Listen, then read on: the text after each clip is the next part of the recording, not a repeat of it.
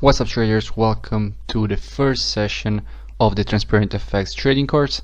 So the first thing we need to speak about is how you're supposed to set up your charts to apply the strategies that we use. So the first thing you're supposed to do is set up your charts in this way, because in this way it will be easy for you to spot patterns in the market, spot the wicks, and understand market structure better. So we want to have not a white background, because a white background will hurt your eyes in the long term. We want to have a little bit of a gray background.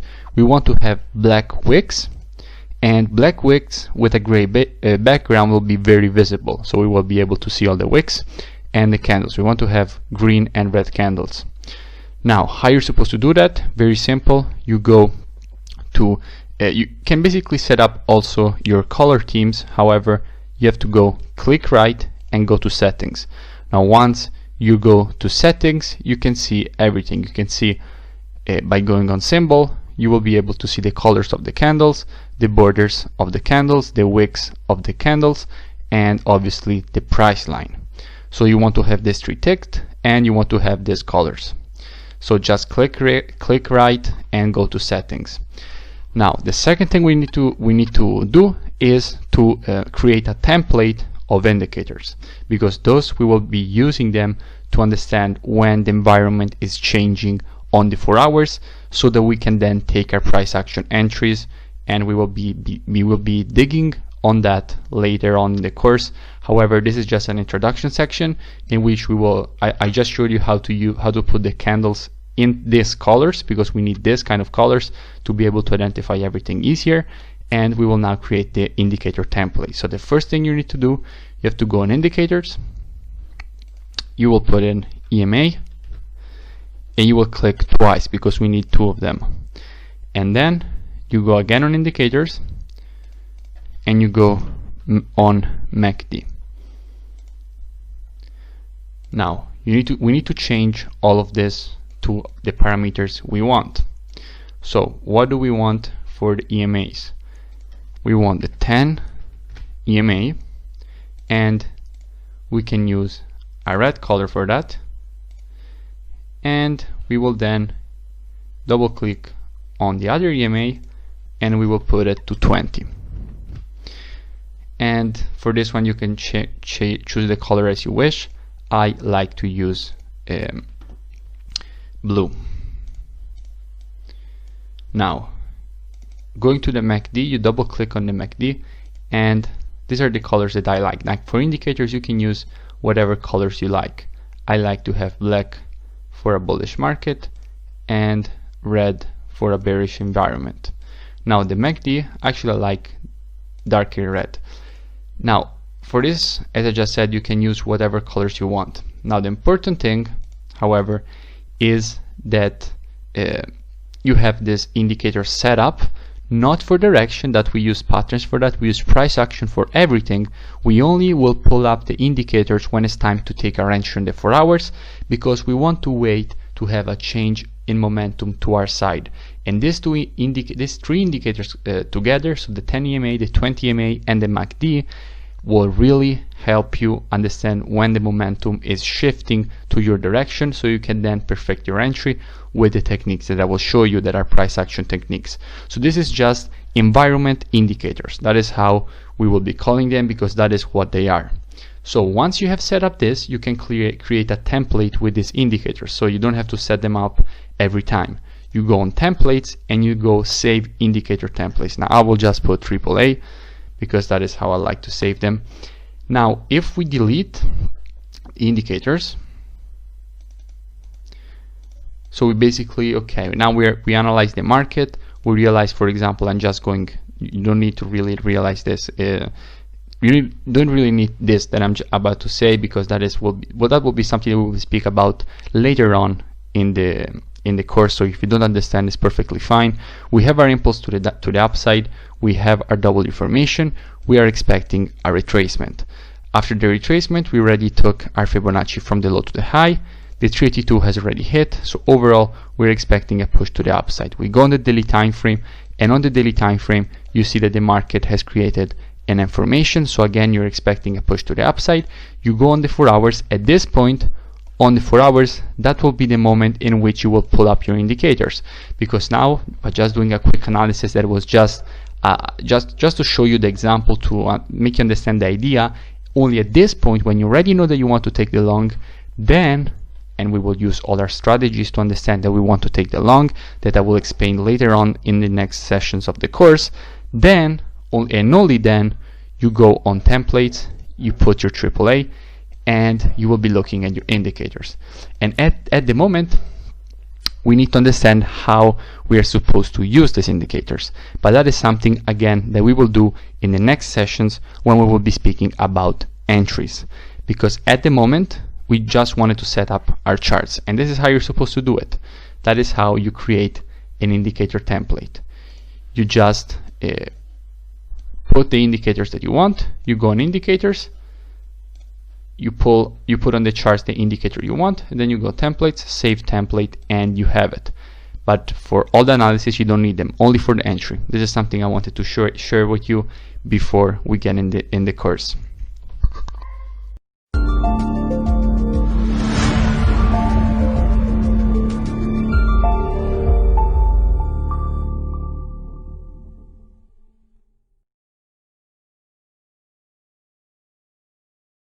Welcome to session 2. In this session we will be speaking about the basics of multi-time frame analysis, and we will be introducing the way in which we use the Fibonacci tool. We won't be speaking about patterns yet, that is for the next episodes, but we will be introducing how you're supposed to read market structure and price action, and how multi-time frame analysis works. Now, starting here from this basic concept. Here we have a monthly candle. Here we have this monthly candle, but broken down in basically weekly candles.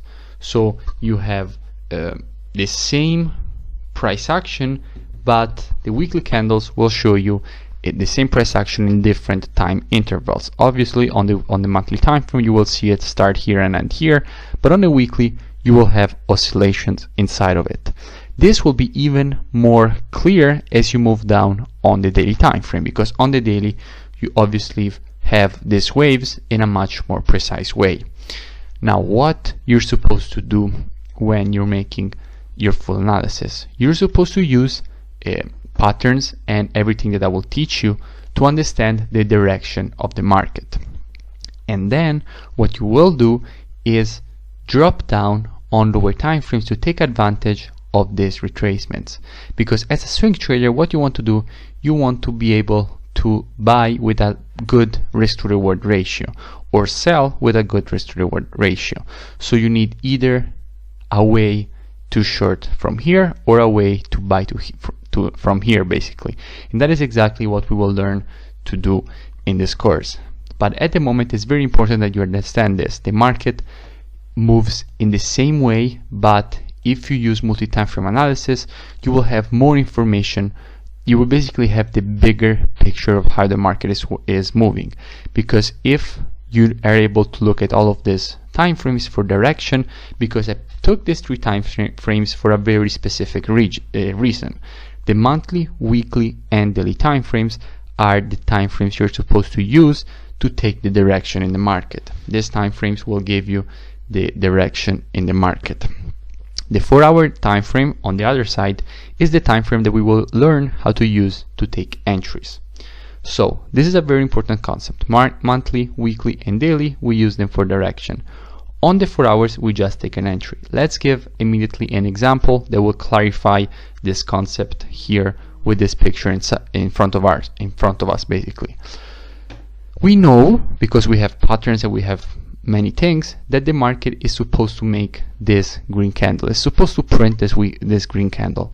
So on the weekly time frame, basically, we know that after this red candle, basically the next candle is supposed to push to the upside from a pattern perspective, because we know from the monthly time frame that the market is supposed to keep pushing to the upside. So here on the daily time frame, we will know that this is just a retracement, and what we will do, obviously, we will jump down on the 4-hour time frame around this area to understand when the momentum is shifting to our advantage, and at that point we will take our long for this push to the upside. Then again, the market will make a retracement, but we know from the monthly that the market is supposed to keep pushing to the upside. So again, we will jump on lower time frames to take our entry, because we know what the pattern is from the monthly time frame. Now, if we have, for example, a weekly pattern instead of a monthly pattern, then what you will do, the same exact thing. You will go on the daily time frame, and every time that you get the retracement, you will be ready to long the pair on the 4-hour time frame. This is exactly what you will do. So this is just to clarify the concept. The market, yes, on the monthly we know that the market is supposed to make this push, or on the weekly we know that the market is supposed to make this push.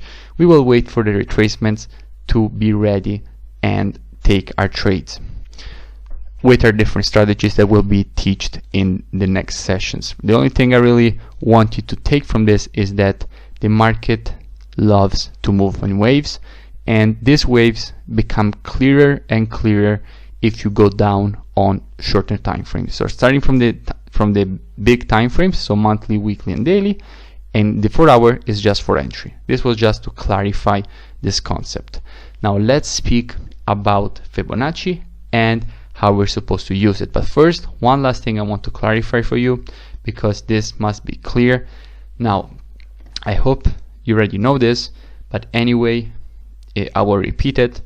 A market that is in an uptrend is making higher highs and higher lows. So for example, the market makes a high, makes a higher low, makes a higher high, makes a higher low, makes a higher high, makes a higher low, makes a higher high, a higher low, and a higher high. And this is the exact definition of a market that is in an uptrend. On the other side, a market that is in a downtrend is making the exact opposite thing. So it's basically creating a series of lows, lower highs, lows, lower highs, lower lows, lower highs, lower lows, and lower highs by definition. This is a very basic concept, but I just wanted to share it if maybe someone is just approaching the market and is very new to it. Now, this is important. Why? Because if, for example, the market starts here and you see the market create this high, then you immediately know that the market is in a confirmed uptrend on the daily time frame, because the market has created a higher high, and after a higher high you're expecting a higher low, and after a higher low you're expecting a higher high, because the market is breaking structure to the upside. So this is a very is a concept that I wanted to clear. Now let's go on any chart basically, and I want to show you how you're supposed to set up your Fibonacci and how do we use our Fibonacci now in our strategies that we will be teaching in the next sessions. So the first thing, how you're supposed to set up your tool. Very simple. This is how you're supposed to set up your tool. You take your Fibonacci as it is, the standard in TradingView, you double click on it and you go on style. Now on style, these are the only Fibonacci levels that you need: the 382, the 0.382, the 0.618, the minus 0.272, the 0.5, 0.6786, and minus 0.618. These are the only Fibonacci's that you need. The reasons for which the 0.618 and the minus 272 are red, I will explain it just now. Basically, the 0.618 is the golden ratio, and it's where the market pullbacks most of the times, and the minus 272 is the first target if we take the Fibonacci in the way that I'm just about to show you. So this will be also clear very soon. So going to our Fibonacci, how you're supposed to use it. Now Fibonacci will be our Fibonacci. We use it for two things basically: if we want information on retracement, or if we want our targets for our impulses. And how you're supposed to put it is always on the previous leg. So picture this is the market, okay? This is the market. Now if you want information on this retracement, you need to take your Fibonacci on this impulse, because if you want information on this leg, you need to put it on the previous leg. That is the rule. If you want information on one leg, you need to take your Fibonacci on the previous leg. So if now we want information on this retracement, we will take our Fibonacci from this high to the low, and we will have our strong levels of resistance that are the 382, the 50%, 618, and 78.6. Now when the market will start the next impulse to the downside. Basically, if we want information on this impulse, we need to take our Fibonacci on this leg, because now if the market is impulsing to the downside, this is the previous leg. So basically from this high to this low. Now what you're supposed to do, again, if you want information on this impulse, you need to take your Fibonacci from the high to the low. So from this high to the low. And you will have two targets. Target 1, that is the red one, that is the minus 0.272, and we will just call it minus 27. And second target, the minus 618. This will be the second target. So again, I repeat, if we want information on the retracement, you need to take it on the impulse. If you want information on the impulse, you need to put it on the retracement. Very simple concept. Now, the question that's supposed to arise immediately to your mind is, how do we know to which Fibonacci level the market is supposed to stop? Because obviously, if you take your Fibonacci from the high to the low of an impulse, there are many basically areas to which the market could stop. It could stop here, it could stop here, it could stop here, or it could stop here. So how do you know at what level the market is supposed to stop? The simple answer is you don't know if you're just watching a chart like this, but if you have a real chart, then you will know it, because the market loves to test the Fibonacci levels that are aligning better with structure, meaning that we have confluence around those fibs. That is exactly how you're supposed to use them. And we will now be going over some live examples of how basically this concept applies in the market.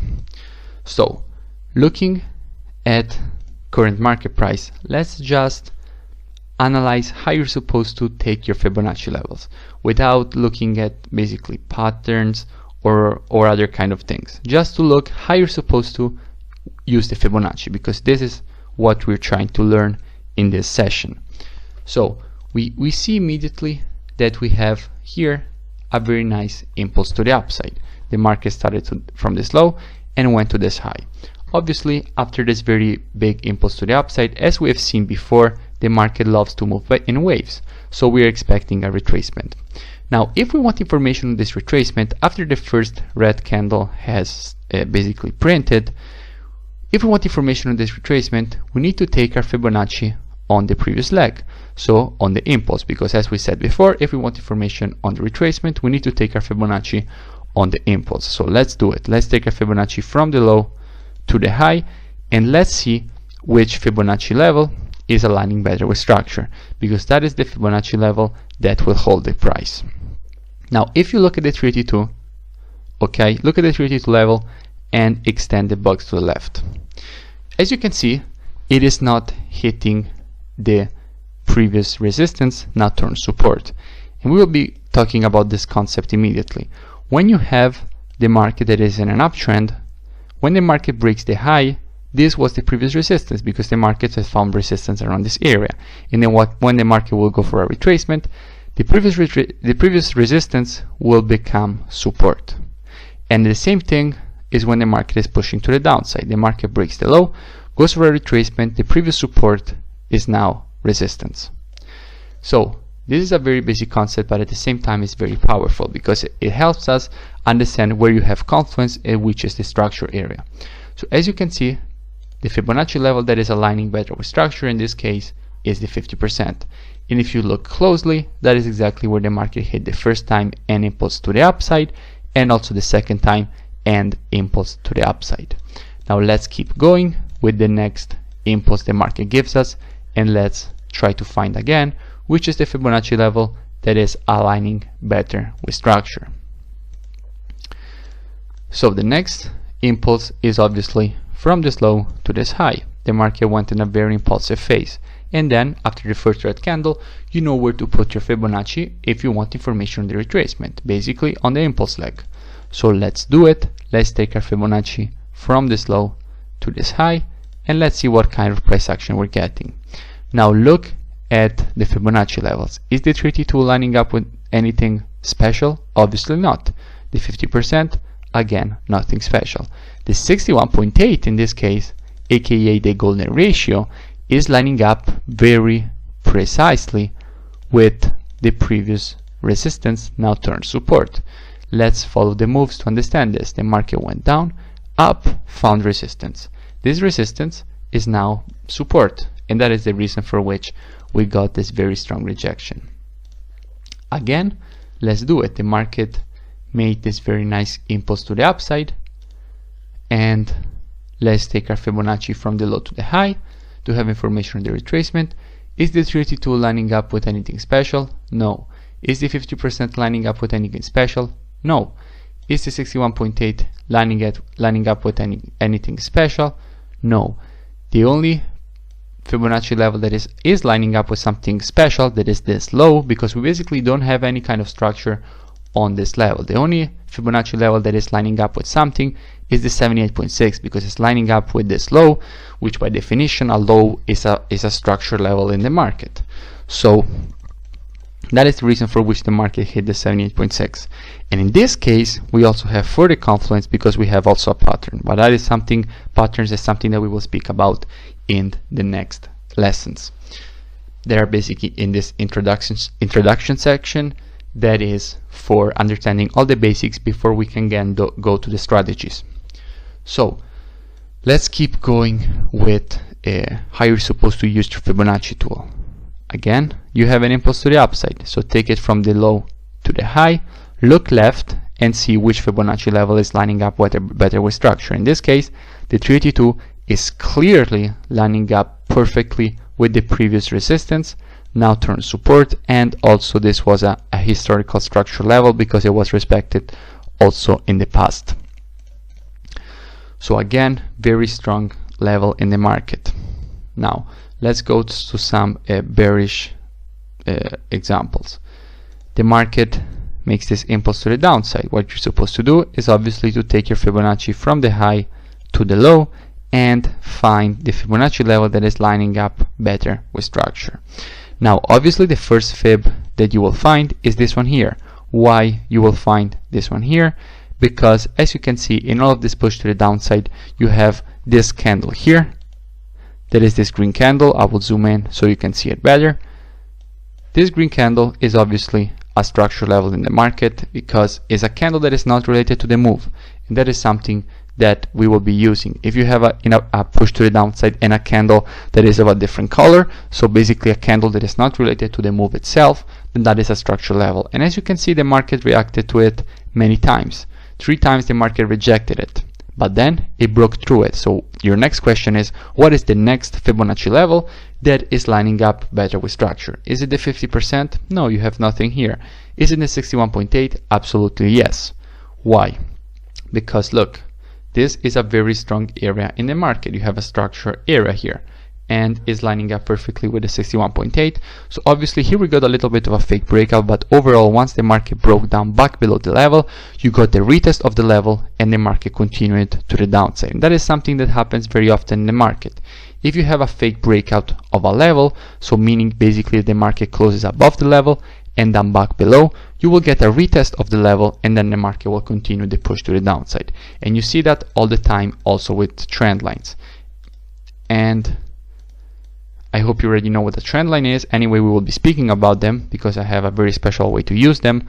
Basically, this applies also to trend lines. So if you have a fake breakout of a trend line, so basically the trend line breaks to the downside and then the next candle closes back above, then the market will retest the trend line and continue to the upside with this fake breakout. And this is something that you see very often in the market, and obviously it applies also to Fibonacci levels. So once you had the fake breakout of the 61.8, so the market closed above here with this green candle, closed back below, went for the retest of the 61.8, and then the market continued the push to the downside. Very much expected from the market.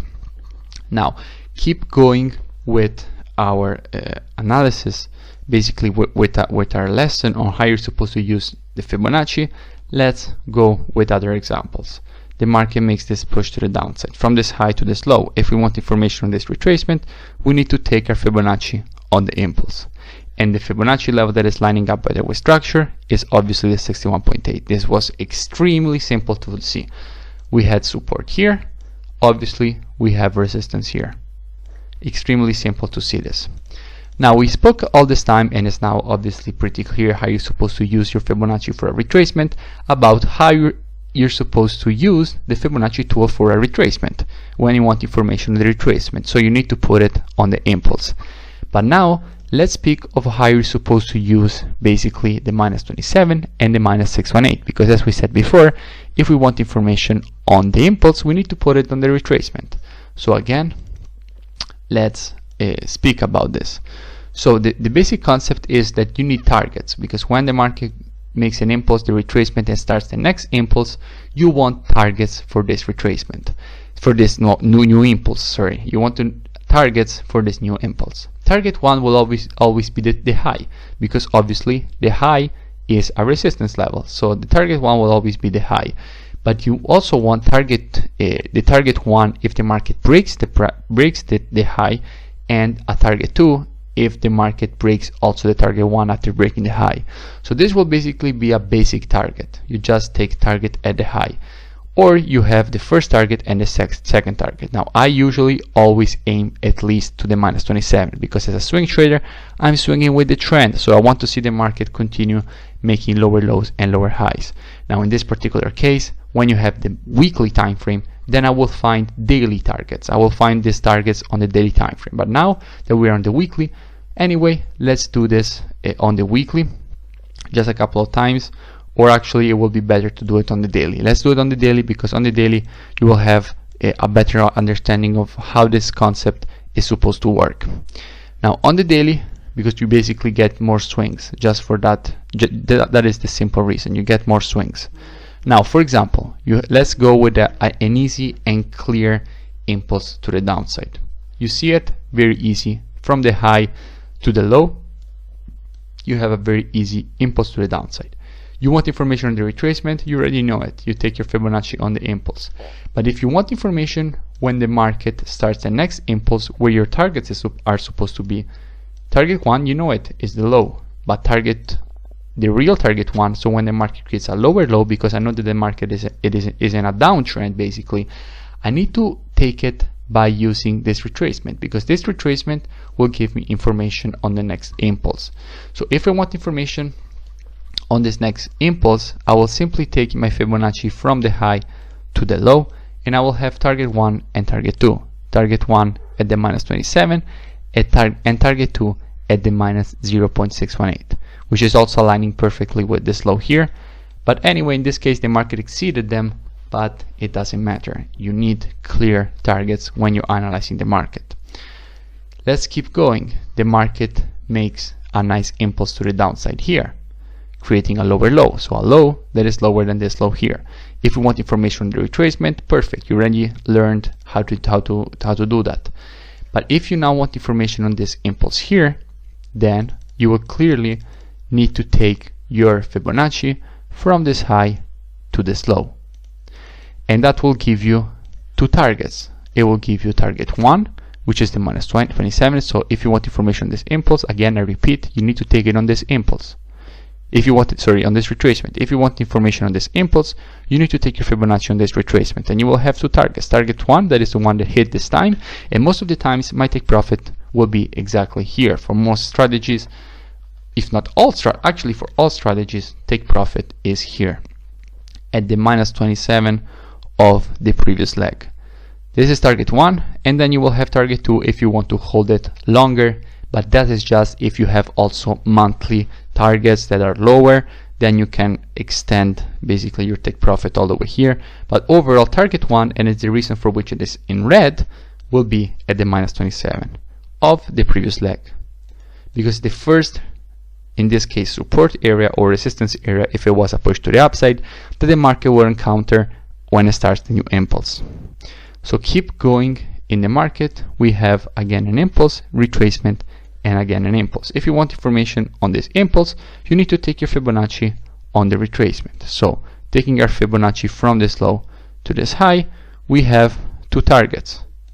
We have the target 1 that is here, and the target 2 that is here. And as you can see, target 1 is exactly where the market stopped when it broke the high. It went here, and then the same candle that touched it retraced all the way, because these levels, as I said, are very strong levels in the market. Now I hope the concept is pretty clear, and I think it is. Anyway, I will go with another example just to clear it up one last time. The market makes an impulse. In this case, we will be summing up both the concepts. The market makes a retracement, makes this basically an impulse to the downside.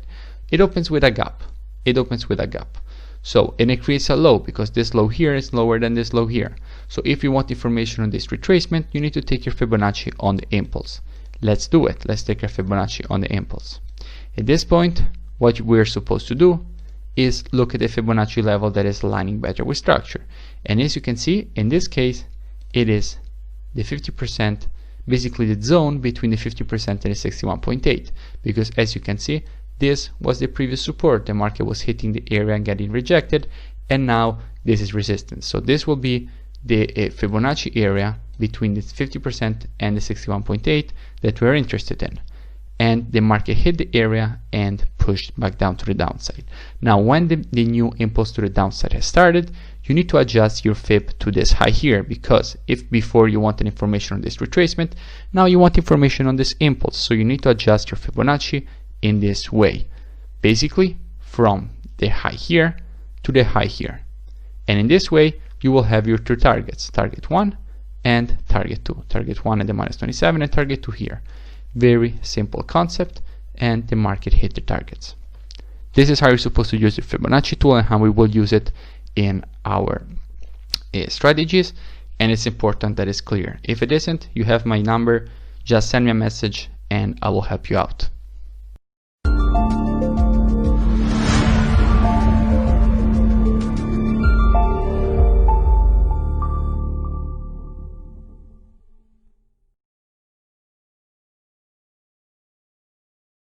So in this session we will be speaking about trend lines. So how you're supposed to use trend lines to identify strong levels of support or resistance, or in other words, strong levels of dynamic support and resistance, because that is what a trend line is. A trend line is a level of dynamic support and resistance. So basically, if I have a trending market, so the market is creating higher highs and higher lows, after I have two lows, and as you can see I have them here, I have this low here, I have this low here, at this point I can take my trend line.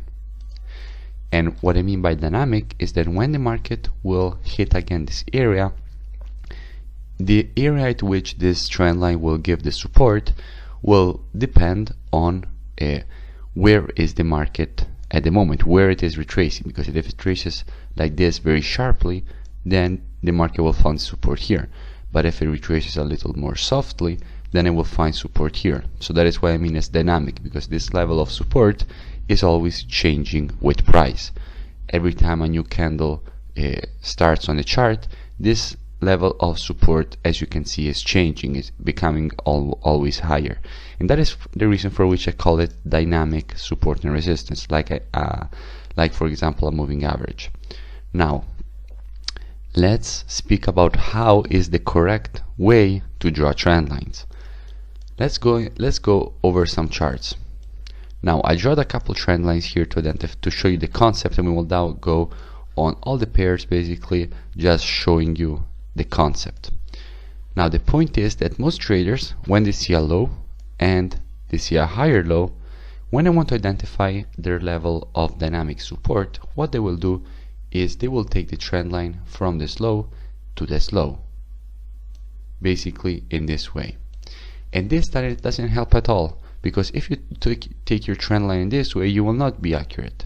The rule with which you're supposed to draw your trend lines is this: you're supposed to take your trend line on the low, and on the next low you're supposed to touch as many candles as possible. Now what I mean by as many candles as possible, in this particular case you touched only one candle, this candle here. But if you want to be much more accurate, you're going to touch both candles. In this way, by touching this low here and both these candles, you will be much more accurate around this area in identifying this level of support. And the same things goes, for example, for this trend line here. The market has a high here and has another high here.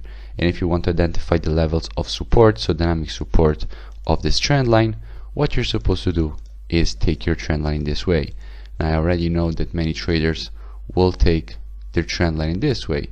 So from the high, from this high here to this high here. But if you do this, you don't get confluence, because you won't be accurate in the market. If you try to touch as many candles as possible, then you will be better in identifying where the market will find resistance. Now I took also another couple of examples here about this concept, and I will now keep going to really show you exactly how you're supposed to do it.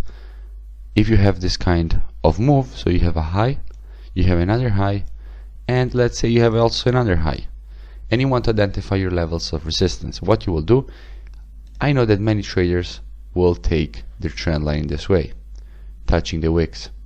Now if you touch the wicks, it's true, you are almost accurate in this case. But if you touch as many candles as possible, then you also identify this level of resistance.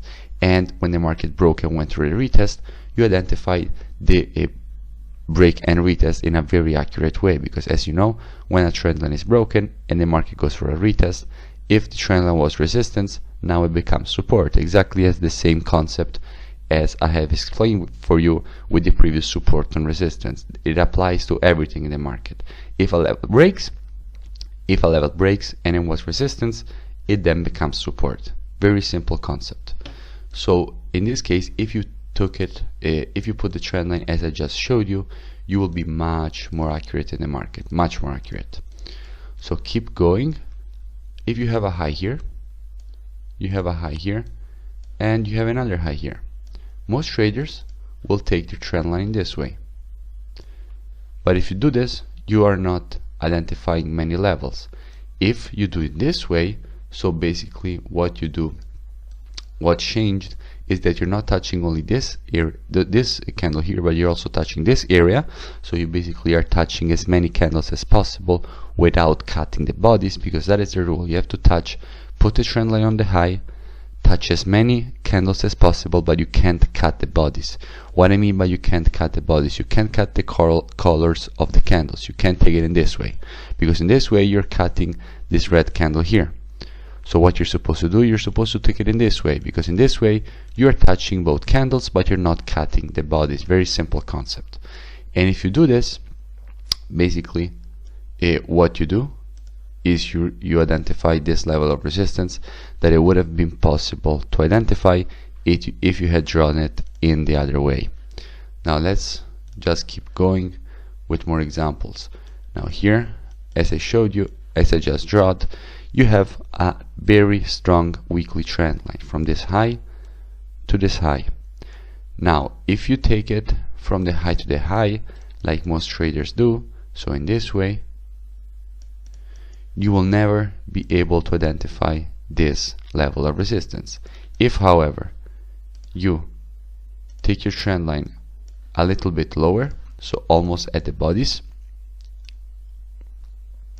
then you will be able and you will be very accurate in identifying this level of resistance. Now let's just keep going.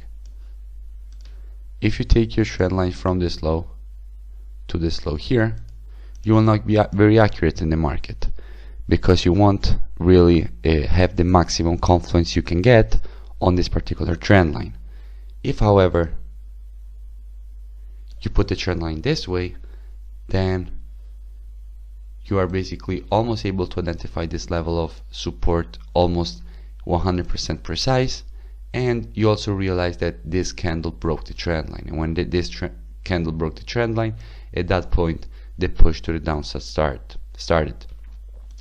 So you will always be more accurate if you take trend lines basically in this way. So if you take trend lines touching as many candles as possible without cutting the bodies. Let's look at another example.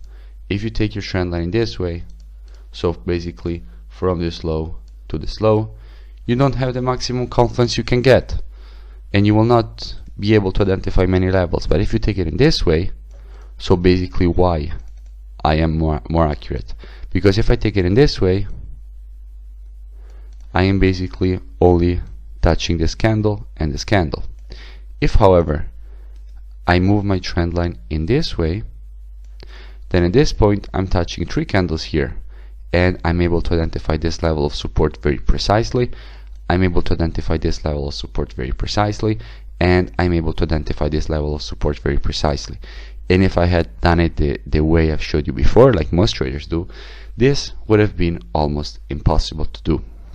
So this is how you're supposed to use the trend lines. I don't want to keep this video too long, because obviously it's a very simple concept, but it's very important to know how you're supposed to draw your trend lines, and this goes for all time frames. So from the monthly to the 4-hour time frame, you always have to try to draw your trend lines touching as many candles as possible without cutting the bodies.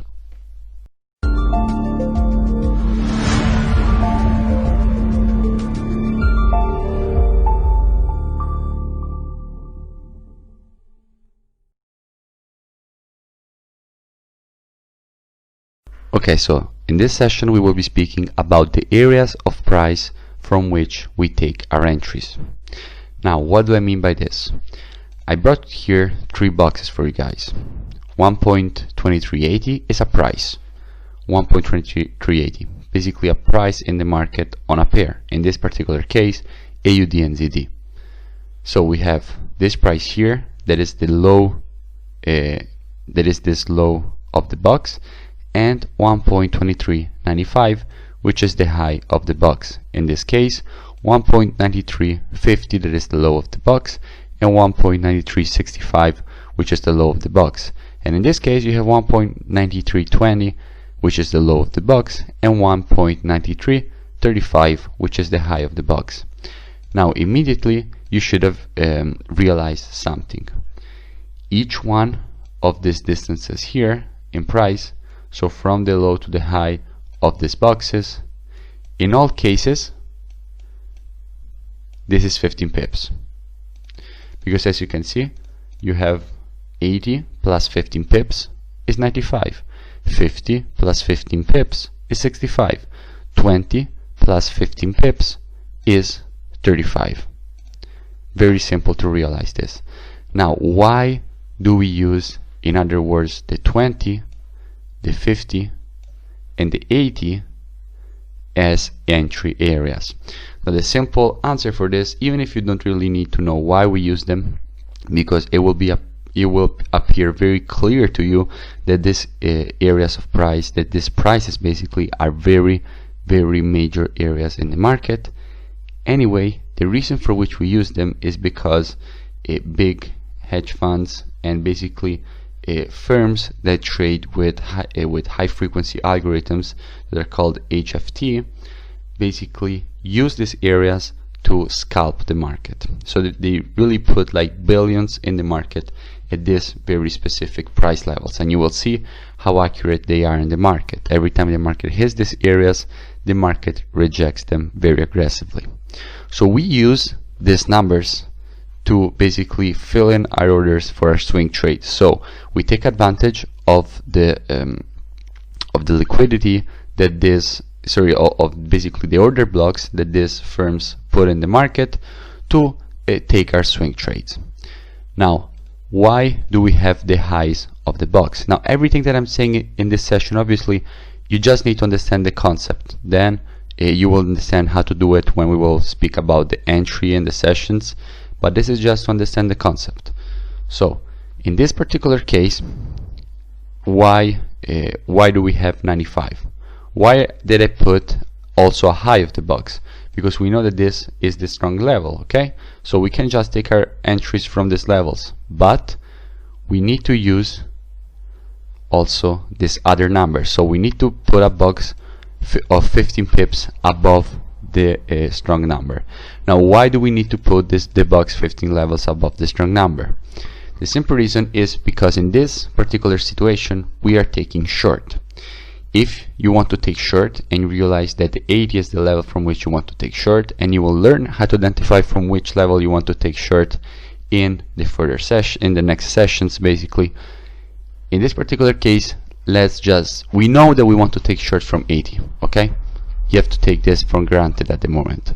You know that you want to take short from 80. However, you know that most of the times when the market needs to go short from the 80, it will stop inside of this area of price.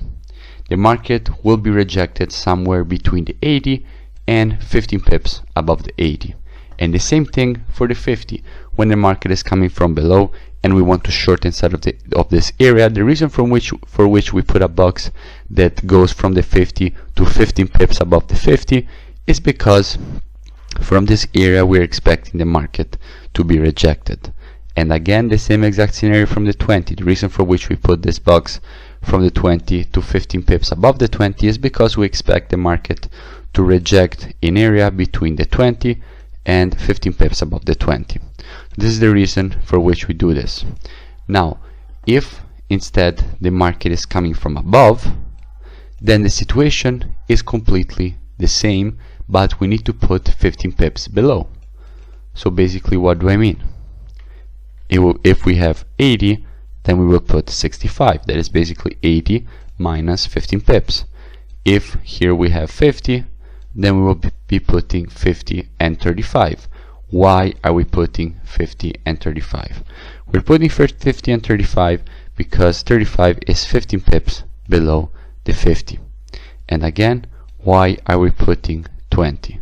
We're putting 20 and 0.5 because 0.5 is 15 pips below the 20.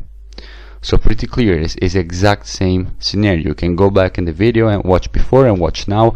In both cases, we have our zone that goes from the strong number, because in this case we know that the market is coming from above and we want to take long from this area.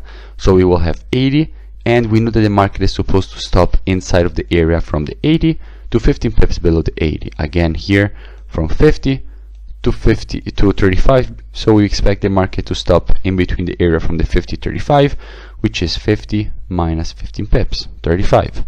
And again, the exact same scenario. We expect the market to stop inside of this area. Now, let's also speak about risk management in this video, because it's basically the same concept. Now, one thing that we need to know: why do we use this zone? Because if we want to take long, for example, let's imagine we want to take long exactly from the 80. If we know that the market is supposed to stop inside of this area, obviously our stop loss needs to be below the area if we're taking long, because in this case we're taking long. Same thing for short, it's the exact same scenario. We want to put our stop loss above the slippage number. This is called the slippage number, because if the market needs to go long from 50 and it goes below the 50, it is a slippage. So this will be the slippage number. We don't expect the slippage to be greater than this number. Now, our stop loss, we take it obviously below this zone, and we will use also structure to place our stop loss. But that is something we will be speaking about in the sessions. This is just to give you the idea, so you know what I'm talking about when in the sessions I will put these boxes. And it's the exact same scenario for all three the strong areas. We want to put our stop loss. We need to be below this box. That's simple. If we expect the market to go to 50 and we know the slippage can be to 35, our stop loss needs to be below. How much below? That we will determine using structure and many other things. But the important thing is that it is below. And the same concept applies to all numbers. Now, this was for basically the strong numbers in the market, and you will learn how to use them in the next sessions.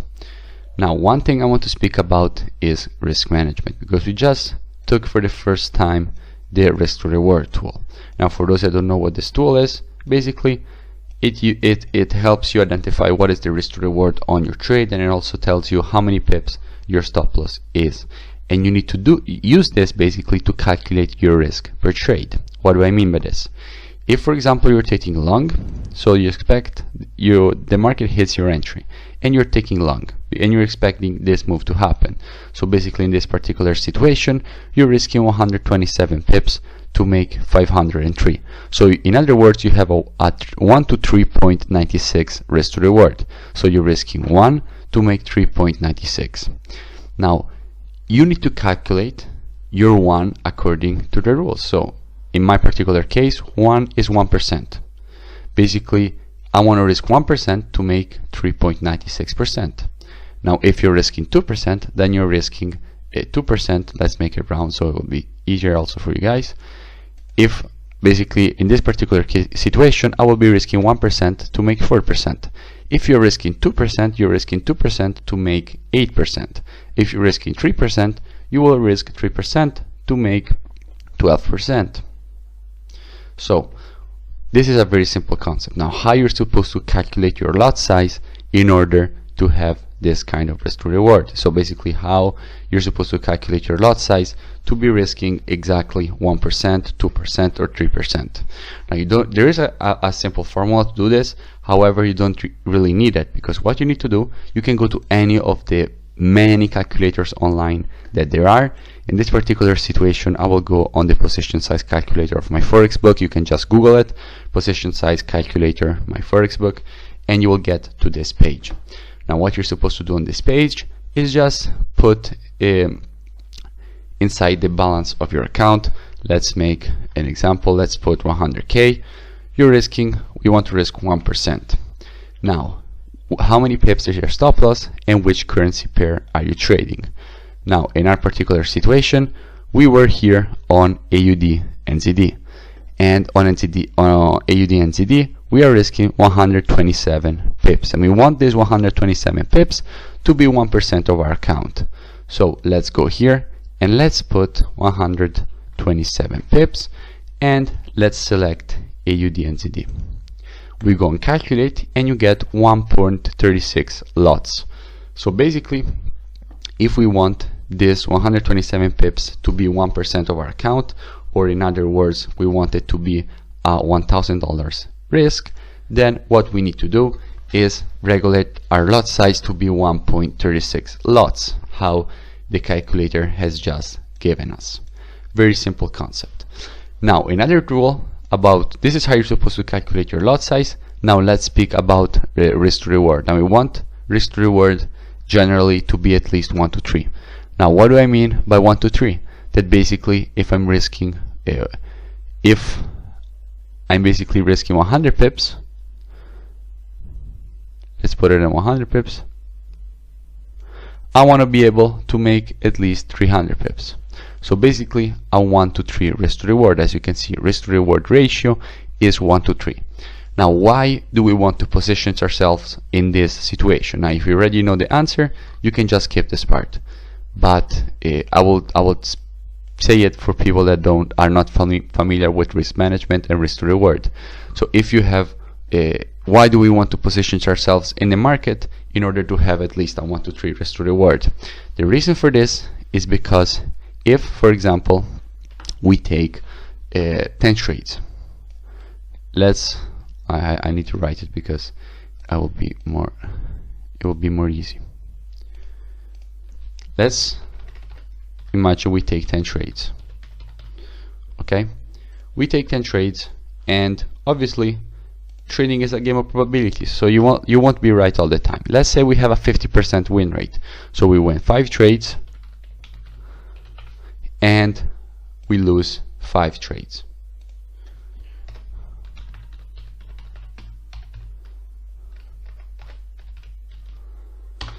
And we lose 5 trades. Now what will happen if, for example, we have a 1 to 3 risk to reward? If we win 5 trades, how much will we make? We win 5 trades, and let's assume we're risking 1%. We're risking 1% per position. Okay, our risk is 1%. So, and we are risking 1% to make 3%. So if we win 5 trades, this means that we risked 5 times 1% to make 3%. So it means that we made 15%. So our total gain will basically be 15%.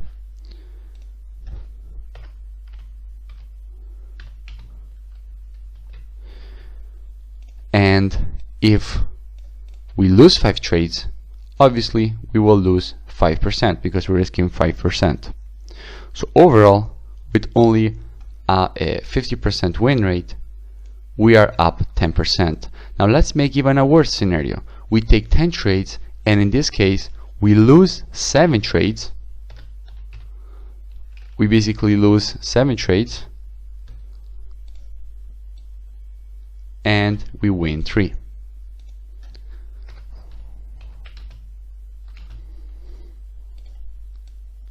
So in the next example, we are basically losing 7 trades and we're winning only 3. So what will happen in this case? We will lose 7 trades. So we'll have a minus 7% because we're risking 1% per position. So we are negative 7%. But the 3 trades we win, obviously you need to do 3 times 3. Because we're risking 1% to make at least 3%. So if we win 3 trades, it means that 3 times we won 3%. So we will have a gain of 9%.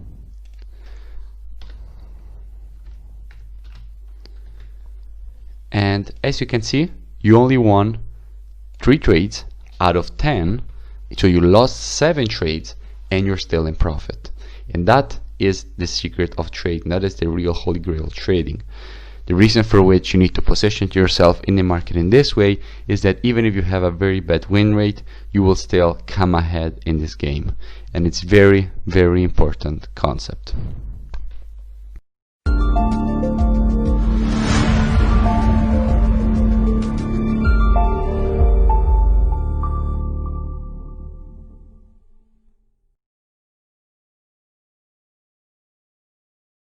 So in this session we will be speaking about which kind of patterns do we use.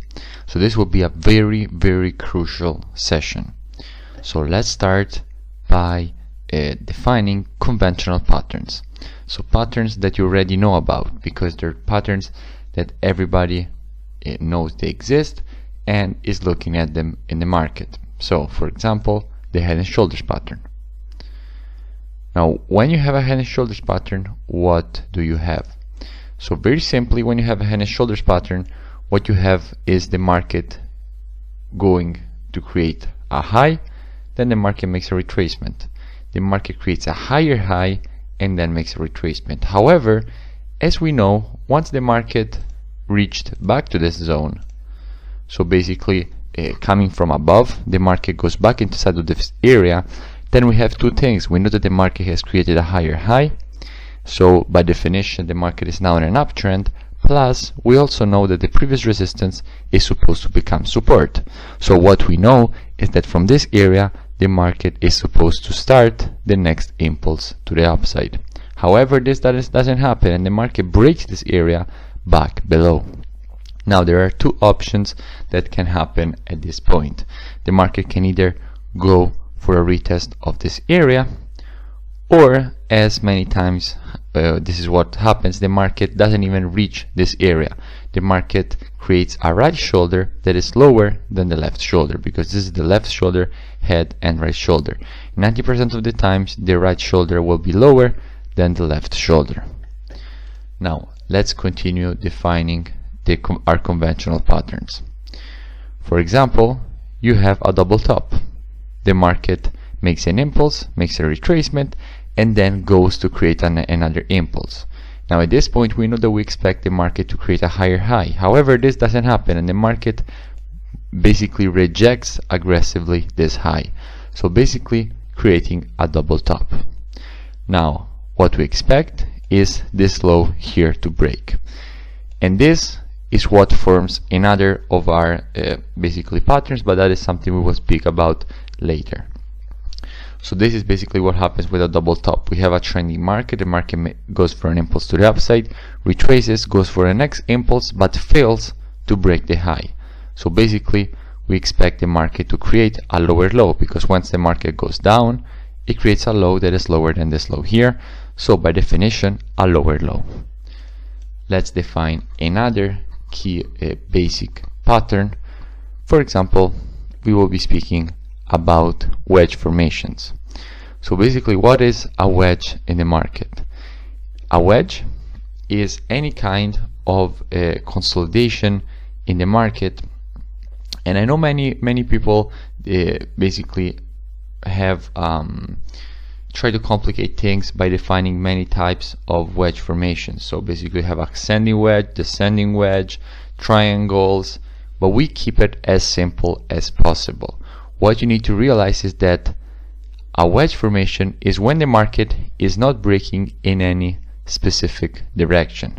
So basically the market is decelerating while it is moving, and it doesn't change if this happens to the upside, to the downside, or sideways, because this can happen in any way. You basically get a deceleration of the market. The market was impulsing with very nice waves, and the waves start getting smaller and smaller. I will draw this one a little bit better. So basically the market is moving to the upside, but then the market starts to create waves that are always smaller. And this is what you have with these patterns. The market basically is decelerating while it is moving. Now these formations here are not very common in the market, however they do exist. Now why do I say that people overcomplicate things? Because we already learned how to use trend lines, and at the end you can just take a trend line on these highs and a trend line on these lows, and these patterns in the end just turn out to be a simple break of a trend line, because in the end the market eventually will break either to the upside or to the downside.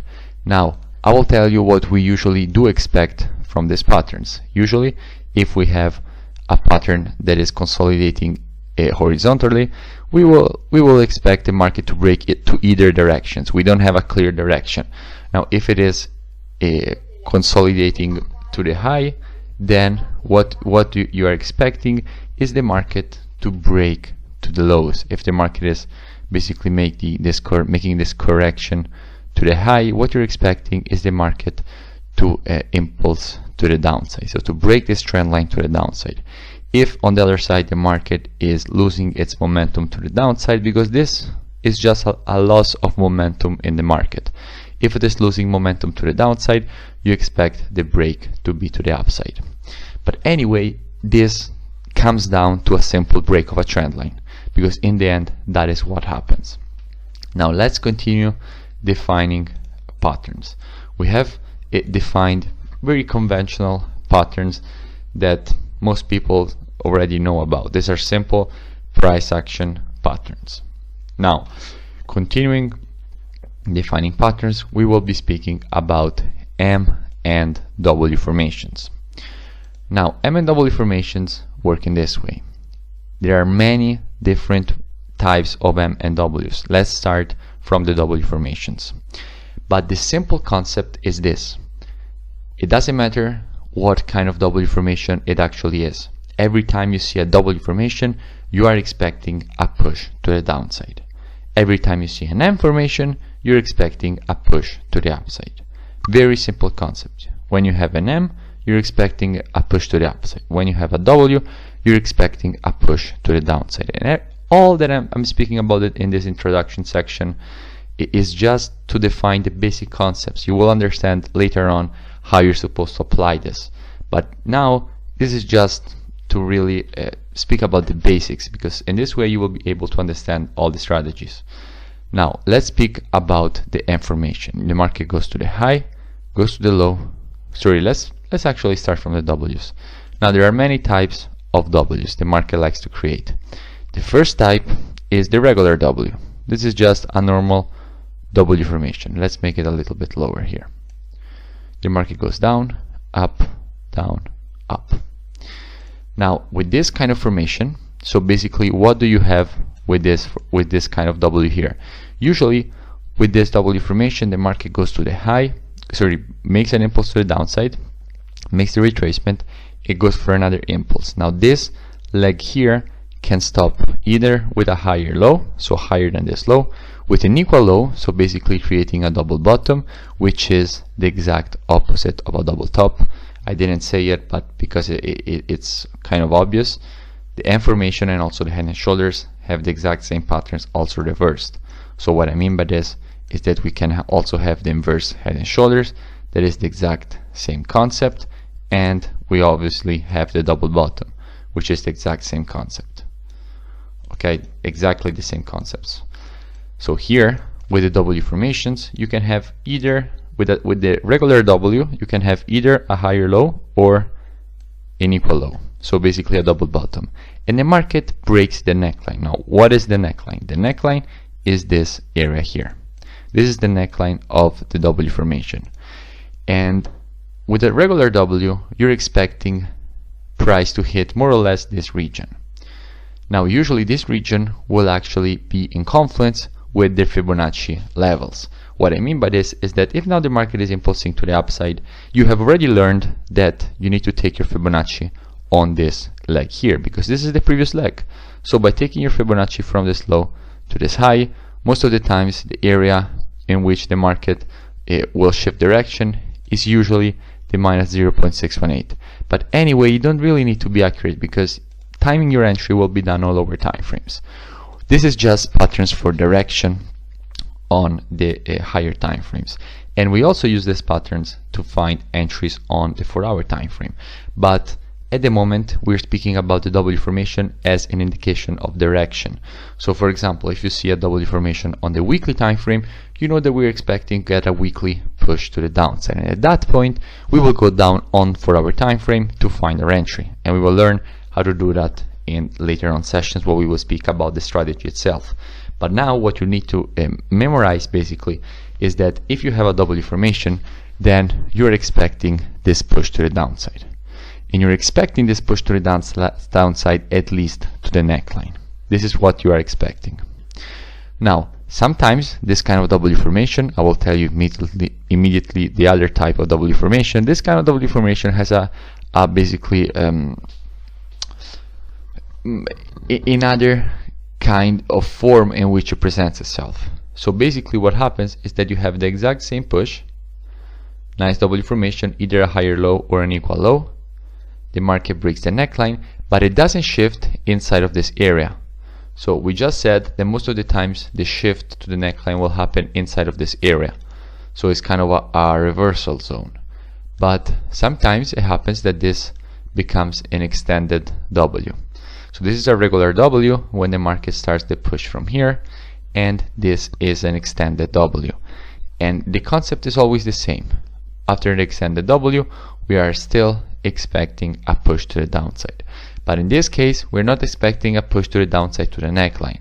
In this case, we're expecting a push to the downside to this high here, which most of the times will actually line up with the 382. Obviously, sometimes these retracements will actually continue all the way to the neckline. So overall, to keep things simplistic, also in this case, we are expecting a push to the neckline. So every time you see a W formation, you're expecting a push all the way to the neckline. Now, continuing with W formations, we have now the bearish W. Now this is the only W formation in which the market doesn't break the neckline, and this is how it works. The market goes down, up, creates a lower low in this case, so not a higher low or an equal low, but a lower low. The market then goes for a retracement, and at this point we expect the next push to the downside. Now obviously this pattern is reminding you of another situation, because once you have this, you have actually a lot of confluence, because what do you have? You know that the market has already created a new low, so the market is in a downtrend. You know that the previous resistance here, the previous support here, sorry, is now supposed to become resistance. And around this area you expect the next push to the downside. And this is the bearish W. From here you're expecting the push to the downside. It's a W formation. And in this case, what will be the target? Very simple. You already know that if now the market will start an impulse to the downside, to take your target you need to take your Fibonacci on this retracement. So you will take your Fibonacci on this retracement, and you will identify your target 1 at the minus 27. So you're expecting in this case a push to this area. Very simple concept. Now let's continue with M formations. Now M formations is exactly the same concept, but is all reversed. I will go to it very quickly. Here a regular W formation, this will be a regular M formation, and you're expecting again a push to the neckline from this area. Also for M formations, as for W formations, you can have an extended M formation, and again overall we want to see a push to the neckline, even if we know that we have some resistance around this area.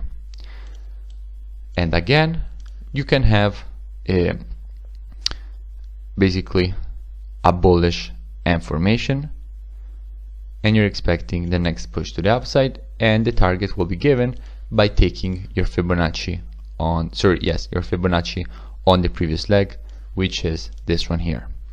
So these are the patterns in the market. We will now go on live market examples of these patterns, and we will find them. Now let's start by finding the first pattern that we defined. So head and shoulders and inverted head and shoulders. And let's see how many times we actually do identify them.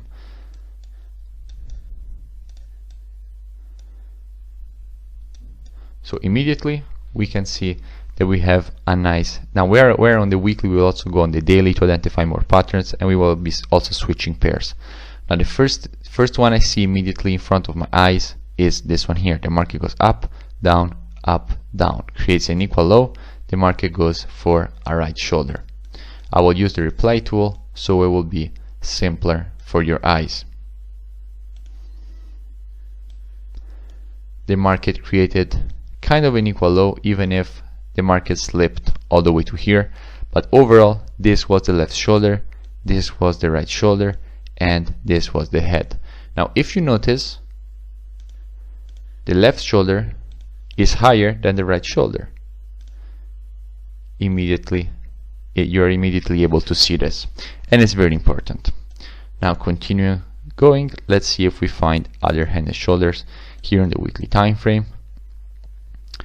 Not really. Let's go immediately to the daily time frame and see if on this pair we have other head and shoulders.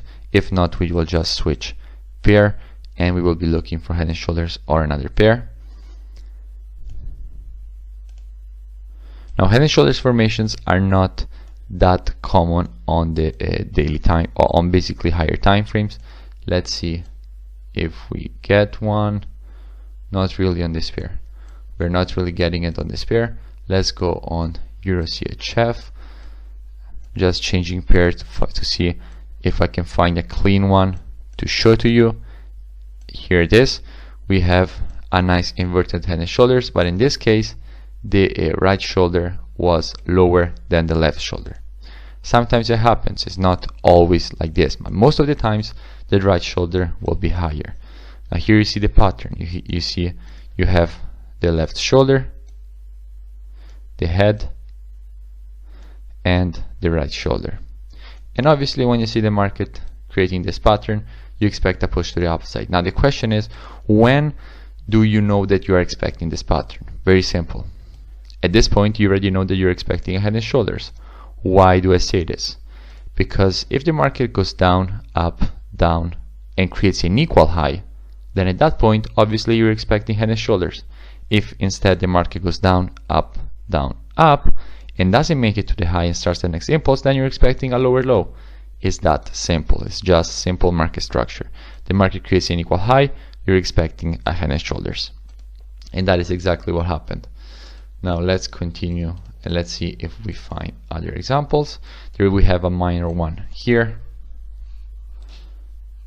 As you can see, we have a minor one here. So the market went to the high, low, higher high, didn't make it to basically create a higher low and continue to the upside, created an equal low. At that point we expected the head and shoulders, and in this particular case the right shoulder was in fact a little bit lower than the left shoulder. So right shoulder lower than left shoulder. Let's continue and see if we have other examples. However, I know that the concept is now clear, how you're supposed to spot the head and shoulders pattern. Maybe on the weekly we will get something clean. Actually, I do remember we have a very clean, here we have a very clean one, huge one actually in this case.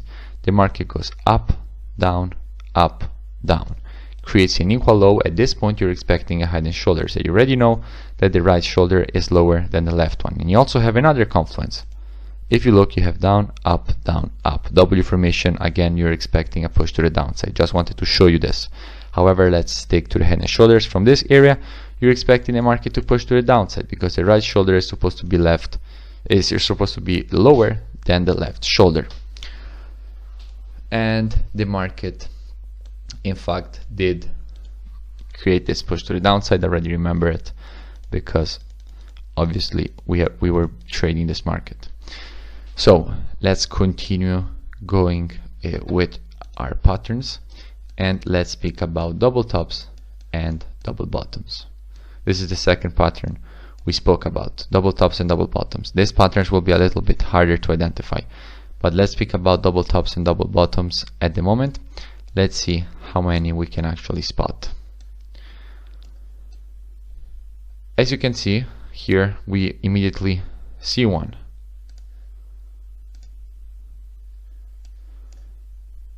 The market went all the way up, went to the low, went again up. At this point we were expecting the market to continue to the upside and create a higher high.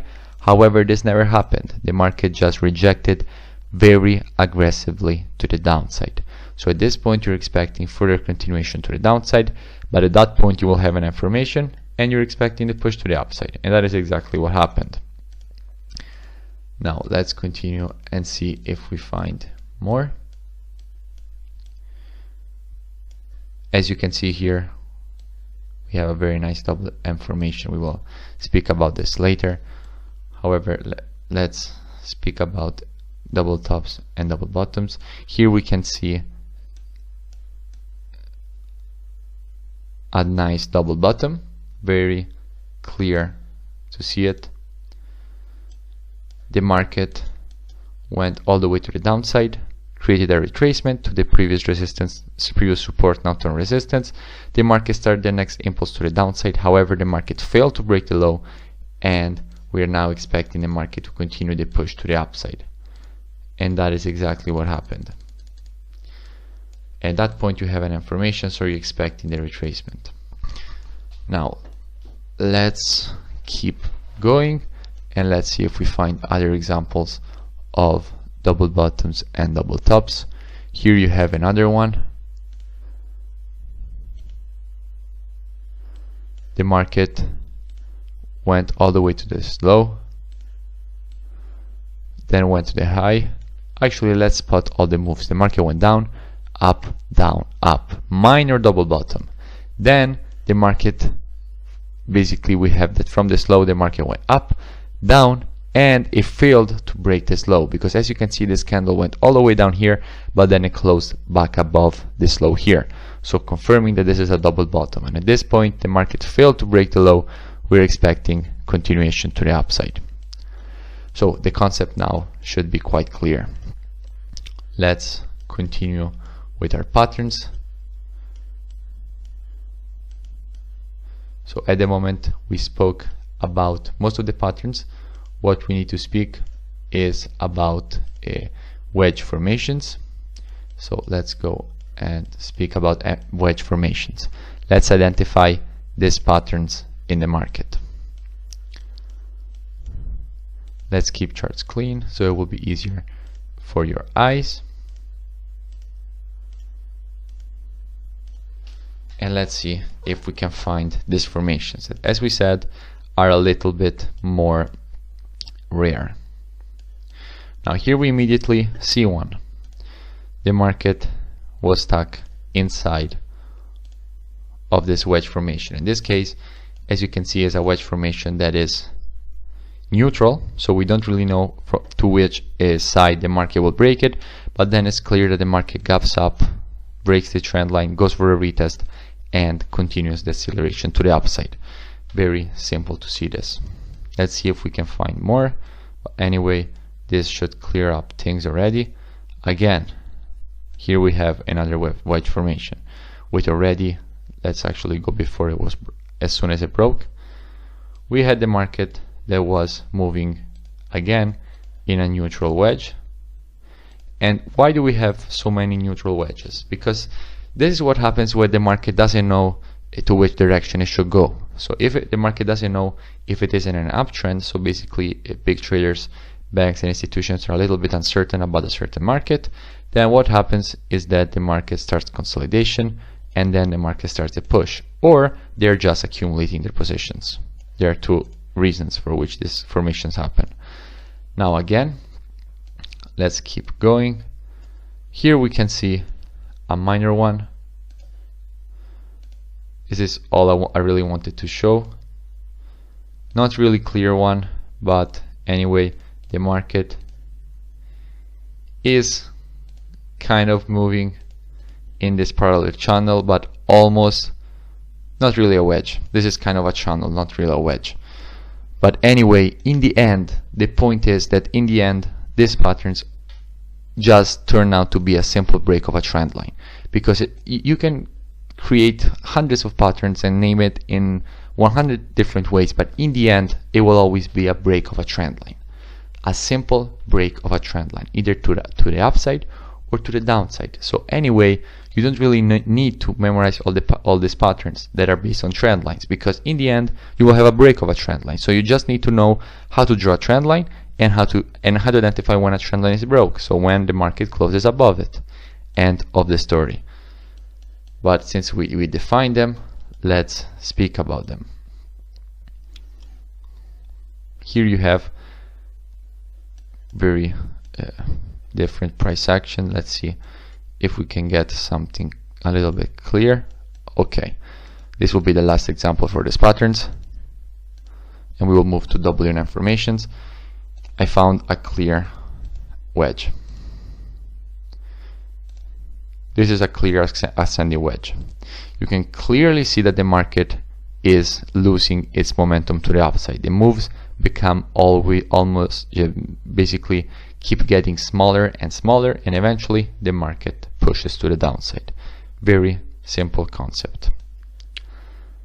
And again, you can see it also here, but to the upside.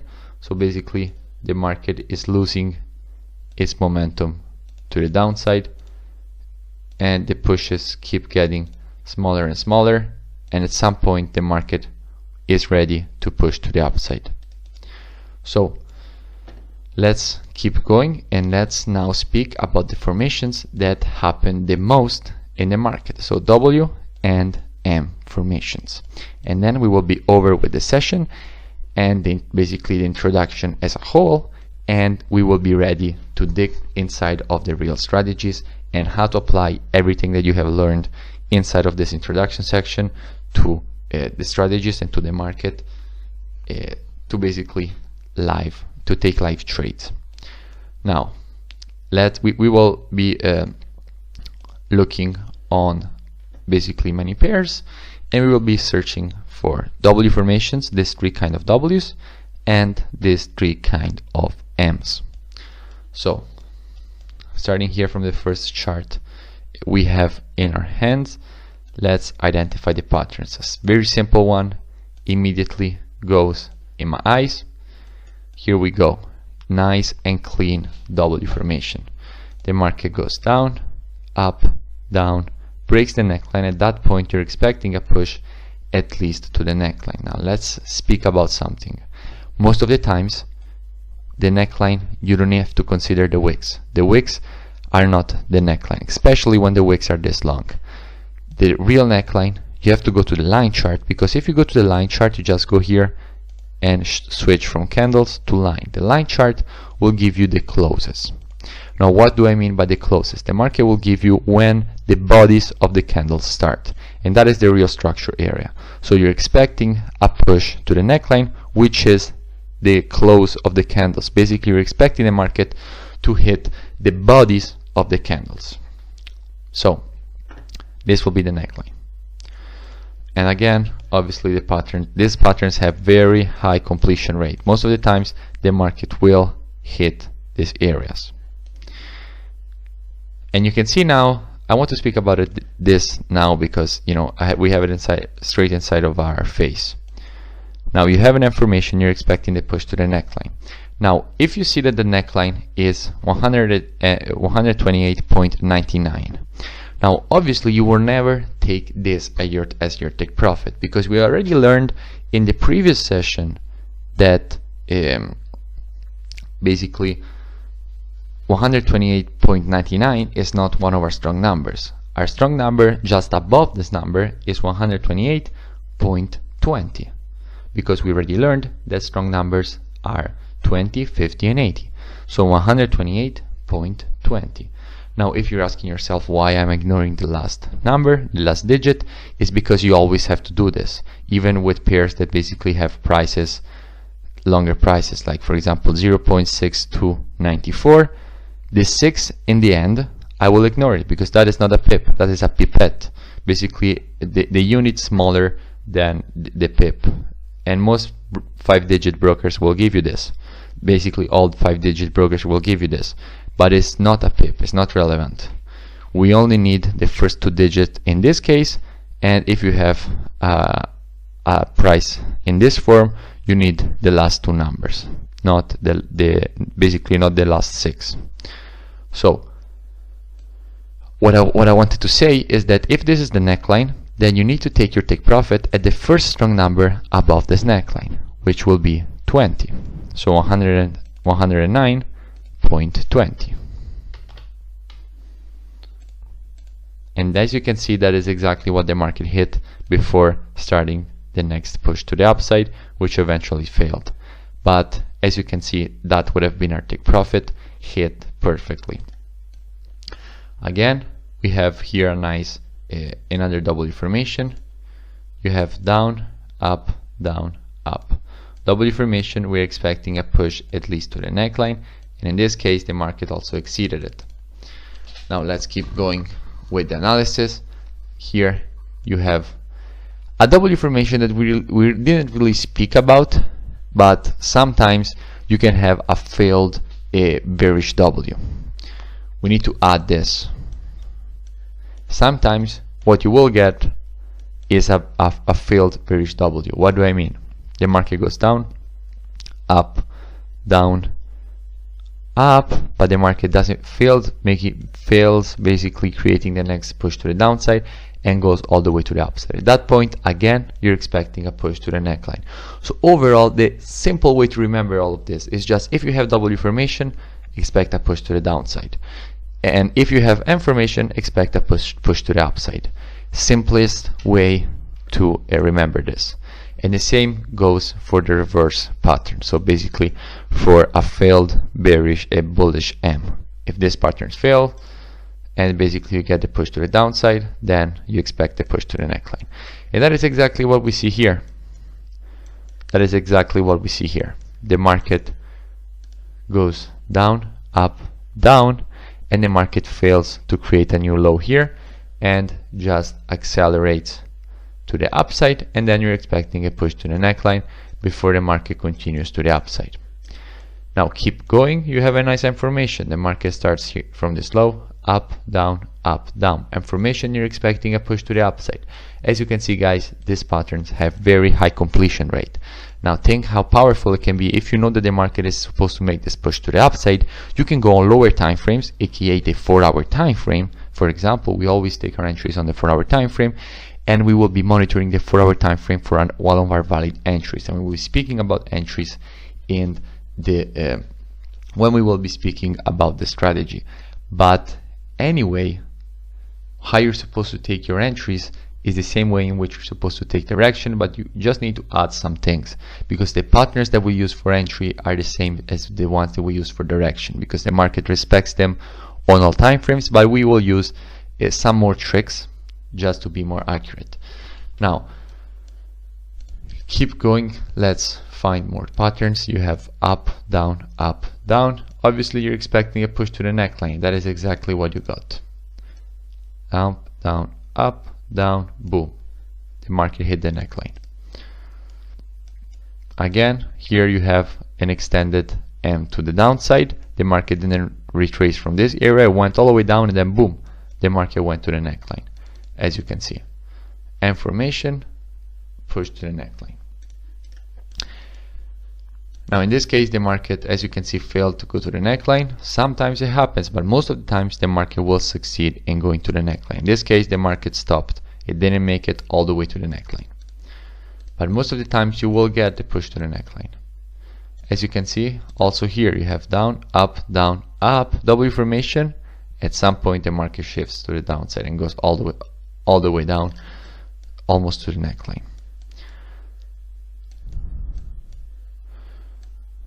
Now we can keep. Let's go, for example, on the daily time frame, and let's find more WM formations on the daily time frame. But I think the concept is quite clear.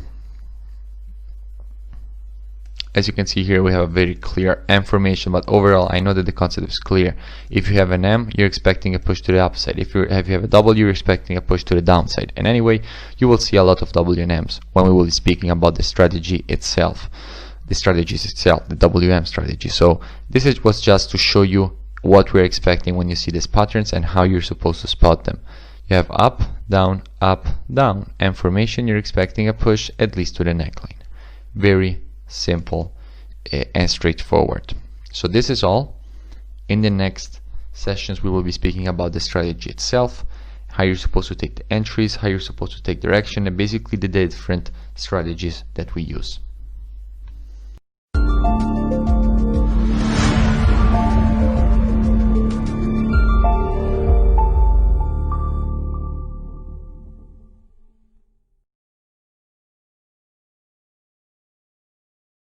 What's up, traders? Let's speak about the ICI strategy.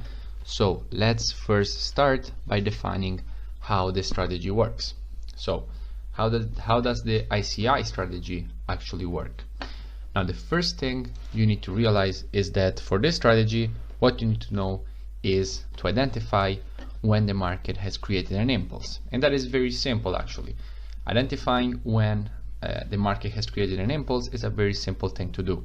You just need to see a clear push to the upside that basically breaks above a structure level. So let's simplify the model. We have a push to the upside, we have a push to the downside.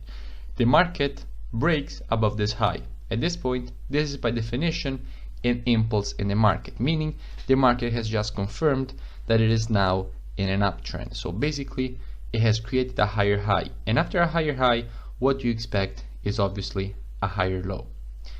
Now, most of the times, we already spoke about this, the market will go and it will retest exactly the previous resistance, now turn support. We already spoke about this. Most of the times the market will go to retest exactly this area, which is the previous resistance, now turn support. However, this doesn't always happen. As you guys know, trading is a game of probabilities. So we know that we have a higher probabilities for this to happen, but many times the market will not make it all the way there, and it will just start the impulse from the middle of the push to all the way here. So what is the rule that we need to follow for the ICI strategy? Let's start by defining the rules. Rule number 1, we need to have an impulse. Very clear, we need to have an impulse. So basically it means that we need to have a break of structure,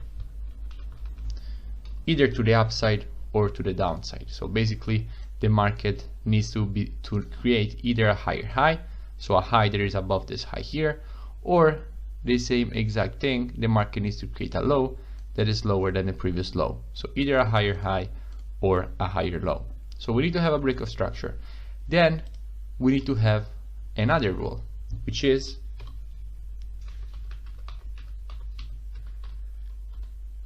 we need to have at least a retracement to the 382 Fibonacci. At least, the minimum is 382. So we need to have a retracement to at least the 382 Fibonacci.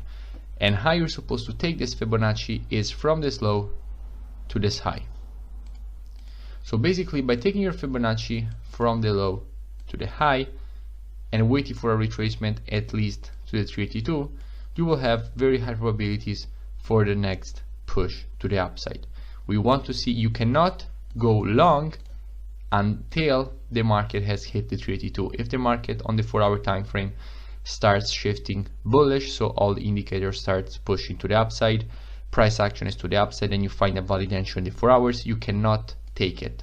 You cannot take the entry until the market has hit the 382.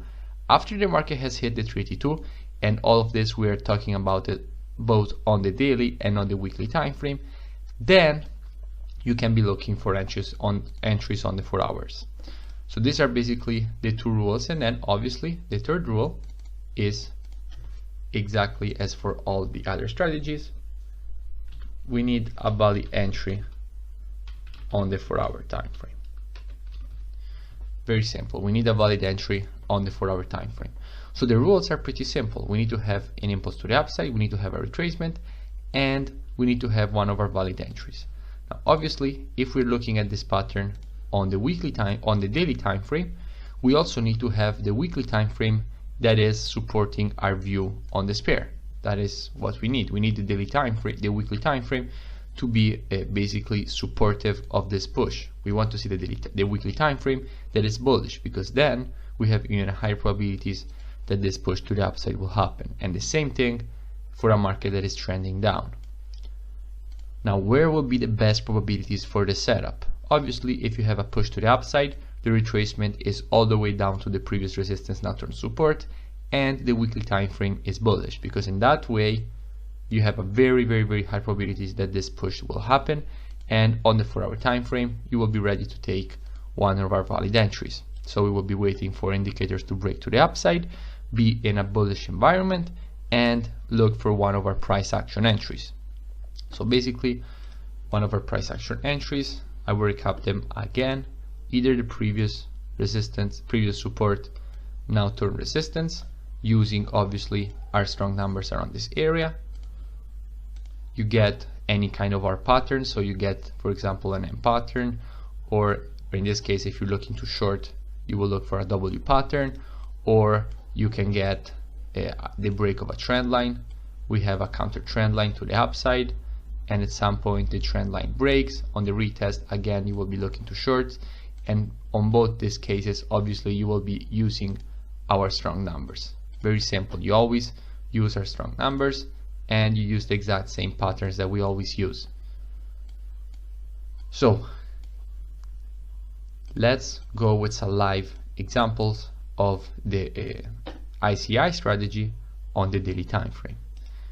The daily time frame is the time frame that has the most probabilities of showing valid setups for the ICI strategy.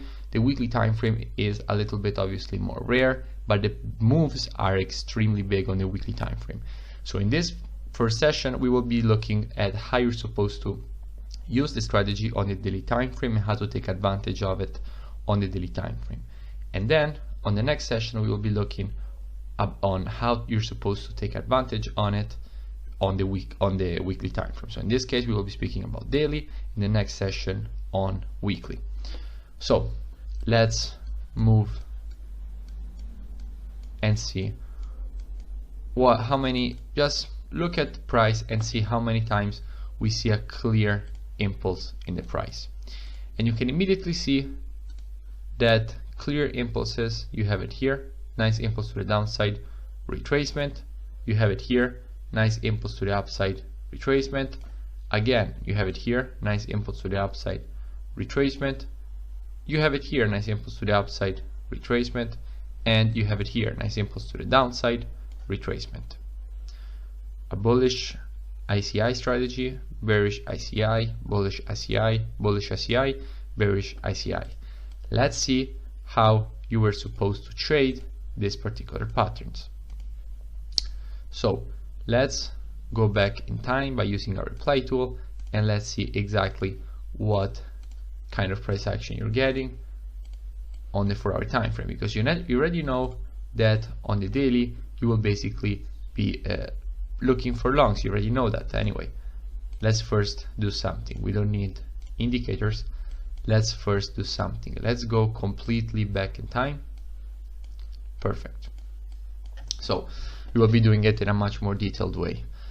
So as you can see here, we clearly had an impulse to the upside. How do I know that we had an impulse to the upside?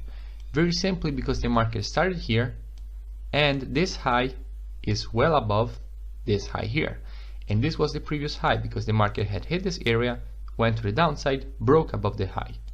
Very simple concept. So on the daily, we are completely in a bullish market. Now look at the weekly time frame. We need to see also the weekly time frame in a bullish scenario, because if the weekly time frame is bearish, we cannot take the trade, as we already said. But as you can see, the weekly time frame is completely bullish. Everything is pushing to the upside.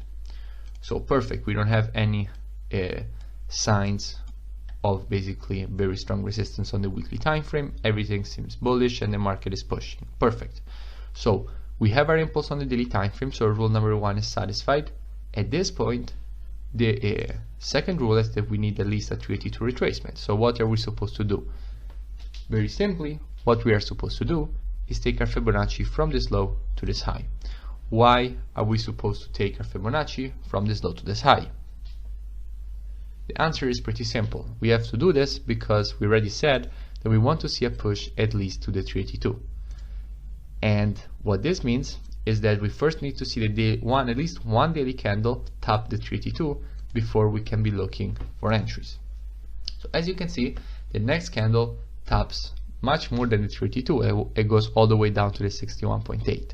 At this point, we can go on the 4-hour time frame and we can look for a valid entry, because at this point we are ready to long this pair. So let's bring our indicators and let's see what kind of price action we're getting. Now at the moment, as you can see, price action is quite, the environment is almost completely bullish. MACD above the 0. There is distance between the EMAs, and the 10 EMA is still above the 20. However, the market is below it. But this means that overall this is only a retracement and the market is supposed to continue the push to the upside, but we still don't have a valid entry.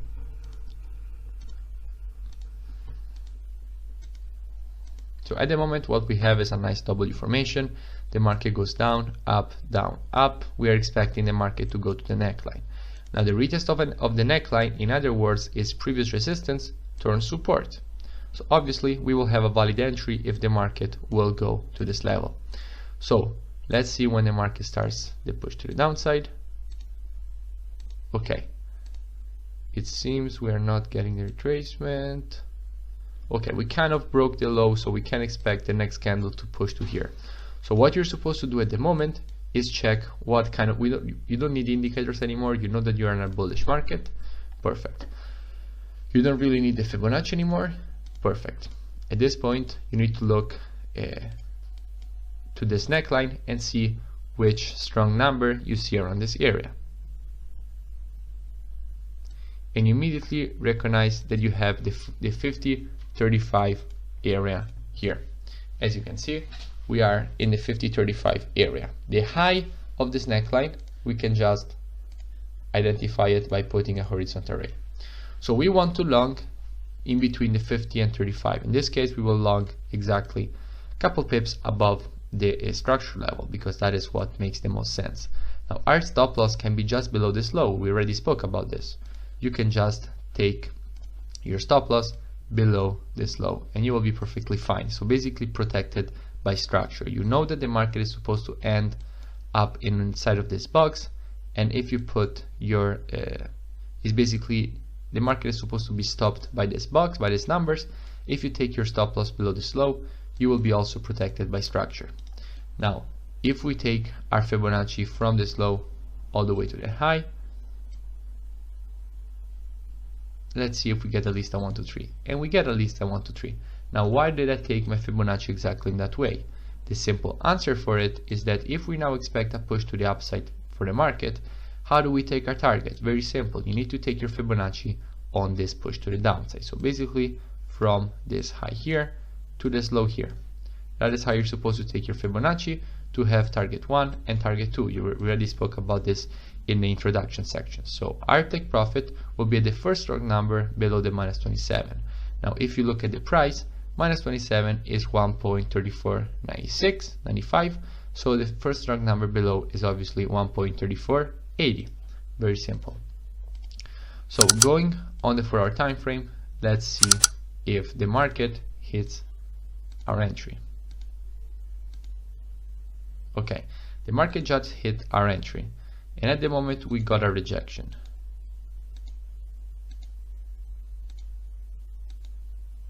We still can't go risk-free. If now the market will break above this level, then we can go risk-free. Okay, now we can go risk-free on this trade, because basically now the market is supposed to be stopped by this area here.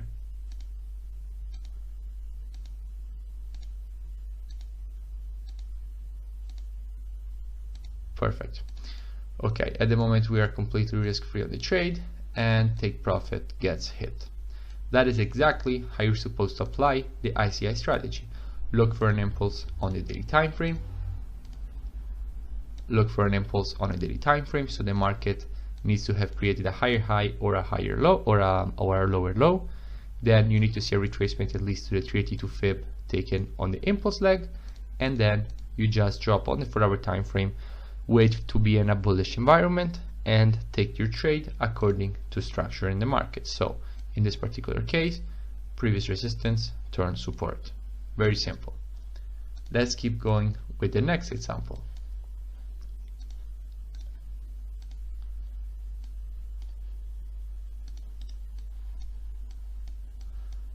So the next example is right here. The next impulse to the downside was extremely strong.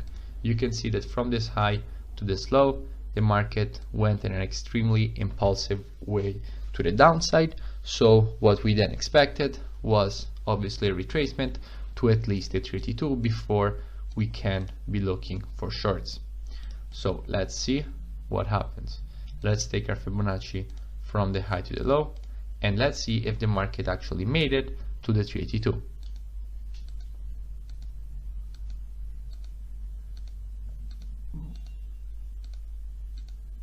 Now the market has just made it to the 382.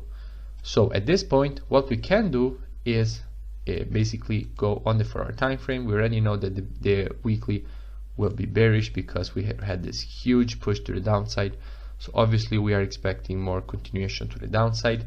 Let's go on the 4-hour time frame and let's see if we can get any kind of valid entry.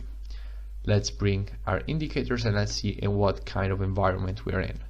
As you can see, we are in a bullish environment. MACD is above the 0 and MACD is above the 0 and the EMAs are pushing to the upside. 10 is above the 20 and there is distance between them. So we can't take a short yet. So this is the moment in which the market shifted its momentum. MACD went below the 0, EMA is cut for short. Perfect. What we are expecting now and waiting for before we can take an entry is a retracement on this move. So basically we want to see the market get to a little bit higher so that we can execute our trade, because obviously we will not be shorting from the lows. We don't have good risk to reward. It's basically the worst thing you can possibly do. It's better to miss the trade rather than basically short the lows. So let's wait and see if the market, when the market will start a retracement, if it will. So the market has clearly started a retracement to the downside. We can take our Fibonacci from the high to the low, and you can immediately recognize something. You have clear structure around this area. As you can see, just simply looking left, you have clear resistance here. The market again comes from below, and you expect to have strong resistance here. And also, we have this trend line. So we're expecting the market to go a little bit higher, retesting the trend line, retest the structure, and fill in our order that we are about to place, and we are perfectly set on this trade. Now, we already know that everything is bearish, so we don't need our indicators anymore. Now, if I am to ask you where will be the target, it's very simple. You don't need to go back on the daily time frame. If you go on the daily, you already know that this will be the previous leg. So you just need to take your Fibonacci from the high to the low. It's the exact same thing that you would have done on the daily time frame. That leg is obviously the same leg. So this will be the target above the first strong number, above the minus 27 from the previous leg on the daily time frame. And I will now show you also that there is an exception to this rule, particularly for these setups. Now our order obviously will be above. Now above where? Not the 20, we know that it has to be inside of here, so our order will be at 80. Our stop loss, we know that we have resistance here. If we take a stop loss, we don't even need to take it this high. We can just take our Fibonacci from the high to the low. Let's precise our box with 80.95. So we know that our stop loss needs to be above this level, and our entry will be 80. Our take profit, I will now show you exactly why it's not here, but it's lower. And let's first talk about the stop loss. If you put your stop loss here, it's already way enough. Why do I say it's already way enough? Because look, it is protected by the trend line, it is protected by the structure, it is protected by the 61.8. It will be perfectly fine. If the market will go all the way up here, then this setup is clearly failed. The market has broken the trend line to the upside and structure is now bullish. So a stop loss here is perfectly fine. So this will be our setup. Let's see if the market goes to this area again before starting the push to the downside. Perfect, we got failed, and it seems the market has now started a new impulse to the downside. Now let me tell you why in this particular case, which is the only case in which for the ICI strategy the take profit is not basically determined by taking this leg, but it will be determined taking the impulse leg. So every time that you're taking an entry and the Fibonacci level that the market is rejecting is basically the basically the 382 Fibonacci, then you can take your entry, you can basically take your take profit at the first strong number above the -27 of the impulse leg. Why do I say this? Because if the market stops at the 382 of the impulse leg, it means the market is in a very strong impulsive move. So what does it mean? It means that we can aim for a lower take profit, and the lower take profit will be the -27 of this Fibonacci here. So Fibonacci taken on the impulse leg, which in this case will be here. Now if you look at the price in this particular case, the price of the -27 will be 1.3052. So the first strong number above is obviously 80. So our take profit will be around the 80. Let's go back on the 4 hours, and as you can see, our entry worked perfectly and our take profit hit. And this is a perfect example again of the ICI strategy in action. And we have a nice 1 to 4, and you can see how our strong numbers are holding the price perfectly. So let's go back on the daily and let's look for another example. So as you can see here, we have a clear example of the ICI strategy in action. You have the market creating a nice impulse to the upside, creating a high that is higher than this high. So by definition, a higher high. So now you do have an impulsive basically movement in the market. So let's actually go back to the basic and let's look.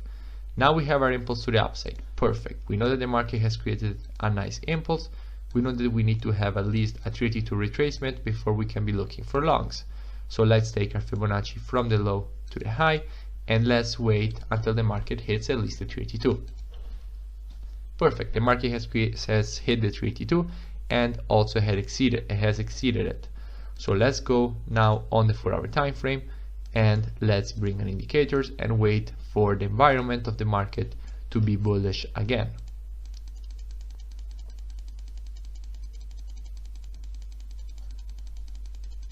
The environment is bearish all the time. You can see here clearly we never broke to the upside. Perfect. Now is the first time we break to the upside. Now the environment is bullish. Perfect. We don't need the indicators anymore. Now that we know that the environment is bullish, we can be looking for an entry. Now how you're supposed to be looking for this entry? Very simply by looking at structure. Where does the previous resistance turn support? Exactly here.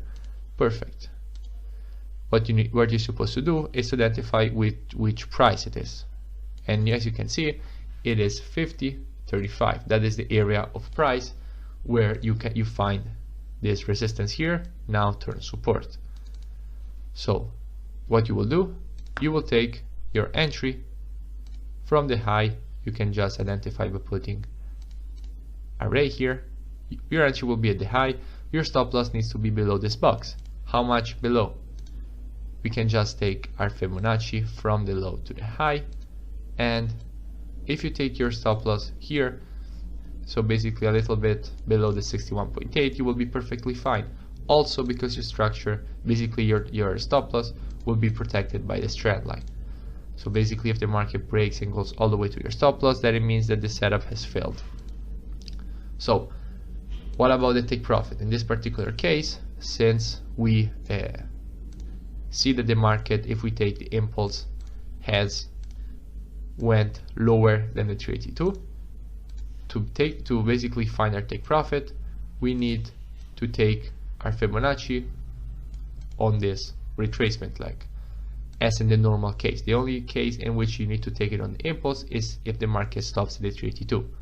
So the first strong number below the minus 27 will be 1.3520.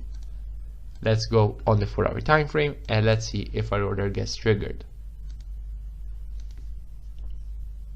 So as you can see, our order didn't get triggered. We never got filled in this trade, and obviously at this moment you can just delete your order because the market did not fill it. And at this point we are not interested in the trade anymore. The market has almost made it to the high. If the market will go to the downside from here, it means that the market is currently failed to continue the impulse to the upside, so we cannot take the trade. And this setup was a no trade. So let's look at what is the next example of the ICI strategy in action. So the next example will be this one here. Very simple. Boom. The market created a very nice impulsive move to the upside, so we can now be looking for the retracement before taking the trade to the upside.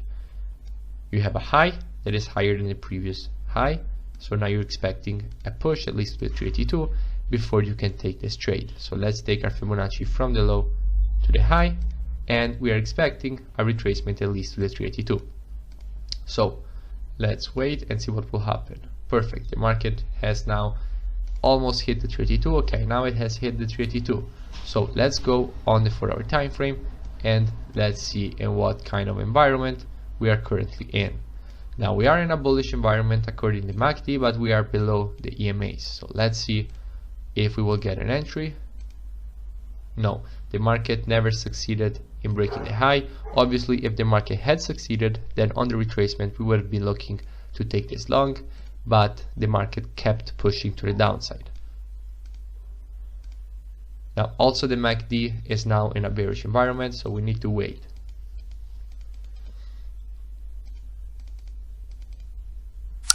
Now at the moment everything has shifted to the upside. We are now in a bullish environment.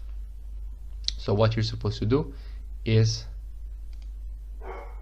look inside of this area, identify your 50-35 because this is the structure level, and you can take your long from this area. Your stop loss just a few pips below the box, because in this case the low is here. So if you put your stop loss here, it's already protected by the low.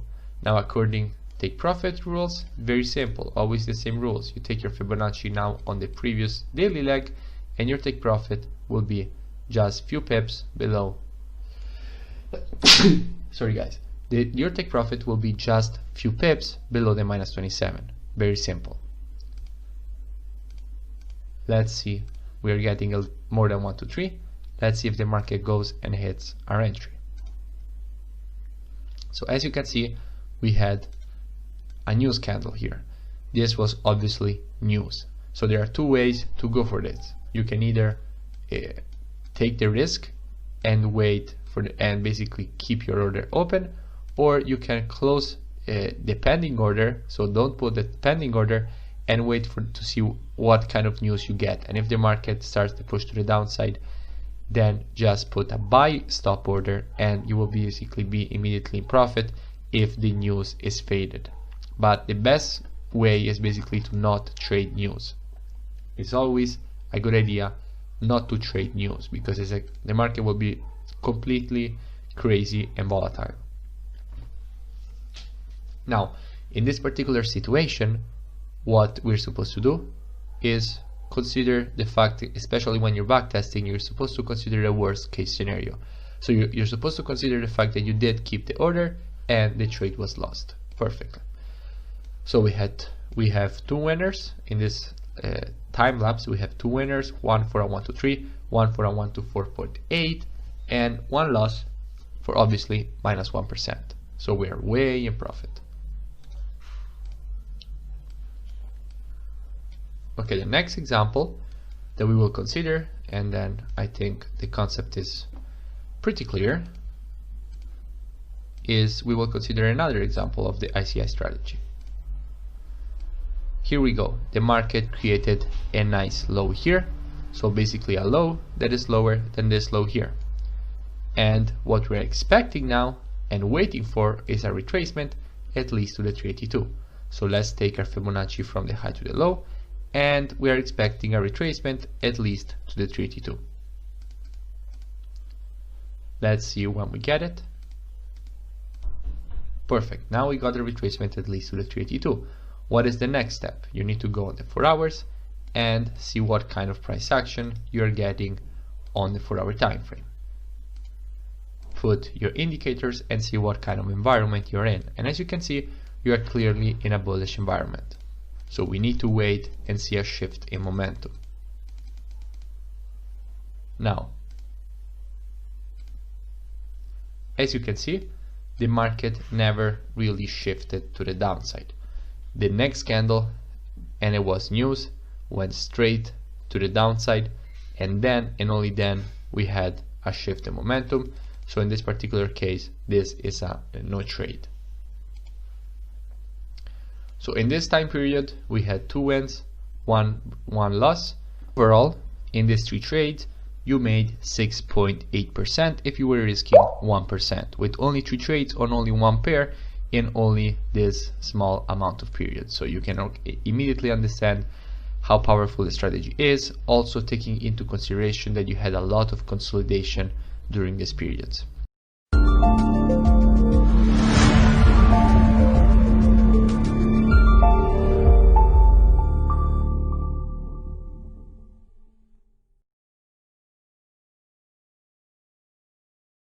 Okay, so let's speak about the ICI strategy for the weekly time frame. Now the rules are basically exactly the same. You are anyway waiting for an impulse to the downside on the weekly time frame instead of the daily time frame. Then you're waiting for a retracement at least to the 382, and then you will be looking to take your entry, your valid entry on the 4 hours. So exactly the same rules. Now here I have identified some of the scenarios. We have an impulse to the downside that creates a low, then it's lower than this low. You have your retracement, you will be looking for an entry on the 4 hours. You have an impulse to the downside that creates a low, then it's lower than the previous low. You have a retracement to at least the 382, and you will be looking for a trade to the downside. You have an impulse that creates an equal high, so you have the possibility to create a head and shoulders. You have a retracement to at least the 382, so you're looking to find an entry in the 4 hours. You have an impulse to the upside, the market creates a high that is higher than this high here, the market makes a retracement at least to the 382, and you're expecting an impulse to the upside. Same situation here. You have an impulse to the downside, the market makes a retracement to at least the 382, and you're looking for an entry to the downside. And again here, the market makes an impulse to the downside, the market makes a retracement. You are looking for an entry on the 4-hour time frame for a push to the downside. So again, the situation is exactly the same as in the case for the ICI strategy for only the daily time frame. And in this case, we are applying it on the weekly time frame. So it's exactly the same as in the case of a daily time frame, but we are applying it on the daily time frame, on the weekly time frame. Now, what you will notice is that when you use the reply tool and we go and see what's going on the 4-hour time frame, you will see that you will get much bigger moves. The moves in the market will be much bigger, a lot bigger. Look how many pips we have on these moves. Because basically the take profit remains exactly the same. Now what I mean by the take profit remains exactly the same, if we go on the weekly time frame, what you realize is that if we take our Fibonacci from this high to this low, that will be our take profit, the minus 27 of the previous leg. So basically, if we want information on this push to the downside, we need to take our Fibonacci on the retracement leg. So from this high all the way to this low. And our take profit will be the first strong number above the minus 27. I will bring back all the levels for you guys. So our take profit will be at the first strong number above the minus 27, which in this case is 99. So what will be the first strong number above? It will be 0.6720. This will be the first strong number above. So overall, let's basically use our reply tool. We already had the impulse to the downside. If we take our Fibonacci from the high to the low, you will see that we had at least our 382 retracement. Actually, we went all the way up to the 0.786. At this point, our job is to go on the 4-hour time frame and look for an entry. But before looking for an entry, you already know what our rules for entry are. We need to look for a shift in momentum to the downside. And as you can see, we already had it. The market has already cut below the 0, and the market is below the EMAs with distance between them, and the 10 EMA is below the 20 EMA. So perfect, everything is pushing to the downside at the moment. What will be your next step? Now your next step will be obviously to look at what kind of structure you have, and you can immediately see that you have strong resistance around this area. You have a nice structure here. Now what you need to know is you need to look at what kind of numbers you get, and if you double click, you immediately realize that this is 80, and the slippage of 80 will be 95, as you already know. So this will be the strong area for you to look into. Now if you realize this is the real level of resistance, you can see that this is the level that is respected on a closing basis. But if you want to really stay safe about this, you can just take the entry exactly on 80 and just put your stop loss above the area, and your take profit, you already know where it is. Your take profit is at the first strong number above the minus 27 of the previous weekly leg, exactly as in the same way as for the ICI strategy on the daily time frame. And what you realize is that the market first of all respects, then you have a little bit of a drawdown, then the market goes again in your favor, and this is the exact moment in which you go risk-free, because the market created an impulse, retracement impulse. Now you can go risk-free on this trade, so you have no risk involved. The market is melting. Let's see if the market creates a reaction to this area, or if it breaks. So it seems like the market is actually rejecting the area, but overall we know that the minus 27 is supposed to hit. Okay, at this point, if we have any kind of rejection without hitting the target, we will just close the trade manually.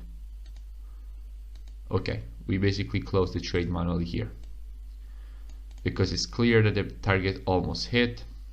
In some brokers actually might have actually hit. If for example you go on net done interbank fees, probably this level actually hit, but on this particular broker it just missed by a couple pips.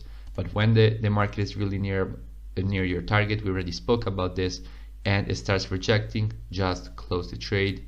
You have your 1 to 3.48. You should be more than happy to bank these profits.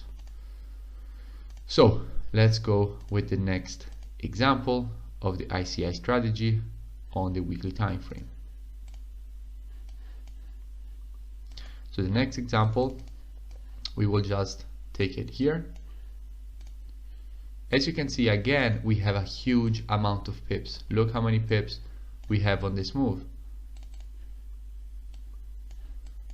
We have a crazy amount of pips. That's why I say that the ICI strategy applied on the weekly time frame, when the weekly time frame gives you an ICI opportunity, you should definitely be looking at it, because you have some very big swings. Look how many pips. So anyway, let's use the replay tool. Let's go on the weekly time frame and let's see what's going on. The market already created a new low. You already identified this. The market created a low that is lower than this previous low. And also, if you take your Fibonacci from the high to the low, you quickly realize that the market has already retraced more than the 382. Perfect. We can now go on the 4-hour time frame and look for an entry. Now, going on the 4-hour time frame and moving to see what kind of momentum we're getting, we immediately realize that we are still in a bullish momentum.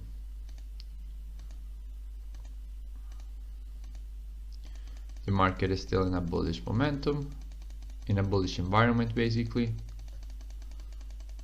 This is the first time that the market actually changed its momentum. You can see the EMAs have cut for short exactly here. We are changing to a bearish environment. The EMAs have cut for short. The 10 is below the 20. The MACD, I will now show you. The MACD has just crossed for short, as you can see, and this is the moment in which you're supposed to be looking to short this pair. So let's look at what kind of numbers we have around this area. You immediately realize that the 20 is all the way far up here, and at the moment we are 91. The price is 0.6891. Now immediately you should realize that 91 is just a slippage number for 80, and as you can see, 80 already hit. So obviously the region we are in is the 80.95.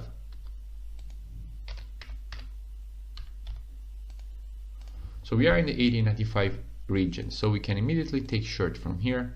Stop loss, you realize that we have some very strong structure all around here. All of this area, as you can see here, is a structure area. Now, if you take short, you want to make sure that your stop loss is above the structure area. So what you will do is take your stop loss and put it here above, also if possible above some strong Fibonacci levels. So let's take our Fibonacci from the high to the low, and you can see that you have it above the 382, above the 50, and basically above this wicks here. So you should be perfectly fine. If the market will go all the way up here, there's a high probability that the setup will fail, and that is exactly the correct way in which you're supposed to place your stop loss. So let's take our Fibonacci on this leg, because if now the market moves to the downside on the weekly, obviously this will be the previous leg. There is no need to really go to the weekly, but let's go to the weekly just to show you that that is actually the previous leg. This push to the upside, this push to the upside is exactly the previous leg of this push to the downside. So let's go back on the 4 hours. We can just take our, by the way, we don't need the indicators anymore, because obviously we already know that we are now in a bearish environment. And what we can do is just take our Fibonacci from the high to the low and identify our take profit. We know that this is the minus 27 of the weekly leg, so this is the first strong number above, because if the minus 27 is 33, 0.6733, then the first strong number above will be 0.6750. So we can delete our fib, and let's see if we get at least a 1, 2, 3. As you can see, even using a very big stop loss, we still have a 1, 2, 3, and that is exactly what we need. And basically, exactly at this point, you go risk-free, because the market went down, made a little retracement, and continued to the downside. And that is the moment in which you need to go risk-free. Why not before? Because the market could have gone to retest this area and then continue the push to the downside. And you want to remain inside of this trade. You don't want to go risk free to just see the market keep melting to the downside. Let's see if our target hits, and as you can see, our target hits. Perfect. Now let's go to our next example of the ICI strategy on the weekly time frame. So the next example will be obviously a head and shoulders pattern. So the market broke structure to the upside, meaning that basically, what does it mean that the market broke structure to the upside? In this particular case, the market did not create a higher high, but we created a head and shoulders, because obviously if the market goes down, up, down, up, at this point you're expecting the market to continue the push to the downside. But if the market from here pushes above and creates an equal high, at this point structure is broken, because you're expecting a head and shoulders, because obviously this was the structure area and the market broke it to the upside. So at that point structure is broken, and again is a confirmed shift in the trend. So again, let's use the replay tool. We know that we have our 382 down here, so if the market will go to reach it, we will basically be able to take this trade and look for a valid entry. So let's take our Fibonacci on the weekly time frame. Now if you remember, the weekly leg will obviously be from this low to this high. We can take it also on the 4-hour time frame, because we already know that the weekly leg will be from this low to this high. And you can see that the 382 hit just now. So you already know that 382 hit, perfect. You don't need the Fibonacci anymore. You don't need this anymore. What you need to do now is look at what kind of environment you're in. And as you can see, you're still in a bearish environment, so we cannot take this trade.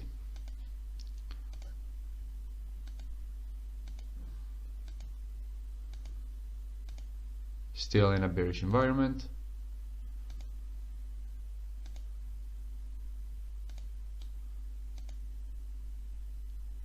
Now this is the first time that the market shifts its momentum to the upside. It's pretty clear that the MACD is now above the zero. EMAs have just crossed for long. Let's look where is the structure. Now it's clear that you have structure around here and here. So basically all of this area is structure area.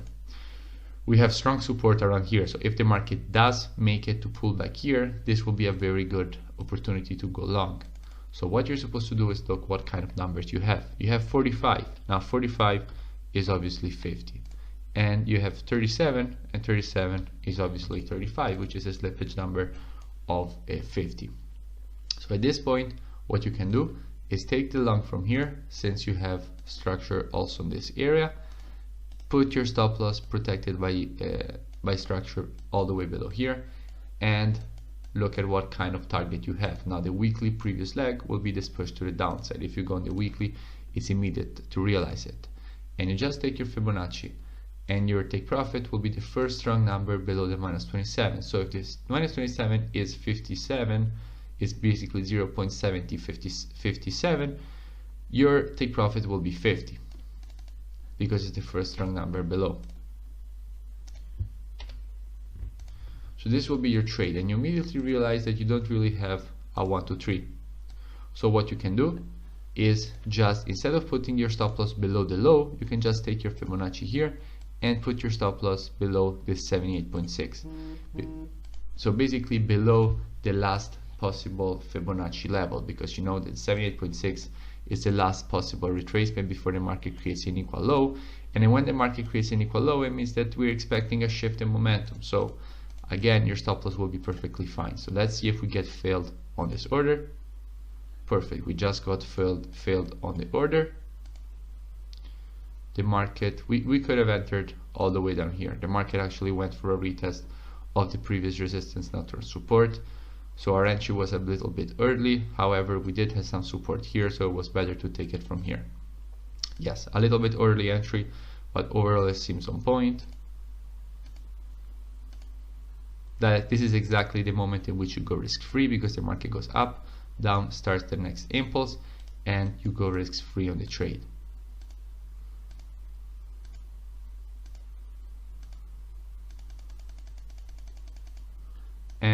market hits our take profit. Perfect.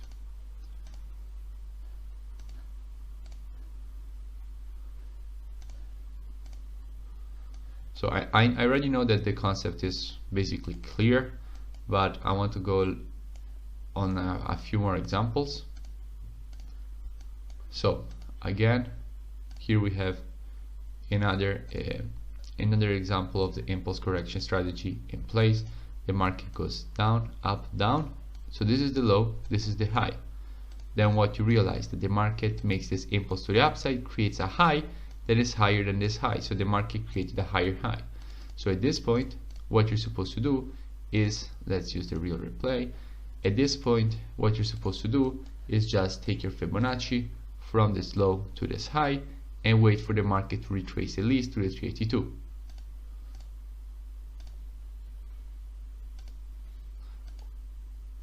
And you can see that the market just did retrace to the 382. So at this point, what you can do, go to the 4 hours and look for an entry.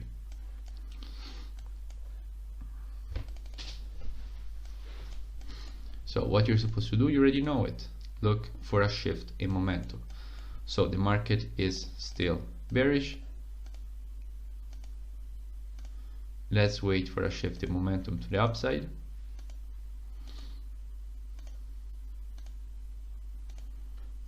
Everything is still bearish.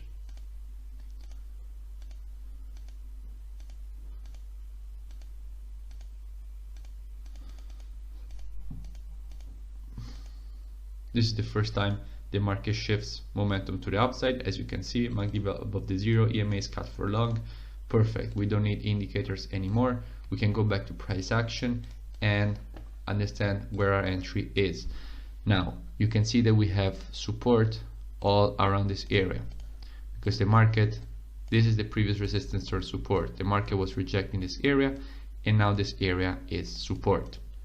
So what you can do is look what kind of prices you get, and you realize that you have 0.6878. 78 in other words is 80, and the slippage of 80 is 65.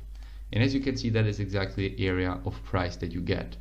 So at this point, what you're supposed to do, you can take your entry exactly from the 80, since you are getting rejection around this area. However, if you do this, basically you will have a really huge stop loss because your stop loss needs to be at least below the 78.6. So let's see if you get a 1, 2, 3. If you get a 1, 2, 3 by taking your entry in this way, then anyway this is good because we know that we will be most likely filled. We know that our stop loss will be fine, and if it gets hit, we have a high probability that the setup has failed, and our take profit, we have it up here. But as you can see, we're not getting a 1, 2, 3. We're getting a 1 to 2.79.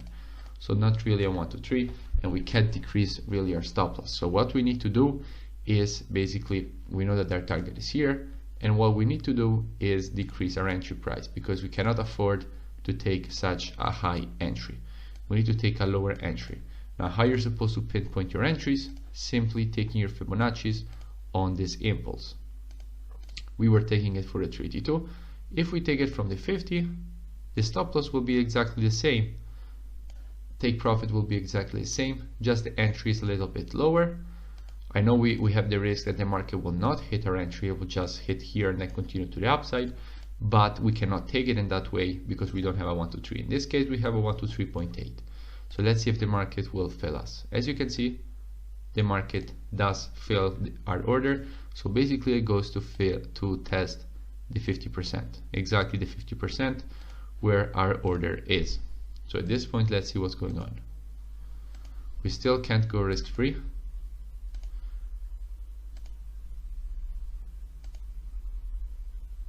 We still can't go risk-free.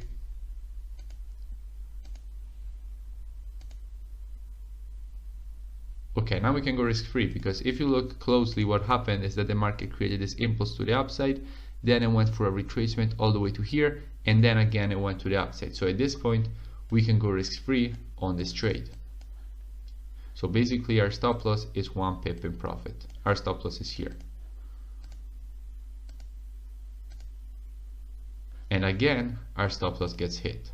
So in this particular case, we are out risk-free on the trade. Now there are two things you can, I'm happy that this happened because I want to explain something. There are two things that you can do in this particular situation. One of the things that you can do is bring back your indicators and understand if something changed. Are we still in a bullish environment? The answer is yes, we are in a still bullish environment. Let's go back. Do we still have strong support? Yes, we still have strong support. We have our valid entry. Because if you look left, this is the previous resistance, this red candle that is now turned support. Perfect. Then you're supposed to ask yourself, do we still have our strong numbers? The answer is yes. Here is our strong number. We have 80 and 65. Perfect. So what you're supposed to do is take another trade because nothing changed in the market. Everything is still overall bullish. So if you will be stopped out from this trade, you will be perfectly happy.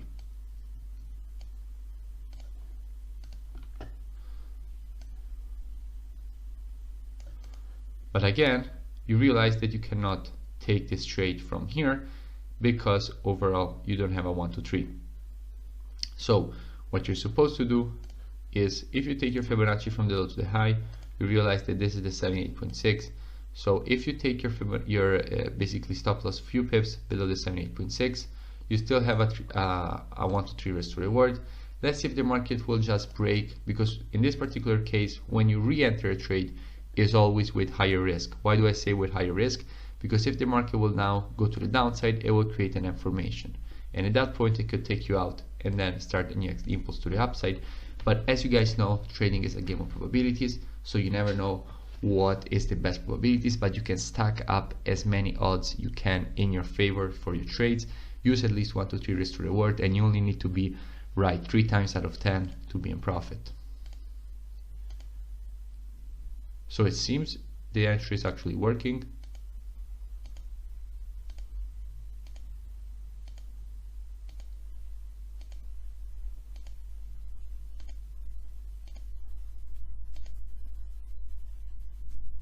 So this is the situation. The market is basically continuing consolidating in this particular way. Now in this kind of situation, since my entry is below this trend line, and if the market breaks this trend line, overall where market structure is broken, what you can do in this particular situation is go risk-free. So let's put our stop loss 1 pip in profit, because at this point our stop loss is protected by entry. But that is the point. Every time your stop loss is protected by structure, you can go risk-free. That is the rule. Every time you have a stop loss that is protected by structure, then you can go risk-free. That is why most of the times we go risk-free after we have basically a pullback and another continuation, because at that point our stop loss is protected by structure. So our stop loss was hit again, so we have 2 break-evens on this trade, and basically the market closed below this trend line. So if now the market will show us that this was a fake breakout and go to the upside, we will not be inside of this trade. So as you can see, the market just took us out break even and then went to our take profit. And sometimes if the market starts going crazy in this way, it's okay, it's perfectly fine. You will find another opportunity, you will find another setup. You're at break even, you didn't make money, but you didn't lose money, and in the end it's all about protecting capital. So we have 3 wins and 1 break even. So we made a lot of percentage with just 4 trades. So let's go with the last example, then I'm sure that the concept is more than clear. We have the impulse to the downside from this high to this low. The market makes a retracement, and this retracement is at least to the 382. Very simple. You can clearly see it. So what you're supposed to do is now go on the 4-hour time frame and see by using your template of indicators to see if the market is in a bullish or bearish environment. So you can clearly see that the market is still in a bullish at the moment, so you cannot short.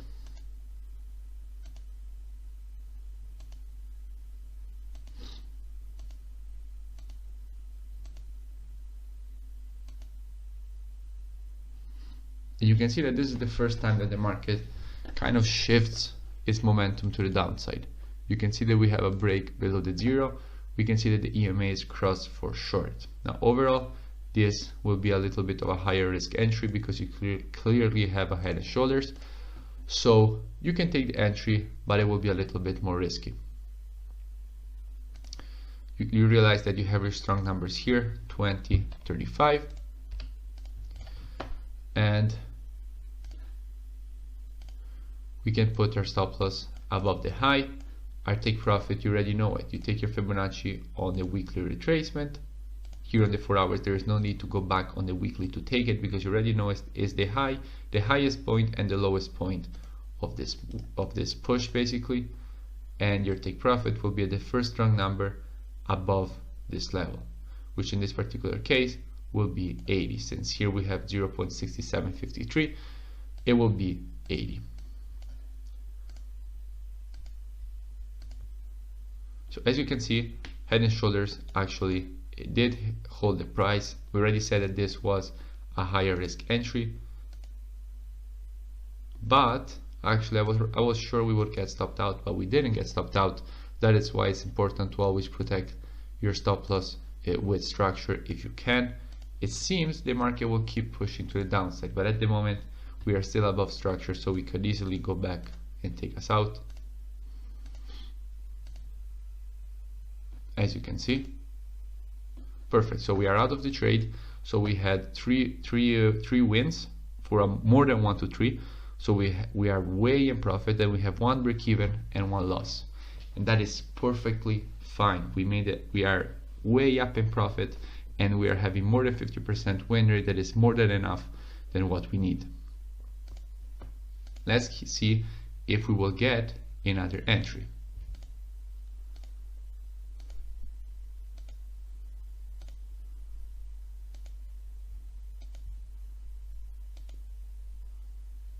So as you can see, the market shifted to the downside.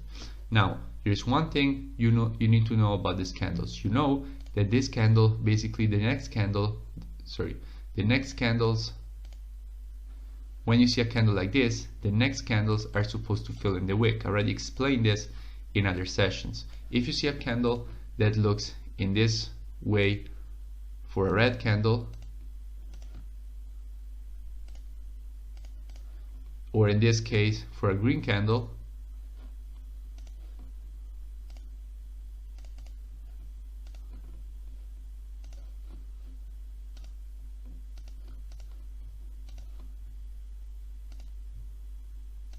and basically has a wick that is more than 50% of the body, then expect the next candle to fill in the wick and continue the push to the downside. So this is a valid entry for any strategy. This is one of our valid entries for any strategy. We already spoke about this. So again, you have your numbers 20, 35. You know that the market is below them. You can take your short. If you look at price action, you don't need indicators anymore. You know that the market has basically shifted in a bearish environment. Let's delete this to keep charts clean. Perfect. You know that your take profit will be at 80. We already saw this before. That 1.6780 will be our take profit. And if you look at structure, you see that we have a high here, so our stop loss will be above the high. And overall, you have a 1 to 3.88. Now, if you remember, we lost 1 R here. In other words, if we risked 1%, we lost 1% here. And here, we are risking 1% to make 3.88. So if this trade will be successful with one trade, you recovered the loss, plus you made an extra 2.88 of your normal risk per trade. So that is the importance of risk to reward. So that is exactly the moment in which you go risk free. This candle went all the way up and then rejected all the way down. So basically you can put your stop loss break even now. And the market, let's see if it hits our take profit. Perfect. Our take profit was hit on point, and we recovered the loss plus made profit. So we had 4 winning trades, 1 break even and 1 loss. So we are way up in profit, and this is exactly how you're supposed to apply the ICI strategy to the weekly time frame. So in exactly the same way, but you will make a lot more pips and a lot more percentage.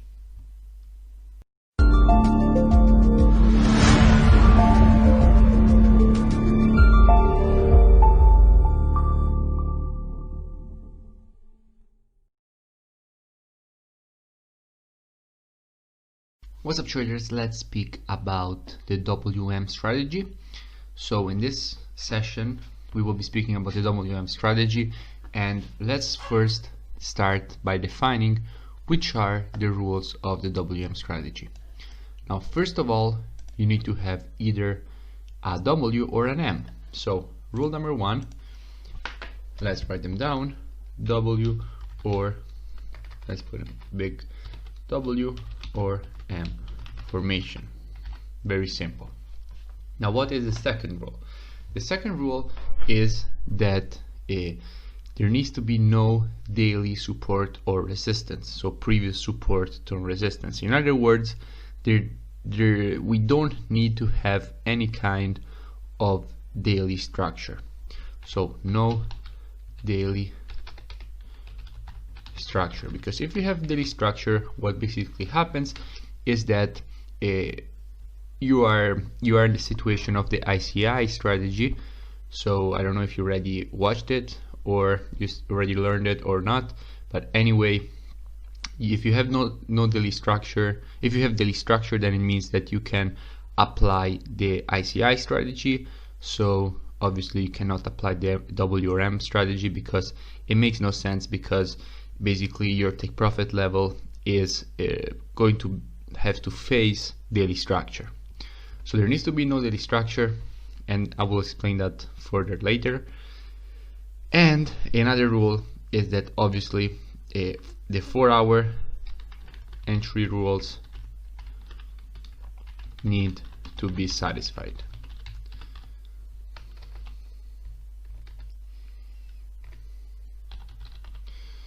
So these are the rules of the strategy. Now, what I mean by 4-hour entry rules need to be satisfied, you will understand them very soon. Anyway, it's the exact same concept as we already spoke about before.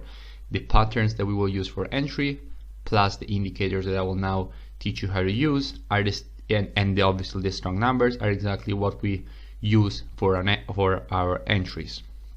But anyway, that is something you will see just now. So these are basically the rules of the strategy.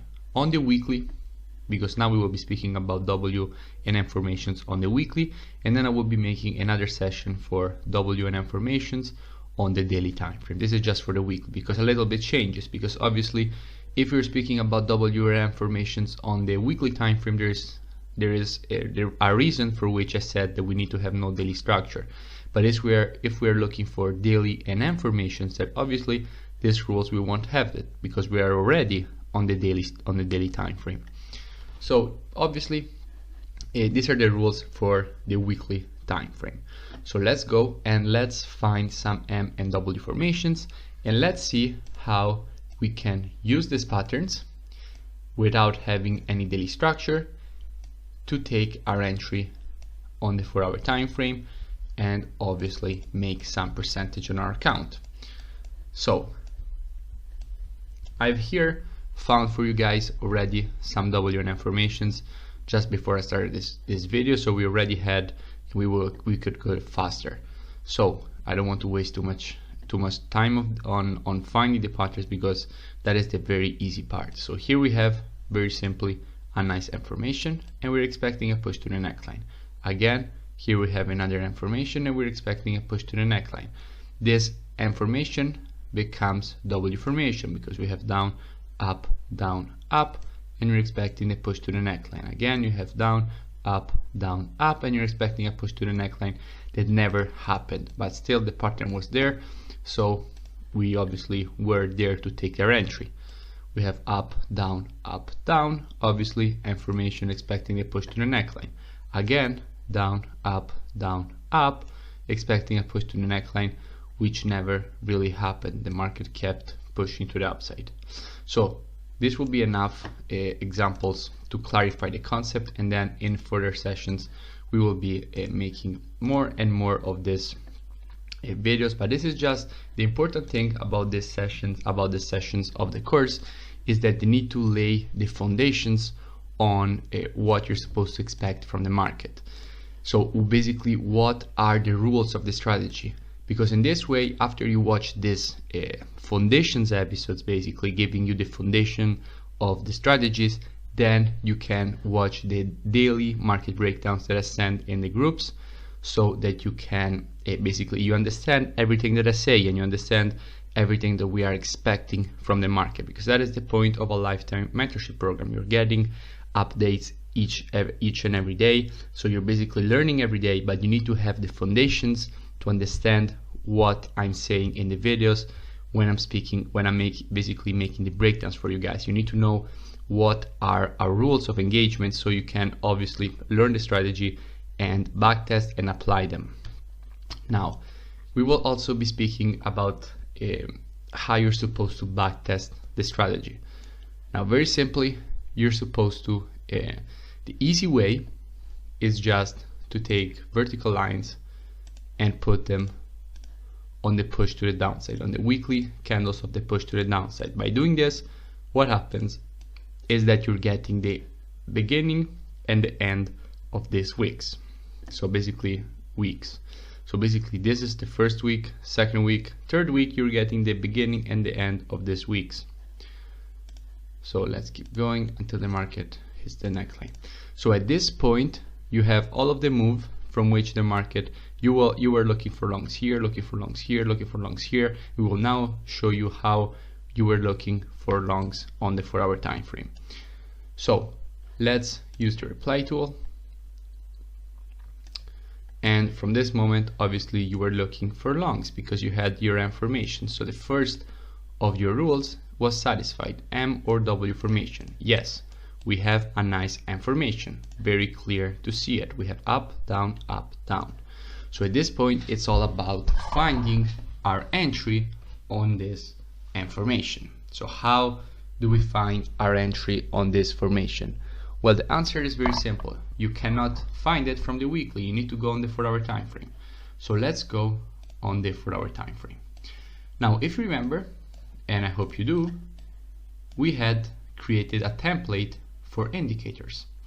And also, we had already explained how market structure works. The market creates lower lows and lower highs in a downtrend. And in an uptrend, it creates higher highs and higher lows. And also another important concept is that if the market finds support around this area, when the market will break the area to the downside and go for a retest, this area will obviously become resistance and the market will continue to push to the downside. At least this is what we expect from the market. And again, it's the exact same concept if the market is in an uptrend.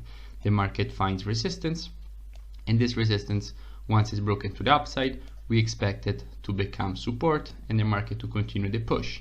So previous support becomes resistance and previous resistance becomes support. A very key topic in the market and very simple concept. Now here, obviously, we don't have any kind of confirmation that the market will shift, basically shift its momentum to the upside. Now, if you remember, we used an indicator template. We created it and we called it AAA. Now, this is how you're supposed to use the indicator template. When you are on the 4-hour time frame, you're supposed to use the indicator template to understand in what kind of environment you are in, because you don't want to be looking for longs if you are in a bearish environment. Now, how do you understand if the market is in a bullish or bearish environment? First of all, by looking at price action. The market keeps printing lower lows and lower highs. But again, we need more confirmation in that. Price action alone is not enough when you are on intraday time frames. We need more confirmation where we are on intraday time frames, and we want more confidence. So to do this, we can use obviously environment indicators.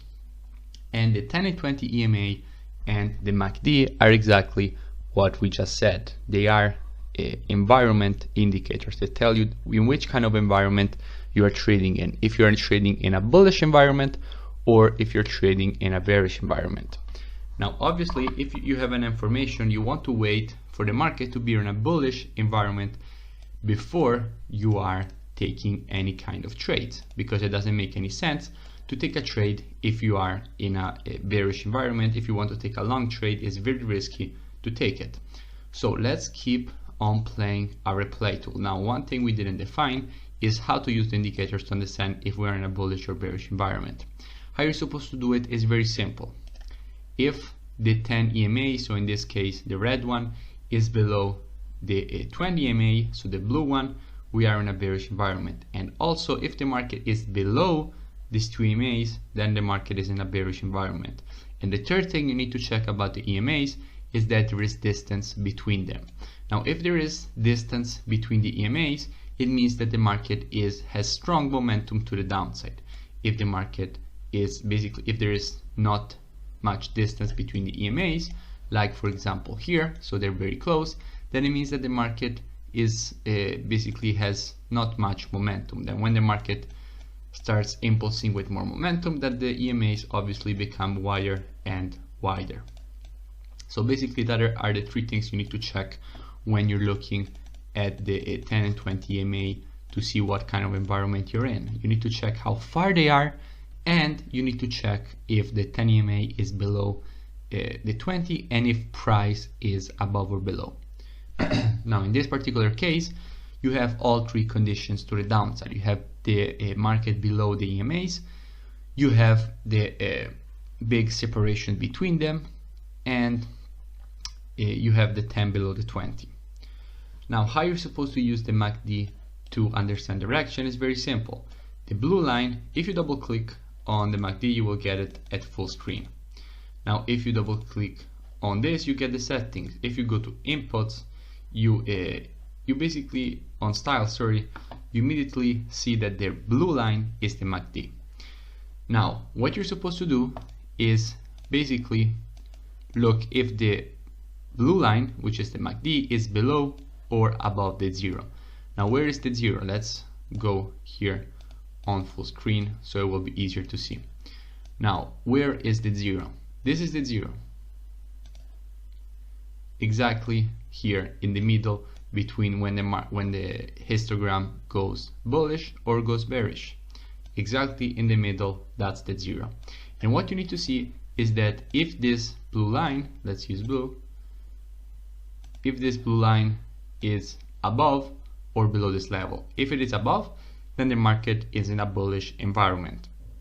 If the MACD, so this blue line, is below, then you are in a bearish environment. So if you want to take short, you need both the EMA's conditions to be to the downside and the MACD to be to the downside. And in this particular example, we have both to the downside. As you can see, you have everything bearish on the EMAs and everything bearish with the MACD.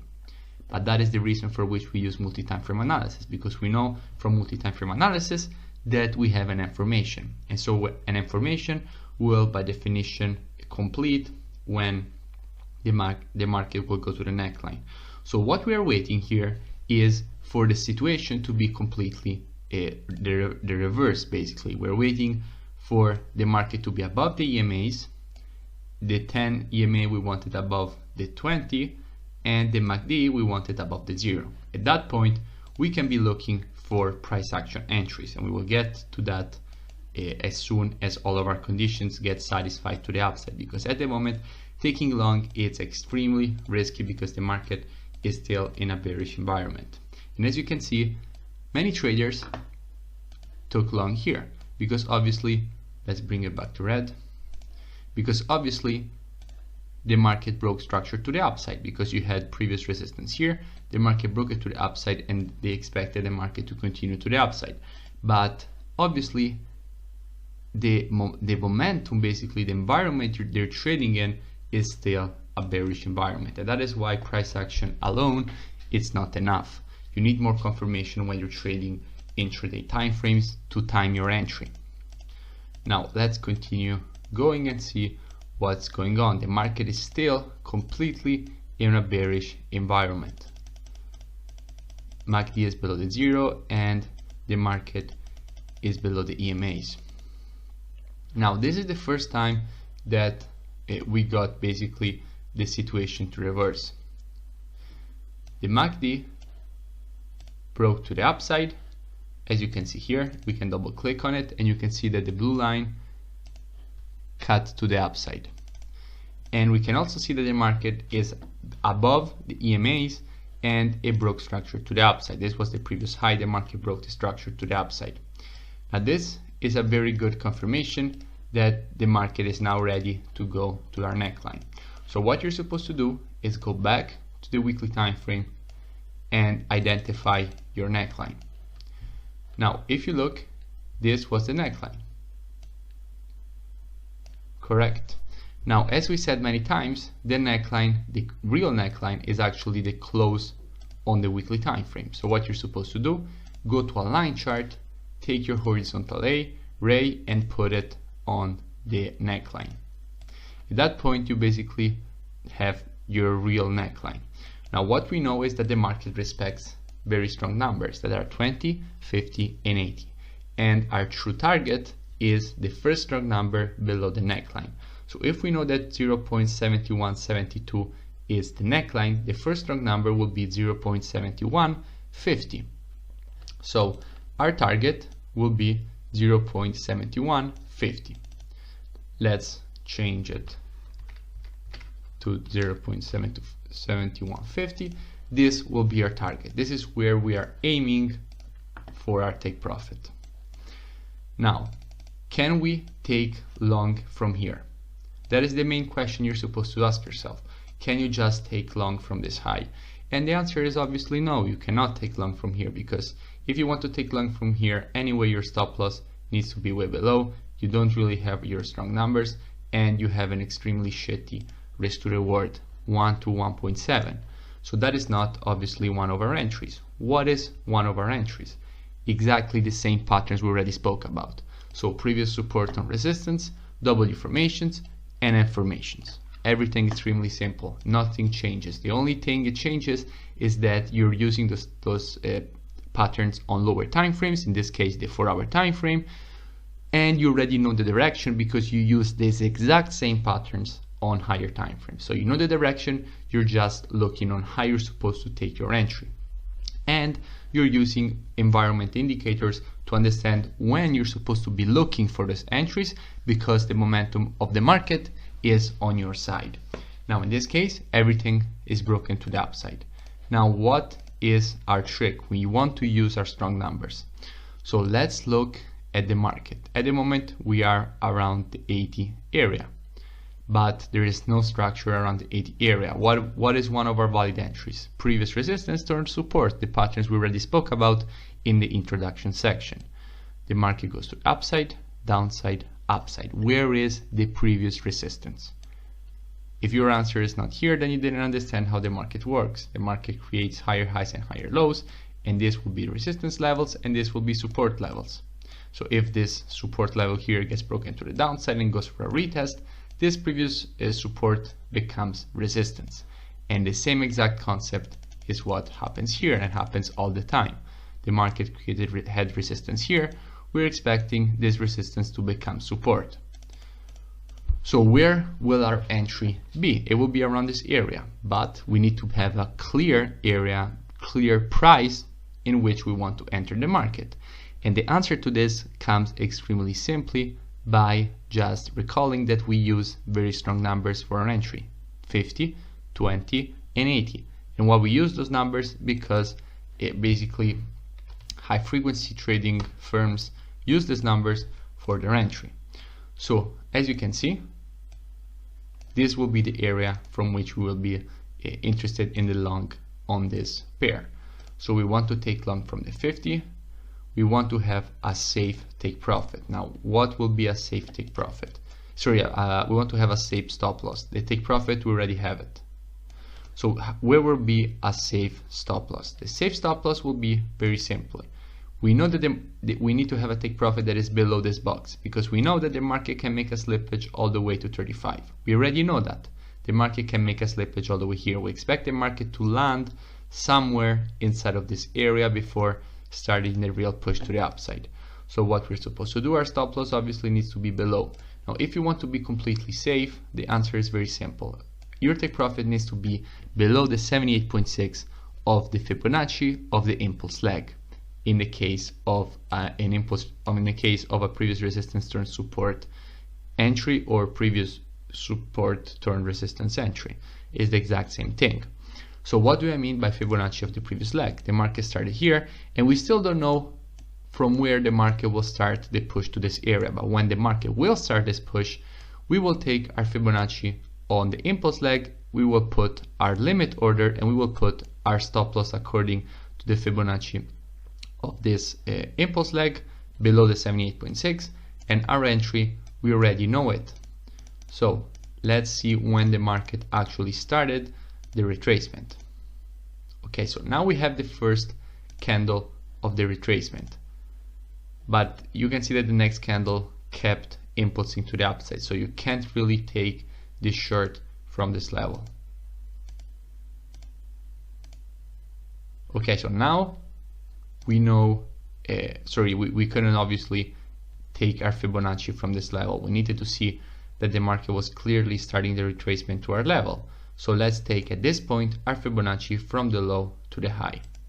We already know our entry, that is at the 50. At this point, we can clearly see that our take profit is our stop loss is perfectly fine.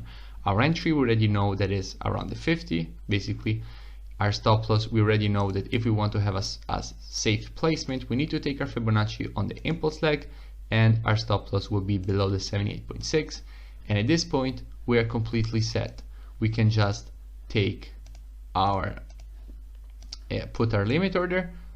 I'm deleting the vertical lines because it seems we put them they're not relevant anymore because at the moment we are in the middle of the week. I just need them to check if we are at the beginning or at the end of the week, because obviously in the first hours that the market opens, I'm not interested in taking the trade. Or if the market is about to close, then I don't take trades. So if the market is in the middle of the week, then you don't really need the beginning of the end of the week. But you need to always check if you are if you're obviously backtesting a strategy, if you are just at the beginning of the week or just in the end. If you are in the middle, you don't really need to know where is the beginning or the end. So here we have our limit order set. This will be your trade. You just go to how I showed you on my Forex book position size calculator. You calculate your lot size, put your pending order, put your stop loss, put your take profit, and you're perfectly set. Now is the time to basically let the market do its job. Will the market just start a new impulse from here? Then we will be ready again to take an entry from here. Or will the market just hit our entry and then go to our take profit? Perfect. We will just let the market do its job. Or will the market just melt and go to our stop loss? Again, it is not a big deal. In the end, it's just a game of probabilities. Okay, so the market broke to the downside, went to our entry. Perfect.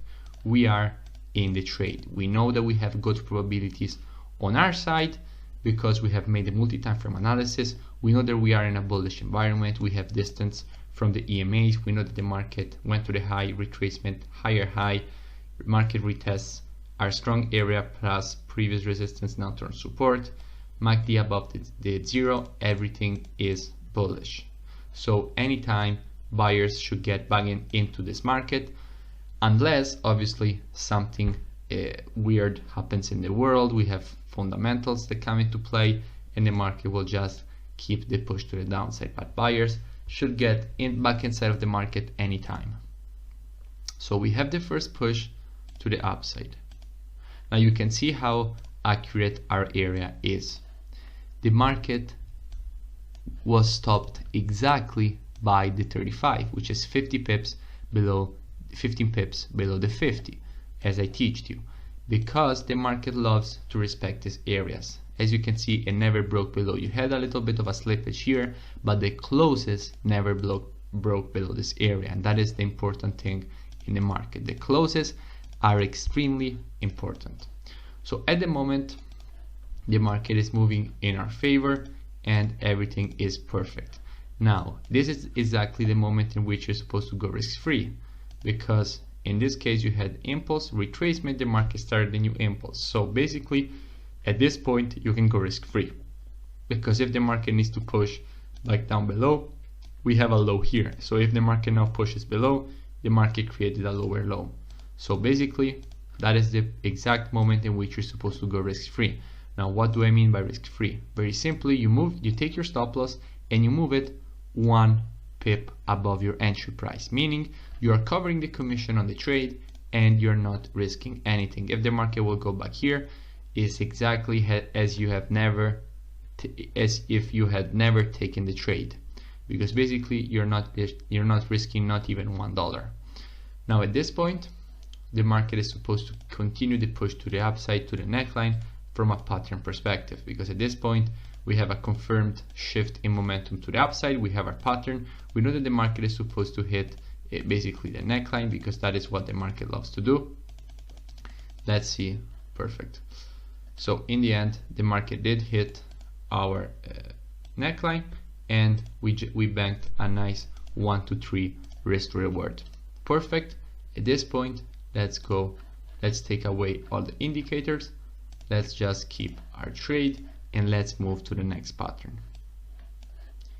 Let's go back to real-time chart, a real chart, and we have already tested the first entry around this area here.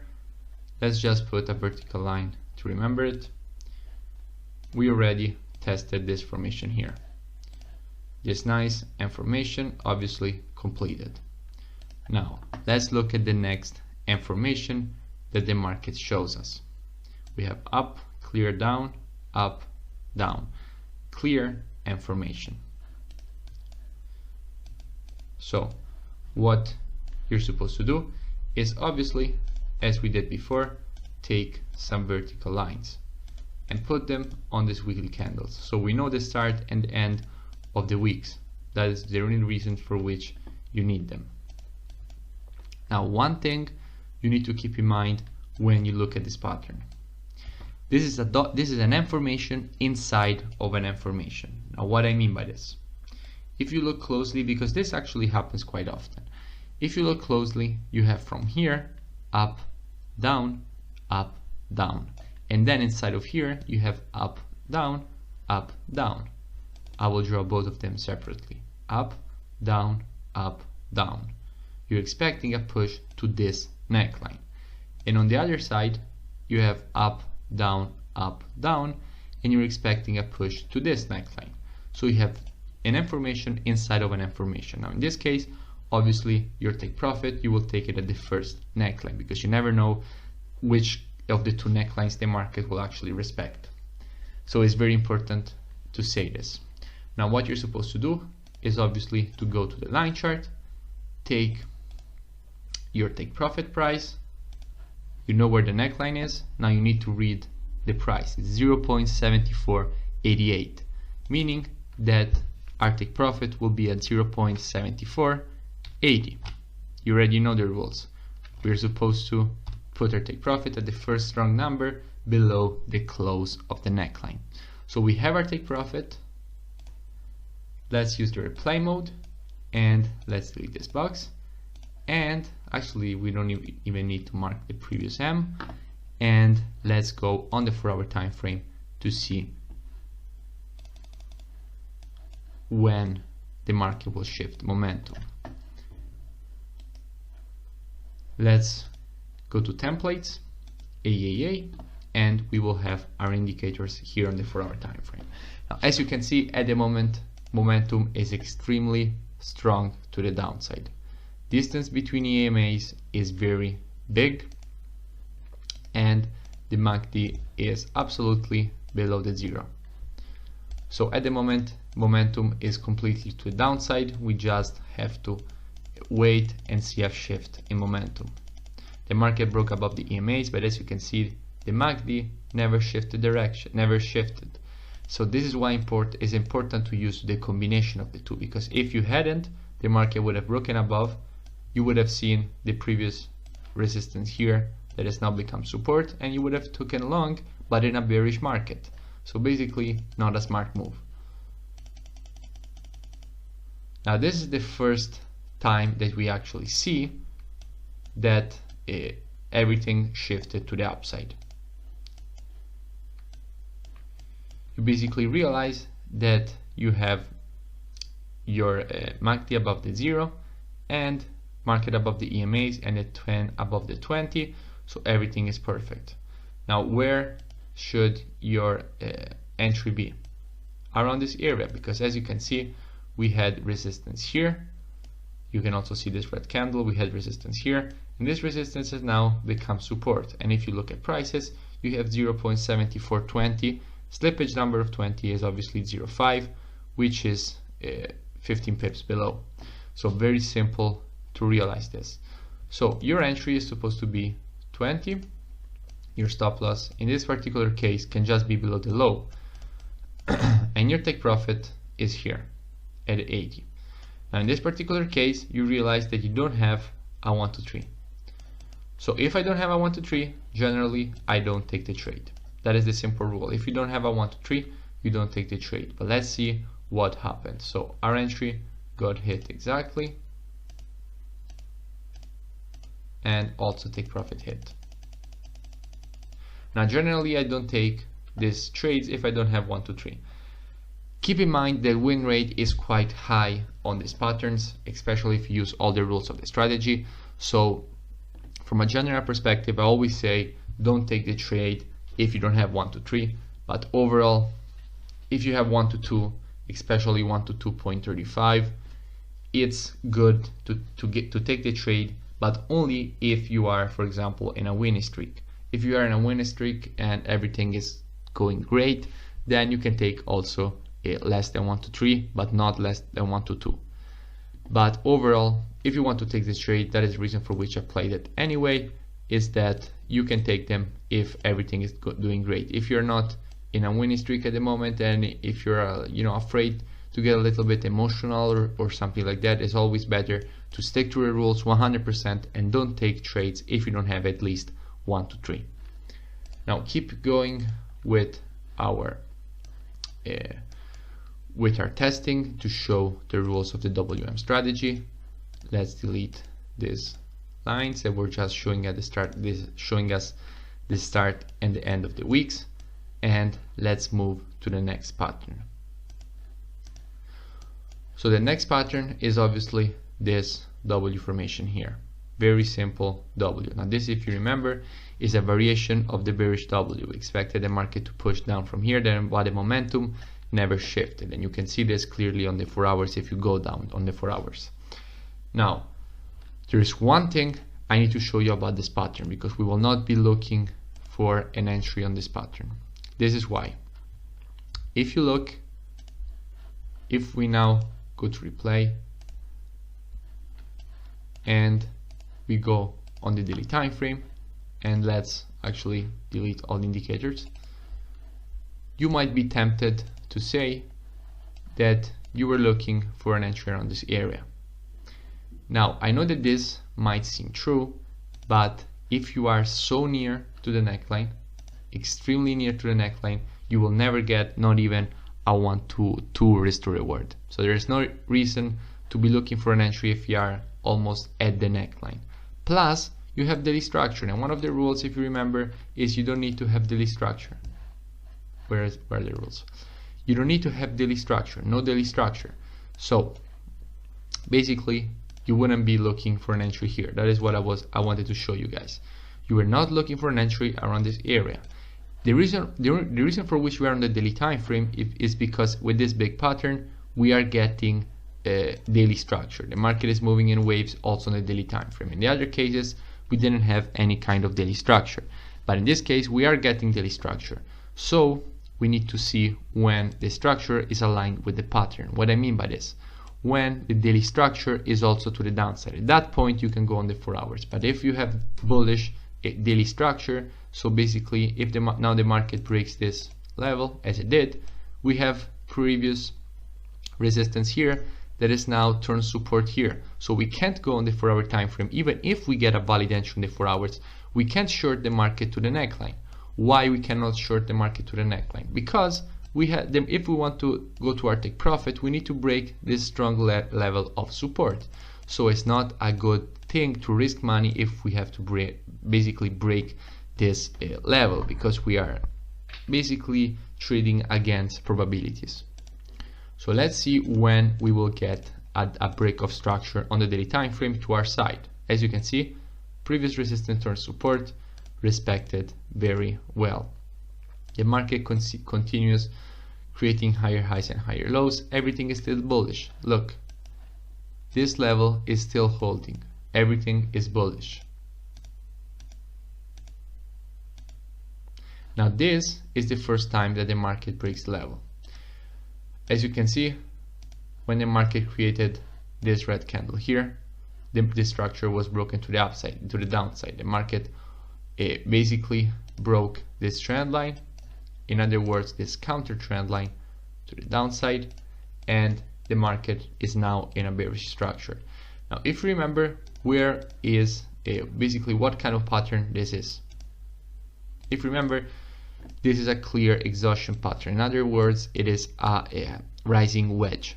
As you can see, the market created a rising wedge, and when the market broke this counter trend line to the downside, why do I call it counter trend line? Counter trend line because if we know that the trend is to the downside, and we know that the trend is to the downside because we have a bearish pattern, because from the weekly we have our bearish W, variation of a bearish W. But anyways, the W formation. So what you need to know from a bearish W or W in general is that you're expecting a push at least to the neckline.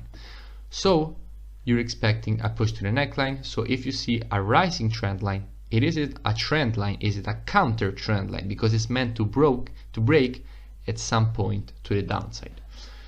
So at this point, when also the second rule is satisfied, so basically when we have also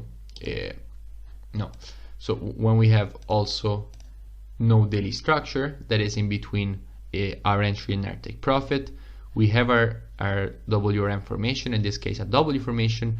We only need our last rule to be satisfied to take our entry. We need 4-hour entry rules to be satisfied. So let's go on the 4-hour time frame and let's look if our 4-hour entry rules are satisfied. First thing, bring up your indicators. We need to see if momentum has shifted to the downside. So as you can see, as we are speaking with this market price, MACD is still above the zero. EMAs have already cut for short, but MACD is still above the zero, so we cannot short. MACD is still above the zero. MACD is still above the zero. Perfect. This is the first candle for which MACD breaks below the zero. You can see blue line is below the zero. Perfect. At this point, we can take short if we have one of our valid entries. And as you can see, we have it. Very simple. Break and retest of a trend line is one of our valid entries. Because we already spoke about trend lines, the market loves to respect trend lines, and if they are broken to the upside, the market will retest them and continue the push. On the other side, if you have, for example, bullish trend line, the market will respect it. At some point, the market will break it, retest it, and continue the push to the downside. Extremely simple concept, yet extremely useful and powerful.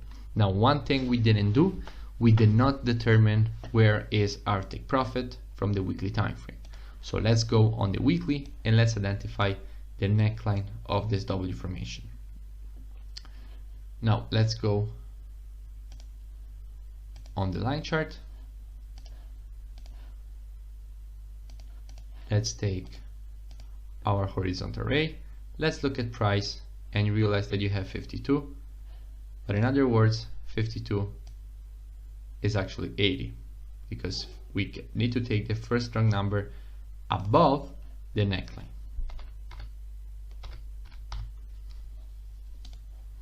So here will be our take profit. Now one thing is in between our entry and our take profit, and basically it is this candle here.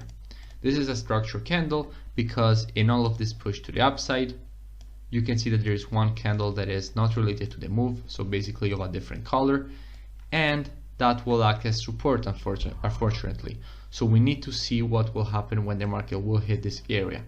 If we get a 1 to 3 risk to reward to here, then we can just put our take profit here. If we don't, then we can put our take profit at the neckline, because overall we still have our formation. So the market overall is supposed to reach the neckline of this W. Now let's go on the 4-hour time frame and see what we can do. Now at the moment we can also delete the EMAs and basically all the indicators, because we already know that they are aligned with us, so we don't need them anymore. It's just a quick check to see when the momentum has shifted to our side and when we can go back to price action to perfect our entry.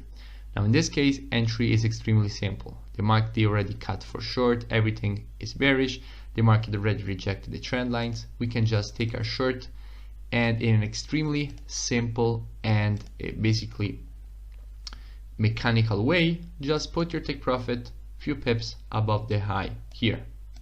The market is not supposed to go all the way back to this high.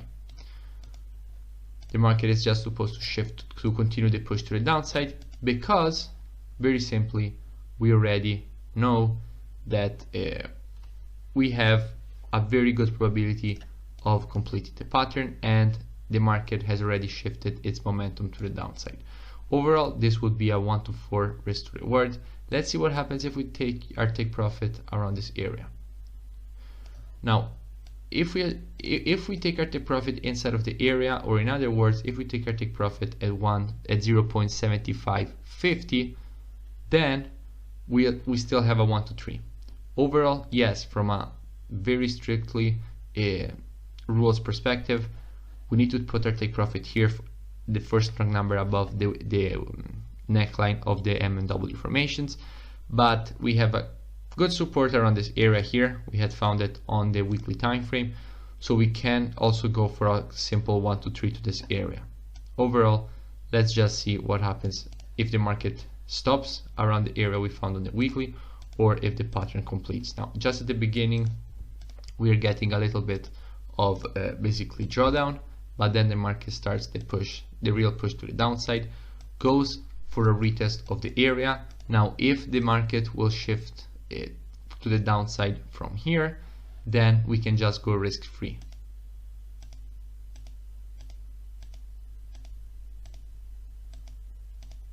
Okay, this is exactly the moment in which we go risk free. So our take profit, sorry, our stop loss goes 1 pip below the entry. Why? Because if now the market goes for a retracement, it's supposed to find resistance here, and it's never supposed to go and take us out risk free. If it does take us out risk free, it means the structure is broken to the upside and the market is supposed to continue the push to the upside. So momentum is quite strong, but at this point, personally, I would have got out of the trade. Now, why do I say this? Because I have 1 to 3 risk to reward already, and we already know that we have strong, basically weekly support around this area. But let's see what happens if we actually get stopped out break even, as I think, because this area is supposed to hold price from the weekly time frame, or if the market will break below it.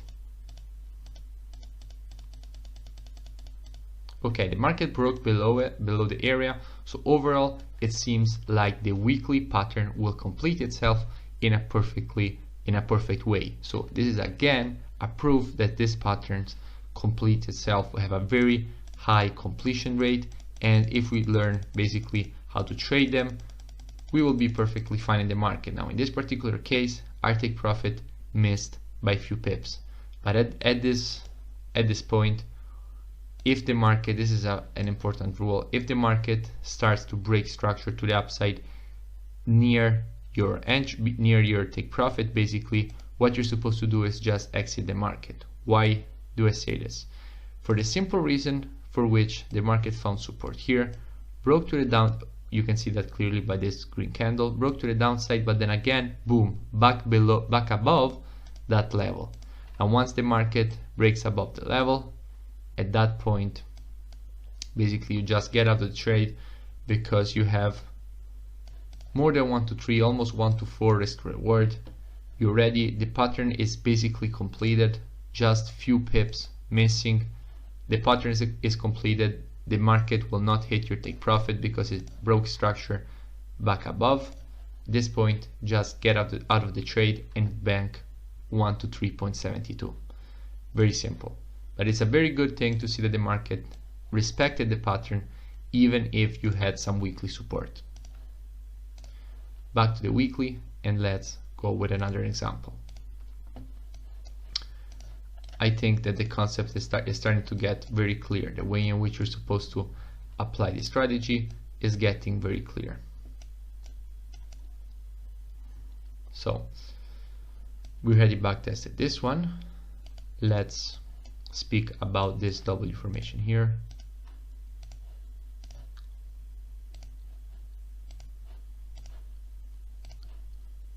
Okay, charts are clean. Let's speak about this W formation here. You have down, up, down, up. At this point, you're expecting a push to the neckline. Let's identify our neckline immediately. Go to the line chart, put it here on the close on the neckline. You have 55. You know that the first strong number above 55 is 80. This will be your target. Use the replay. You have your W formation, so rule number 1 satisfied. We have to check if there is no daily structure. Let's go on the daily time frame and see if we have daily structure. Now you immediately see that we do have daily structure, so we cannot short. What I mean by this, daily structure concept will be even more clear when you will watch the ICI strategy. But anyway, if now the market pushes to the downside, it will find support here. So if you will find daily support, you cannot take the long. It's the second rule of the strategy. If you have daily support, you cannot take short, sorry.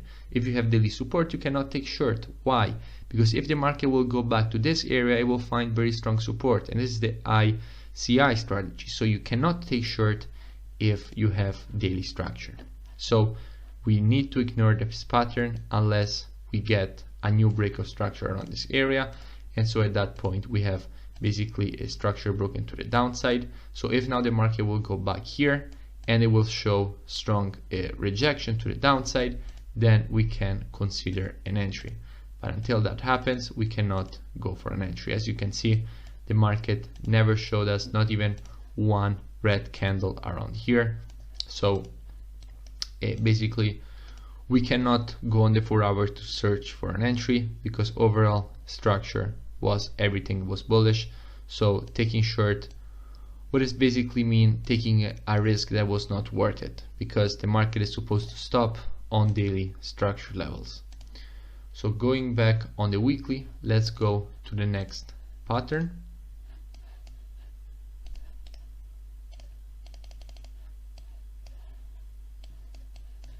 And then I think that the concept is quite clear, and we can move to daily and weekly W formations with the next section. Again, the concept is quite clear. Look here, we have from this low, up, down, and formation, you're expecting a push to the upside. Also in this case, you have added confluence. Why do we have added confluence? Look left, resistance, resistance, resistance, extremely strong resistance. This resistance is broken to the upside with this candle here. The market goes all the way up, goes down, and retests this extremely strong resistance that is now obviously extremely strong support. So an extremely strong resistance that becomes an extremely strong support. So obviously you're expecting a completion of the pattern. In this case, you have so high probabilities that the market will complete the pattern, extremely high probabilities. These patterns complete even in normal conditions. In this case, you have extremely high probabilities that the pattern will actually complete. Now if we go on the 4-hour time frame, let's determine actually our take profit, go on the line chart, put it on the neckline, look at the price, 0.7891, 0.7880. Simple concept. At that point, what you do, you go on the 4-hour time frame and see what kind of price action you are getting. Let's go on templates and let's test it. Everything is still bearish. That is the first time that you get a break to the upside. Now once you get a break to the upside, you need to look left. Where is the previous basically resistance now turn support? And you can see that is here. We had resistance and this resistance is now support. So what you need to do is take your box and check what kind of numbers you have. I realize that this line here is basically 0.7. Now 0.7, if you remember, is the slippage number for 50. So 20.05.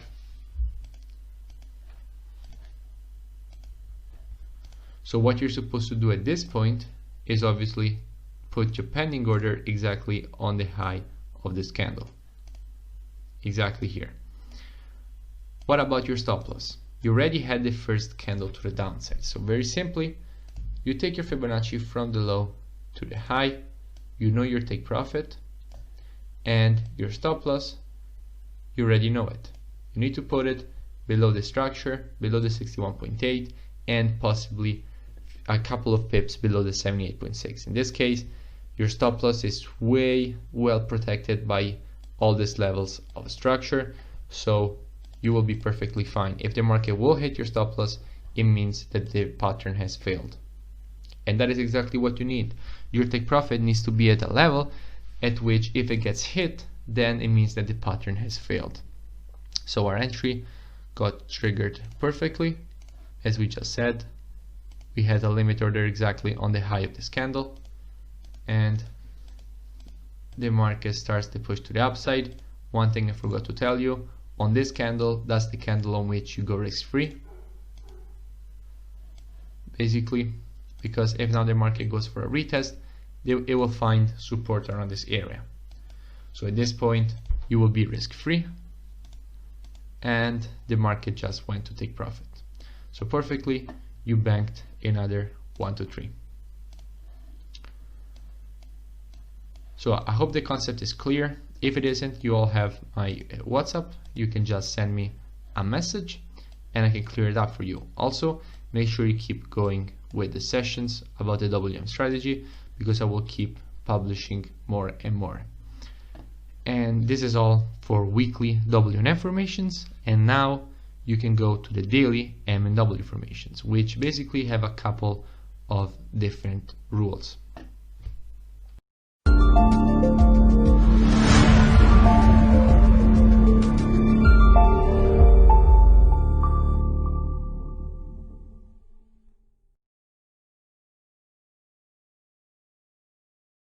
Okay, so let's speak about W and M formations on the daily time frame. So what we are looking for on the daily time frame when we have a W or M formation. Now the first thing you need to know, W and M formations on the weekly time frame we had already defined the rules for them. Now on the for the weekly time frame we had already defined the rules for them, and we had 3 rules. Now for the daily time frame W and M formations, however, we will have different rules, but the first rule will be obviously the same.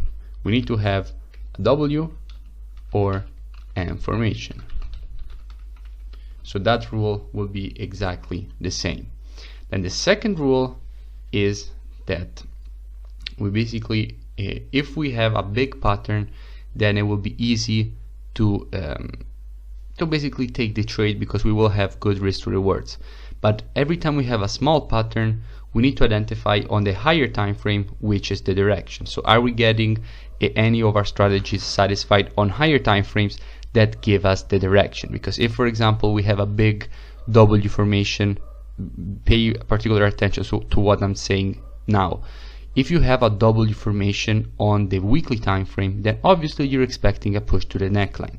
But if on the daily time frame, inside of that same leg, so basically you have a W formation on the weekly time frame, and here on the daily time frame, so this is the weekly, but on the daily, here you are getting an M formation. So obviously what you will do? Nothing. You are overall still short.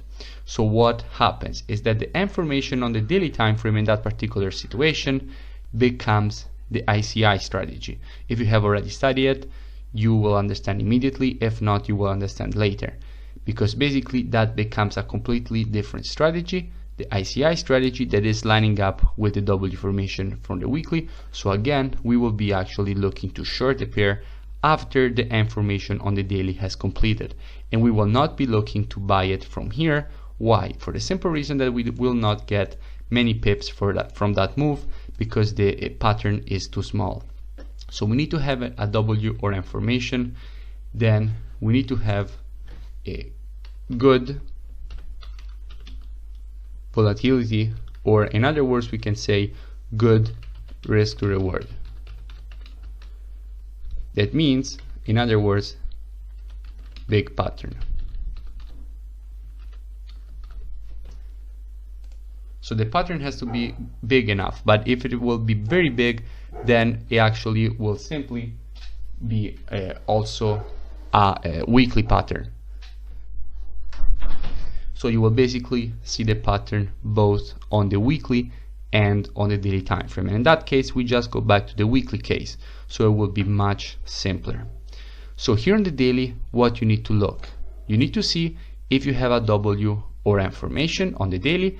The pattern has to be big enough if you want to trade it back to the neckline. What do I mean?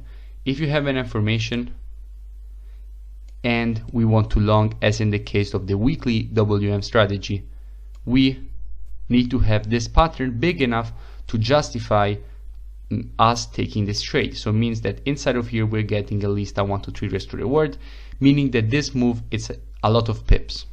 It's not like a quick 50 pips move, but it is a good amount of pips. In other words, in another way, if we get a pattern that is too small, then what we will do, if the pattern or if the market overall is bearish, so meaning if we're getting an M formation inside of a W formation on the weekly time frame, so the market is overall bearish, then this M pattern will become an ICI strategy pattern after the market has reached the neckline. So we will wait for the market to reach the neckline, and then we will be ready to take this trade with the ICI strategy. On the other side, if we're getting an M formation, and for example we have a big M formation on the weekly time frame, so again we have double confirmation that the market is supposed to go to the upside. So what this means is that we are getting we're getting basically a bullish pattern inside of a bullish pattern on higher time frames. Then at that point we have two possibilities, two basically moments in which we should be taking the trade. You can either, if it is possible, take the trade inside of this area before the market reaches the neckline, and after the market has reached the neckline, you need to see a break of the neckline on the daily time frame, and then you can take the pair to the upside. Again, I will repeat it. If you have an M formation in a bullish market, then you can either look for longs before the market has reached the neckline. So we will go to the 4 hours, check for our momentum, check for our entries, and be ready to take the trade before the market reaches the neckline. But once the market has reached the neckline, you cannot look for longs until the market has clearly closed above the neckline with at least one daily candle, and at that point you can look for a long, because you know that overall the market is long, because you know that from higher time frames. And I will repeat again the other case. If overall you have an information in a bearish market, then you will wait for the market to hit the trend line and the neckline, and then you will be ready to take it with the ICI strategy that you have already either learned or you will learn very soon.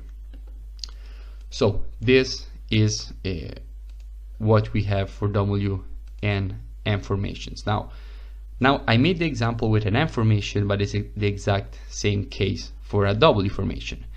If you have a W formation on the daily time frame and this pattern is big enough that if we are looking for entries here, when the market gives us the entry in the 4 hours, this push to the downside to the neckline gives us at least a 1 to 3 risk to reward, then perfect, we take it. But if the market doesn't give us that, then we need to check higher time frames. We need to check on the weekly. What are we getting on the weekly time frame? Are we getting a bullish market on the weekly time frame, or are we getting a bearish market on the weekly time frame? If we're getting a bullish market on the weekly time frame, we will wait for this pattern to complete, and then around the neckline area, we will be ready to take the long with the ICI strategy. On the other side, if the market is overall bearish, we will be waiting. We will either take the entry before the market reaches the neckline, but once the market reaches the neckline, if we weren't able to take the entry, then we need to wait and see at least one candle close below the neckline on the daily time frame, and then we can take our trade in the 4 hours. So this is overall how you're supposed to approach W and M formations on the daily time frame. Now let's go on a couple of examples to show what I mean by this. Now obviously I will be showing 2 examples in which we have a pattern on the weekly time frame, on the daily time frame, sorry, we have a pattern on the daily time frame in which we have the possibility to take the trade to the neckline with a 1 to 3 risk to reward, even if it's a daily pattern. And I will be showing a case in which we don't have this possibility to take a trade with at least a 1 to 3, but what we do have is the possibility to take the trade after the market has broke the neckline, because from higher time frames we know that the market is supposed to continue to the downside. So very simple concept. Overall, this is extremely simple and straightforward, and that is exactly what we need in the market. Now let's see a couple of examples. Now I wanted to get something recent on purpose. Now as you can clearly see, the market here has created a W formation. Very simple pattern. I chose it on purpose because it's extremely clear. The market goes down, up, down, up. Very simple and clear W formation. At this point, we're expecting a push to the downside. So what we should do is go on the 4-hour time frame and see if between the time that the market is here and the market reaches the neckline, if we are able to take a trade that has at least a 1 to 3 risk to reward to the neckline. So let's go and see what happens. But first, let's identify our neckline. Exactly 1.4780. Let's go on the 4-hour time frame and let's use our momentum indicators, our environment indicators. So everything is still bullish, and the market has clearly passed below the trend, our neckline. So what you're supposed to do now is, obviously, you can remove the indicators, go back on the daily time frame and see if the market has already passed the neckline. And as you can clearly see, the market has already passed the neckline. So at this point, you need to check on higher time frames if the market was overall bearish. As you can see, we have a clear ICI strategy pattern in play here, so we are expecting the next impulse to the downside. So again, yes, we are completely bearish on this pair.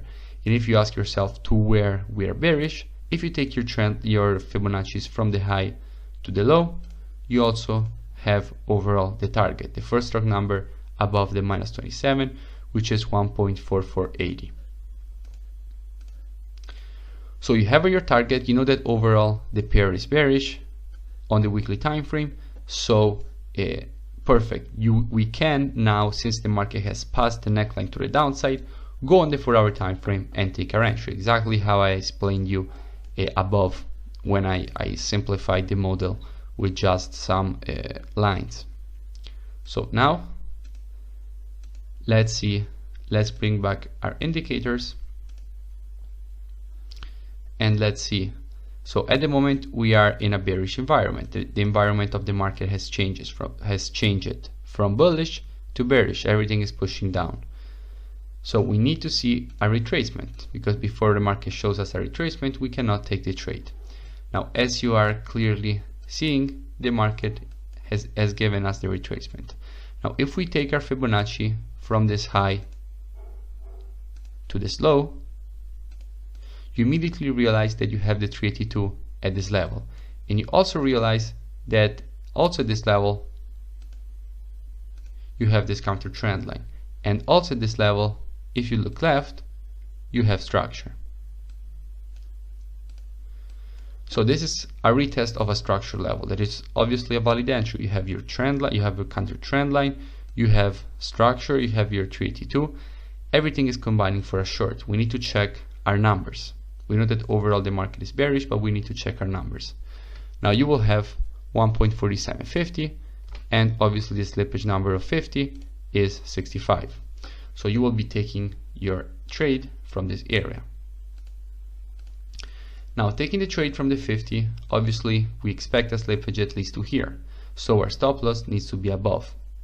Now first thing, we can take a very conservative stop loss. You need to realize that you have structure also around this area, so the market could go for a retest of this area and then continue to the downside. We need to leave air to our swing trade, because we also realize that we have a very big take profit all the way down here. So even if we use a relatively big stop loss, risking 1%, we are still risking 1% to make 4.5%, which is a 1 to 4, and which is more than what we need. We need at least a 1 to 3, and 1 to 4 is more than what we need. We can just take a clear 1 to 4, put our stop loss above structure. We have our 1 to 4, we will be perfectly fine. We only need to be right 3 times out of 10, and we are way in profit. We don't even need our indicators anymore, because we already know that the market is overall in a bearish environment. So we can keep our charts clean. We have our structure. Let's see what's happening. So as soon as we enter the trade, the market goes a little bit in our favor, but then it shifts back above. And now the market shifted to the downside, so rejecting our area. You can see very clearly the market hit the trend line and hit the slippage. As you can see, these numbers that I teach you are exactly very accurate in the market. The market stopped exactly at 65, which is a slippage number of 50. So as you know, the market first rejected at 50, then rejected at 65. Look at the accuracy of the numbers. Extremely accurate. So at this point, you are risk-free on the trade, because your market went down, made a retracement, continued to the downside. You can put your stop loss 1 pip in profit to cover commission, and the market just started the impulse to the downside, perfectly fine. Now going back in time, let's see what other kind of patterns we're getting. Let's see if we have a pattern in which we have at least the possibility to have a big pattern and have at least a 1 to 3. For example, this is a very big pattern on the daily time frame. This is a very big M formation here in the daily time frame.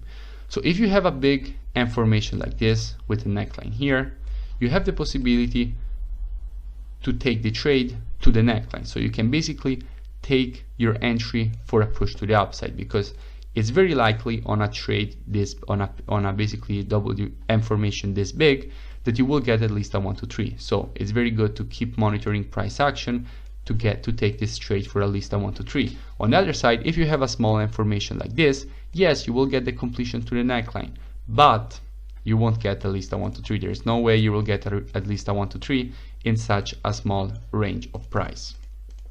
So let's see what happened. I wanted to show you these 2 examples. One example in which you couldn't take the trade, and one example in which you could take the trade because you had at least a 1 to 3. So let's go on the 4-hour time frame, because here we have our information. So rule number 1 is satisfied. The pattern is big, so we need to see if we can take our trade and if we can take this pair to the upside. So let's bring back our environment indicators and let's see what's going on. At the moment, everything is still pushing to the downside, so we cannot take the trade. And this is the exact moment in which the market has shifted to the upside. As you can see, we have now a bullish environment. 10 EMA above the 20, MACD above the 0. So what you're supposed to do is obviously be ready to take your trade. You can also delete the indicators, because now you know that you're in a bullish environment. You don't even need them anymore. So what you need to look is where is basically the structure. You can see very clearly that the structure is here, because the market went up, retraced, and continued to the upside. So clearly we have resistance here, which is now support. The second thing you need to do, as usual, it's always the same things, guys. Always the same patterns for entry, always the same patterns for direction. What you need to do is check the numbers in the case of entry. You know that you have 80 around the area, and obviously the slippage number for 80 is 65. So our entry will be around this area. So we will take our entry on 80. Now in this case, since the 80 is just a little bit below this resistance area, you can even put your entry a few pips above, even if overall the market will hit the 80. Most likely, most of the times the market will hit the 80. But in this case, since their support is a little bit few pips above, there is no problem in putting your entry few pips above. And obviously we know that the market, if it slips, it will slip inside of this area. It's supposed to stop either at 80 or inside of the area, or at most at 65. Now obviously sometimes you get some slippage even below, but you have already seen how accurate these numbers are. So our stop loss for sure needs to be below this area. Now in this particular case, you can also protect your stop loss with this low, because you see that the market went up, and now it's supposed to go down for a retracement before completing the pattern. So you can protect your stop loss by putting it below, few pips below this low. Why should I do that? Because simply, if the market takes out my stop loss, it means that the market has created a lower low. So by definition, the market is not now in a bullish environment anymore from a structural point of view. And also our indicators will probably shift to the downside. So that is a good thing, because overall, your job is to put your stop loss in a way that if it gets triggered, it means that basically the setup has failed. The setup in which you had the market structure in which the way it was has failed, and we have now a new market structure. So now we need to determine where is the neckline. Now in the case of the weekly MNW formations, if you remember, we would have put our neckline in this way, and then we would have taken the first strong number below, and that is exactly the same way in which you're supposed to do it on the daily time frame. And as you can see, in this particular case, when you put your when you put your horizontal ray on the close, so on the bodies, you get exactly 1.5080. So that will be your take profit on the 4-hour time frame. Your take profit for your trade, basically. So as you see, we are getting a 1 to 4 to our take profit. Let's see if the market triggers. So we already got filled on our order. The market went for the retest of the previous resistance, now turned support. Seems that the market is shifting to the upside, however it goes back below. A little bit of slippage below the 65, so we are now in a little bit of a risky situation. It seems the setup is failing, but our stop loss is placed below the low, so the market still didn't create a lower low. So if it now shifts back to the upside, we will be perfectly fine, also because the market created an information. So we have the possibility to go at least for a retest of the 80 here. So the market pushes above. Now this is a bullish pattern. I wanted to show you guys this. This green candle you see here is overall a bullish pattern. Every time you see a candle that looks like this, let me draw it better. Every time you see a candle that looks like this, the next candle will fill in the wick. and we have a high probability this of happening. And also if you see a candle like this, but on the other side is bearish, so if you see a red candle like this with a wick in this way, expect, actually the wick needs to be bigger, so basically the wick is bigger than half of the candle. That is the rule. The wick has to be bigger than half of the candle. How can you measure that? Simply by taking your Fibonacci from the high to the low and looking if by doing this the body of the candle is above or below the 50% fib, because basically the 50% fib will be half of the candle. So if you put it in this way, the 50%, if the body is above the 50%, it means that the next candle is supposed to fill in the wick. Very simple concept. So just something I wanted to share. So now I expect the next candle to fill in this gap, because as you can see, if we measure this candle, let's measure it, you're getting the 50%, almost, the market is almost 50% basically of the candle. The body of the candle is half of the wick. So the next candles fill in the wick, then we have another push to the downside, and now we are absolutely risk free. Our stop loss is now 1 pip in profit, and we are risk free on the trade. And now at this point, after such a candle, the pattern should complete and our take profits should hit, and that is exactly what happened, and we got our 1 to 4. So this is simply how you're supposed to trade the the daily W and M formations. That is how you're supposed to trade the daily W and M formations. Extremely simple concept. You need to look if there is a WRM formation. You need to have at least a 1 to 3 risk to reward, and obviously the third rule, which is the same as the weekly WRM formations and is the exact rule that we just used, we need to have 4-hour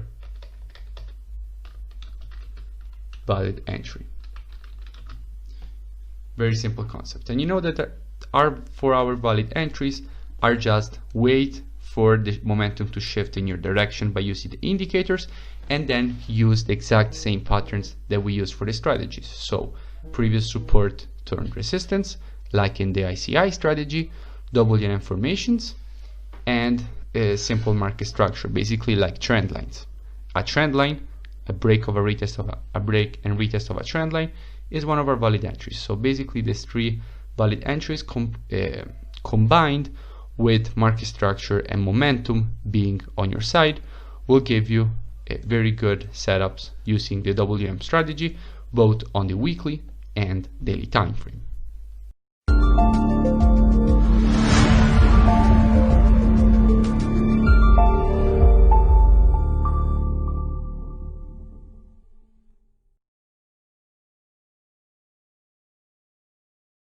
What's up, traders? Let's speak about the TL-TCL strategy. Now the first thing we have to define is that what is the TL-TCL strategy. Now the first thing is that TL stands for trend line.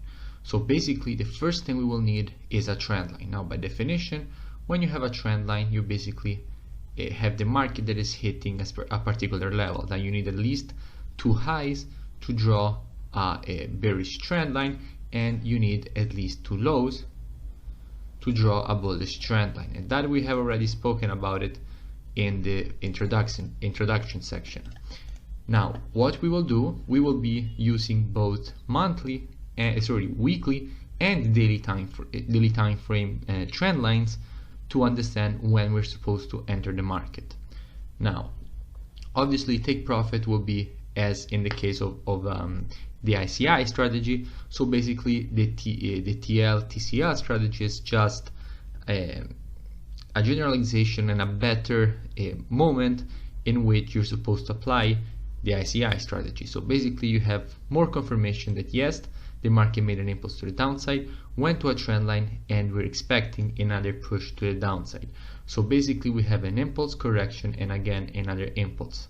Now what CTL stands for, because we know that we said the strategy is called TL, TCL. So TL is trend line, CTL is counter trend line.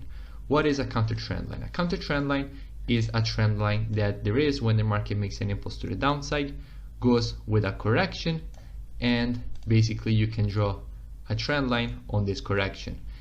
And why it is a counter trend line? Because at some point the trend line will break, and that is when you're interested in selling. You will not buy the bounce of the trend line, like in this particular case, in which you're interested in buying from here. In this case, you're interested in selling from here. And in this case, again, you're interested in selling from here. So in a normal trend line, like a bearish trend line and a bullish trend line, you're interested in buying the bounce of the trend line. Here with the counter trend line, so the definition, you first have an impulse to the downside, and the trend line is taken on the correction of the previous impulse, then you're interested in selling after the trend line has broken. Now let's go and find some examples both on the weekly and on the 4-hour time frame. Now let's get some price action. So here we are on the weekly time frame. Now the first thing, for example, we can immediately recognize that if we take a trend line from this high in this way, as I have taught you, because most traders, as I have taught you, will take the trend line this way, so from this high to this high here, and they will have no touch here, so they won't know what to do. You know how to take the trend line in the best way possible, so basically in this way, touching 3 candles here. And if you do this, you immediately recognize that the market is rejecting this area. So what you will do, you know that you have 3 touches on a trend line, you have 2 touches, we could have the 3rd touch. The market has already touched it on the weekly time frame, so what we do, you already know it. You go on the 4-hour time frame and you look for a shift in momentum. It's the exact same thing every time when it comes to entry. You go, you bring your indicators, and you're waiting for a shift in momentum. As you can see, at the moment everything is extremely bullish, so you're not interested in the pair at the moment. Now everything is still bullish. Now this is the first time that the market shifts to the downside. You can see that now the MACD is below the 0 and EMAs have crossed and the market is a bearish trend. Now if you look at the numbers, the price is 132.72. Now what this means is that you can take short in between the 80 and 95 area. So basically this box here. And you will also have this trend line to protect your stop loss that must be above this structure. Your stop loss must be above this high to be 100% sure that if it hits, the market has created a higher high. So we can take short inside of this box. Let's take short from 95, since we can expect the market to make a retest before continuing to the downside. Stop loss will be above this area. Now what about our take profit? Where can we put our take profit? The answer would be very simple. If you zoom out, you will realize that we expect the market, after we hit the trend line, to create a lower low. So if the market will go to create a lower low, it means that the market needs basically to make all of this impulse to the downside and break below this low. Now to break below this low, what it means is that we can take, if the market basically wants to create a lower low, what we can do is we can use the fact that we know that the market is supposed to create a lower low and take our Fibonacci on the previous leg, which in this case will be from this high to this low, because this is the previous leg on the weekly time frame. If not, the market is supposed to create a lower low, this will be the previous leg. It's always the same concept. There is no need to go on the weekly time frame to identify it. So once we know that this is the previous leg, our take profit will be at the first strong number above the minus 27. We already know it. So if the minus 27 is 108.34, our take profit will be 128.50. So this will be our take profit. And we can immediately see that we have 1 to 4.50. Now let's see what happened. The market already triggered our order. we have a slippage against us. The market is moving against us, but we know that until the market basically goes to our stop loss, so basically above this high, the market is still in a bearish trend. Why do I say this? Because we have a high here, and we basically, until the market will create a higher high, then we will be perfectly fine. Now the market is impulsing to the upside, however, it never reached our stop loss. We still are break even. And now this is basically the moment in which you're supposed to go risk free.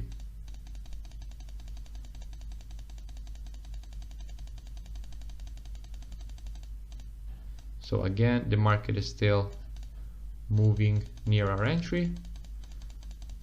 Now we got the first break to the downside. The market is pushing, and take profit is almost hit. Okay, take profit is hit.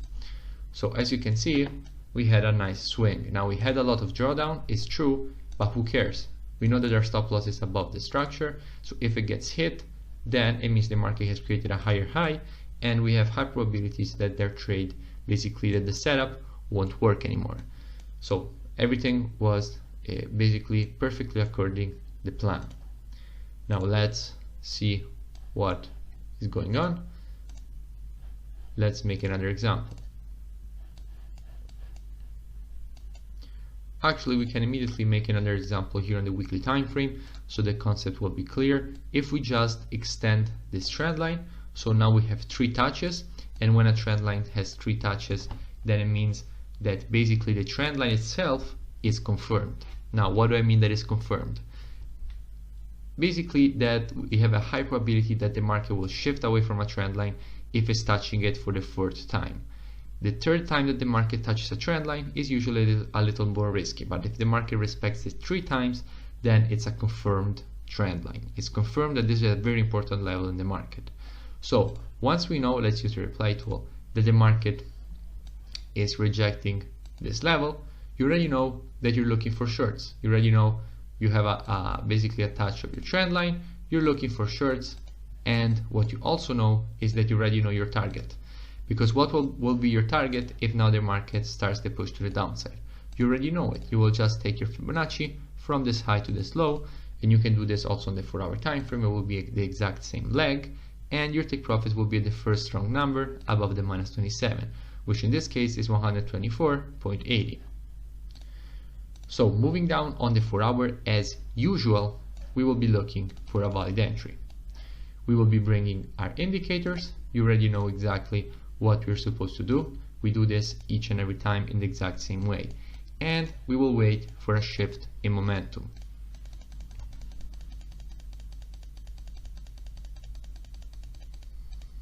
So now we just got a shift in momentum. The market has broken below the MACD, 10 EMAs below the 20, everything is pushing to the downside. Now where is our previous support, now term resistance? Is exactly here. As you can see, we can put a horizontal ray on it. The market had found support around this area, and now we're expecting it to be resistance. So let's put our sell limit at this order. Basically, let's now look, we have our sell limit there, let's look at the structure. The market goes down, up, down. So where will be basically the high above which I want to put my stop loss? Very simple. My level at which I want to put my stop loss, it's above this high. So let's put our stop loss above this high. Now the best way to do this is to look where is the first strong number above the high, and you can see that the first strong number is 131.20. So we want to put our stop loss, let's say 5 pips above the first strong number above the high, because in this case this is already a very small stop loss. So if we put it up there, we give our trade more air, and it's perfectly fine. We already have identified our take profit from the weekly time frame. As I already said, we could have done it in the exact same way, just by taking our Fibonacci in this way, which is the exact leg we already took on the weekly time frame. And let's see if our order gets triggered. So our order gets immediately triggered. Let's see if we get drawdown. Seems we're getting some drawdown, but then the market shifts to the downside, and now you're supposed to go risk free. You got a big push to the downside.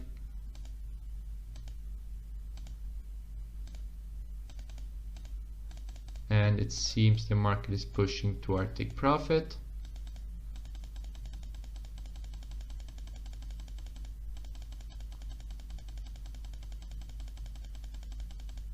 At this point, guys, I would have exited the market before my take profit was hit because I had a rejection. So if you are near to your take profit and the market starts a rejection to the upside, just close out the position. You already have a 1 to 6.86. Close out the position. You made much more than you need. So we have a 1 to 6 again.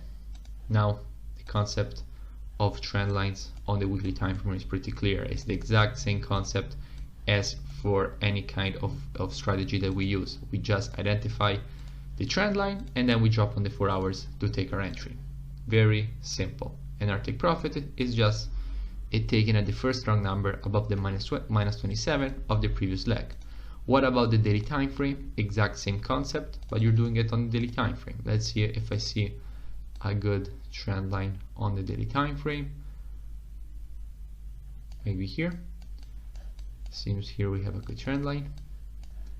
So you can immediately see that if you take your trend line from this high, touching as many candles as possible here,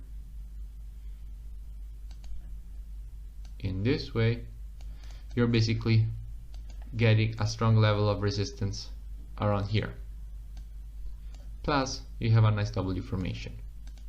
So basically, we don't need real indicators yet. So basically, let's see how we're supposed to take our entry here in the exact same way as for the weekly ICI strategy. So we know that the market, and in the same way also as the trend line strategy on the weekly time frame, we know that the market has just hit an important trend line from the daily time frame. So what we're supposed to do is drop on the 4 hour time frame and perfect our entry. What about take profit? Take profit is just in the exact same way as the weekly time, as basically the weekly example we have just made. If we are expecting the market to create a lower low, our take profit will be at the first strong number above the minus 27 of this previous leg. So let's take our Fibonacci from the high to the low, and the first strong number above the minus 27 will be 137.50, because here we have 30, the first strong number above is 50. So we have our take profit. Let's go on the 4 hour time frame and let's see when we get basically a break of structure in our favor and the momentum to shift in our favor. Now at the moment everything is still bullish, as you can see. Everything is still bullish.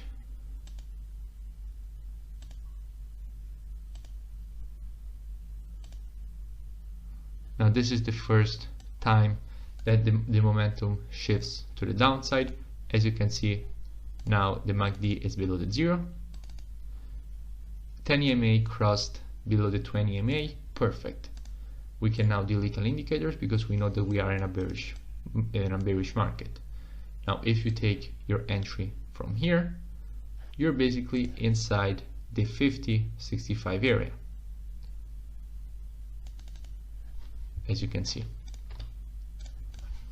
So we can take short immediately from here because everything has just crossed to the downside. We already know our take profit from the daily time frame, and we already see that the market has created a high here. So what we can do is just put our stop loss with some air above this high. Why so much? Why do I want to put my stop loss at such a big distance? Because anyway I have a 1 to 3. I have a 1 to 3, so I'm perfectly fine. And if the market will go a little bit above just to hunt the stops that are placed just above this high, I don't wanna basically have that risk. Why? Because I can. I have 1 to 3, so why put a tight stop loss if I already have my minimum 1 to 3 risk to reward? There is no need. Let's see if the market will make will basically hunt the stops that are above here.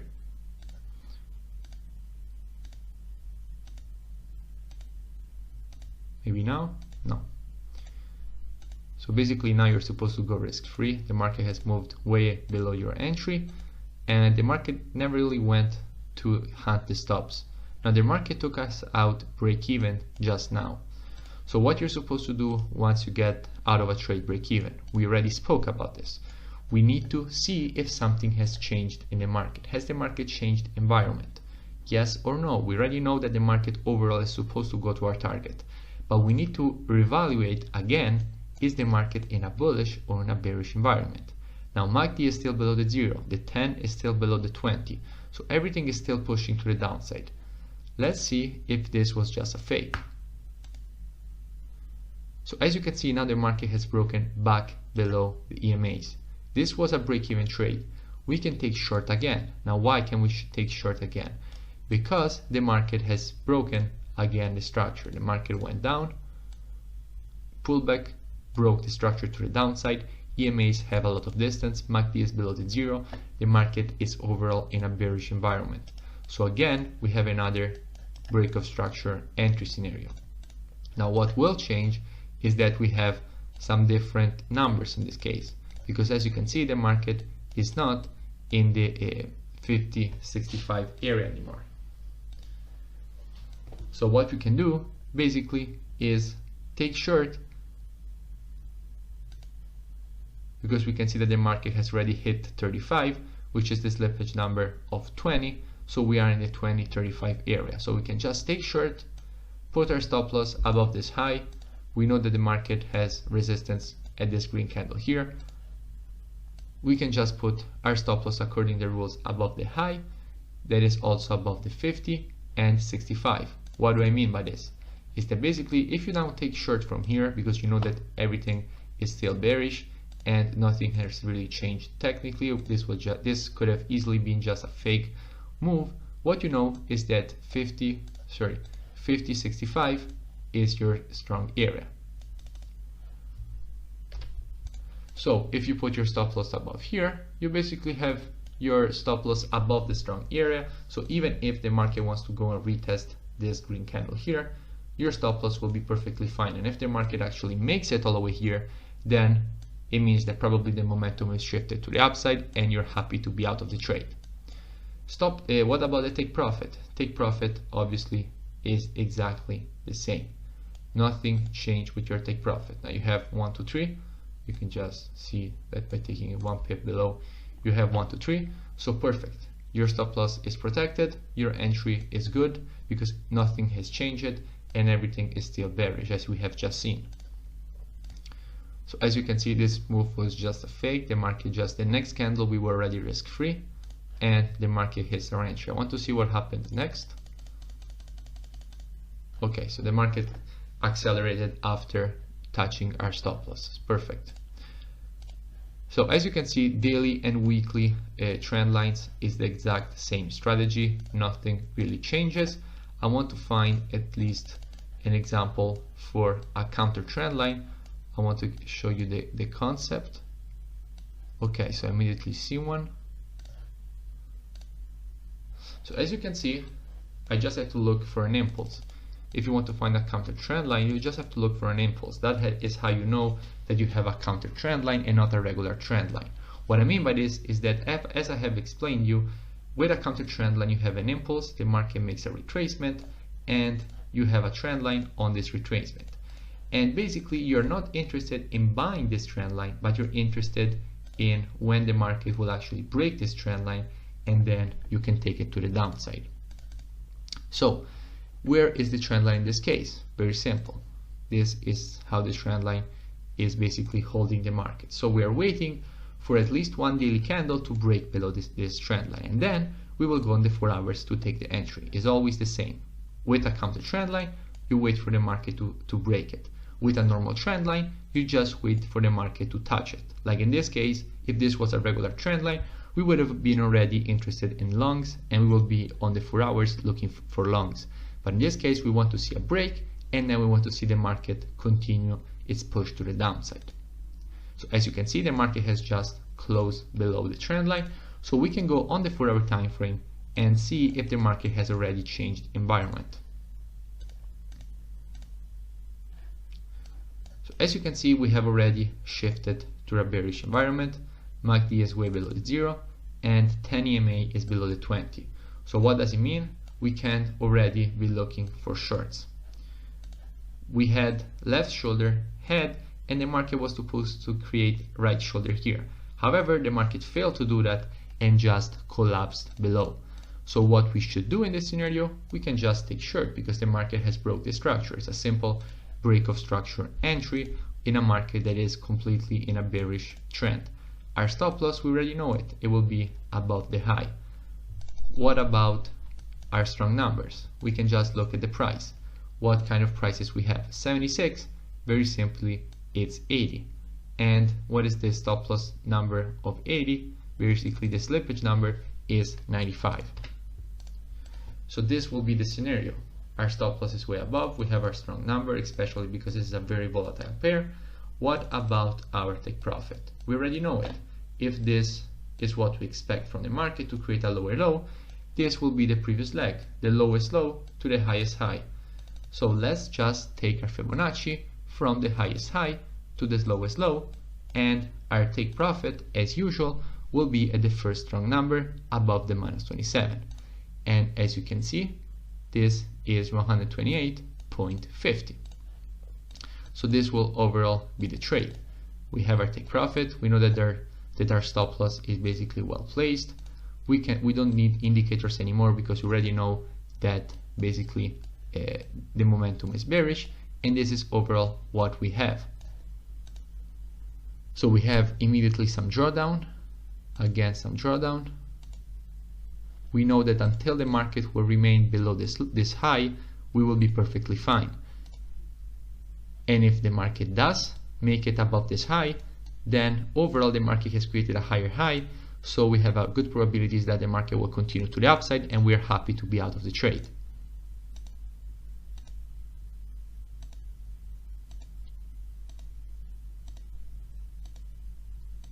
So the market is stuck after our entry. Okay, this is the first push to the downside that we get.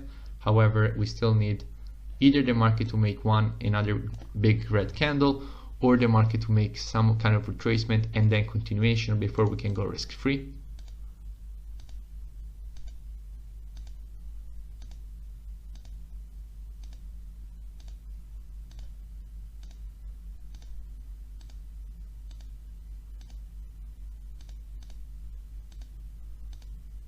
Okay, this is exactly the moment in which we go risk-free.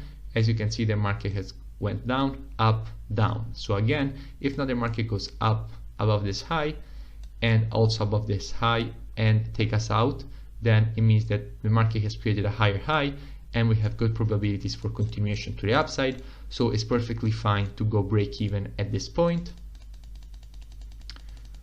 We are break even on the trade. We're not risking anything. Let's see if take profit hits. So at this, okay, perfect. I was about to say that if this point the market went nearer to my take profit and then started rejecting, I would have just closed out the position, as you guys know. Because even if you close out your position around this area here, if the market is starting to reject, you already have 1.4.8, which is way more than you need. But as you can see, you have no rejection and the market just goes straight to your take profit.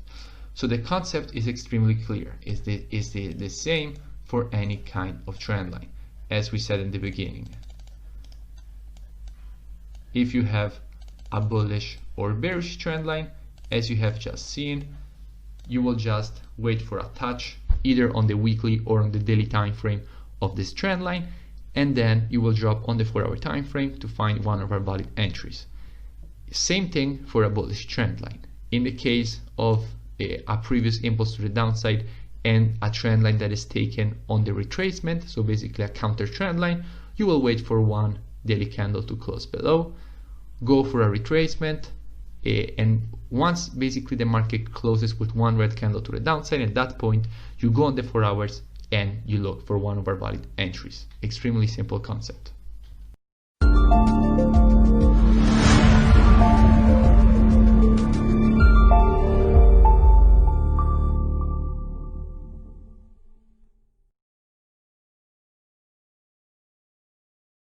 Okay, so now you know the rules of the ICI strategy, you know the rules of the WM strategy, and you know the rules of the TL-CTL strategy. Now these three patterns, as you already know, are for direction.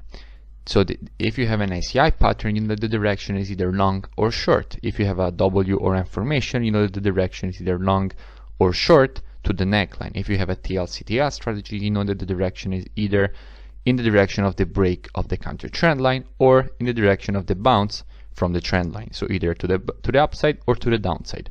Now, what about the valid entries? You already know that if you have a bullish ICI pattern or M formation or TL-CTL strategy bullish, if everything is bullish, so the direction is to the upside, then you will wait for the environment to be also bullish. So the EMA is to cut for long and the MACD to be above the zero. On the other side, if everything is bearish, so if these patterns are giving you the direction to the downside, then you will wait for the environment to be bearish. So the EMA is to cut for short and the MACD to be below the zero.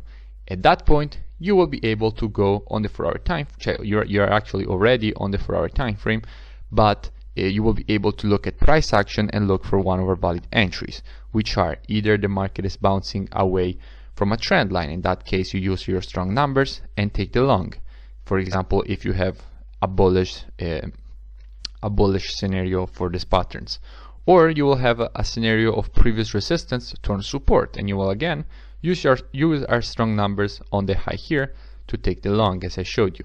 Or if you have, for example, an M formation, you will use your strong numbers to take this long. Or again, for example, if you have a counter trend line to the downside and overall the pattern is bullish, then on the break of the counter trend line and retest, then again you will use your strong numbers to take this long. So what is your job at the moment? So at the moment, you know the rules of the strategies, you know how you're supposed to apply them. Now it's the moment to basically backtest and live trade them. What do I mean by this? The first thing you need to do, you're supposed to be basically backtesting the strategies. What do I mean? Simply what we did during the session. So basically see when the market is showing you the pattern. So basically impulse, correction, impulse. Use the replay mode, go on the 4-hour time frame and look for our valid entries. Wait for the shift in momentum and everything connected to it. And that point, basically by doing that, you will be really you will become familiar with the strategies and gain confidence in them, because basically you will understand and see that they actually work, so you will be much more comfortable when you're live trading them.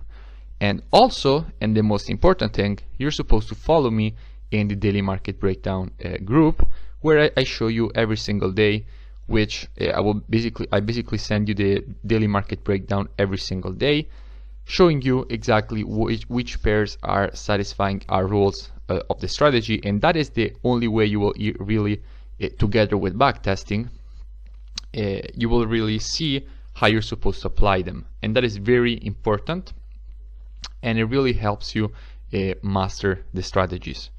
So every day you will get the daily market breakdown, and make sure you also practice on your own every day to analyze the market and see which patterns are actually near to completion. Put them on your watch list, keep following, but don't skip the part about backtesting. Always make sure you're also backtesting and live trading them with my support. This is all. Make sure you add yourself to the group. At the moment you have the rules of other strategies. Now it's your job to put in the work, backtest them and live trade them together with me.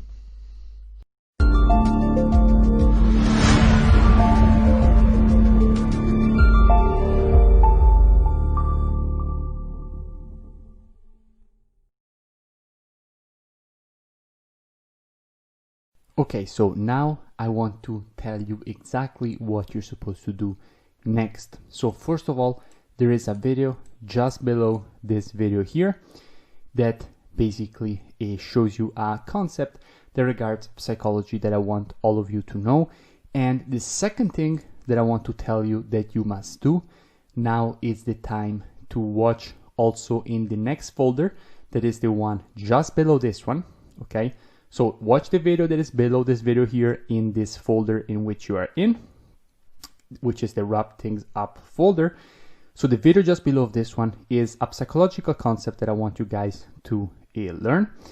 And in the next folder that is called New Extra Service Backtesting Sessions, I want you to watch all those videos because you will see me apply the strategies exactly how you're supposed to backtest. Okay, I will be doing some backtesting sessions. I will continue basically adding them more and more backtesting sessions, showing you exactly how you're supposed to be backtesting. Because now, as you know, I gave you 4 months for free, and if you're a lifetime member, you have all the time as well. I gave you 4 months basically in which I want you to backtest the strategies like crazy, okay? Because I want you to master them and basically become an expert with the strategies. And the first thing is to watch me do it myself, okay? I will show you exactly how to backtest. So go, first of all, watch the video just below this one because it's an important psychological concept.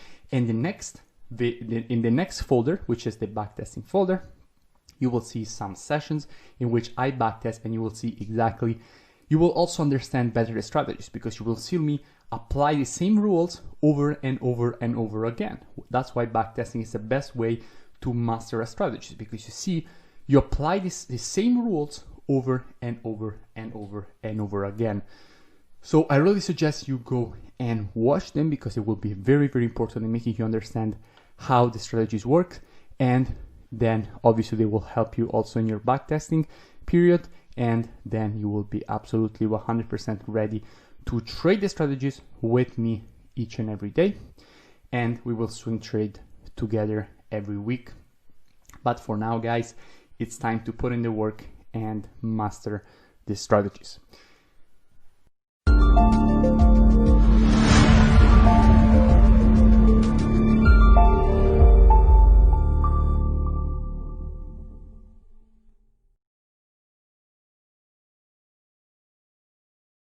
Okay, so I was speaking today with a dear friend of mine, which is also an investor for me. And basically, he has a big sum invested with me, okay? I manage his account. And we were speaking about probabilities in the market, okay? Probabilities in general, how probabilities work. And we were speaking about the fact that most people actually think that if they have a strategy that has, let's say, a 50% win rate, if they take 10 trades, they will have 5 winners and 5 losers, okay? Many people think that this is the case, but you need to understand that this is not the case. You will have clusters of good luck and clusters of bad luck. You need to really understand this. This is very important. So you can't judge anything on only 10 trades. On the other side, if you have a strategy that has a 50% win rate and you take, for example, 100 trades, or even better, 1000 trades, then definitely you will have a higher probability of having an exact 50 winners and 50 losers. You need to understand this because this is very important, because many people think that in trading the balance of your account basically will go like this. Okay, it will be like a straight line, and that is not the case. Okay, that is not how an account grows. An account grows like this, like a trend in the market.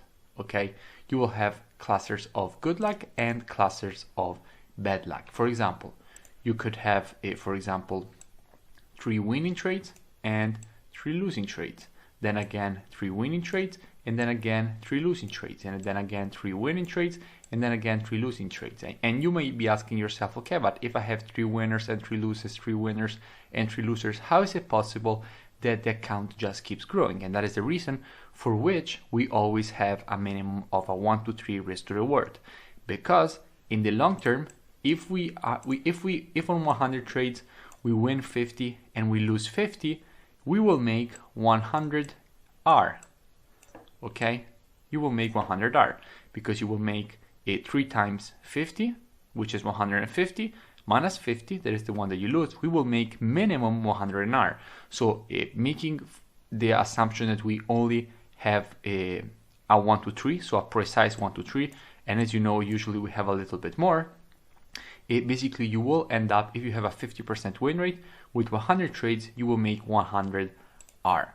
And that is the most important part that most traders fail to understand. They really fail to understand it. I don't understand why, because this is such a simple concept, okay? Such a simple concept. They have zero ability to think in the long term. They're only focused on the short term, and that is why they keep blowing their account, because they always want to make up for their losses immediately. I mean, they just have zero trading psychology, zero understanding of how probabilities work and how trading psychology and risk management work. But anyway, this is just a thoughts that we were having with my friend, and I just wanted to share it.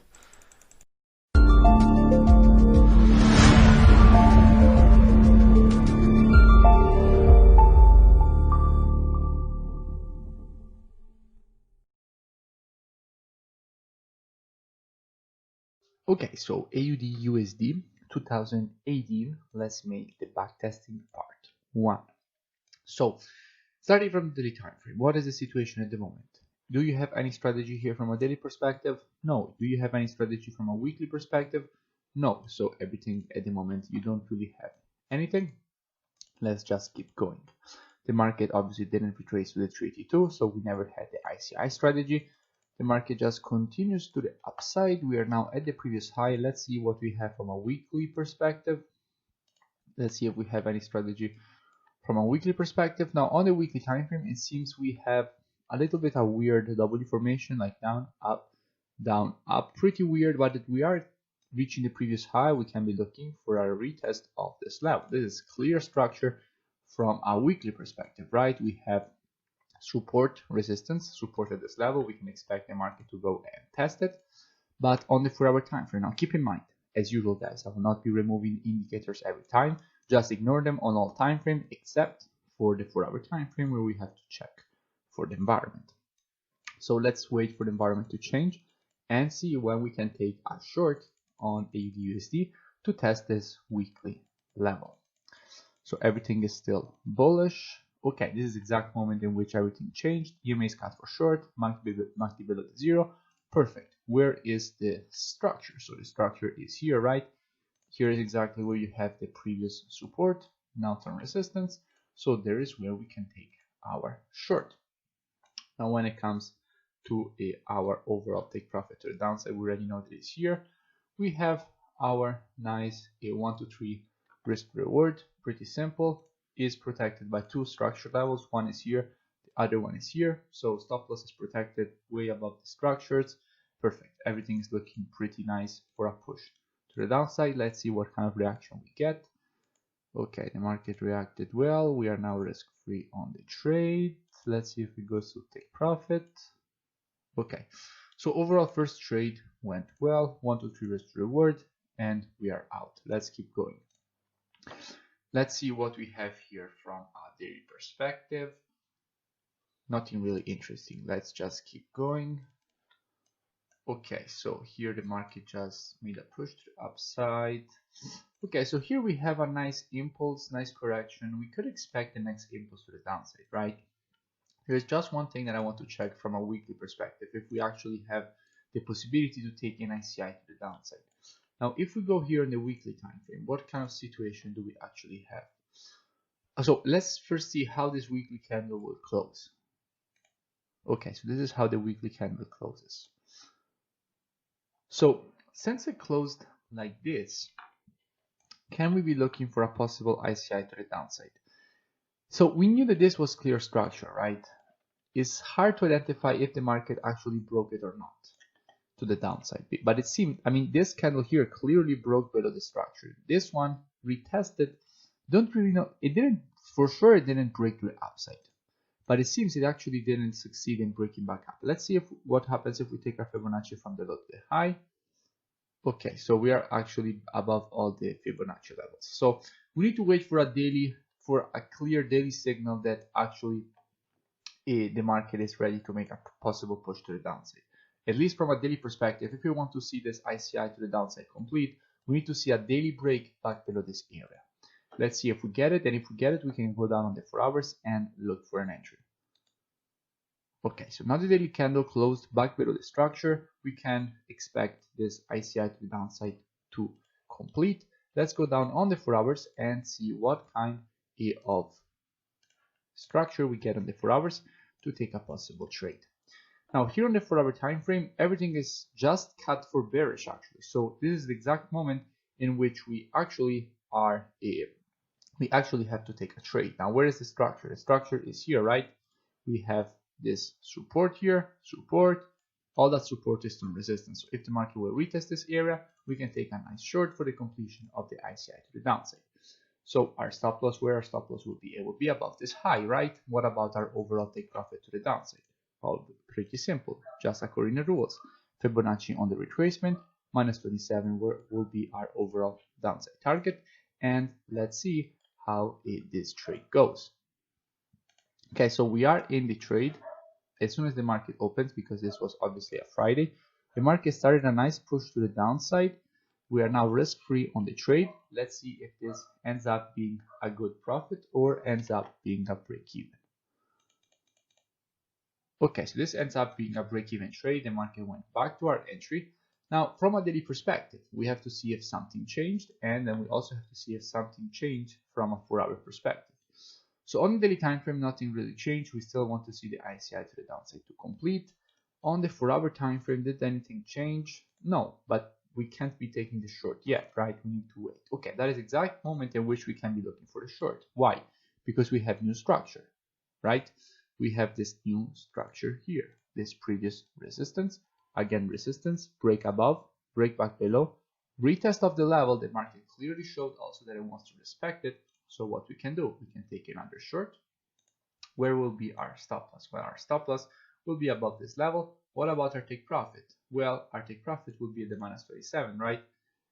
Now we can obviously be taking our stop loss a little bit higher, but I want to check the actual take profit. Taking our Fibonacci from the high to the low, the minus 27 is here, but this is AUD USD, right? So on AUD USD, we still have the strong numbers. So here we have 0.20 is here. So strong number 20 is here. So our take profit is the first strong number above the minus 27. Let's see if we still get a minus 27. Otherwise, we will just, let's see if we get a 1, 2, 3. Otherwise, we will just use the minus 27. And yeah, seems we can still get a 1, 2, 3 with a stop loss protected by structure. So we can be looking at this setup to the downside. Okay, so this is the situation on actually also this take profit was here. So let's see what is the situation here. Let's see if this will be a loss or if the market will move to our side. So a little bit in drawdown, market moves down. Okay, we are obviously now risk-free. Let's see if it will be a win or if it will go back to our entry. Okay, so the market overall went to the downside. Pretty nice. Okay, so let's keep going and see what kind of setup we actually can get. So the market breaks above. At the moment, it is above structure, but with an ICI to the downside with support here. Obviously, we can't be looking either for a long nor for a short. Break back below, pretty shitty price action here. Now let's see what kind of here we can be looking for an ICI to the downside, right? But let's see on the 4 hours what kind of situation we get. No, obviously we can't be taking the short because we will never get a 1, 2, 3 risk to reward. Okay, we got a deeper retracement. Let's see if the market shows an entry. So we could be looking for a short from here, okay, on the retest of the structure, right? This previous support here to resistance with a stop loss above the high. The problem is the take profit.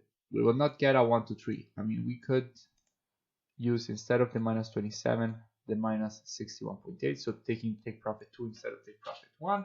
So that is the only thing we can really do here to see if to basically be able to take this setup. But let's see what will happen.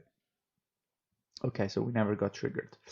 Perfect. Okay, so let's just delete it and let's see what is going on. Obviously, now that the market reached exactly the previous low, we can't be looking for the entry. Let's see what happens. So the market makes a big push to the upside, then just big push down. Pretty bad price action here in this year, basically on AUD USD. Let's see what we have here from a daily perspective because I just spotted a nice ICI. So the market made a nice retracement. Okay, impulse from here, impulse, retracement, back to the previous structure, we expect the next impulse to the downside, right?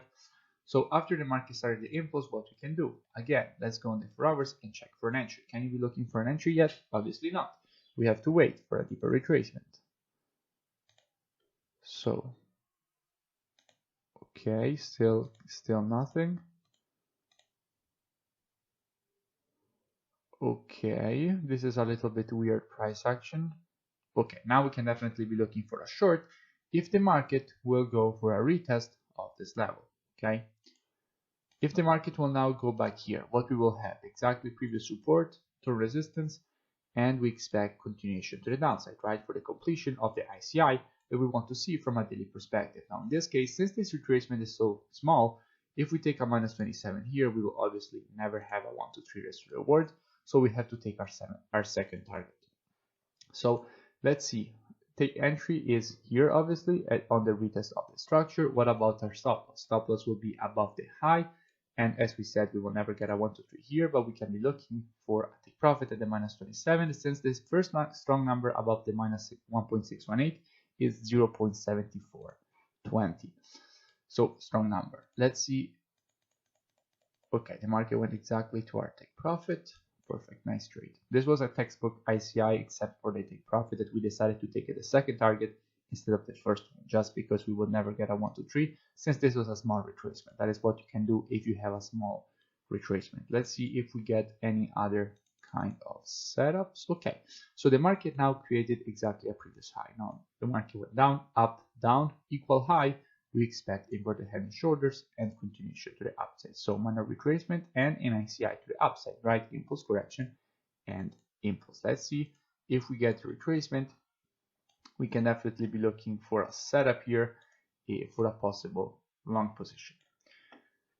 So the market went down.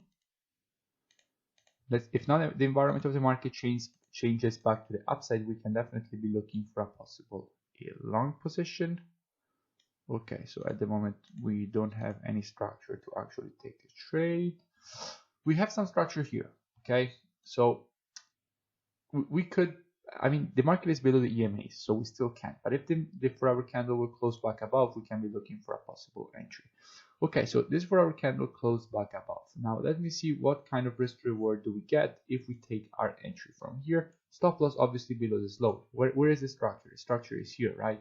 We have the previous resistance, not our support. The market already retested. Stop loss below the low.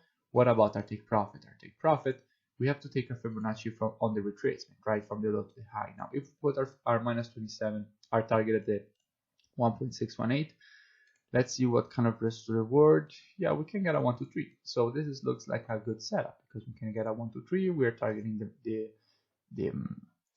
the minus 1.618. Obviously, we can target 0.7620 even if it's a strong number because we will never get a 1 to 3. So in this case, we have to be a little bit more risky and take it in this way. So minor drawdown, almost 50% of our overall risk drawdown. The market created new structure here, right? We have previous resistance, which the market now, if it will retest, it should continue to the upside and respect it as new support. Nice push to the upside. Okay, almost taking out break even on the trade. Let's see what will happen.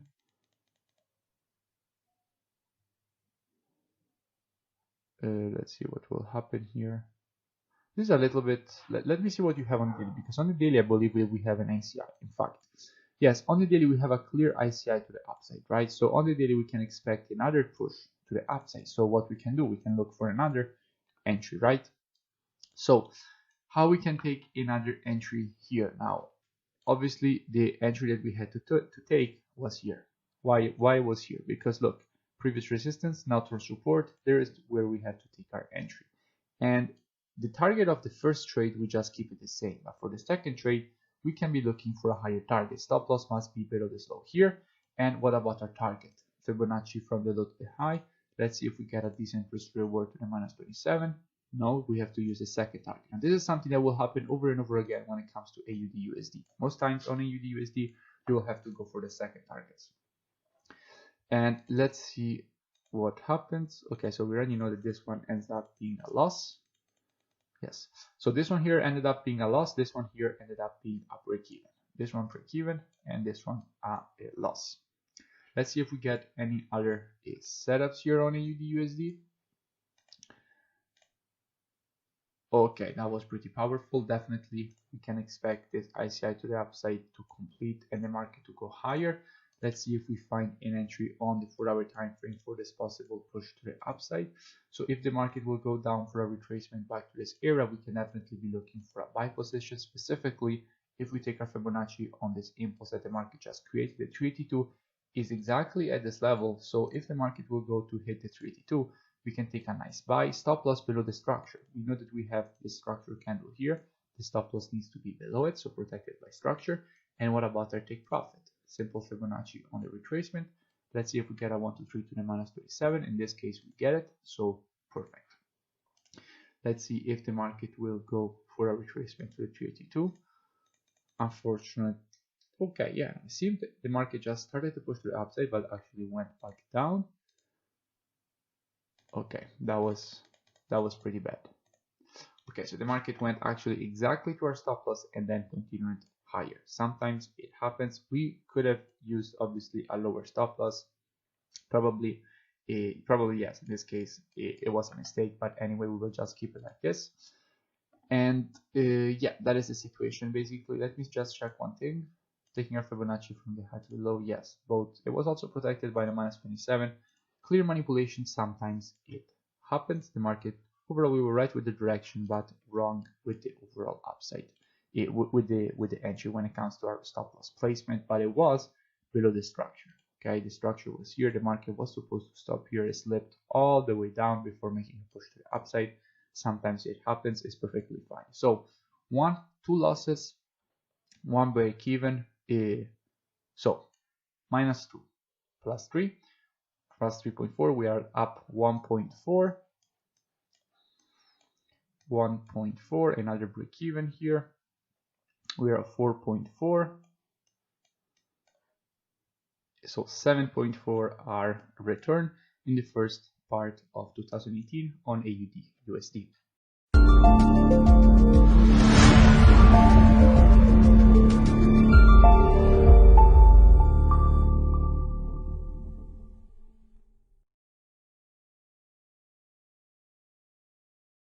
Okay, so I know that many of you have a lot of questions when it comes to COT reports, and basically I tried to make it as simple as possible, okay, as simple as possible, straightforward. And I also basically created here for you guys some simplified reports that you can access basically directly from this page. As you can see, there is a button below this video, and you can access them, and they're already updated. So I basically do all the updating for you guys, and you just get the complete report. Now I will now show you why these reports are so important. And I will try to do it in the simplest way possible. So first of all, what are they? So what are they? Basically, they are the reports that the US Commodity Future Trading Commission gives us every week. Okay, every Friday you will get this report, and basically what it shows you are the positions that the commercials and non-commercials have in the market. Now, when it comes to commercials, it means basically all those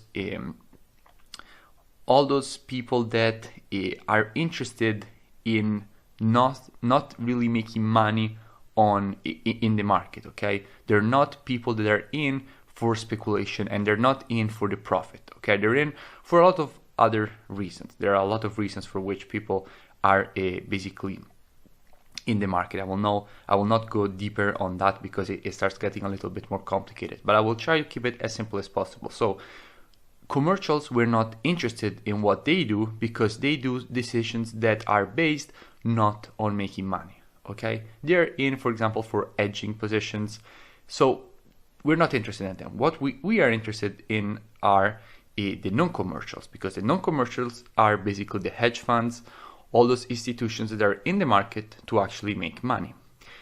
And why are we interested in what these guys are actually doing? We're interested in what these guys are actually doing because they actually move the market, because they have the money to move the market. So most of the time, like almost always, the market will move in the direction in which they are positioned.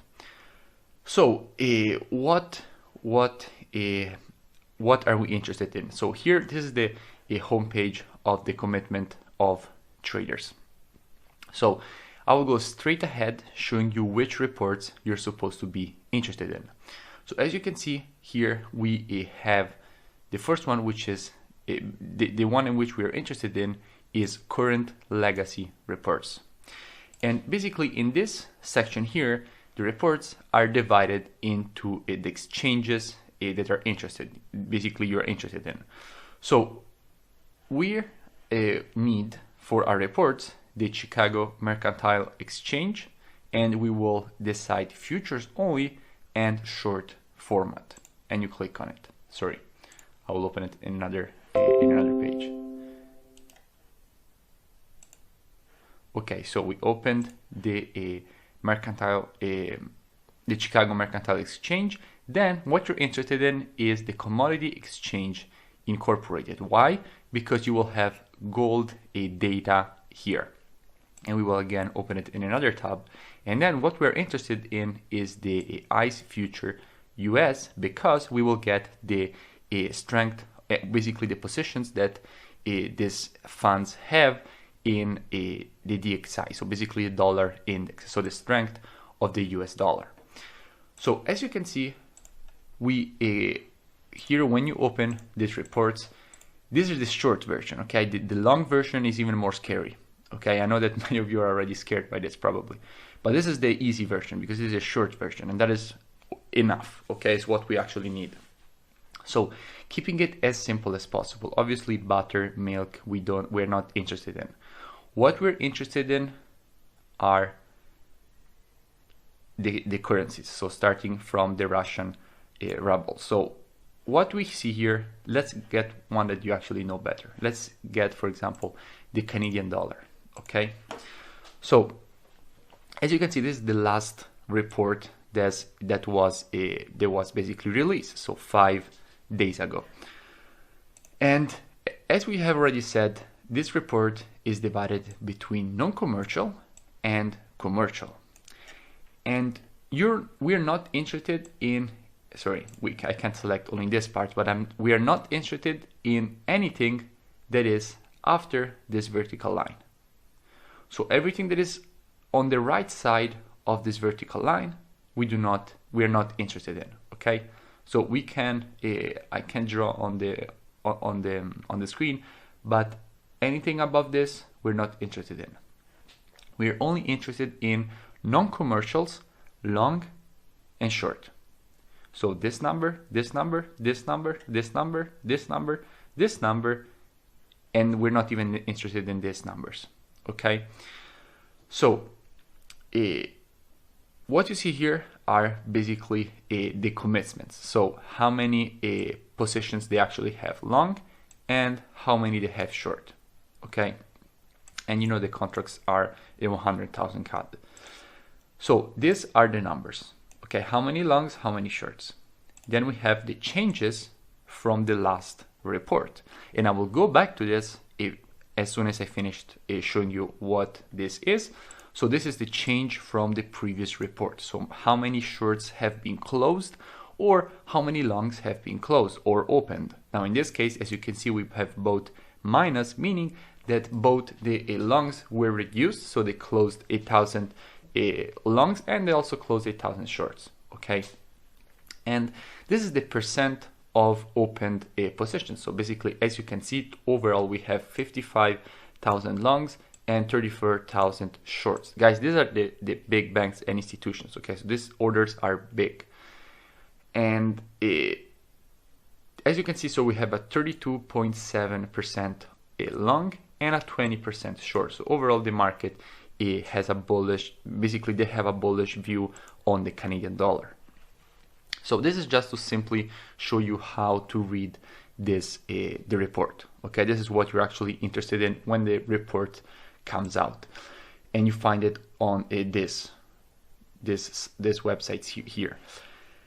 And okay, so these are the three reports. This is for gold, and it's the exact same concept. Okay, you're only interested in the longs and shorts. These numbers here. You're sending me questions right now.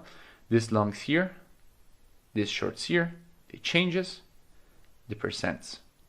Okay, and you're not interested in the numbers on how many traders are actually in the market. And then again, this is just for the DXY, the dollar index, to see the strength of the dollar index. And same concept, you're only interested in non-commercials, longs and shorts. So how many positions they change, how many they closed, how many they opened. For example, here you can immediately see that they have opened 1,000 new shorts and they have closed their longs, like a little bit of their longs, but overall you can also see that they're still massively bullish. They still have a lot of longs open. So this is just, it really helps you, gives a lot of insight. I know this is a little bit complicated. I took a lot of time. I decided in the beginning I didn't even want to share this, but because I know that it will be very complicated for basically people that are completely new to the market, but I try to make it the simplest way possible.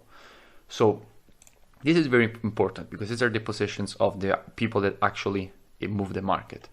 Now, how have I actually grouped everything? Now, as you can see, this is only one report, but one report is not really, it doesn't really show you much because you need also the past reports. And I have already made a collection of past reports that I will continue basically increasing, and I basically made it in a simplified form, not in the form that I used to have in the past, basically that I use normally. I made it in a simplified form that anyway has only this small, only these numbers here, this one, this one, this one, this one, this one, and this one. So everything as simplified as possible, only the relevant things. And I have it here.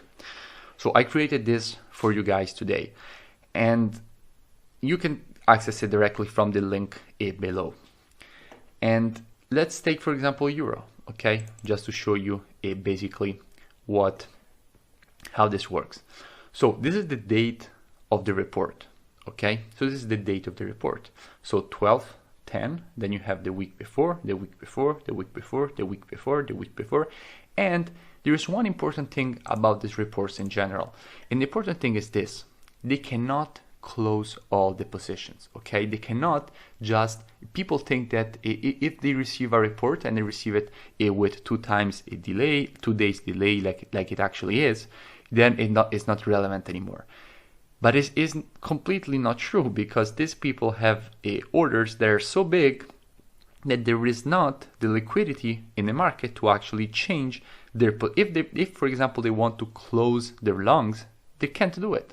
They really cannot do it, because there is not enough money for them to basically close their positions, because as you know, in the market, for every buyer there must be a seller. So if there is no seller, then they can't buy, for example. Okay, so they need to create a liquidity, and the reason for which they have to create the liquidity is the reason for which there are all these manipulations in the market. But put from a very simple perspective, like I did in these reports here, I will now show you how to read them, and then anyway you will learn how to actually implement this to a real chart, because I will start integrating this in every analysis, in every market breakdown that I give to you guys. I will be integrating it with the data, so you can see in real time basically how you're supposed to do it. But first, I really wanted to show you how to actually read the report and how to find them, so that you can do this yourself. And basically, because as you know, my ultimate goal is to make you an independent trader, okay? So not dependent on my report. So that is why I showed you where you have to take the data in order to be able to make your own tables. But obviously you have mine that are updated every week, so directly from the link below this video. So no need for you to actually do them. So here, for example, on the euro, okay, you see the date of the report, the long positions that we said before, how many longs, how many shorts, the change in the longs, so in this case they added 340 longs, the change in the shorts, so as you can see they decreased the shorts for 1000, and the percent of longs and shorts, so there is a 25.5% long and 35.9% short. And as you can see, I have also the report before, so you can basically see that what happened is that they decreased the longs and they decreased also the shorts. So basically this is how the reports actually work. So you see how you can see the changes in the longs, you can see the changes in the shorts that are already summarized for you here. You have the change in percentage, so how many longs there are and how many shorts there are, and this is extremely important, and this is how to read the tables that I give you, and then you will see, I mean, it's quite immediate to understand how you actually have to implement them, because you have information on what they're actually doing. Obviously, if you see market makers adding a massive amount of longs, for example, and closing out all their shorts, then like they did, for example, like they did on gold, for example,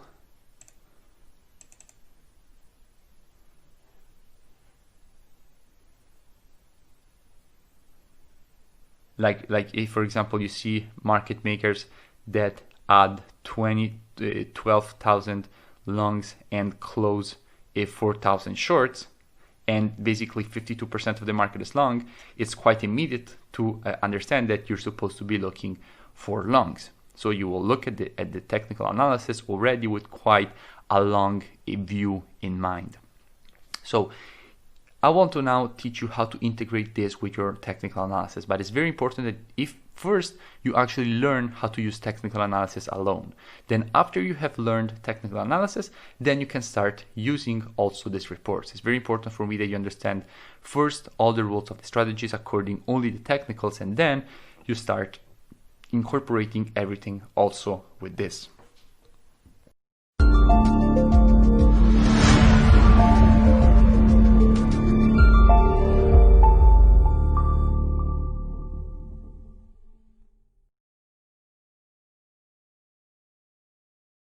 Okay, so let's have the part 2 of the AUD USD backtesting session. So what is going on from a daily perspective at the moment? So as you know, basically the market, as you can clearly see, the market is just consolidating sideways. So until now, there is nothing really we can do. If the market obviously will break to the downside, then we will have a possible ICI strategy to the downside. If the market will break to the upside, we will have a possible ICI strategy to the upside. But as we are speaking now, not much we can do. Okay, so the market decided to break to the downside. Now, if the market will give us a retracement, we can definitely be looking for a possible short opportunity, and perfect. The market created the impulse correction. What do we want to do? We want to take the next impulse to the downside for a very nice ICI strategy. You're right. So let's go down on the 4-hour time frame and start to look for an entry. Now, as you know, when you go on the 4 hours, you have to put the indicators, right, to see which is the environment of the market. Now, in this case, I will keep the indicators on also for the remaining of the video, just to not go crazy every time switching on and off, but you only have to look at them on the 4-hour time frame. Now, at the moment, as you know, the environment is bullish, so let's just wait for the environment to actually shift. Perfect. The environment now shifted to the downside, and we can start to look for a short after this gap will have been filled. Okay, so the market now filled the gap. Now, obviously, the market is above the EMA, so we have to wait for the environment to go to the market to go back below the EMAs. And then if we get proper one of our basically valid entries, we can definitely take the short. And it seems the market is almost shifted environment. Okay, so in this exact moment, the market obviously shifted environment, market below the zero, EMAs cut for short, and the market broke the structure, right? Previous support, now term resistance. So we can be looking for a nice short. Obviously, when it comes to stop loss, how do we do it? You already know it from the sessions. Simple Fibonacci from the high to the low, and the stop loss is above the 78.6, right? And what about the take profit? Simple Fibonacci on the retracement, since there's an ICI to the downside, and the take profit will be at the minus 27, giving us this risk reward, which is not bad, right? So let's see how this will actually play out. Okay, so overall pretty nice 3.4 are here on the first trade in the second half of 2018 on AUD USD, and let's keep going and see what the market will give us. So here on from a daily perspective, what do we have at the moment? We have this information. However, the area from here to here is obviously very small, so we would never get a 1, 2, 3 for the push to the upside, so we can't really be interested in the possible long yet. Obviously here we have new structure, so we could be looking for an ICI to the downside. However, let's see what kind of price action we're getting on a forward perspective, because yeah, no, okay, we can be looking for the possible ICI to the downside. Let's see if we get a valid entry. Okay, so obviously immediately we don't have that possibility anymore. The market went back above the area, and we now have a nice move to the upside. Let's see what kind of situation we have at the moment. So let's check the weekly time frame. Okay, what do we have? So from a weekly perspective, it's pretty clear that we have an ICI to the downside, right? Impulse, correction, and what do we want to see? We want to see the next impulse to the downside. So from a weekly perspective, we are definitely bearish with downside target. Let's take our Fibonacci from the high to the low and identify the minus 27. We definitely want to see the market reach this area. I want to see it. Sorry, let me make it visible. Okay, so this is our overall downside target. So we already know that is our overall downside target. Let's just go on the 4-hour time frame and look for an entry, since down the structure also on the daily is bearish, right? So clearly, technically this was the entry. Okay, that is where we had to take the entry. So anyway, we will put it here. If the market will go for a retest, we will definitely be in the trade. This will be a pretty nice risk reward to the upside. The structure is here, so definitely the stop loss up here is way protected, way above the structure and protected by it. And when it comes to take profit, this will be a massive trade to the downside. Okay, so definitely the market did hit our entry, but anyway, it had already hit our entry zone here. So it hit it twice, and now we are risk-free on the trade, right? Because the market broke below the low, and when the market breaks below the low, what happens? You're right, you go risk-free. Let's see if this will actually end up being take profit. And okay, almost. Not yet. It should go down and hit take profit. Okay, finally. Okay, so this was a pretty massive. What is the problem with this? I will have to bring it here again. I don't know why it is basically not.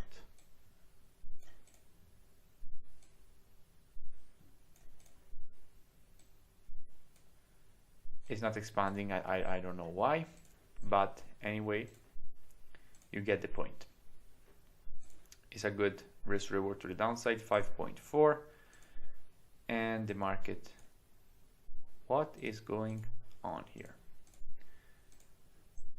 I don't want to reload the page, but TradingView is going a little bit crazy.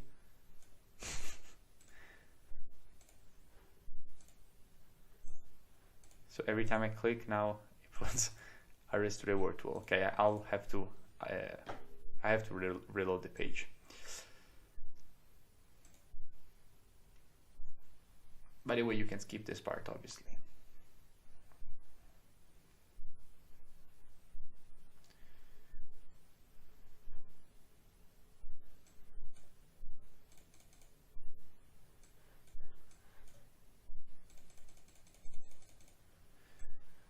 So let's go and basically get our where we were. And yes, that is exactly where we left our chart. And we had just seen that the market had actually hit our take profit. Perfect. So, okay, it's still not doing it, but anyway, you get the point. 5.5 it was risk to reward. And let's keep going. Let's see what kind of situation we have. So here from a daily perspective, nothing really much, right? We don't have any of our strategies at the moment. We go from a weekly perspective and what we have. Also the weekly time frame, we don't really have much. Obviously, on the monthly, we have nothing neither. So let's just keep going and see how price action actually evolved here. Okay, so clearly now what do we have? You're right, we have a W formation, right? Why do we have a W formation? Because the market, clearly, what do we have? From here down, up, down, up. What do you want to see? Push to the downside. Then ICI to the upside, right? After a W formation, you expect an ICI. But anyway, let's go on the 4 hours and check for one of our valid entries, right? Because that is what we're basically supposed to be doing, waiting for the market to change environment, and then we can basically start looking for a possible short opportunity.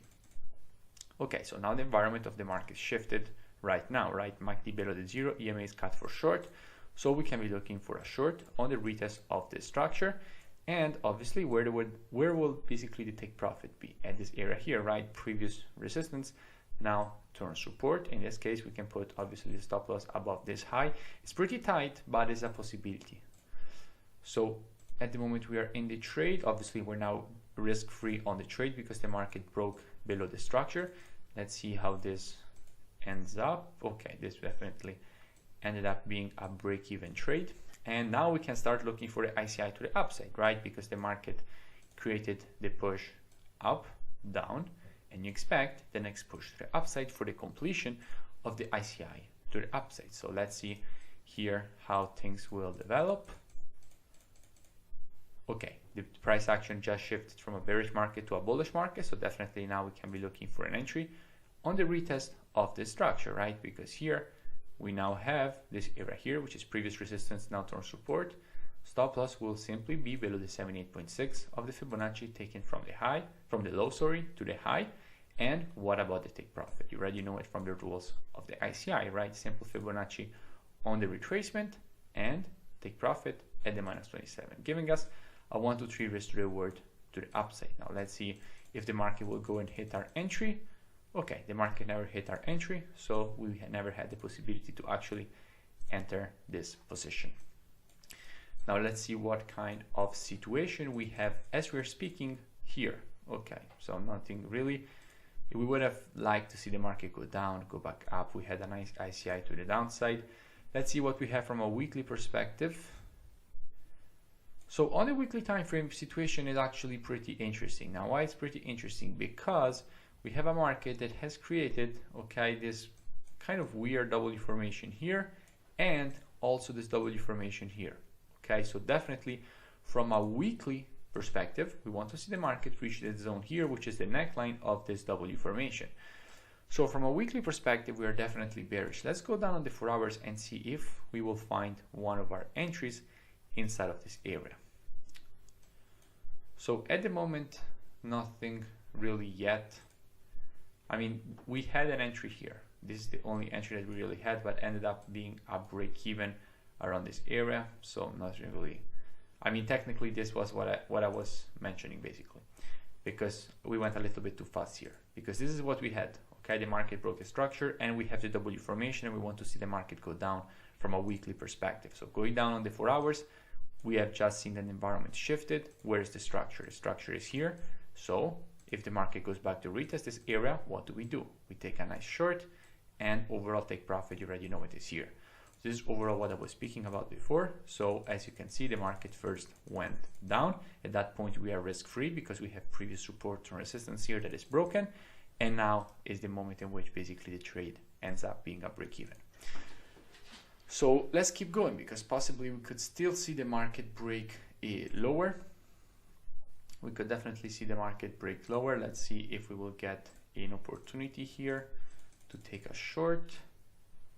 Okay, so now we have the possibility to take a short because the market from here went down, up, down, a little bit up. So it created a structure level here. So we can be looking for a short opportunity from here. The stop loss is obviously above the high, and take profit. We already spoke about it, right? We want to target basically this neckline area here, and it overall is almost a 1 to 3. Let's adjust it. Okay, it's 1 to 3 with the stop above the high. So let's see if the market will actually from here make the push to the downside we would like to see. Okay, so this one ended up being a 1R loss, and let's see how things will evolve from a daily perspective. So on the daily time frame, everything at the moment looks actually bullish. From a weekly perspective, we have this push to the upside, so nothing really interesting. I want to see this weekly candle close. Perfect. Okay, so we now got this weekly candle close. Now, what do you see from a weekly perspective? Now, on the weekly time frame, what you can clearly see is that you have a market that definitely has created this W formation, definitely has created this W formation, and definitely has shown us that it failed to break the high and broke below this minor structure here, right? From here, the market went down, made a push up, broke back down. If the market will retest this area, we can expect the market to melt pretty aggressively, possibly all the way to the lows. So definitely at that point, we can definitely be targeting the lows, okay? We do expect a big push to the downside from here. So let's go and see on the 4-hour time frame if we can find some kind of entries here. So from a 4-hour perspective, at the moment, definitely there are no entries. We don't really have the structure after this huge push to the downside. Looking for an entry immediately from here would definitely be too risky. We need to see some proper structure in place. Okay, now we have the structure, right? The market created a nice impulse to the downside. We have all this area here, which is obviously previous support, now to resistance. And from here, we can definitely be looking at a nice short. The stop loss obviously above the 78.6 of the Fibonacci, taken from the high to the low. And sorry, from the high to the low. And what about our overall downside target? We already said we want to see a big push to the downside from here. And let's see how this will actually play out. Okay, so we're now in the trade. Let's see if this ends up being a loss or the market will melt. Okay, definitely we are risk-free at the moment. Let's see if we will see a continued push down. Okay, so take profit hit. Let's see if there is another opportunity before the year ended. No. Okay, so this is how basically the second half of 2018 on AUD/USD ended up. Plus 3R minus 1R gives us a 2R, break even. This is 5R, we were at 2R, so 7.5R. So 7.5, 10.5, and this is an overall almost 11 return, 10.9 R return for the second half of 2018 for AUD/USD, obviously without accounting for the correlation. So this is what we have at the moment on AUD/USD, and I hope it definitely helped.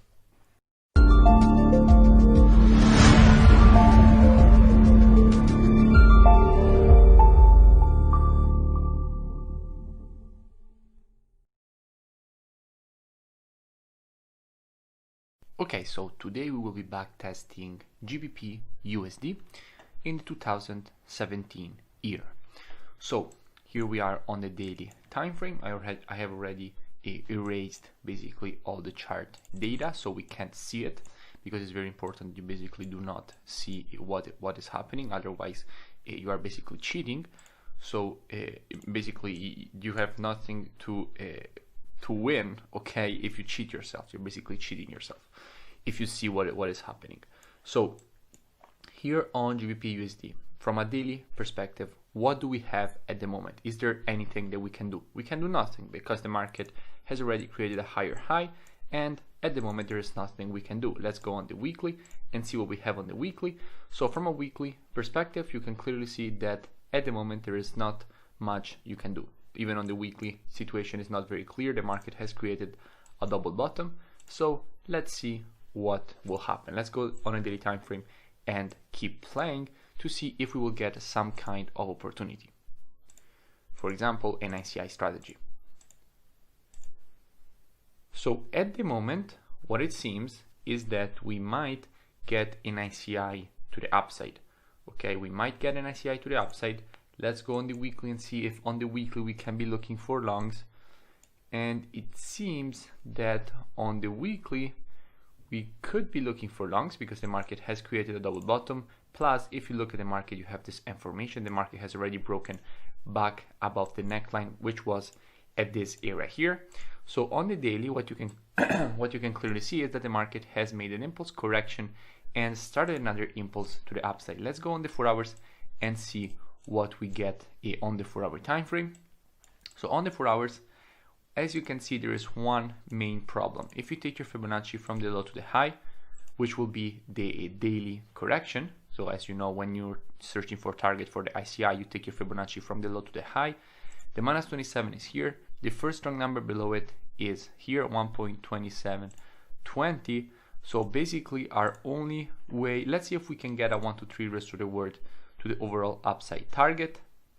So basically, let's look at the strong numbers. We have 50, 35.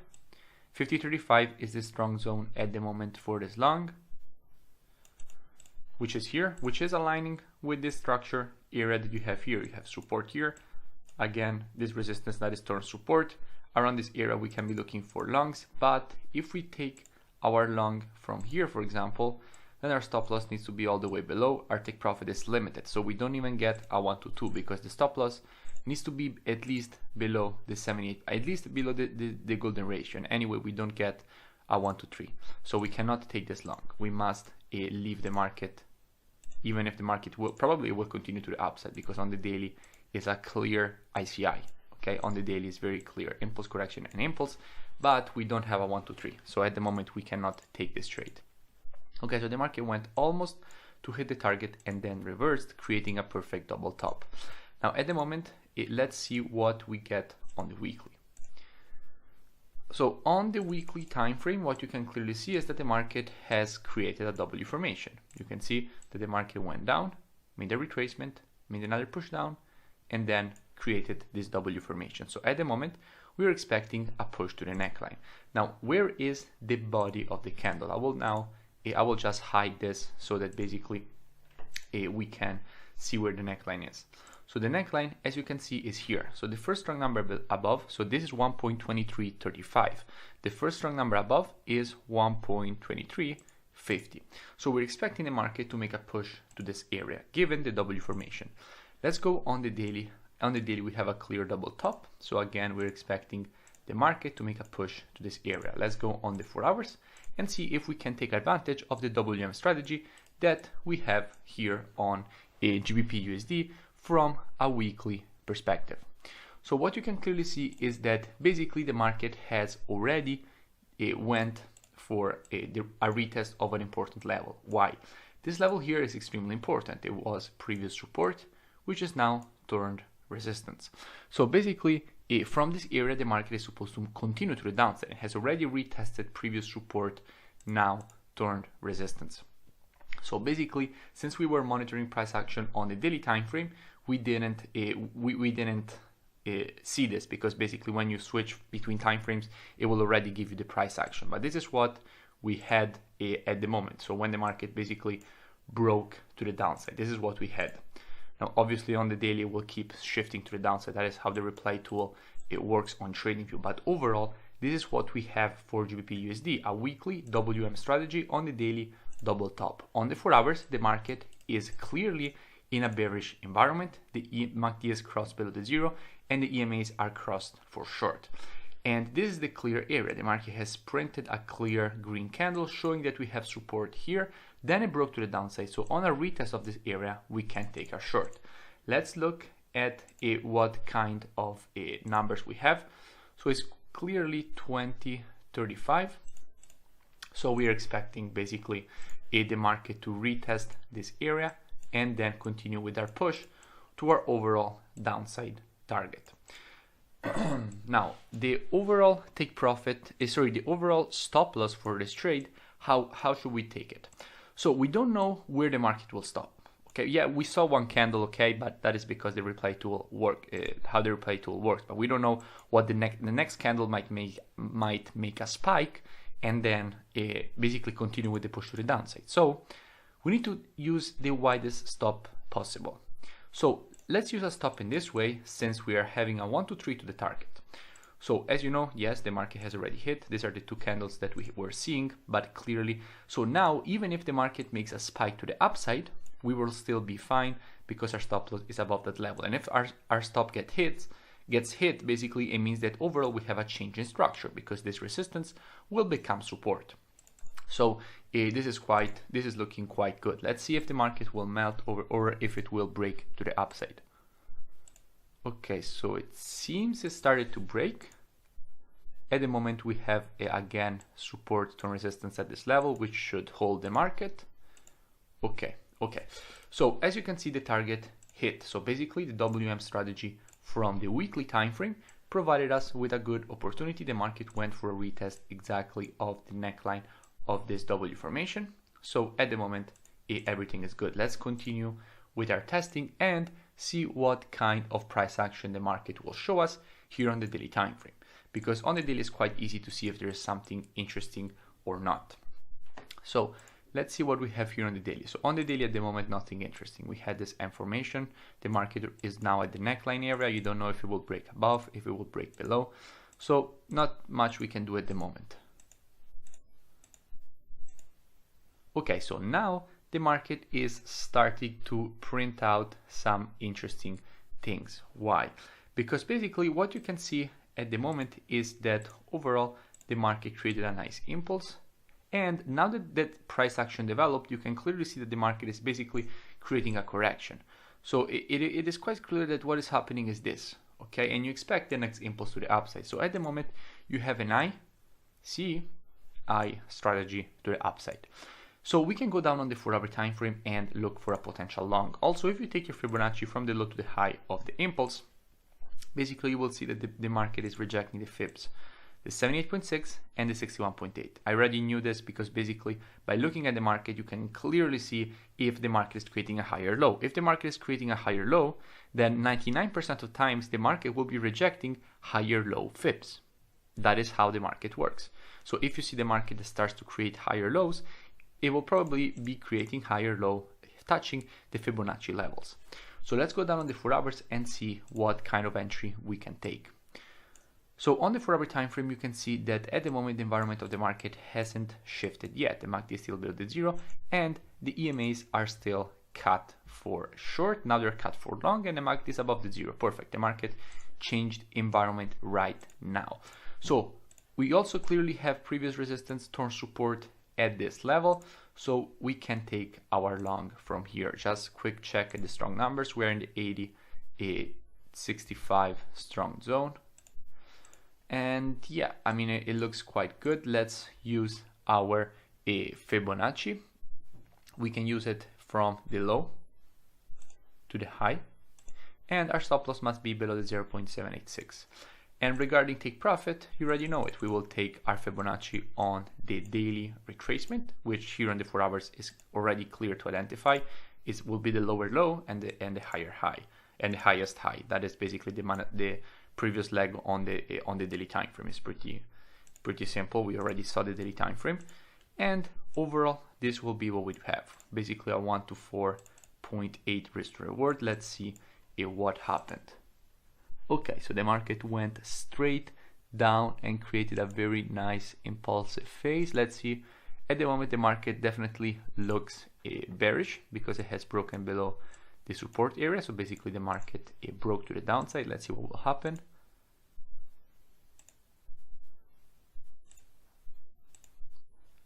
Okay, so it seems actually we were saved because the market stopped at the 78.6. That is why it's very important to put your stop loss below it. So it seems we were saved, and at the moment we can be risk-free on the trade. Let's see if the market will hit our target or if it will be a break-even trade. Okay, so it seems it will definitely be a break-even trade. So this ICI to the upside ended up being a break-even. Perfect. Let's continue and see what is going on. Let's see if something changed also on the daily time frame. So definitely yes, the market broke back below the support, which is now turn resistance. And the market is starting a nice push to the downside. So at the moment I want to see what is going on also on the weekly. So what happened on the weekly? So what happened on the weekly is pretty clear. The market has a left shoulder here, a head, and the possibility to create a right shoulder and make a push to the upside. Now this target is probably not the same anymore, so we will have to recalculate it. And what we basically have also is a very interesting thing. If you look at the movement in the market went up, down, creating this M formation. And as you know, after an M formation, you expect the market to make a push to the upside. So basically, since you expect the market to make a push to the upside, we can go down on the daily time frame and see also basically you have a clear ICI, impulse correction and impulse. So you expect a higher high. From the weekly, let's take our overall upside target, because if the ICI is like this on the weekly, impulse correction, and you expect the next impulse, for the target you will have to take your Fibonacci on the retracement. So let's take our Fibonacci from the low to the high, and the minus 27 is here. The first strong number below is 1.2820.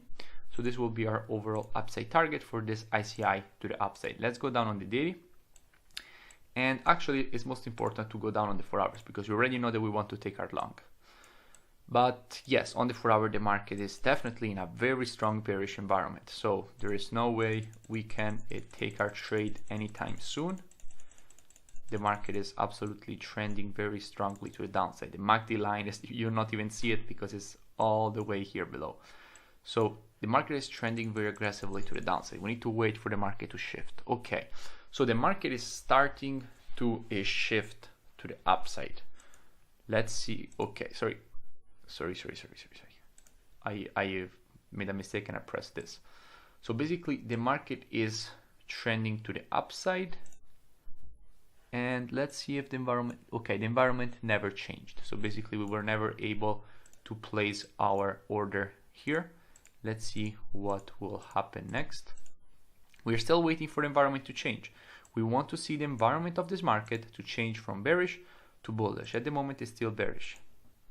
The MACD never changed. Okay, so this is the exact moment in which the environment of the market changed. The MACD went above the zero and the EMAs crossed for long. So let's look at which are the strong numbers at the moment in the market. So we already know that we already know that we have resistance here. From a structure perspective, this is previous resistance, now turn support here. Very simple to see it. Resistance, resistance, support. So the MACD is above the zero, the EMAs have crossed for long. So basically we have everything that we need to place our buy limit at this area. Okay, it's very simple. We only need to wait for the first retracement candle. Okay, so the market has started the retracement. We can take our long from here, and we will use a nice stop loss below the low that the market created. And regarding take profit, we already know it from the weekly. We have already identified our upside target at the 1.2820 zone. So let's see what will happen with this trade. Okay, it seems that we will get triggered. Okay, so we just got triggered. Let's see if it ends up a loss. Okay, so we can now go obviously risk-free on the trade. The market created a higher high. When you see the market create a higher high, then basically means that you can go risk-free on the trade. Overall upside target is there. Let's see what will happen.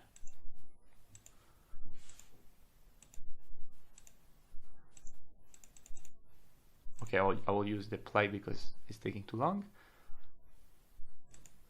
Okay, so this is basically the market started to make a push. Now it's kind of changing environment again. Now this might simply be a daily retracement. So let's go on the daily and see what is going on from the daily time frame. So as you can see on the daily, we simply got our nice impulse followed by a correction. We still expect the next impulse to the upside, plus we have the possibility to create this kind of weird inverted head and shoulders pattern as the market has created an equal high. So let's see what will happen on the 4 hour time frame. Let's see if we can actually compound this trade, because if we get a valid entry on the 4 hours, we can compound the trade for an ICI to the upside. But at the moment, basically on the daily, we cannot, this is not an ICI yet. Why?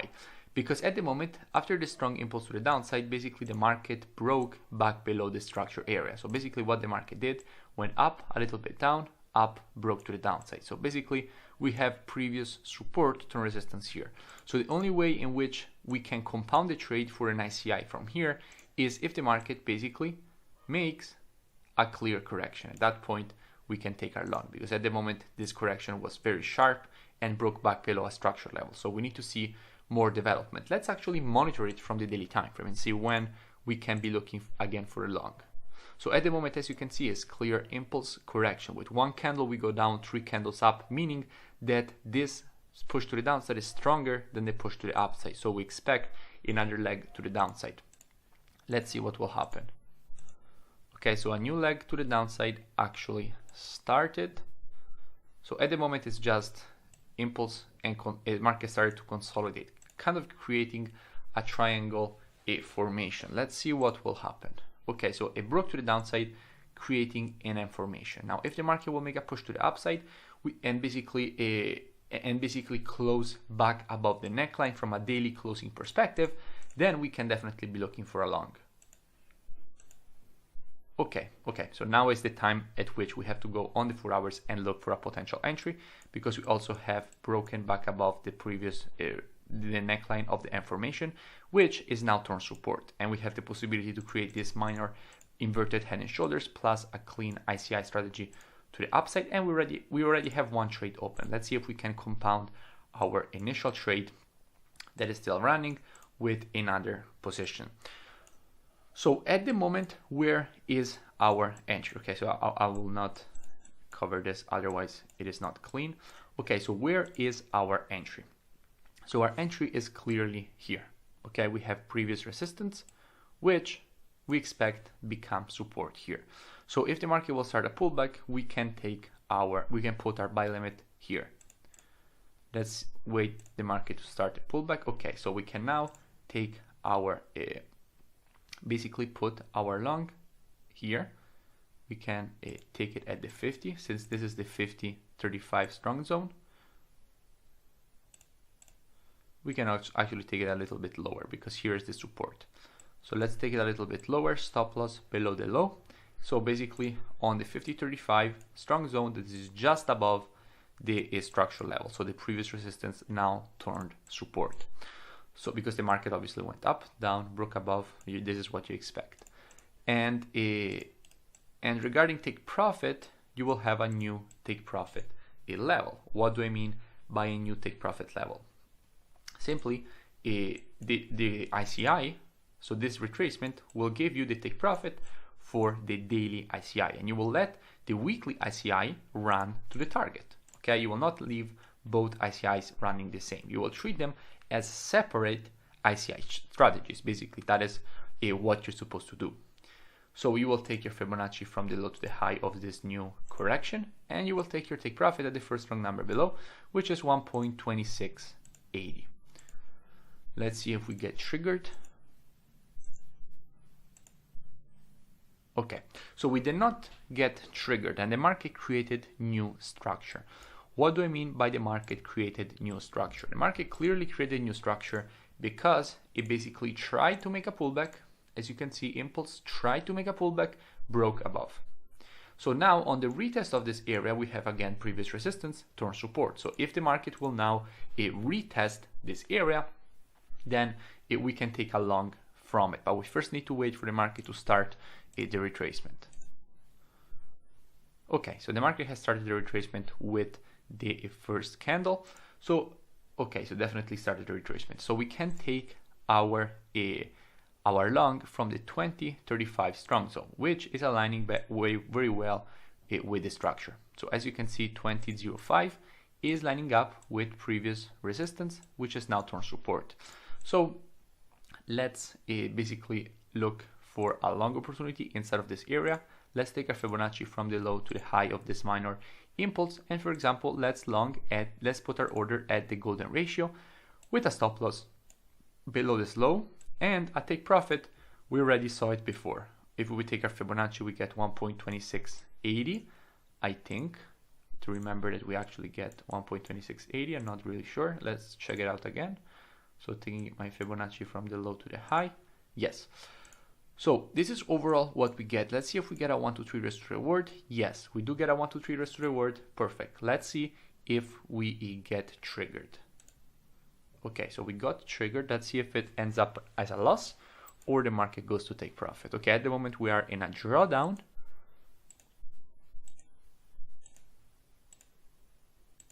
Okay, the market closed back above. We still can't go risk-free. Very important to say, we still can't go risk-free on the trade. Okay, so basically this is the moment in which we can go risk-free. Let's see what happens. Okay, so now definitely, okay, so this was definitely a candle news. This was definitely a candle news. News came out, the market spiked, took us out break even, so this overall ends up being a break-even trade, but it's just manipulation. Okay, overall the direction we were right. Obviously the ICI wanted to complete. We are still running the first position, which is now running in very good profits. Let's see if we actually hit. Okay, so we hit take profit. So this one was a 1 to 7.9 risk to reward, almost 1 to 8. This one ended up break even, as well as this one here. This one ended up as a 3.1 win. Let's see what is evolving now, basically on the daily time frame, because at the moment the market made a very big spike to the upside. So we need to see basically what will happen around this area. It's very important to see what will happen around this area.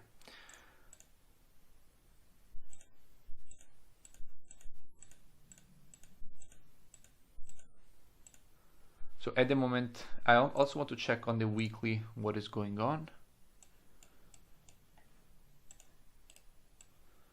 So on the weekly, the market is clearly rejecting this very strong area of previous support, now turn resistance. We need to see what will happen around here. Okay, it's very important to see what will happen around this area. From the daily, we can't be looking for longs because we are clearly at a resistance area on the weekly. So even if on the daily we have a clear ICI, we can't be looking for longs because definitely on the weekly we have very strong resistance. So we need to wait for the daily to align with the weekly, and then we can basically be looking for potential shorts when the daily will be aligned with the weekly. So it seems like at this point we can definitely be looking for shorts because the market went up, down, up, down, up, and formation, possibility to create a clear head and shoulders, and now make a nice push to the downside. So let's see if on the 4-hour time frame we are able to take a good entry here on a GBP USD. So at the moment the market is above structure. The market is in a bearish environment, but we are at a support level that needs to break before we can be looking for a potential entry from this area. So let's see if the market will break. Okay, so now the market definitely broke this area to the downside, so we can take our short from this area here. Why? Because it's previous support, which is now turn resistance. Regarding stop loss, we will take our stop loss above the high of this very strong rejection candle. And regarding to our take profit, what we will be doing, we will be targeting the zone that we have identified from the weekly. So basically, we will be targeting the neckline of this overextended W formation. So we have a clear WM strategy on the weekly, and we will be targeting the neckline of this WM strategy. So of this W formation, sorry. So going down on the 4 hours, let's see basically how our risk to reward looks like. Okay, so it's a good 1 to 4. Let's see what will happen. So we are already in the trade.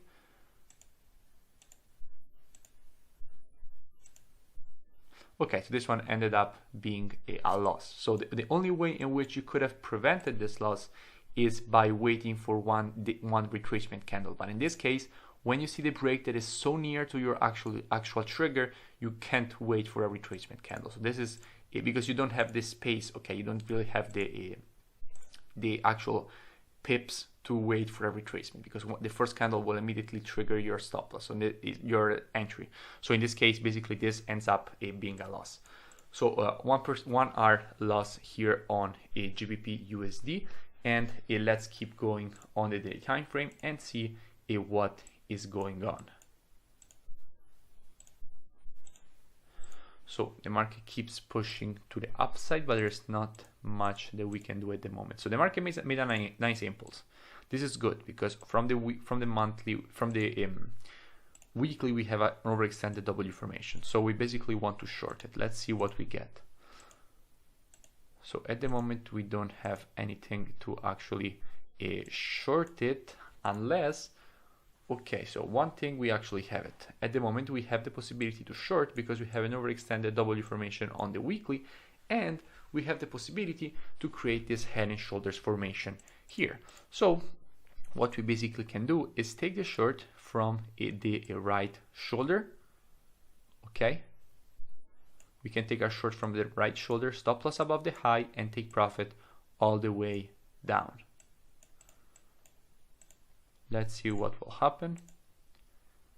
Okay, so our order got triggered and we're stopped out. Okay, so this one ended up being a 1R loss. So let's see how things develop here on the daily time frame.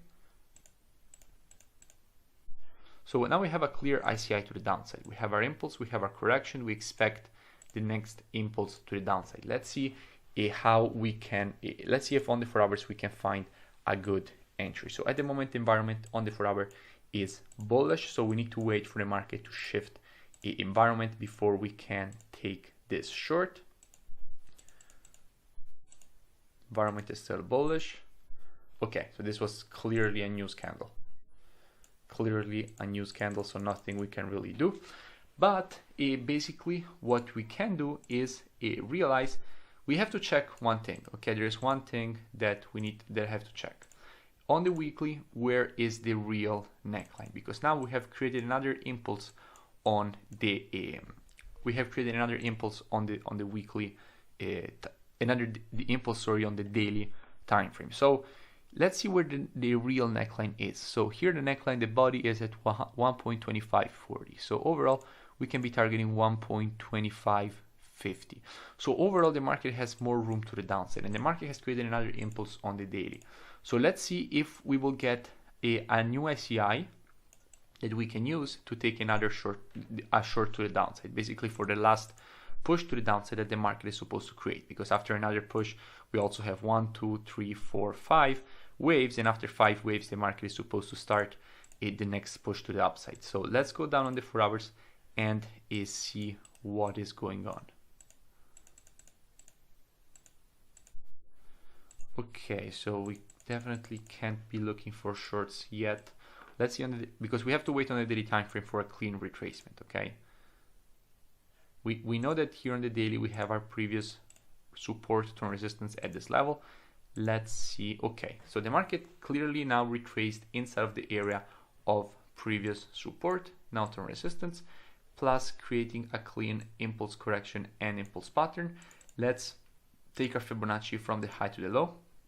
You see that they already retraced not only to the 382 but to the 50%. So let's go down on the 4 hours and see if we can find an entry. So on the 4 hours the market is currently above the EMAs, so there is not much we can do at the moment. We need to wait and see the market close back below.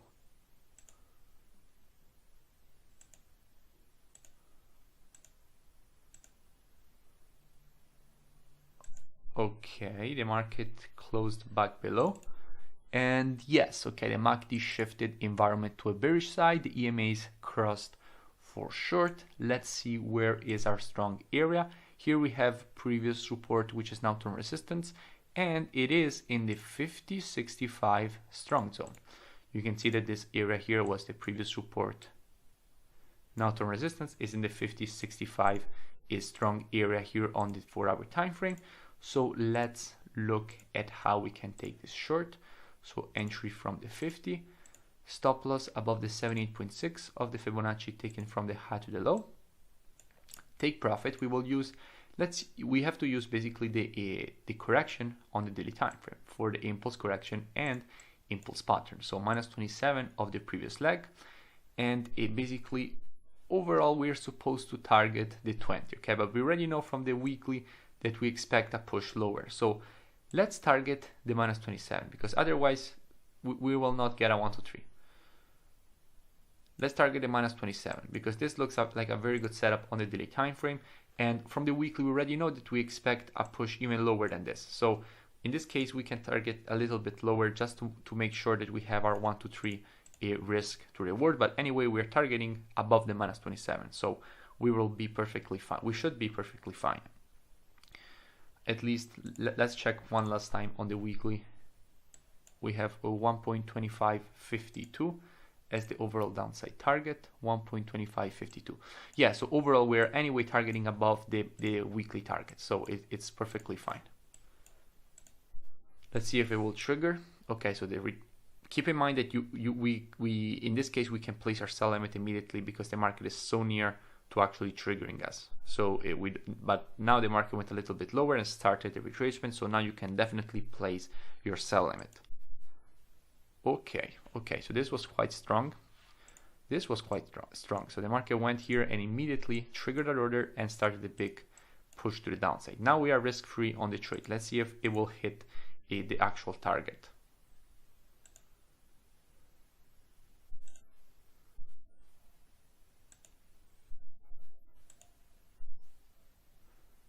Okay, so when the market goes this near to hitting your target, I know that overall, I mean, it's almost 100% that the market will actually trigger, will actually hit your take profit. But in general, when the market is so near to hitting your target and it starts a minor rejection, it's best to just close out. Okay, even if, okay, yeah, you anyway have a 1 to 3, so definitely it's best just to close out. Now, probably the market will definitely continue to the target, okay? But I mean, in this case, it is best to just close out if the market goes so close and then starts to reject, because it's, you know, you don't want to give back to the market all your profits just for a couple of pips more. So if the market does something like this, especially when you already know that you were supposed to target higher, because this was supposed to be our take profit, okay? And the first strong number above was 1.2620. So our real take profit was supposed to be here. But we decided to target a little bit lower to get a 1 to 3. But once you got that 1 to 3 and the market starts to reject, just close out, okay? So let's see, probably, okay, so actually I was quite sure that the market would actually continue to the target, but the market rejected, so actually was, yeah, but I mean, it's always a good thing to do, okay? If you get super near, you already have the 1 to 3, just close out the position. So let's see, at the moment, things will have definitely changed. Overall, from this area here, we expect continuation to the upside. 1, 2, 3, 4, 5 waves to the downside. On the weekly, we will have a retest of the neckline almost. Okay, so overall, basically on the weekly time frame, what you have now is a clear impulse correction, and you expect the next impulse to the upside. So we definitely need to look on the 4-hour time frame if the environment of the market will change. So if the environment of the market will remain bearish, then overall the market will continue with another push to the neckline. On the other side, if the environment of the market will change to bullish, then basically we have a clear ICI on the weekly. We have a very clear impulse correction, and you expect the next impulse on the weekly. So we have a very clear ICI on the weekly time frame to trade, so to the upside, but we need to wait for the environment of the market to change from a bearish to a bullish market before we can basically take this trade. So let's see if the environment of the market will change.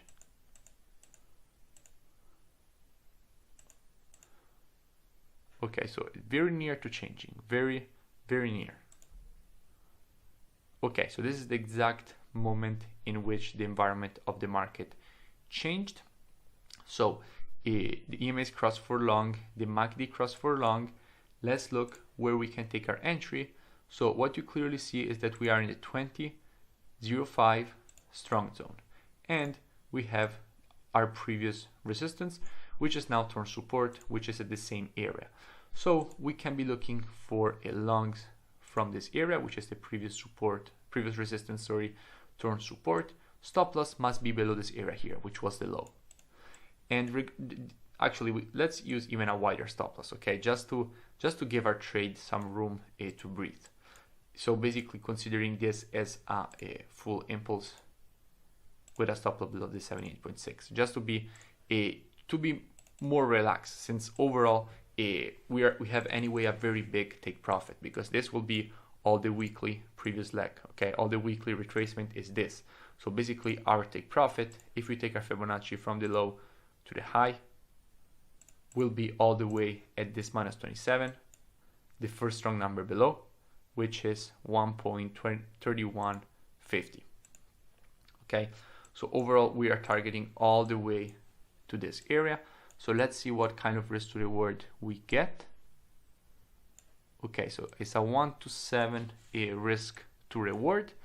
Let's see if the market will trigger our order.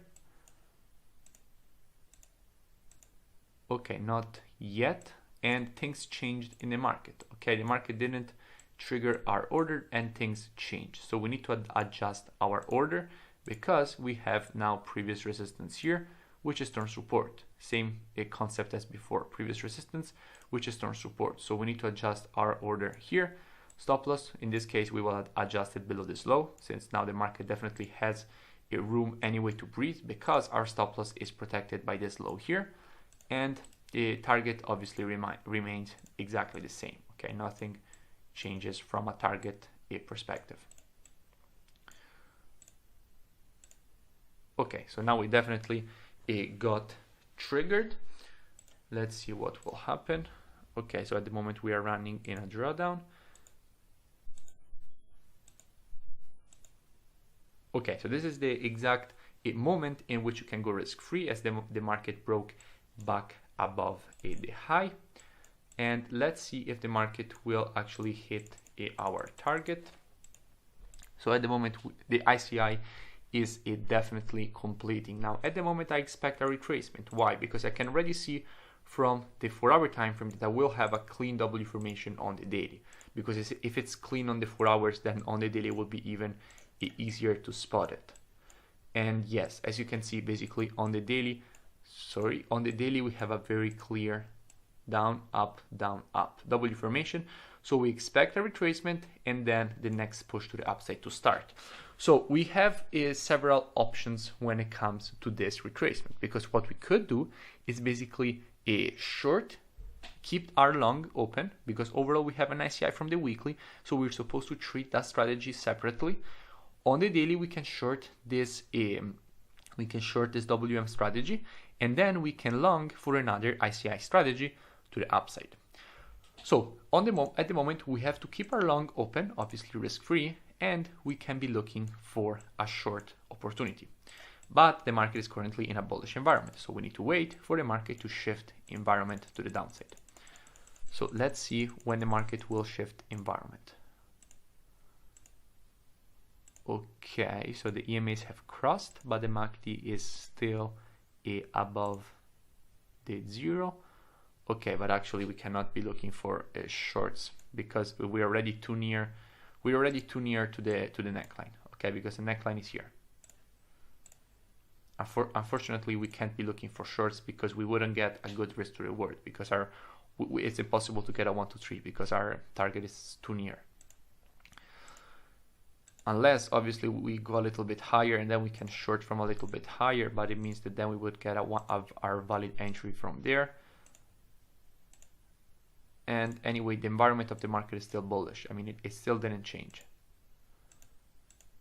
Okay, so basically we cannot, there is no way we could take the short. The market didn't give us a short, the environment changed only here. And obviously we cannot be looking, because now we're supposed to short from this support and resistance, but we're shorting from here to go to here. So there's no way we would get not even, I mean, a 1 to 1.2 risk to reward at maximum. So basically we cannot be looking for shorts, but we can be looking for longs. We can compound our trade because we have it now impulse, correction, and you expect the next impulse to the upside. So basically we can be looking for another impulse to the upside. We just have to wait and see what will happen.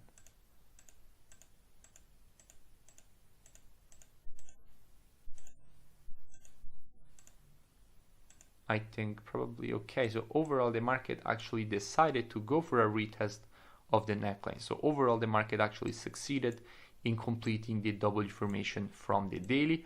We have to wait. We have to wait and see what will happen. If the market will break the neckline, that it will be a break-even trade. On the other side, if the market will decide to respect the neckline and respect impulse correction and impulse that we have on the daily time frame, then on the 4 hour the market should change environment at some point. We need to wait and see what will happen. Okay, so the environment of the market changed. Okay, so the environment of the market changed right now. The EMAs have crossed for long and the MACD has crossed above the zero.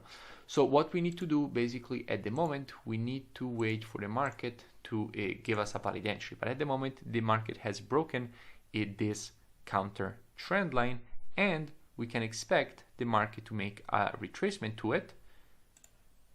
Okay, a retracement to this counter trend line before continuation to the upside. Plus, if you look, we have also previous resistance or support at this area. Let's see what numbers, strong numbers we have. So we have 0.5, this will be 0.5, and this will be 20. So we are in the 20.05 strong region.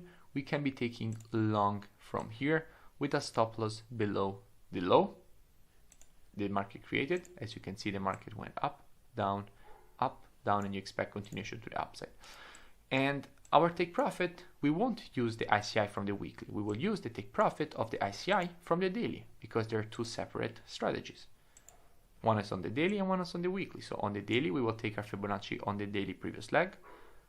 The target will be the first strong number below the -27, which is 1.3080. And this is the basically level that we will be taking our trade from. This is the exact candle at which you can be going risk-free. As you can see, the market went for a perfect retest of this counter trend line and then continued to the upside. So I went for a perfect retest of the level. And now we are continuing to the upside. Let's see if the market will actually hit both our take profits. So the first take profit is hit. The ICI from the daily hit take profit. I want to see if the market will hit also the ICI from the weekly, which has a 1 to 7 risk to reward.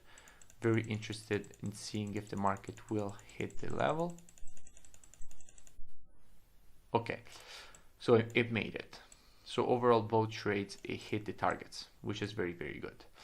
Okay, so let's keep going. Let's see what we have here from a daily perspective. So at the moment, there is not much that we have from the daily.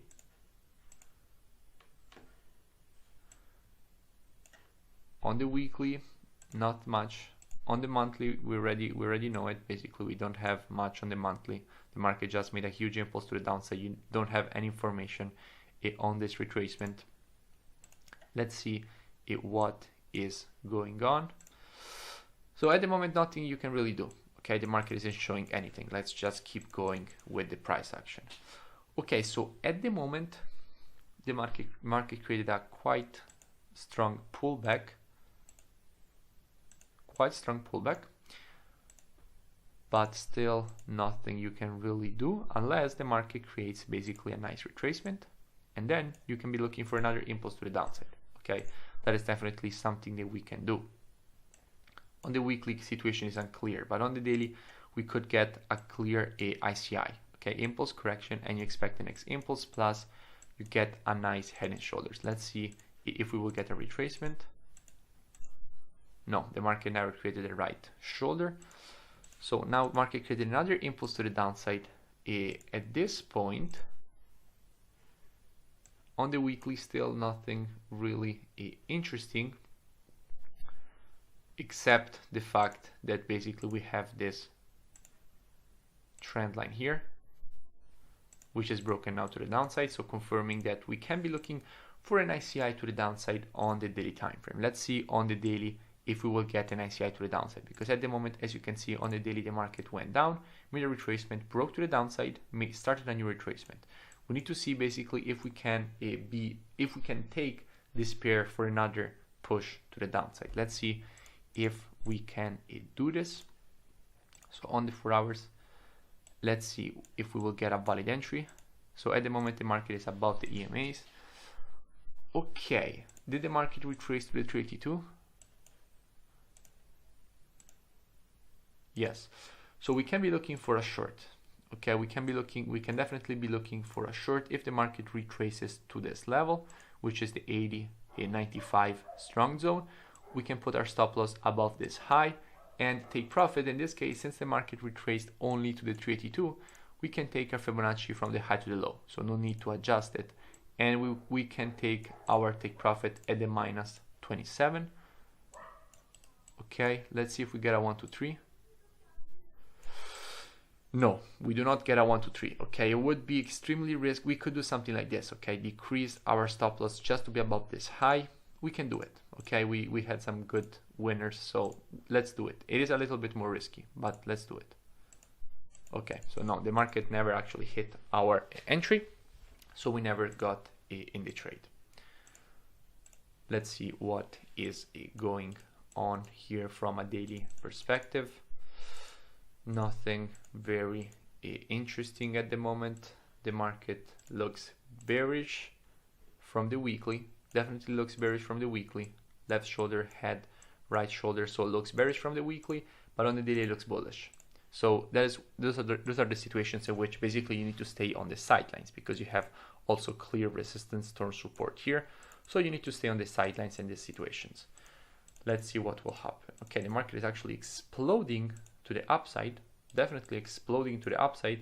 It didn't give us any kind of opportunity to take it. So basically we cannot be looking, we couldn't be looking for any kind of longs here, because the market didn't give us the opportunity. On the weekly it definitely looked short. So at the moment, where are we?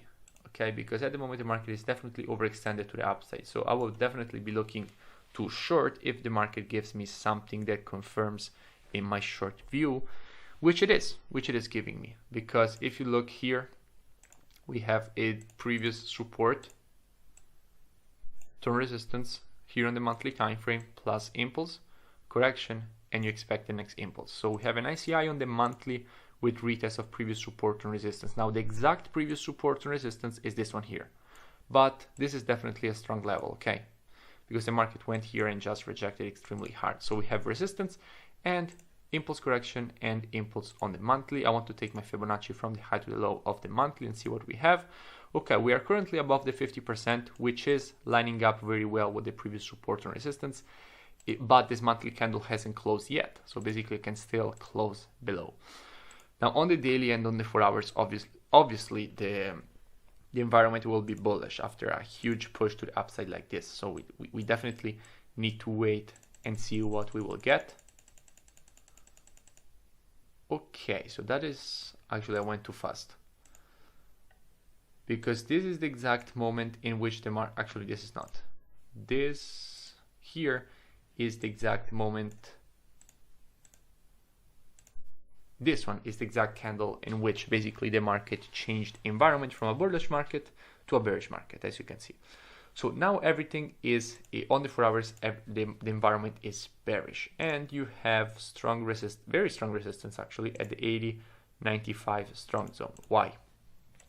We have support, support, support, and support. All of that support is turned resistance. So basically you can be looking for shorts in this region with a stop loss above this high. Take profit, I don't know because I have to check. So basically on the weekly we have a clear take profit zone, which is this one. We can be taking profit at the this is the first take profit that we get from the weekly. Now on the monthly we want to see the push to the downside because we have the ICI on the monthly. On the weekly, this is the first support that the market will find. So let's target the first, you're supposed to target the first support that the market will find. So let's see if we get a 1 to 3 to the target. Okay, so we do get a 1 to 2.3. What happens if we put our stop loss above the 78.6? Okay, so we can get a 1 to 3 and our stop loss is still above the 78.6, so everything is perfect. Let's see.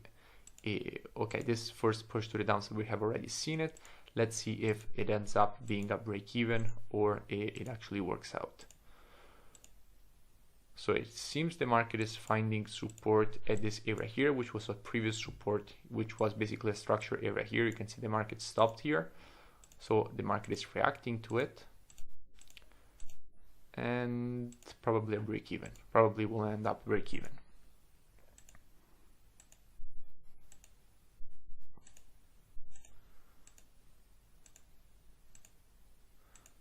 Okay, so actually it is ending up as a winner. The market just faked out. Everybody start buying here. We were obviously risk free, so we didn't really care, but definitely the market showed to everybody that they wanted to go long, and then obviously took them all out, went to our take profit. So let's see what is going on, if something actually changed from a daily perspective, what kind of price action we are getting. And on the daily there is nothing very interesting. We do have the possibility to create an impulse correction and impulse to the downside. Let's see if on the weekly we have something against it.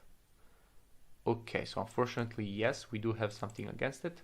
We have this clear impulse correction and impulse to the upside that we expect in now from the weekly time frame.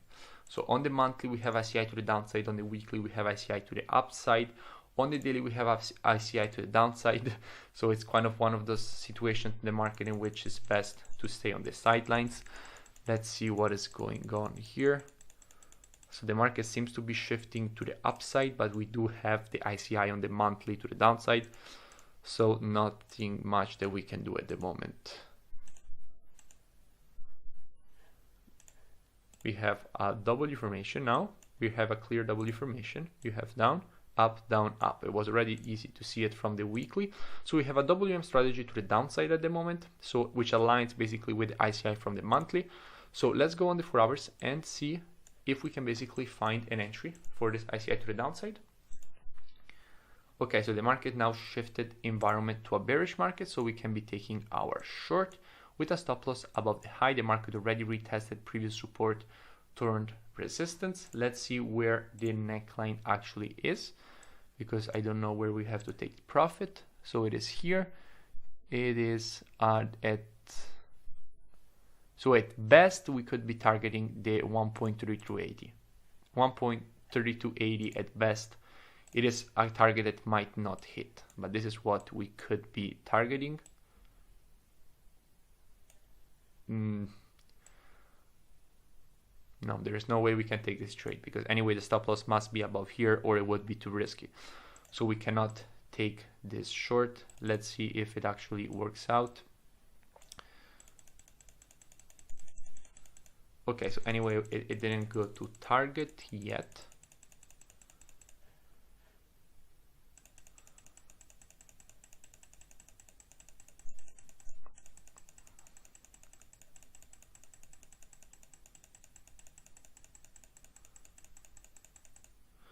Okay, so basically this is what the market did from a daily perspective. It clearly went for a retest very near. I mean, it is not, the neckline is never a precise zone, okay? It's this zone here. The zone of previous resistance now turns support. The market went for a retest of it. You have impulse correction. You expect the next impulse to the upside. And overall, we will be continuing in the next video, since we finished 2017 for a GBP USD.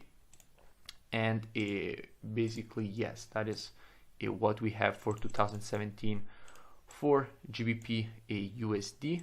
So what we have was here the last trade was 1 to 3 risk reward. So 3R, 3R, 10R, 13R,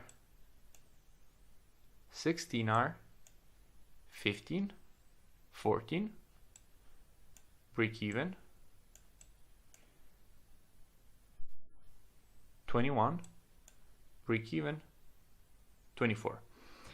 Okay, so this is basically what we have for a GBP USD 2017. I want you guys to go and backtest this again on your own and see if you basically are able to spot the same opportunities, because these are the opportunities that they were in 2017, applying the strategies on all time frames on GBP USD.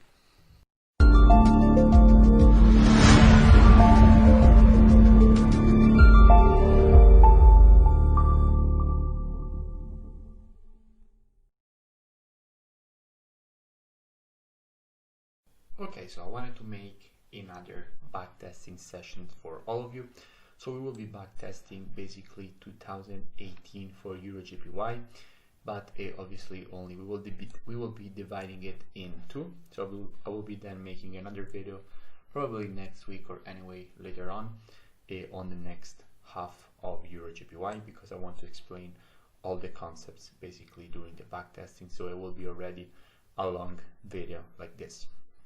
So starting from the beginning, this is the immediately you realize that basically from here at this point you cannot do anything, because you clearly have basically a market that made an impulse, correction, impulse, correction, impulse, and after this you don't have any of our strategies. So let's go on and wait.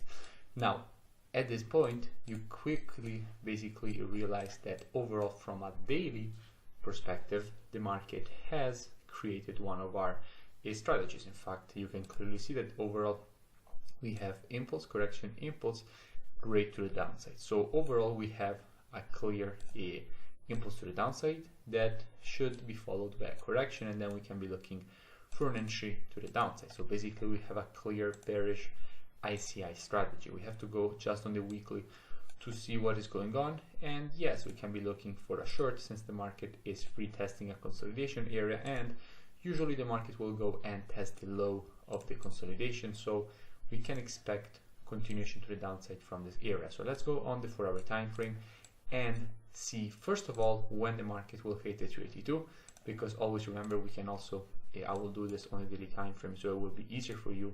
When you have an ICI, you always have to wait for the market to test the 382 before you can even start looking for a short. Okay, so the market clearly tested the 382, and let's see on the 4-hour time frame what we have. So clearly the market is definitely in a bullish structure, and let's see if the environment is clearly in a bullish environment, might be above the zero, EMA is cut for long. Let's see if the environment of the market will shift to the downside and we can then take a short.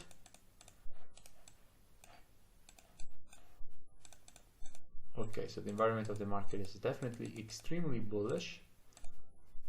Started to shift.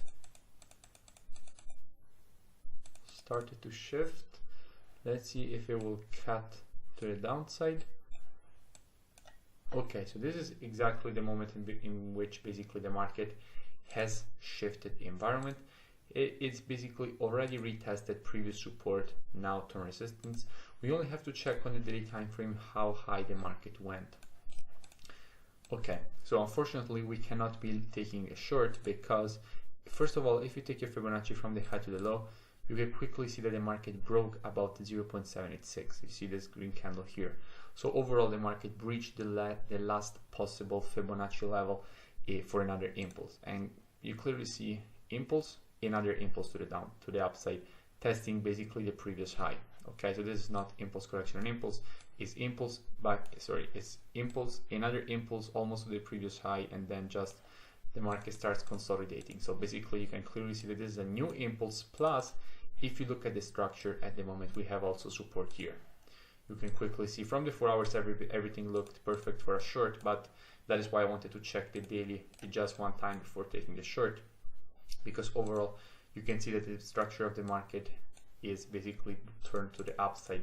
So from here we can actually expect a continuation to the upside, and we cannot take the short, we cannot take the long, because overall it's too risky to be looking for a long at the previous high area. So let's see what will happen. If the market will now go to the upside, we will have a W formation and we can work with that W formation. Okay, so the market clearly created a W formation that we wanted to see. I just want to see on the weekly what we have. So on the weekly, the market actually, instead of going and testing the low of the consolidation, created another impulse correction and another ICI move. Just a quick check on the monthly to see what we have from a monthly perspective. Okay, so from a monthly perspective, what we clearly have is a market that has created an overextended W formation. So we expect the market to make a retracement. So let's take our I will not be basically taking off and on the indicators all the time, because it's not something smart to do. But in general, you have to ignore the indicators on the monthly, weekly, and daily. It's only for the environment on the 4 hours. So we have our first target by taking our Fibonacci from the low to the high of the impulse of the monthly time frame on EUR/JPY. So taking our horizontal ray at the 382, this is what we currently have. So this is our overall downside target at the moment on EUR/JPY. So let's actually take it, it's monthly, so let's take it a little bit higher. Well, let's say at 129.50. So overall, this is where we want to more or less see the market go. Okay, the first support area will be the 382 Fibonacci retracement of the monthly time frame. So this is the area that we want to see the market go. On the weekly, the ICI to the upside is completed, and on the daily, let's see what we have. So on the daily, what we can clearly see is that overall the market has created this ICI move. So on the 4 hours, we definitely can be looking for a short with the overall downside target from the monthly time frame. So the environment of the market at the moment is absolutely bullish. The MACD is way above the zero. EMAs are definitely cut for long. Okay, so this is the moment in which the environment of the market shifted. The EMAs are cut for short. The MACD is cut for short. Just a quick check on the daily to see what happened. Okay, so on the daily, you can clearly see that overall the market created an equal bottom from higher time frames were bearish. The market already broke the neckline to the downside, and we have the possibility to create this a head and shoulders formation plus ICI strategy on the daily time frame, and the pullback has already hit the 382 Fibonacci. So on the 4 hours, we can definitely be looking for a short. So okay, so what we can clearly see is that overall the market already rejected once this strong level. Okay, so the market already rejected once this level. Now this is the structure. As you can see, we have previous support here, which is now turn resistance in confluence with the EMAs. The MACD is below the zero. Everything is pushing to the downside. Now you can't, after a candle like this, you can't just place your short order. Okay, so you will wait for this retracement. After this rejection, we can place our order. Okay, we can place our order. And how can we place our order? We have to realize that we have basically inside of this area. Let's see which strong number we have. So 135.50 is the strong level that we have in this area. So we can take our short from the 50, 65 will be here, and our stop loss needs to be above. So to determine how much above it has to be, we will take our Fibonacci from the high to the low, and our stop loss needs to be above the 78.6 just to be safe. So if the market will now go and retest this area, we will be triggered. Overall, our downside target, we already know it. We already know that we want to take profit at the 382 Fibonacci retracement from the monthly time frame to basically, because we have a WM strategy on the monthly. On the weekly, we don't really have much, but on the daily, we have basically a head and shoulders plus an ICI to the downside. On the 4 hours, all the rules are satisfied. The market just tested our order. Let's see what will happen. Okay, so we are in a drawdown at the moment, back a little bit at entry price. The market broke at this point the structure, so from here what should happen is something like this. Ideally, this is what should happen from here. Okay, so at this point you are risk-free. After this candle here, you are risk-free on the trade. Let's see what will happen, if it will be stopped out break even, or if the market will go at target. Okay, let me extend. So at the moment the market is just pushing and pushing to the downside. You can see the environment of the market is always bearish, so, and also from a MACD perspective. So overall we are still good. Here you can see that the EMA is cut for long for 1 second after this impulse, but the MACD never cut for long. So the environment of the market basically still didn't change. So overall we are still in a bearish environment. So the market should go to target. This will be a very massive trade. You have a 1 to 6 risk to reward. Let's see, very close to target. Now if you see something like this, okay, the market is extremely near to your target, and then you see a rejection like this, you just close out your position. Okay, because you never know if basically from here the market will now start in a new push to the upside. So the market went extremely near to the entry, to the target, then start the rejection, close the trade. If you have more than a 1 to 3 risk to reward, but in this case you had a 1 to 5.5, so we banked 5.5 R on this WM strategy on the monthly with a ICI on the daily, and let's move on. Okay, so let's go back on the daily and see what is happening. Okay, what kind of a structure we can have. So from here, keep in mind that we are expecting a push to the upside. Okay, from here we're expecting a push to the upside because we have the support from the monthly. Okay, so currently we can be looking for an ICI to the upside with inverted head and shoulders here from a daily perspective, because basically what happened is that overall the market made a push down, retracement push down, equal high. From here you expect inverted head and shoulders, left shoulder, head and right shoulder. Plus, if you take your Fibonacci from the low to the high, you can quickly see that the market hit the 32 and actually hit also the 50. So let's go on the 4 hours and see what kind of a entry we can take. Actually, I went a little bit too quick on it. After this candle, the market had already retraced at least to the 32. So from here, we can be looking already for a long. So at the moment, the environment of the market is bullish. Okay, the market is below the EMAs, but the environment of the market is bullish. So let's see if we will close back above. Okay, so the market at this point closed back above the EMAs. And this is the moment in which you can be looking for a long. Now you quickly see that we have 131.20 strong number. And if you take your Fibonacci, basically from the low to the high of this impulse, you can quickly see that by taking your stop loss below the 78.6, you will be fine. Now the entry, why we're taking the entry from here? Because you have left shoulder, head, and possibility to create the right shoulder. Okay, and let's see what will happen from a target perspective if we take a Fibonacci from the low to the high. Okay, so overall, in this particular case, we have such a small retracement that what we can do, we can basically take our Fibonacci. If you have a head and shoulders, for example, like this, the market does something like this. If you have a head and shoulders like this leg here will be so small that as a previous leg, instead of using this, you can use this. Okay, this will be the previous leg. So we will be using this as a previous leg. This will be the previous leg on the daily time frame.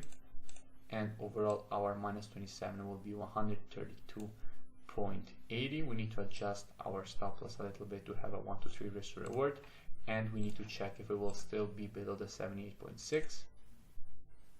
Okay, so everything looks good. Let's see what will happen. So the market triggered. Okay, so from this area, basically, we can go risk-free on the trade. The market broke above. We had retest, broke above. So we can go risk-free on the trade. Let's see what will happen on it. Okay, probably we will be stopped out break even. Yes. Okay, so we got stopped out break even. So even if now the market goes to the target, we are out of the trade.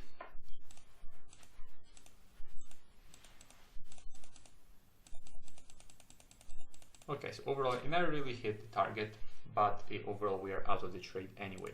So this will be a break even trade. So let me delete this.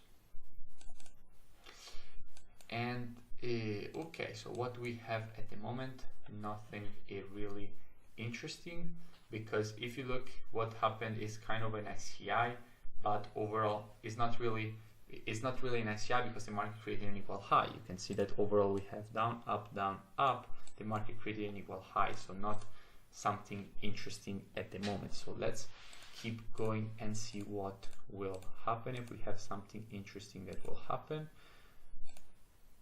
Okay, so this is definitely something interesting. The market went down, went up, broke down, created an equal high.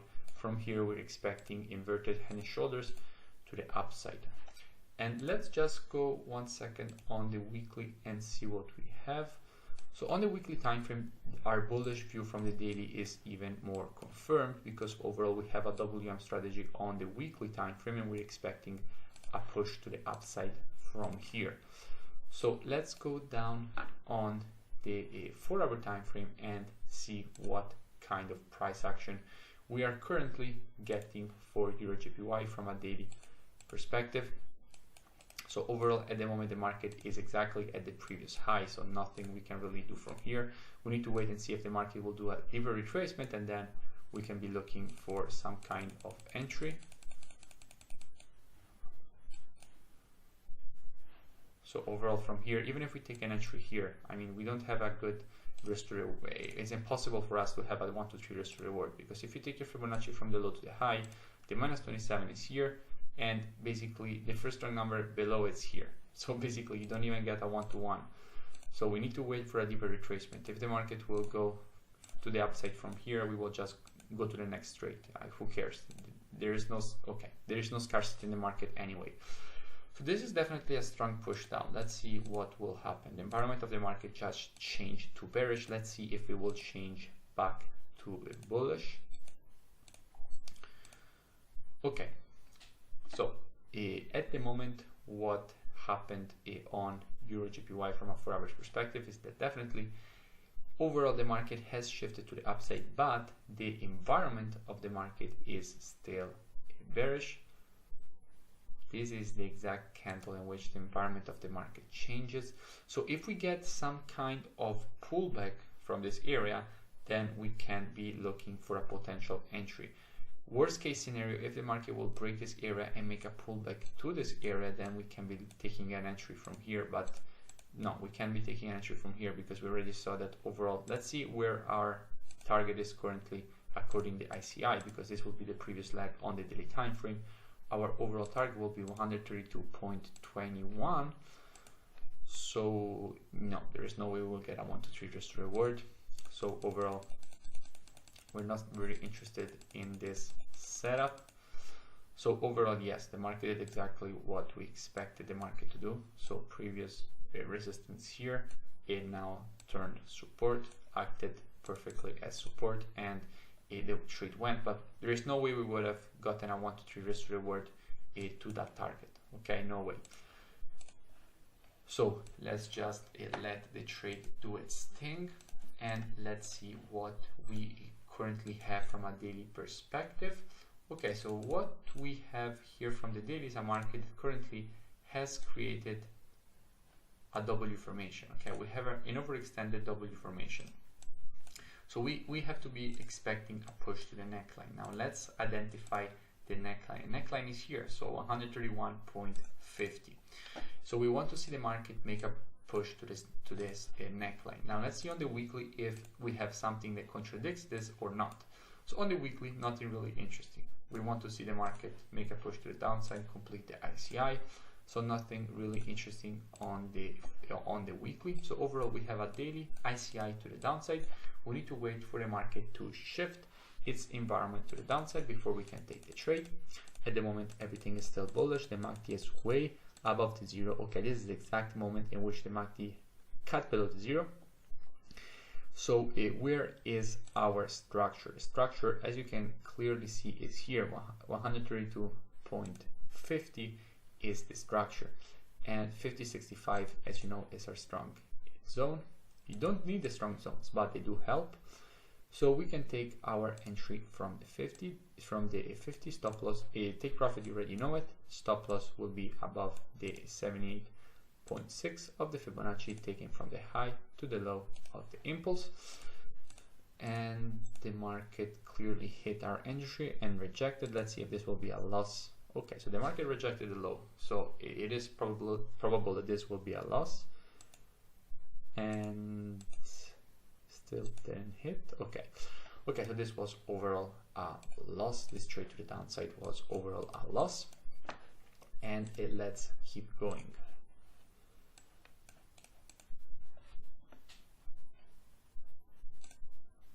So if you look at what happened in the market, nothing really changed. The market still has our W formation.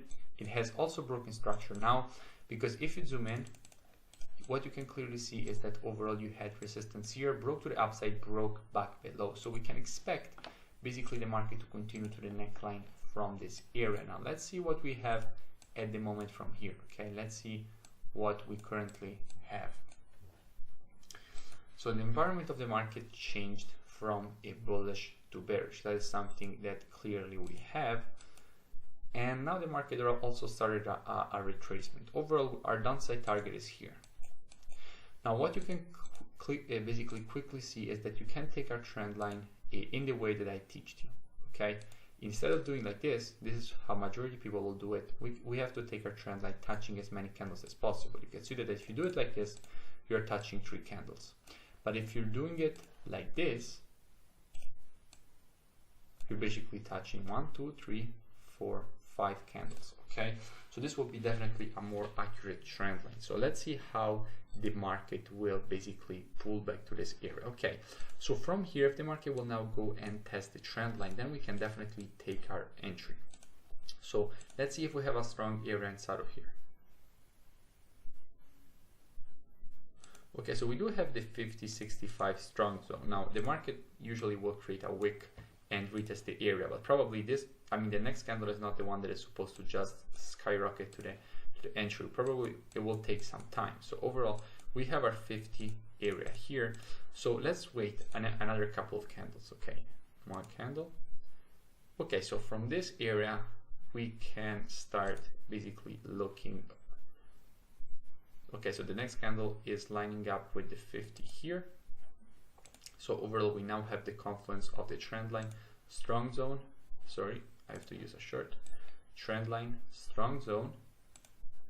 And we have our overall downside target here. Stop loss will be above it for a clean 1 to 3 risk reward.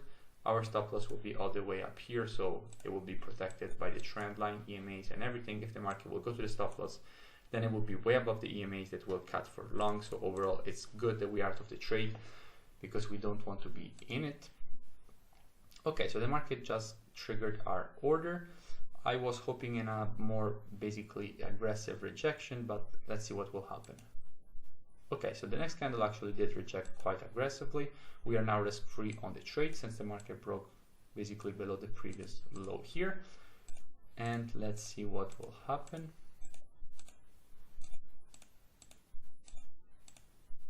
Okay, so this was overall a 1 to 3 risk reward, just banked on this daily ICI strategy.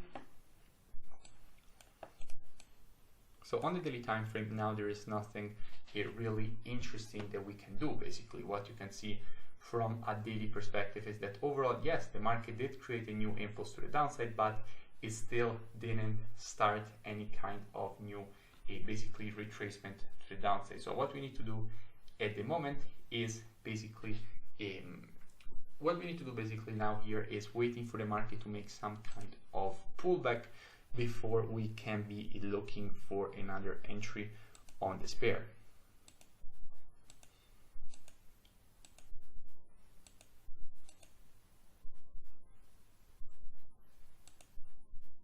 Okay, so definitely the market started a nice pullback. Now if you take your Fibonacci from the high to the low, what you can quickly see is that the market hit now the 32 Fibonacci retracement.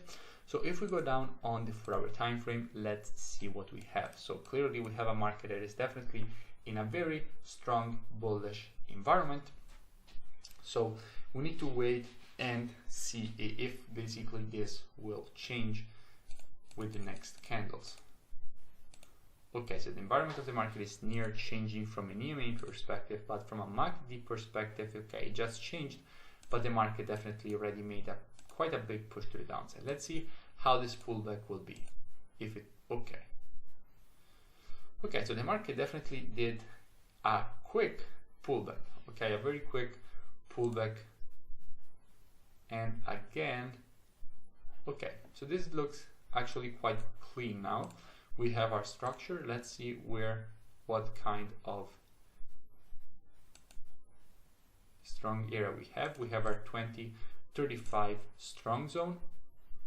So we can be actually shorting this area. It doesn't really matter where inside of this area you short. You can be shorting anything inside of this area. Also at the close of the 4-hour candle.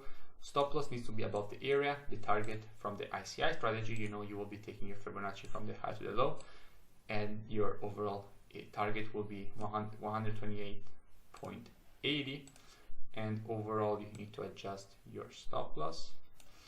above this high, so anyway it is protected by this high, and we have a 1, 2, 3 a risk to reward on this trade.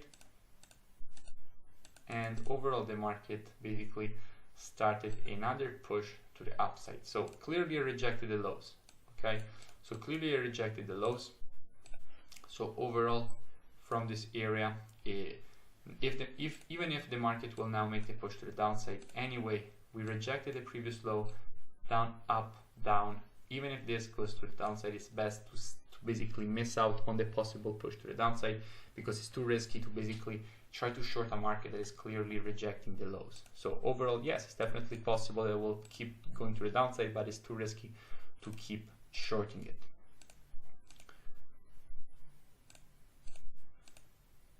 Okay, yeah, overall the market made a push to the downside, but as you can see, again, it again faked everyone out with another push to the upside. So in this kind of situations, it's best to stay on the sidelines, because obviously we don't have an ICI anymore. We have an IC, failed I, and then again. So, but that is not the real issue, okay? Because you can definitely be looking for a short if it was only this, okay? You can definitely keep looking for a short. The problem is that this is happening exactly at this support area here, okay? The problem is that it's happening exactly at weekly support, okay? If this wasn't here, then we would be definitely keep looking for the shorts. So let's keep going and see what we currently have here on EUR/JPY from a daily perspective. So as you can see, this is not something that happens very often, okay? First of all, it's important to say that this is not something that happens very often, but you have an extremely overextended W formation on a daily time frame to the downside. Extremely overextended. Now let me check what we have from a weekly perspective. Okay, we do have weekly support here, and basically the ICI on the weekly has completed. So after a completed ICI, we can expect continuation to the upside. And yes, from the daily also we can see that the ICI clearly completed. So on the 4-hour time frame, we can actually be looking for a nice long all the way back to the daily neckline, which is here. So let's see if we will get an entry. At the moment, the environment of the market is still absolutely bearish. You can see that the MACD is below the zero, the EMAs are cut for short. We need to wait for the environment of the market to change.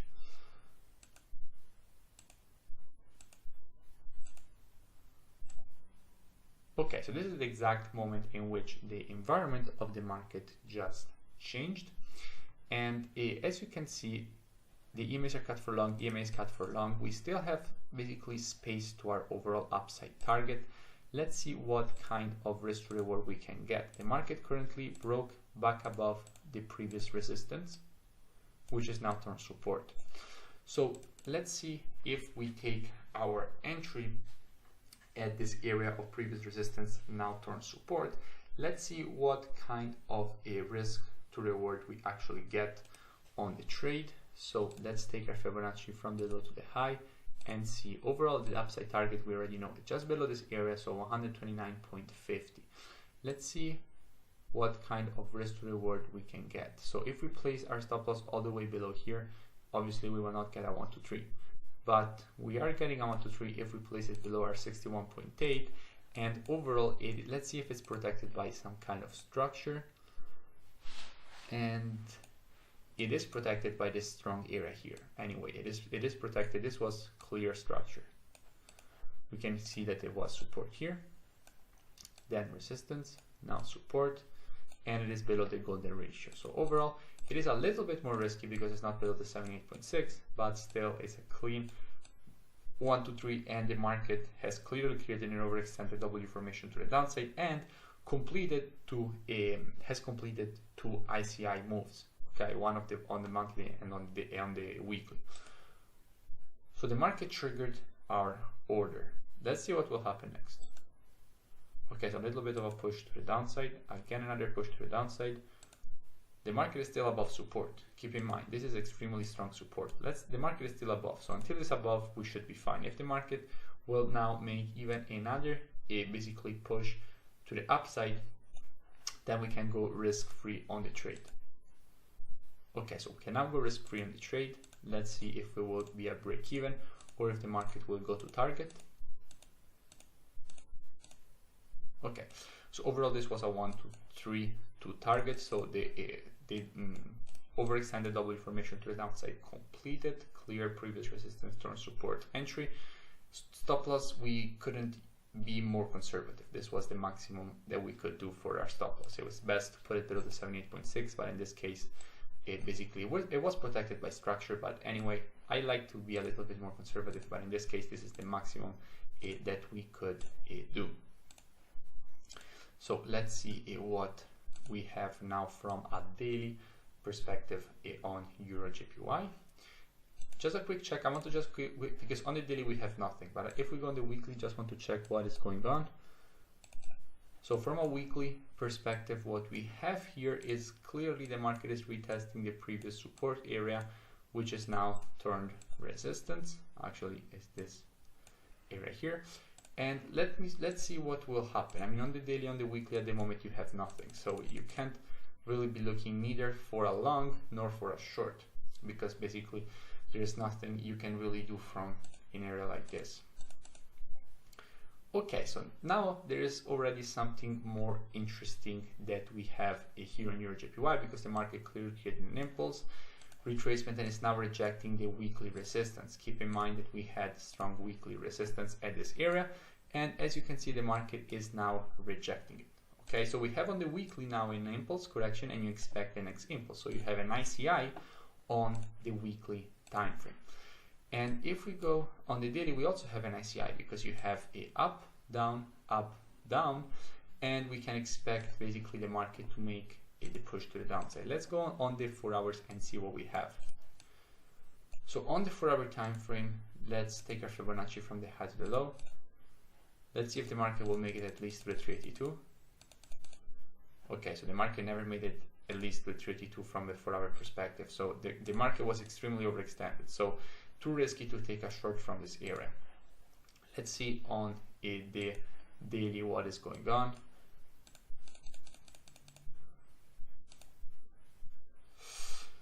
The market kind of created kind of a weird inverted head and shoulders here.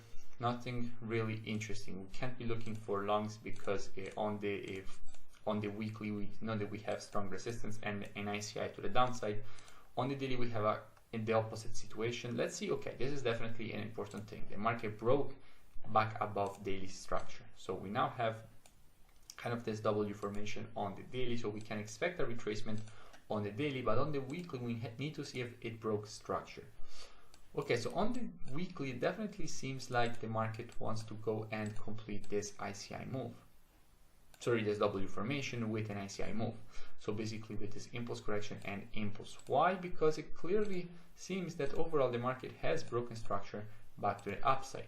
And we can identify basically, we can go on the line chart just to be more accurate, and we can quickly realize that this was the structure that the market has created, and now the candle closed back above. So at the moment, we basically closed back above the resistance. So we can expect the next candle to go for a retest of it, and then it make it usually this ends up being a powerful explosion to the upside to complete the W formation. So let's see what will happen from a daily perspective. Okay, so let's go on the 4 hours, because on the daily, I mean, we need to see the retracement to the neckline of the W formation from the daily time frame. Let's delete this. Not very interesting, not very interesting, thanks. So overall, what we can do. Okay, so where is the structure? The neckline is here. You all know it. The neckline is here at the 50-35 strong area. Okay, so what we can be doing, the market started the retracement. We can be longing the previous resistance, turn support all across this area. Our stop loss will be below the 78.6 of the Fibonacci taken from the low to the high. And it basically, what about our target? Our target, you know how the NICI works basically. If you want information on this leg, you need to take your Fibonacci on the previous leg. So this is what we will be doing. We will be taking our Fibonacci from the low to the high, and our target will be at the first long number below this area, so 131.20. Let's see if we get triggered. Okay, so we just got triggered on the trade, and let's see. Okay, so at this moment we are risk-free. We are risk-free in the trade. Let's see if we will go to target or if it will be a break-even. It seems it will actually be a break-even.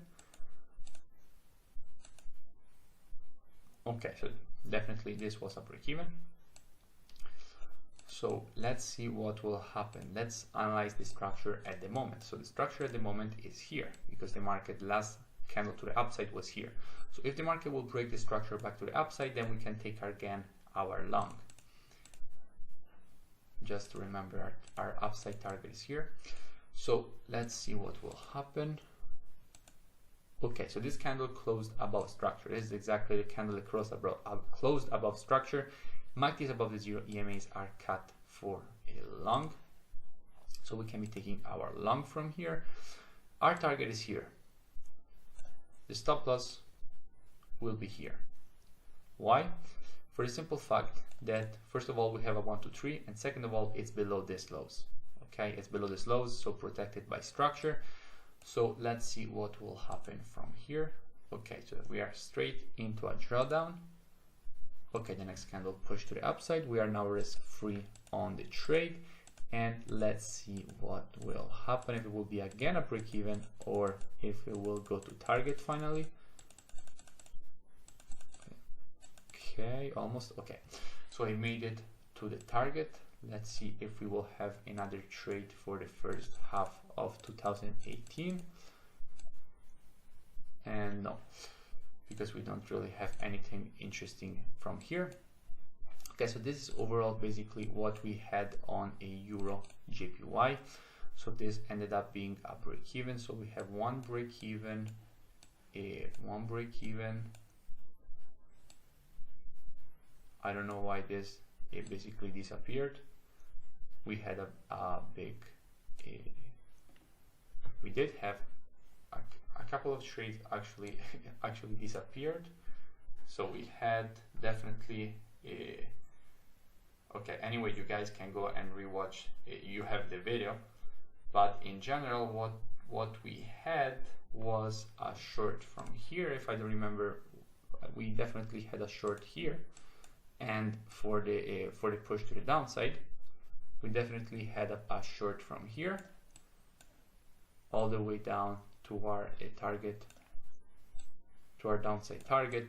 We closed a little bit early. I remember we had a 1 to 6 and we closed it a little bit early for a 1 to 5.5 because basically the market was rejecting the overall target.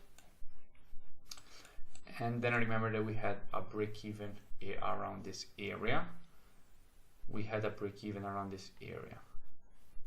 So probably this impulse correction and impulse here to the upside that we wanted to see from a daily perspective in the first entry is left shoulder, head, right shoulder was here. Okay, so this is what we had here. So overall, yeah, I don't know why I deleted, probably because I hit the backspace just after doing it. So overall we have one break even, two break evens. Okay, so two break evens in the first half of 2018. Then we have let's see how many losses. So two break even and one loss, two losses. Okay, so one break even, two break even, sorry, two losses and a 1, 2, 3 and 4 wins. So quite strong first half of a year. We have 5R, more than 5R here, 3R, 3R, so 6. So 6 plus 5, we have 11 plus 3, quite good, quite good. So basically it's extremely good actually. This has been a very strong first half of the year. Okay, we're speaking about a 17R basically in the first half of the year, so very strong. Okay, so I will be making later on, probably in the next week, I will be making also the second half, and I hope this overall helps, just something extra that I like to give all of you.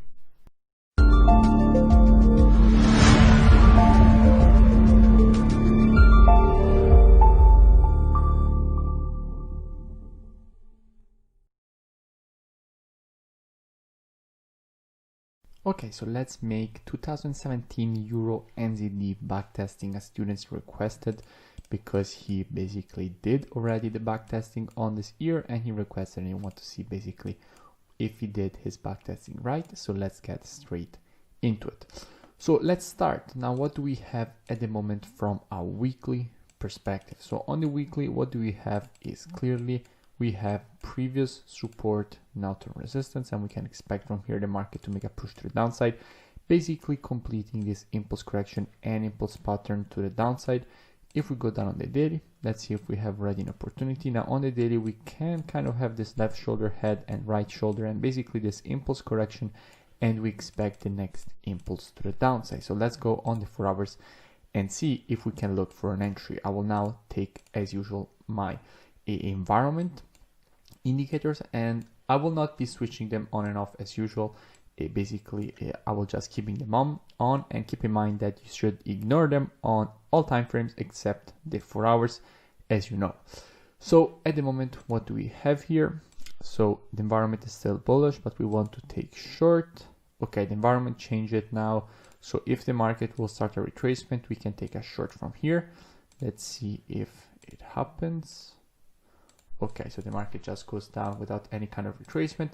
So we can just keep going on. There was no opportunity at the moment. Let's keep going and see if the market provides some opportunity. Okay, so at the moment, this pullback was quite strong, but overall on the weekly, we can expect more continuation to the downside, right? We wanted to see basically this leg extend to the -27, basically creating a lower low. So we want to see the market go at least to this -27 here, because obviously impulse correction and impulse, the next leg is supposed to go to the -27.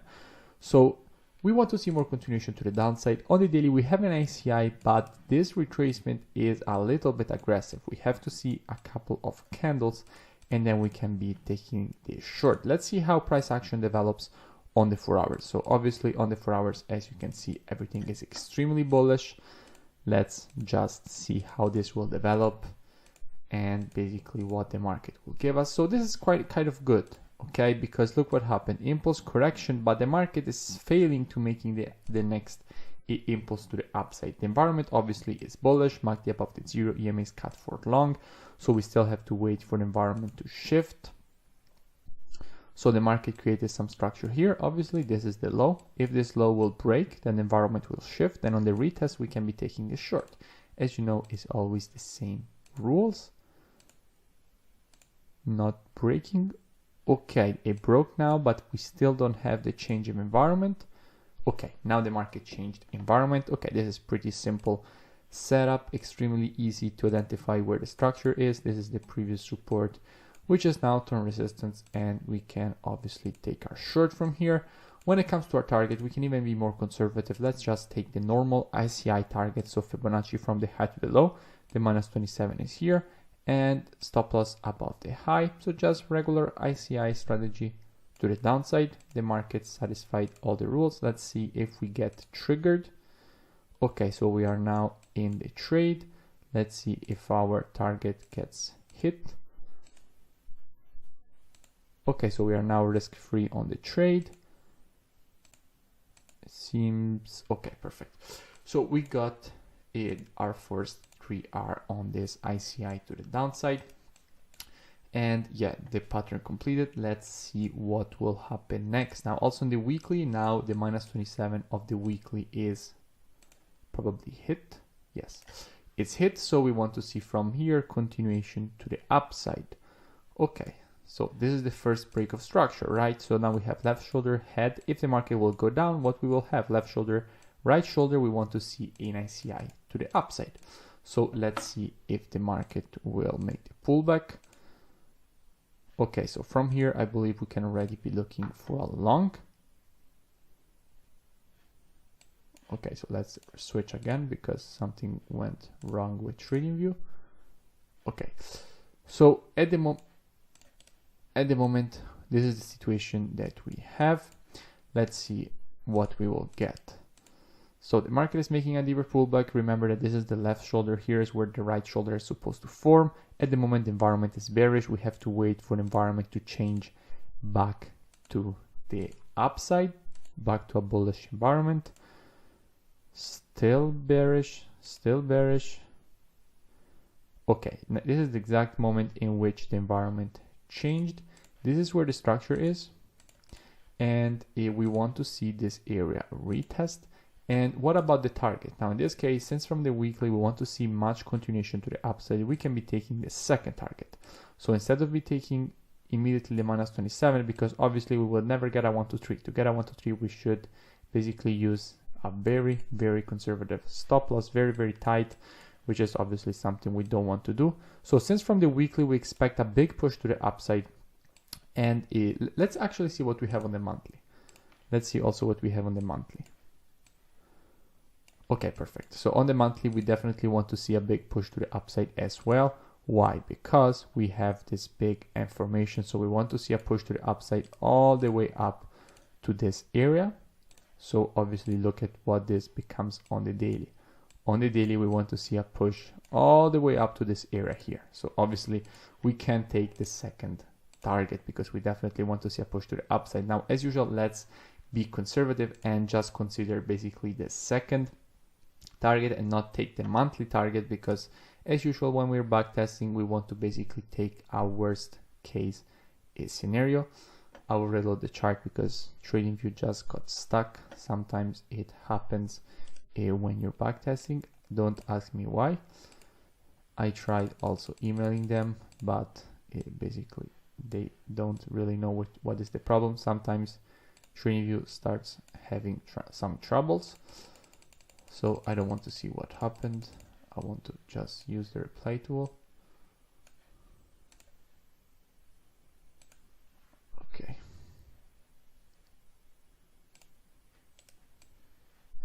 So as we were saying, basically we can be taking the second target up here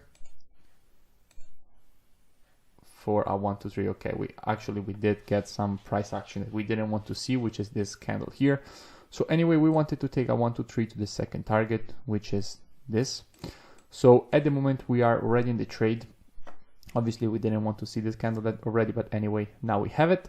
So this is the situation that we have. Let's see if this will be a good trade or it will be a loss. It seems it will be a loss. Okay, so definitely a loss. So this is a -1R. And the market is not ready to make the push to the upside, but nothing really changed, right? Nothing really changed. The market is still bullish. We still have the possibility to complete this impulse correction and impulse pattern to the upside. So we are still looking for a long on the 4 hours. So let's see if the market will, now obviously the environment is bearish. Let's see if it will shift back to bullish. Okay, so it's starting to break. The environment is still bearish, but the structure has broken to the upside. Now the structure is bullish. Let's see if the environment will change. Not yet, not yet, not yet. Okay, this is the candle that made the environment change. So obviously we can take the long from here, either on the next candle on or on the same candle in this case, since it's very near to the structure. So let's just pretend that the second candle, as usual, when we're backtesting, we take the worst case scenario. So taking our Fibonacci from the low to the high in this case, let's see if we will get a 1 to 3 to the -27, just to be as conservative as possible. And yes, we definitely do get a 1 to 3 with a stop loss obviously below the low, which is this one here. So the stop loss below the low, protected by structure. Let's see what happens. Okay, so we are triggered and in the trade. Okay, so this is obviously a choppier pair. Then Euro NCD is not that great pair, but let's see. This wasn't supposed to happen, but could be a manipulation. Okay, so I think it was a manipulation because now the market is closed back above, and obviously now what we have is a situation in which, yes, we are now risk-free, but keep in mind that if the market will go back down here, since it's so choppy, look at how choppy it is. Okay, super choppy. So this pair makes a lot of spikes, but at the moment our entry is very near to the new structure.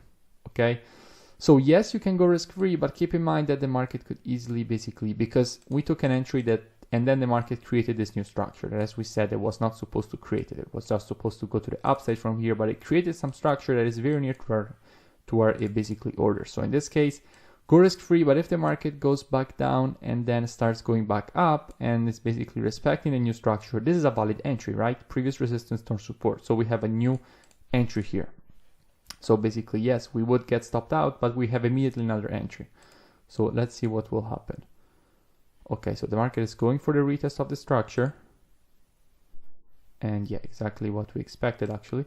So yeah, I mean, either we don't go risk-free on this trade, or you basically go risk-free, and then as soon as you see the market that basically goes down, takes you out and starts going back above the structure, then you basically take another trade. But in this case, if you see that the market creates new structure very near to your entry, you can't really go risk-free, right? Because your entry needs to be protected by structure. That is when you go risk-free. But in this case, it's not protected by structure, because basically your entry is very close to the structure.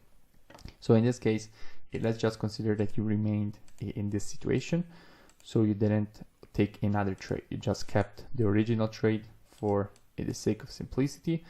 And yeah, it seems the market made a nice push to the upside.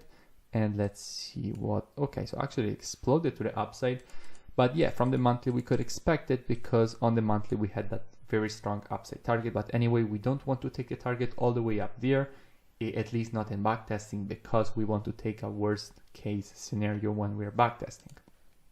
So at the moment, big push to the upside, nothing we can really do now. We're not really interested in anything at the moment. Let's see on the weekly what we have.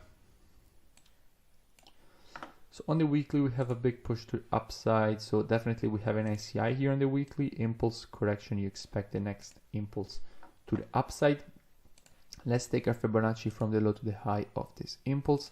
The 382 is here. We want to see the market hit the 382 before we can basically consider it a valid ICI to the upside. So we have to wait for the market to hit the 382. Okay, now the market has hit the 382 and we can be looking for a buy opportunity from here. So let's see when it will provide it to us. At the moment, the environment is bearish. We have to wait for the environment to shift to the upside, which is happening exactly now. So where is our structure at the moment? Is obviously here. So you can see it, support, resistance, resistance, support. So we want to take our entry from here. What about our stop? Obviously it will be below this low. And what about our upside target? As you know from the weekly, this will be the previous leg. So Fibonacci from the low to the high, minus 27 is up here. And the first strong number below is 1.5580. So we can take this trade. Let's see how it will go. Okay, so the trade is triggered. We are now risk-free. Let's see how this will go. Okay, definitely still not break even, basically break even. Let's just take the worst case scenario and consider it break even. So this is because obviously, yeah, it seems a miss by 1 pip, but you know, there's spread and other things. So let's just consider the worst case scenario, break even on this trade. Let's see if we get another entry. Doesn't seem so. Okay, so at the moment it does seem quite bullish, okay, because what do you have? You have a very clean M formation. The market is below the EMA. So now if the next candle will close above the EMAs, then we can definitely take this long.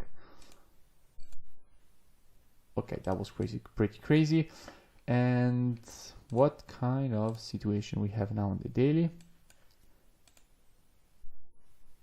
Okay, so this was actually a gap. So on the 4 hours, forex.com will not show you the gap, but actually this was a gap. And I believe this was a Euro elections, because I remember basically I was long in this gap in 2017. And I believe this was Euro elections, and I was long on Euro USD, not Euro NZD, but we had this big gap and we did have this kind of similar price action.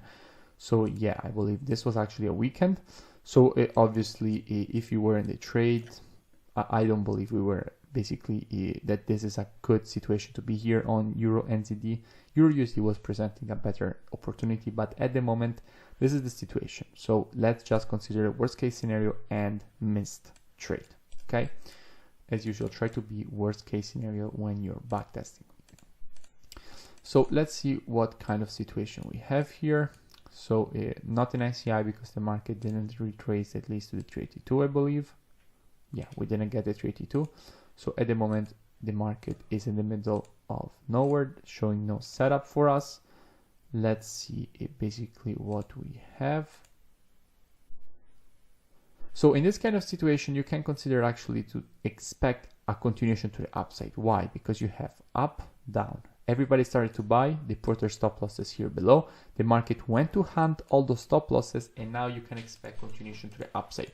So you could actually consider this a valid ICI to the upside. Okay, but as usual, let's just keep it the worst case scenario and not consider this a valid setup, because yeah, just to take a worst case scenario. But this is actually a very high probability trade to the upside, because banks have already basically taken out all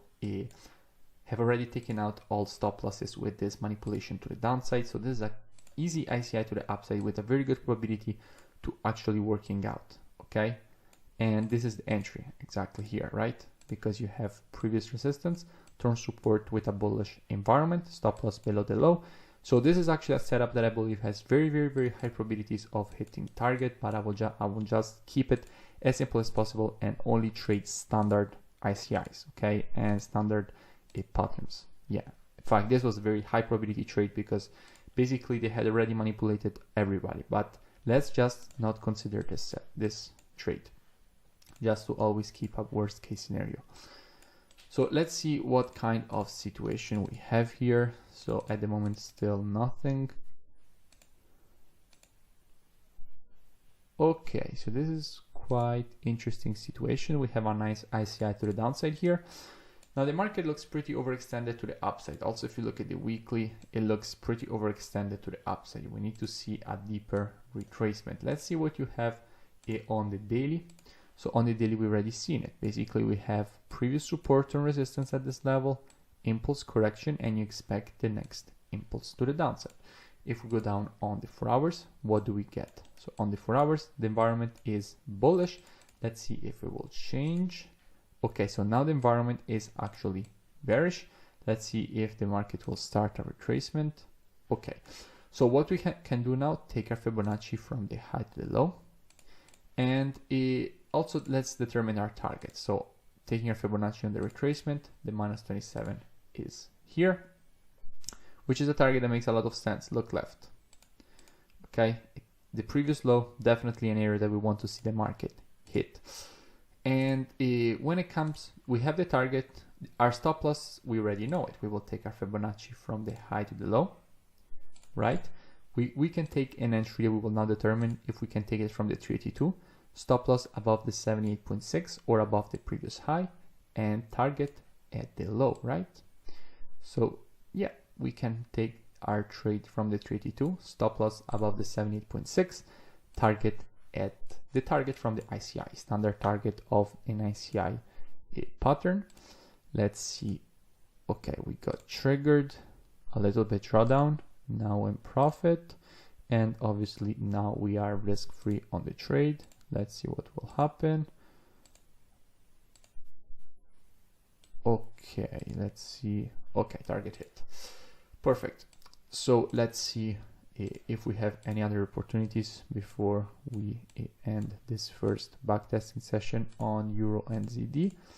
So the market just continued to the downside, and no, doesn't seem we have any kind of opportunity, and we can continue next time with Euro NZD. At the moment, what do we have? We have +3R. Let's not consider this +3R here. So +3R, break even, +6R, 5R, +8R. Okay, so overall +8R for the first half of 2017 on Euro NZD.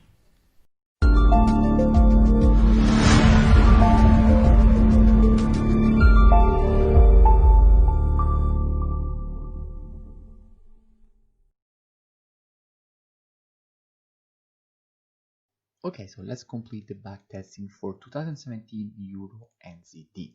So what is the situation that we have here? Now let's start with analysis. We have a clear impulse to the upside, taking our Fibonacci from the low to the high. What do we get? A clear impulse. Do we have a retracement to the 382 yet?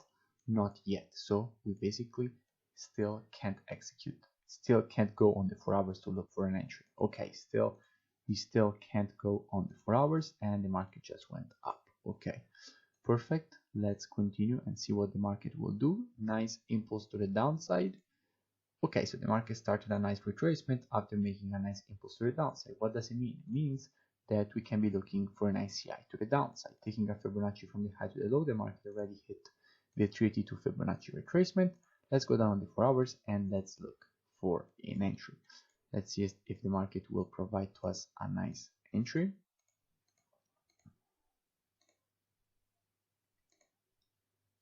Not yet. Okay, so this is the exact moment in which basically the environment of the market actually shifted. So what we can do, we can take a nice short. The stop loss will be above this high. What about the take profit? You already know it. Taking our Fibonacci on the retracement leg, we will have our overall downside target here. Stop loss above the high. We have a 1 to 3 risk to reward. So everything is perfect. Let's see how this will play out. Okay, so it ends up being a loss. Perfect. Okay, so let's keep going and see what is going on.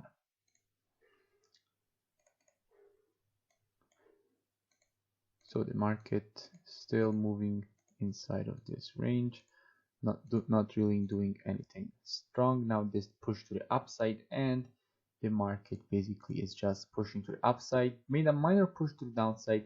Let's see if the market actually made it to the 382 because it already kind of retested the neckline of the W formation, taking our Fibonacci from the low to this high. What we can see, did the market actually go for a retest of the 382? Yes, but did it actually? Okay, it didn't show any kind of possibility to actually enter the market, so we just let it go. Nothing we can do yet, so let's just continue seeing what kind of price action the market is actually creating. So at the moment the market is creating a very nice ICI to the upside. It seems like we're getting a nice ICI to the upside. Actually, let's just, I don't want to go too fast, and the market is retesting this previous resistance now to our support here. If we take the Fibonacci on this impulse, we get that the market already made it to the 61.8, now tested the 50%, and we can expect continuation higher. Let's go down on the 4 hours and see if we can get an entry on this. So it seems that actually we can be looking at our long from this area here, which is the previous resistance, now turn support, and our stop can be below this low. Take profit, you already know it according to the rules, just taking our Fibonacci from the low to the high of this impulse. We have a minus 27 that is around this area. And let's see if we get triggered. Okay, so the market created some new structure, so we have to adjust everything to the new structure that the market has created. So we now have to be looking at a long on the retest of this new structure. The stop loss, we can put it below the low. The take profit remains exactly the same. We still have our Fibonacci on the retracement, and we are still targeting the exact same minus 27. Let's see if we get triggered on a new entry. Okay, so we definitely got triggered. The market also started a nice rejection. Let's see if we can go risk-free. Perfect. Now we are risk-free on the trade. Let's see how the, okay, perfect. We have a 1 to 3.6 R with this ICI to the upside on Euro NZD. Let's keep going and see basically what will happen now. What kind of situations will the market create? So the market just continues to the upside. Let's see what we can do here. Still not. Okay, so actually here we are starting to get the ICI to the downside, right? We're starting to have the possibility to be looking for a possible short. Because basically, let's see on the 4 hours, because this actually not really. I still have to wait. Basically, no. At the moment, I would we can't be looking at the short, okay? Because there's a simple thing that I didn't notice at the first time that I saw this, is that basically we have this, okay? So the market is still above this area, so we need to wait. Okay, now we can be looking for a short if the market shows something interesting on the 4 hours. But yeah, the market didn't show anything interesting. We are already at the lows, so we can't be really looking for this short here. So no short at the moment. Just let's keep going and see what will happen, if the market will create some patterns that we can use. Now on the weekly, what kind of situation we have here? Nothing interesting yet. Nothing really interesting from a weekly perspective at the moment. We are at support, and yeah, nothing really interesting on the weekly. On the daily, we're now having a nice impulse to the downside. If the market will make a nice retracement, we can be looking for a short. Perfect. Yes, the market made this day retracement. We are at previous support and resistance. Let's go down on the 4 hours, and we are now looking for a short entry. Okay, the environment of the market is still bearish, but we need some structure. We can't just take the trade like this. We need to see the market give us some kind of structure. We still don't have anything. Please give us some structure. And still nothing. The market is now in a bullish environment. Okay, so now we have the structure to take the trade, because the market created a structure area here, went down, created support, broke it to the downside. Now that support is turned resistance. So if the market will retest it, we can take a short. Our take profit will be at a -27 of the Fibonacci taken on the retracement, and this will be an interesting short. Let's see if the market actually goes for our entry. Okay, we just got triggered on the trade. It seems everything is going well, at least for now.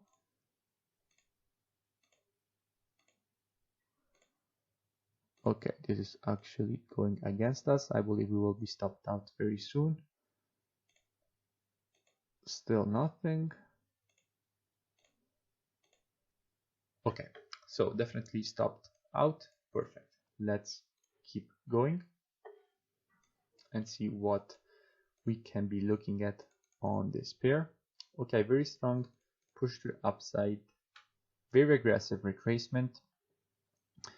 We could be looking for a long, but this retracement was extremely strong. With only 2 candles, the market covered 1, 2, 3, 4, 5 candles. We can't really be looking for a short there. It doesn't seem like a retracement. It might be, but okay, this is definitely an uncommon situation in the market, so it is okay that we are on the sidelines. Even if we potentially miss this up move, it's perfectly fine. Okay, so what is the situation at the moment? The market made this very strong impulse. The market is now in a retracement phase. Now let's go on the weekly and see what kind of situation we have from a weekly perspective. So on the weekly, we are creating a nice impulse correction, an impulse pattern. We have a nice impulse, we have a nice correction. We want to see the next impulse. If we take a Fibonacci from the low to the high of this impulse, what do we have? A market that is at the moment at the 61.8. From here, we want to see an up move, right? We want to see the impulse correction and impulse complete. So weekly ICI on weekly ICI, and let's see what we can do on the 4-hour time frame. Let's see if we can find an entry for the long. Obviously, at the moment, everything is still bearish, so nothing that we can really do. We have to wait. Still bearish. Okay, now we can be looking for a long, and it will be pretty simple how we will be looking at this long. We have this nice structure area here, which is the previous resistance to support. We can be looking at a nice long from here. What about our stop loss? Our stop loss will be below the low. And what about our take profit? It will be pretty simple, just taking a Fibonacci from the low to the high of the retracement. -27 is here. This is a massive trade to the upside. We can even use a bigger stop loss. Let's go for a 1 to 6 risk to reward. Massive trade. Let's see how it goes. Okay, we're now in the trade. Okay, so we're now risk free on the trade. If the market will go back down, it will be a break even. And let's see if it actually makes it to our take profit. Whoa, that is massive trade, 1 to 6.3 risk to reward. Very big, very big. Very big ICI to the upside on the weekly time frame. Now, when you have a weekly ICIs are the best, okay, because you will have huge profit, huge risk to rewards, huge profit targets. Because obviously it is the weekly time frame, so you will have massive amount of pips to actually move on. Now, what the market did here is move to the upside, down, up, down. So if the market starts a retracement, we could be looking for a short because we have kind of a weird ICI to the downside. So we could be looking for the short, okay? Keep in mind that looking for the short, it's a little bit like weird, okay? I will definitely be looking for the short because after all of this up move, we want to see a push to the downside, specifically after this distribution phase here. But let's see, okay? If it will be a loser, we will include it in the backtesting. If it's a winner, not, because basically I want to do the opposite. I want to always take a worst case scenario when I'm backtesting. So let's see. Okay, so definitely this was a nice ICI to the downside. Okay, it was a nice ICI to the downside. Perfect retest of previous support, turn resistance, stop loss above the high. Let's see if we actually got a 1, 2, 3. Stop loss above this high. What about our take profit, taking our Fibonacci from the high to the low? 382 hit, so we don't need to adjust our stop loss. And we have our take profit here. And overall, did we have a 1, 2, 3? Yes, we had a 1, 2, 3. So this was a nice 1, 2, 3 risk to reward. Just because it was a little bit weird situation, I will not consider it. And I like to always take worst case scenarios when I'm backtesting. But yeah, this was textbook ICI to the downside from a 4-hour perspective. Entry was perfect. So yeah, I will just not consider it, just to take always a worst case scenario. And let's see what happened. Okay, nice impulse to the downside, nice retracement. We want to see the next impulse to the downside, right? We have another ICI to the downside. So let's, well, something weird happened here on TradingView. Okay, and let's see, at the moment the environment of the market is bullish. Let's see if it will change to the downside. Okay, the environment of the market still didn't change. Now it changed. Okay, so we can be taking a short from here. What about our stop? Our stop needs to be above the high. And what about our take profit? Our take profit, taking our Fibonacci from the high to this low at the -27. Now, obviously, we're getting a very bad risk to reward, so we can't take this short. We need to wait for possibly see the market retest again this area, because if the market goes against retest this area, then we probably have a 1 to 3 risk to reward to the downside target. Yes. Okay, so basically we have to wait and see if the market will go to retest this strong zone again. It might go. It might go. It didn't really go to retest it. But let's see how basically this will play out. Okay, so anyways, it would be a break-even trade even if we took it from a little bit lower and had a stop like at this level. Anyway, it would have been a break-even trade. So Euro NZD was quite a strong year in 2017. Massive risk reward on this trade. This one was a good trade. We don't want to consider it. So overall 6R here, 5R, 8R, 7R. So overall 7R in 2019 second half, pretty strong.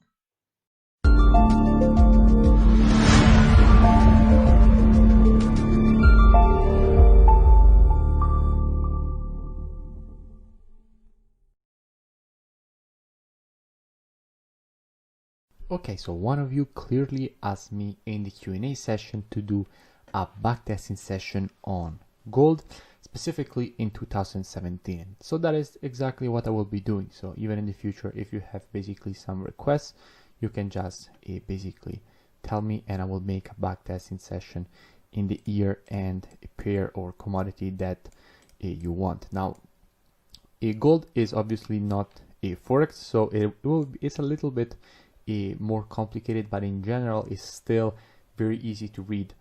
And anyway, the strategy is working in any market. So let's start basically here. Now, the first thing that you see overall, what the market did. The market created a new impulse, creating a higher high. You expect retracement, and then you expect continuation to the upside, specifically because we had all of this push to the downside. We can already see it from the daily.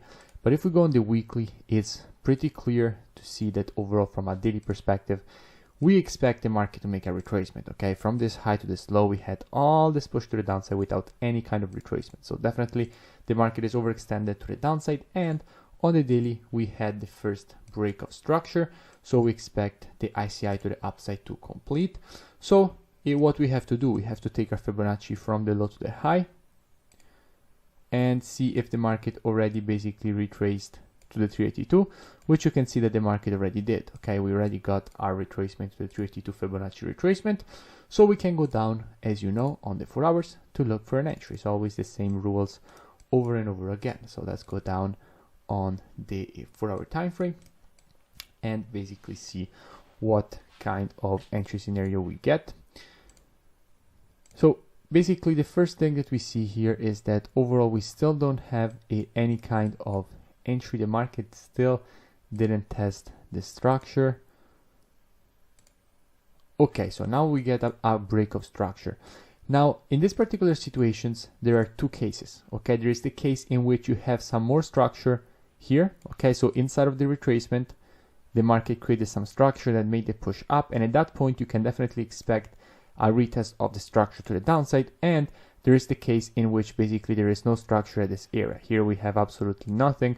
So from this case we can actually be looking at the long directly from here, from this area here of previous resistance now to support, if we will have at least a minimum 1 to 3 to the upside from a daily perspective target. Now if we take our Fibonacci from the low to the high, we can see that overall we can place our stop loss below the 78.6, but we have to see on the daily, retake our Fibonacci and see basically where is our target. Now as you know, when the market retraces at least to the 382, so only to the 382, sorry, without making it to the 50%, then basically you can be looking for a higher target. Okay, there is no need to adjust your Fibonacci in this way. You can just take your Fibonacci in this way, and there are two targets that you can be looking at. It's not only the minus 27, you can even look at the higher target. Why? Because it means that we didn't have a deeper retracement. It means that the market is very impulsive and basically you expect a higher leg. So if we go down on the 4 hours, I already marked the two targets. Let's see if we get a minimum 1 to 3 to the first target. Okay, so we're not getting a minimum 1 to 3 to the first target, so we can take the second target. And let me see what we have here. We have 1 to 3.24, which is good. So let's see if this will be a win or a loss. Okay, so here now we go break even. Okay, this is the exact moment in which we go break even. We can see if we will be stopped out or if it will be a break even in this case, or if it will be a win. Okay, so actually in this kind of scenarios, guys, if you see the market go very near to your take profit and then start a new push down, I know that the market can still easily go to your target, but it's best to basically close the trade for a 1 to 3 at the moment that you had the 1 to 3. Okay, the market was above your 1 to 3, started to reject, you just close it at your 1 to 3. No need to risk basically all your profit just for a couple of pips. And let's see if actually the target hits. Okay, so the target anyway hit, but it's best to close it for a 1 to 3 than basically risk all your profits for just a couple more pips. So in the end, your goal is just to get the 1 to 3. Now I know that I'm keeping the indicators on, but ignore them on all time frames and only look at them on the 4 hour time frame. I will not be just taking them off and on all the time because it will take too much time. So let's continue basically and looking at what we have. So at the moment, nothing, just the market is moving up, Okay, so now we have a break of structure. The market had a low here and the market created a lower low. So let's go on the weekly and see if we can actually be looking for a short. And yes, we can definitely be looking for a short. Also on the weekly, we have a clear ICI to the downside and we can expect continuation to the downside. So let's go on the 4 hours and look for a short entry, which in this case is already in front of us, because what you can see, you have down, up, down, up. Here we have previous support and resistance. We just have to check if the market already retraced to the 382. So let's take our fib from the high to the low for this ICI strategy. Okay, so the market didn't retrace to the 382 yet, so we have to wait for the market to hit the 382. But let's see where the 382 is. Okay, so the 382 is actually exactly at the previous support turn resistance. So we can definitely be looking at a short from here, and this actually looks like a pretty good risk to reward. Now in this case, as you know, there is no need to adjust our fib because we already have a basically the market, we're looking only at 382 and not at 50%. So we expect the market to go down from there, meaning that we can target the minus 27, which will give us a 1 to 3 risk to reward. And this looks like a pretty good setup. Let's see what we get. Okay, so our entry was pretty precise. Unfortunately, we cannot go risk-free yet because we still have this support here and the market could still do something like this. Now, obviously, it can also do something like this and just stops us out, but that is basically not our problem. We just want to play over our statistics over and over again. Okay, so this was quite impulsive. So we have a very good probability of actually losing this trade.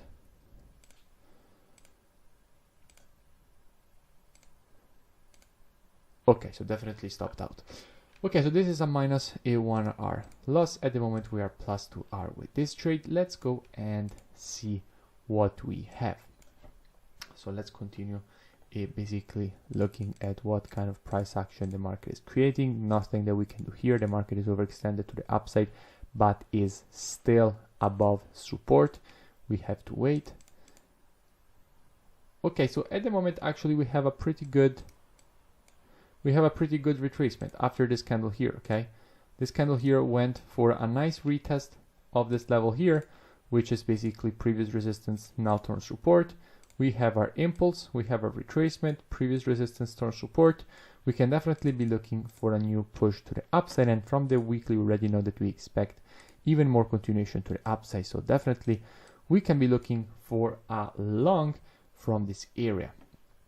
Now at the moment, where can we be looking at the long?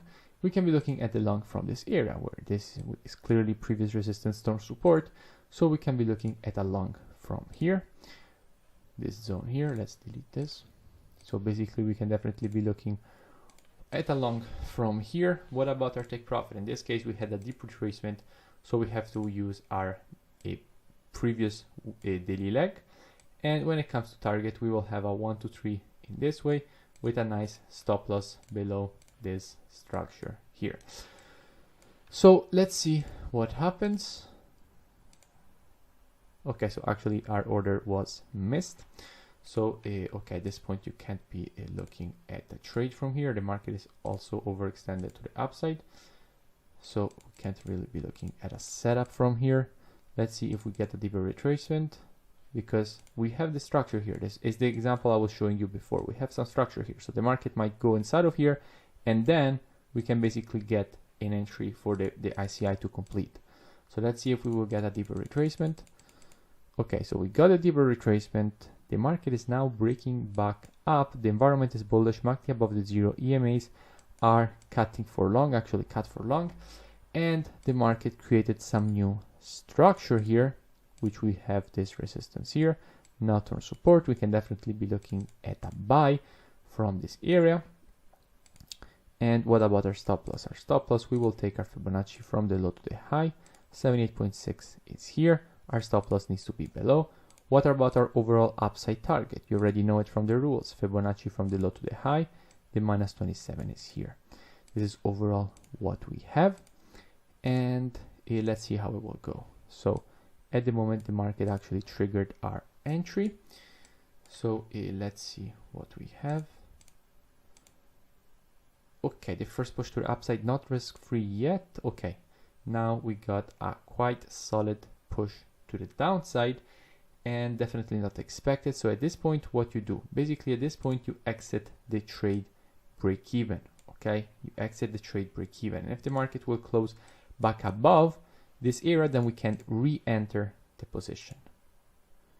Okay, so definitely now we can re-enter the position. Now what are we supposed to do at the moment. Now at the moment we're just supposed to basically wait and see how accurate we can actually be with this position, because if we take it exactly from here, we have to see if we are still getting our 1 to 3 risk to reward. So let's retake our Fibonacci from the low to the high, put our minus 27 here, and see, okay, we're not getting a 1 to 3, so we need to take it from a little bit lower. Okay, we have to see how low we can get, maintaining our 1 to 3 risk to reward with a stop loss below the new structure that the market created. So like this, we still didn't get our 1 to 3.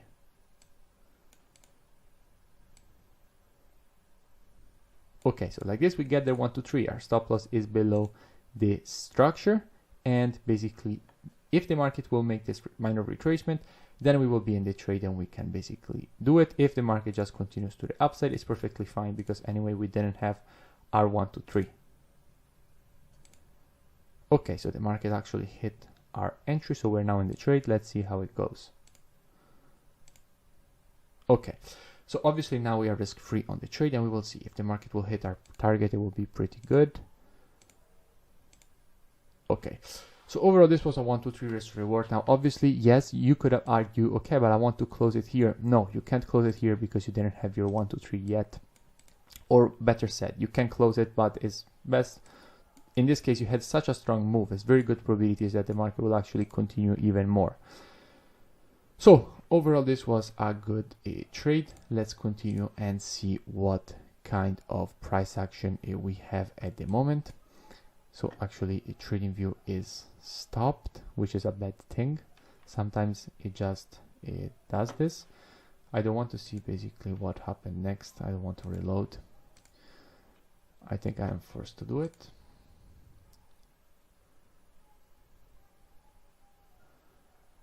Okay, so we will try not to see basically what was going on.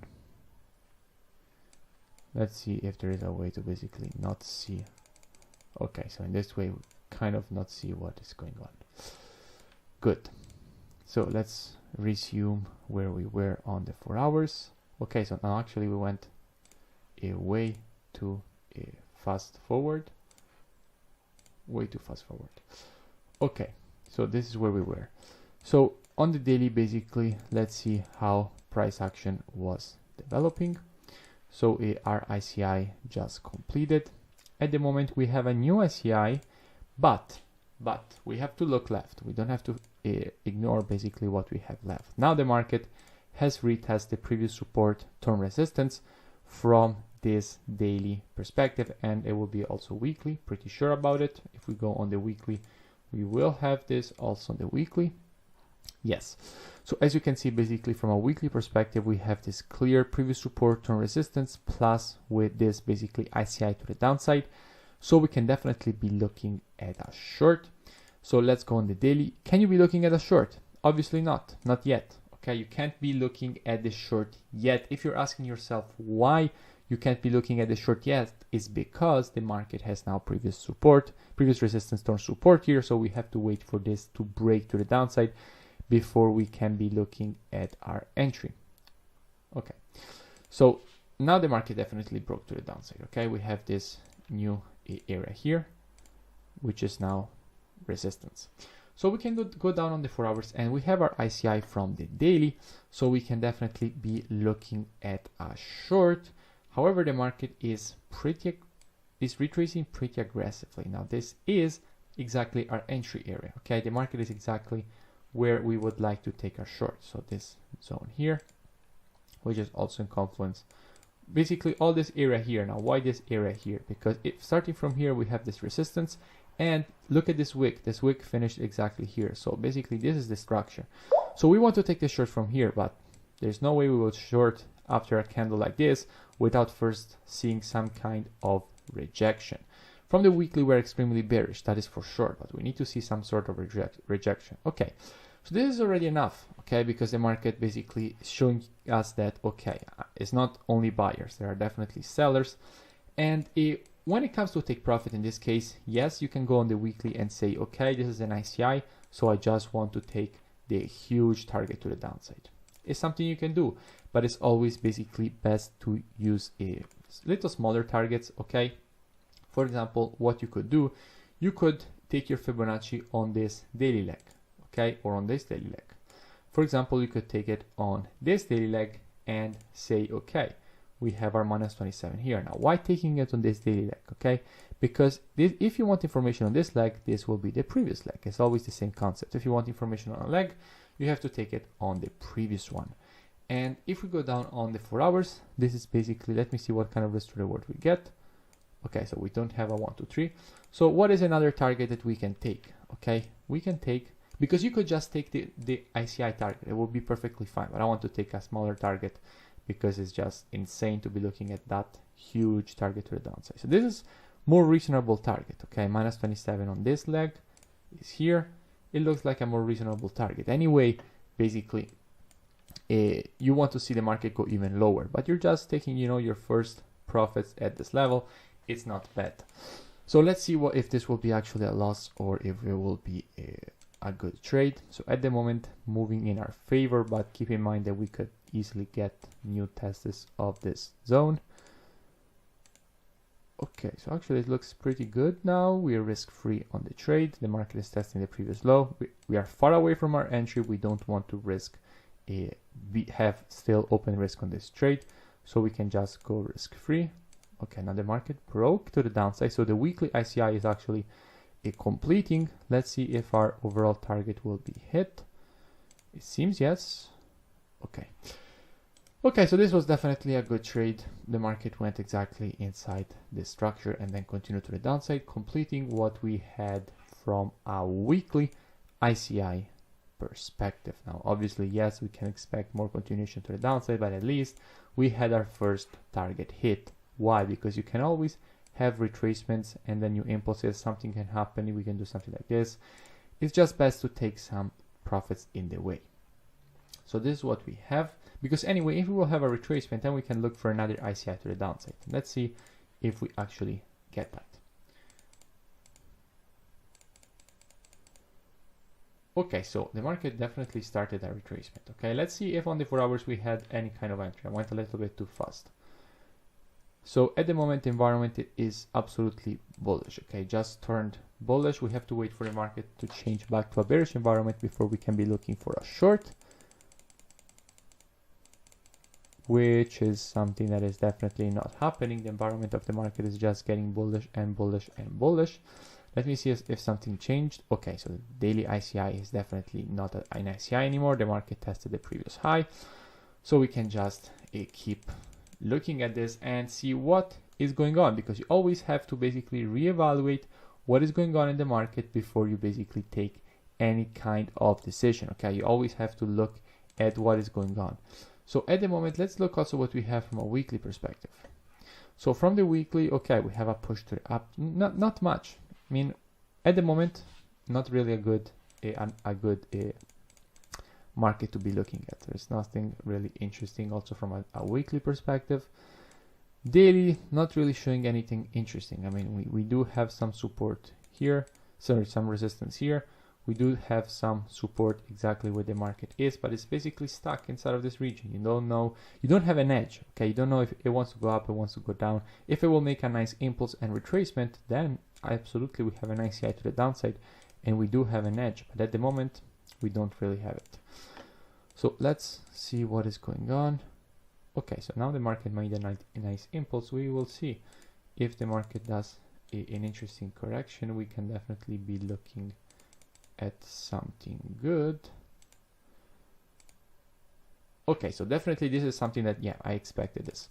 So basically this is what we have. Okay, if you remember, we had the structure here. Now I remember that we had the structure. So when the market closed back above, if the market went back above, what did we have? We had an ICI to the downside, and we have the possibility to create this head and shoulders. So at this point, we can definitely be looking at a short. Okay, so I want to short at this moment gold because we have an ICI on the weekly. So I just have to wait for the environment to change, because at the moment the environment is absolutely bullish and I need to wait it to shift. So let's go. Let's see if it will shift. MACD is still above the 0. As you can see, the EMA is cut here, but the MACD is still above the 0. and it's not shifting, which is not a good thing. I mean, probably market will continue to the upside, because if it wanted to shift, it had all the time here to shift. I think this was just a trap and it will not go down. Or maybe it will go down, because now it has another possibility. If it makes this break, then we can definitely short, because the environment is near to shifting. Still bullish, still bullish. Okay, so it didn't want to go down, as you see. If it wanted to go down, it would have already shifted. At this point, we also broke the left shoulder on the weekly. We don't have the ICI anymore. So at this point, what could be a good thing? If the market, for example, did a break retracement, we have a nice ICI and we can short. That is, for example, one of the things that we can be looking at. We have to wait. So let's see what we have at the moment.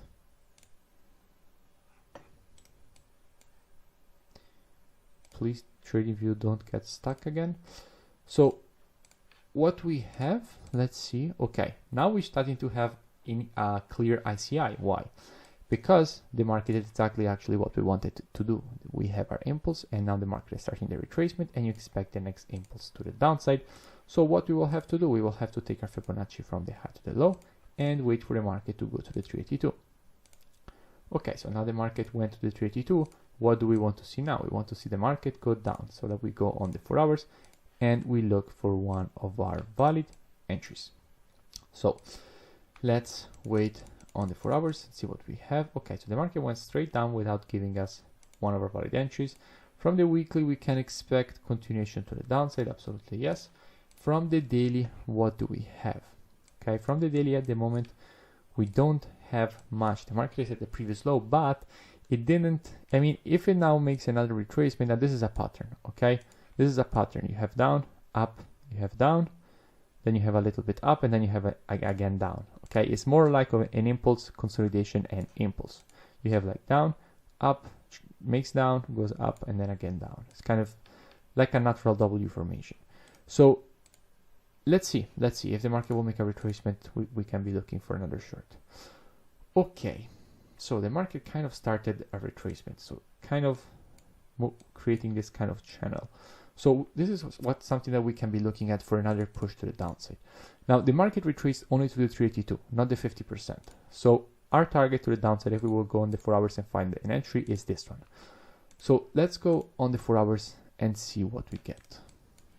So on the 4 hours, everything is bearish, but almost changing. Okay, changed to bullish. So now no, not yet. Not yet, but very close to shifting. We will have to wait basically if we want to take a short here.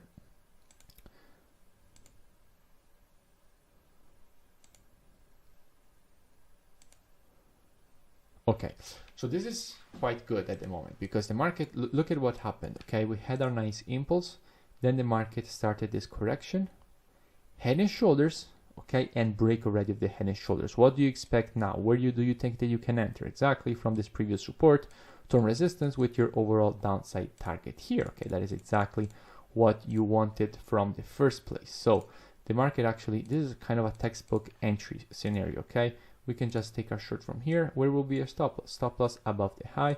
Where will be your take profit? Take profit, you already know that is here. Let's see if you have your 1, 2, 3. Okay, so we have our 1, 2, 3 with the stop loss above the high. We can definitely be taking this trade, this textbook entry.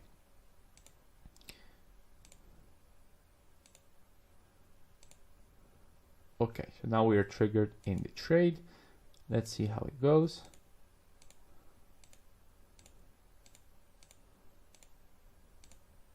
Okay, actually it was a longer run, but anyway, we had our take profit here from the ICI. And okay, I think we can basically stop here, and we will be continuing next time with the other half of 2017.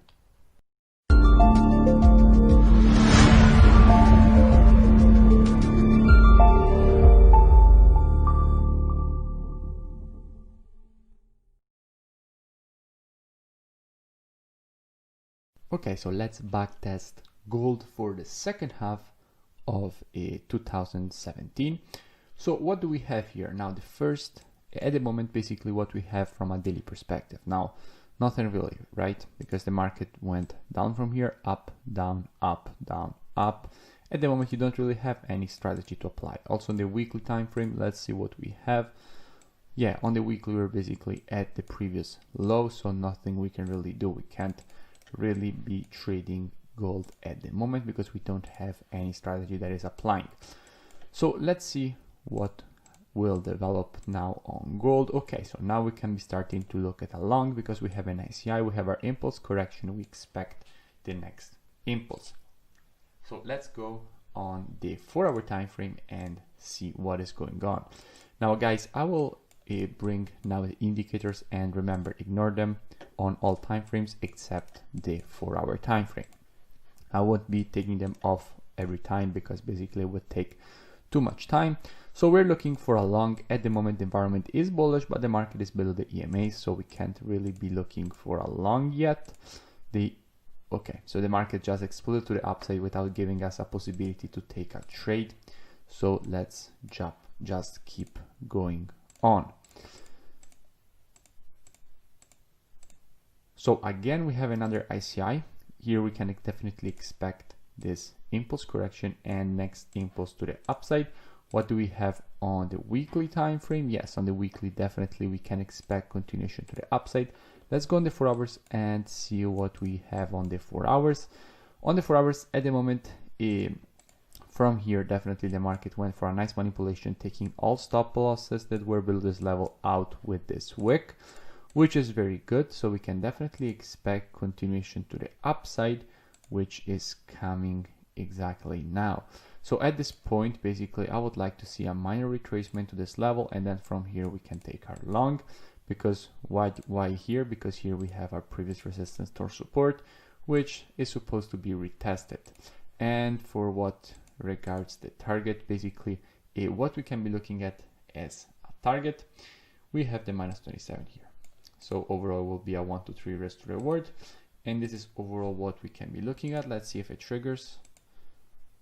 Okay, so it didn't trigger. Okay, so this overall was a no trade because the market never made the retracement, and let's keep going. Now, as you know, commodities tend to be a little bit harder. I mean, it is not easy as the Forex market. Forex market is just the easiest market. Commodities a little bit harder. So here again, we have an ICI strategy. So from here, we're definitely supposed to see the market go up. We have impulse correction. We expect the next impulse. Let's go on the 4 hours and see how we can be taking this long.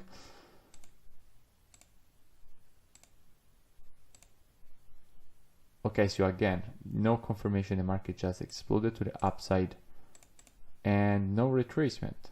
I mean, we could be looking for a long from here, but it wouldn't really be a high probability long because the market could easily make a deeper pullback and then continue. If it makes a deeper pullback, then we can enter, but if it could just continues to the upside from here, then we can't really be looking at the long.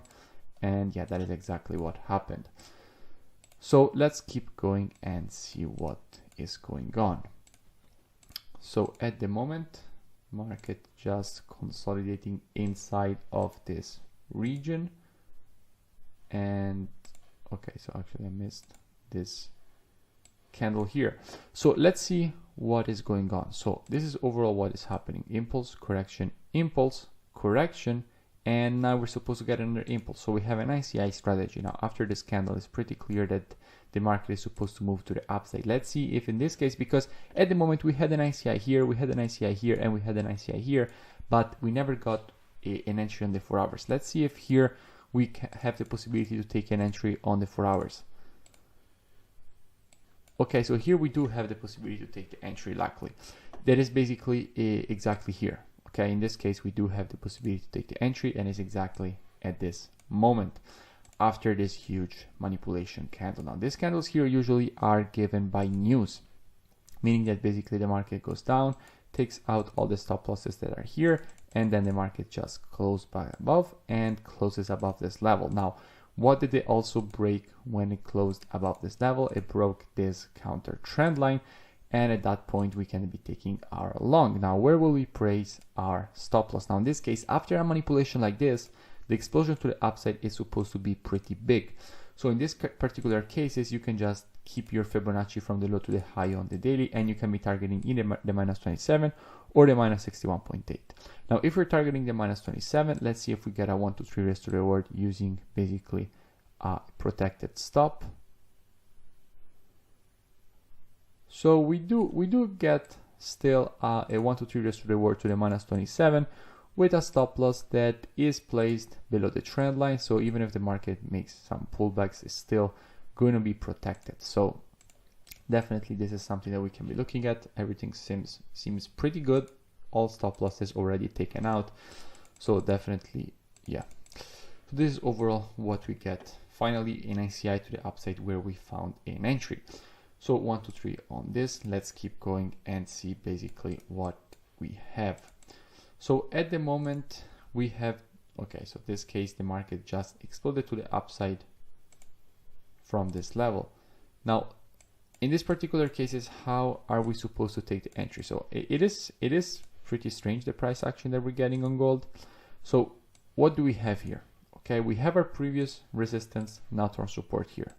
Okay, and what do we expect? We expect this level to hit and then the market continue to the upside, because on the daily we clearly have the ICI, right? We have our impulse, we have our correction, and we expect the next impulse to the upside.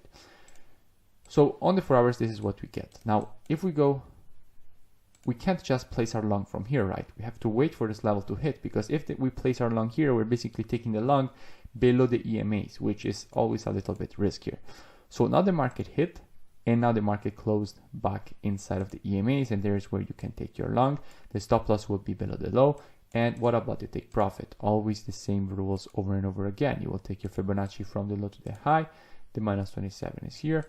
And overall, let's see if we get a 1 to 3. Yes, you get a 1 to 3. And yeah, this will be the setup. Now, obviously, you are risk free. And yeah, it did work out. So this is what is going on gold. Let's keep going and see what we have. Okay, so now the market made a low, retracement, lower low. Now if the market makes a retracement, we will have an ICI for a push to the downside. Let's see if on the weekly we are actually confirming the short. Yes, because we do have this overextended W formation, so we can expect continuation to the downside, or in other words, to this level here, which is the neckline. So going down on the daily, let's see if we get the retracement that we want to see. Okay, so actually we did get the retracement, but not as deep as we wanted, so we can't really trade it. And at the moment, can we be looking at a short? No, we can't be looking at a short because it would be too risky. It looks on the daily quite good for the short, but look at what we have on the weekly, okay? On the weekly, we have a clear ICI to the upside, but on the daily, we are bearish, so we have to wait for the 2 time frames to combine and basically to show the same direction. So at the moment, everything is pushing to the downside. I want to see when basically things will change for a possible push to the upside. At the moment, everything is still bearish. Okay, so now price action starts to be bullish. Why? Because we had our impulse, we had our correction. We can expect the ICI to the upside, and this ICI to the upside would combine with what we have from our weekly, which is, again, we want to see this ICI to the upside complete. So if we go down on the 4 hours and look for a good long entry, what we can see is that at the moment, the environment of the market is still bearish. EMA is cut for short, MACD below the 0. So we have to wait. Let's wait and see if it will change. So at the moment, everything is still bearish. Everything's still bearish. Still bearish. Still bearish.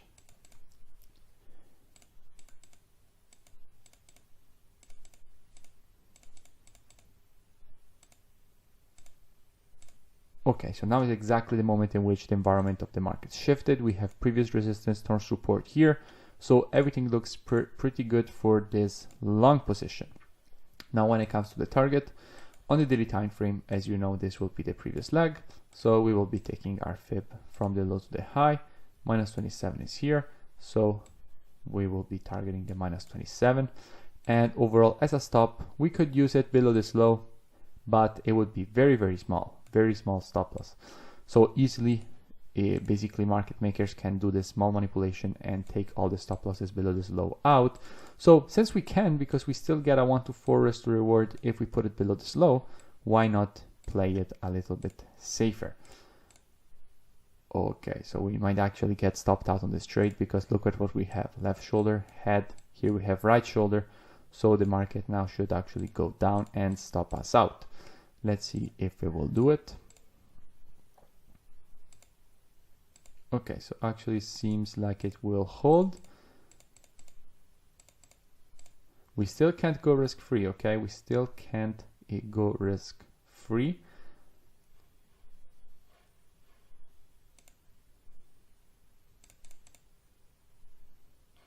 Okay, so actually we could go risk free, but we will see. So technically after this candle here, after this green candle here, we should have gone risk free, okay? But in this case, it was such choppy price action that sometimes it's best in this case is to not go risk free, okay? Because it's such a choppy price action. But technically, if you want to play it safe after this green candle that try to make a higher high, you're supposed to be risk free. But in general, let's consider the fact that we didn't go risk free because it's always better to have a worst, to play it like for the worst case scenarios when you're backtesting. So doing some mistakes on purpose.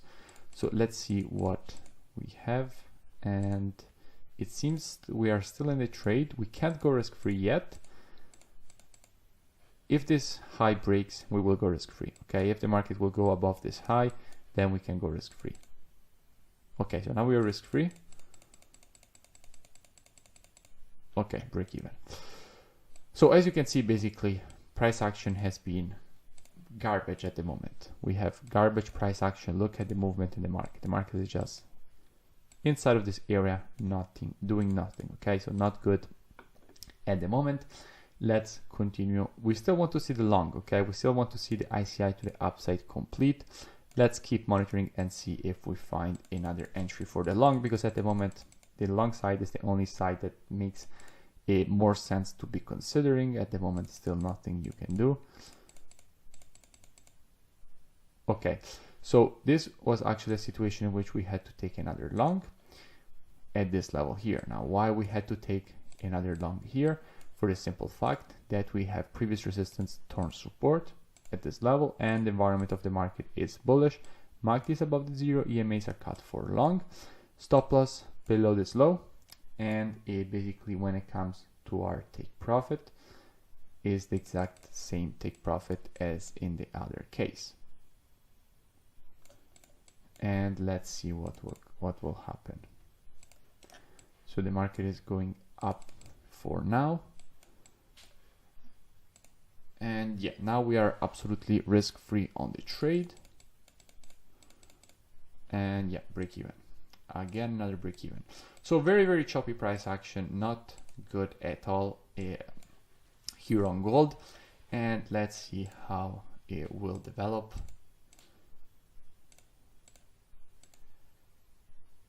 Okay, so now, I mean, after all this like craziness here, you shouldn't be looking for a trade, okay? Because it's like you don't have any good probabilities at the moment. Okay, so now the market created this very nice impulse, started a correction. We have an ICI to the downside, okay? We can be looking for a short if on the 4 hours, basically we will start getting some sort of confirmation. Let's see if, okay, the environment of the market already shifted to bullish. We have to see if basically we will see this environment shift back to bearish. If it will shift back to bearish, then we can definitely be taking a short, but it doesn't really seem it wants to go down. It seems actually it wants to break up. Yeah, absolutely. It is not shifting environment, and at the moment it already retraced basically all the way up here. So we definitely are not looking for this ICI because it already retraced more than 61.8. We're probably at the 78.6 area at the moment. Yeah, also exceeded the 78.6. So definitely we can't be looking for a short now. And yeah, the second half of 2017 was actually pretty bad price action on gold. So overall we had 2 break evens. We still had these 2 wins at the beginning, 2 ICIs, but anyway we missed this ICI, this ICI, yeah, 2 ICIs, 3 ICIs. We missed this one, we missed this one, and we missed this one. Yeah, this 2 we actually did capitalize on. then 2 break evens, and here is just super shitty price action. And what we had for the first half of 2017 for the other video, basically it was a plus 3R, a 2R because it's a loss, then 5R, 8R, 11R, then we have okay. So overall, it's been a good performance, and yeah, it is a little bit strange because I'm thinking at the moment I was thinking like we only had one loss on gold, which is quite uncommon, okay, because usually you will always have more losses. But yeah, this is how basically the things went in 2017. 2 break evens, we had one loss and a 1, 2, 3, 4, 5, no 4 and 5 winners. So overall it's been okay. So 1, 2, 3, 4, 5 and 6 wins, 6 wins and 1 loss. So overall it's been a 17R. So 17R with 2 break evens, which is actually pretty good performance. It is pretty good performance, but if you think about it, it is just a case that we only had one loss, because there will always be more than one losses, okay? Like in this particular price action, yes, it did happen that we only had one loss, but usually will be more. Anyway, I am quite surprised, and it has been I mean, gold is always a little bit strange. Now, lately in the last year, so 2018 and 2019, price action has been a little bit different from this, but overall, yeah, this was good as well. But 2018, 2019 price action has been a little bit easier to read. But anyway, yeah, we did perform quite well on gold if we followed our strategy. So this is what we have for gold. And yeah, I think it's all. به نام خدا، سلام و عرض ادب. من آریا نژاد هستم، مدرس، معامله‌گر و تحلیلگر بازارهای مالی از آکادمی جاده‌های بورس. با یک دوره کندل شناسی در خدمت شما هستیم که در واقع مقدمه‌ای بر پرایس اکشن و تمایلات بازار هست و انشالله در چند قسمت این مجموعه رو تکمیل خواهیم کرد و در اختیار شما دوستان عزیز به صورت کاملا رایگان قرار خواهیم داد. این دوره آموزشی به صورت کاملا رایگان هست و صرفاً جهت نشر در سایت فراچارت تهیه و تدوین شده که در همینجا هم از دوستان عزیزمون در سایت خوب فراچارت تشکر میکنم که این فرصت رو پدید آوردن که ما بتونیم در خدمت شما عزیزان باشیم.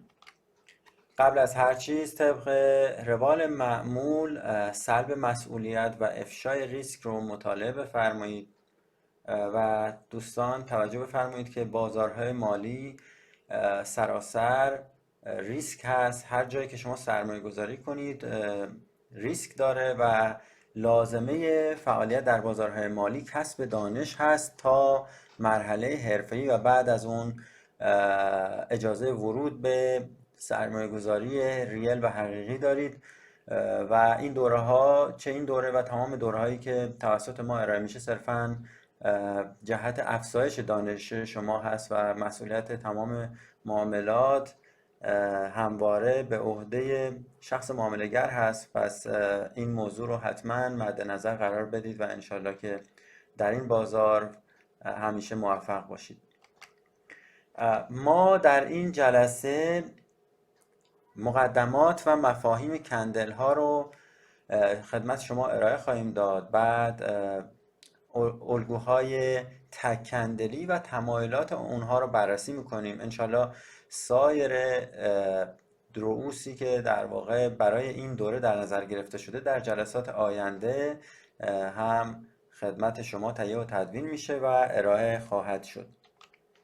قبل از هر چیز اگر بخوایم بحث رو شروع بکنیم، یه تاریخچه خیلی کوتاهی اگر قرار باشه از کندل ها خدمت شما بگیم، در واقع تاریخ کندل برمیگرده به کندل استیک، برمیگرده به اوایل قرن 17 میلادی و این کندل استیک توسط ژاپنی ها در واقع پایه‌گذاری شد و اساسش هم برمیگرده به فعالیت‌های فروش در خرید و فروش برنج در بازارهای ژاپن و این کار توسط یه شخصی به اسم مانهیسا هوما یا سوکیا هوما هم بهش میگن انجام شد و بر اساس اون عرضه و تقاضای برنج و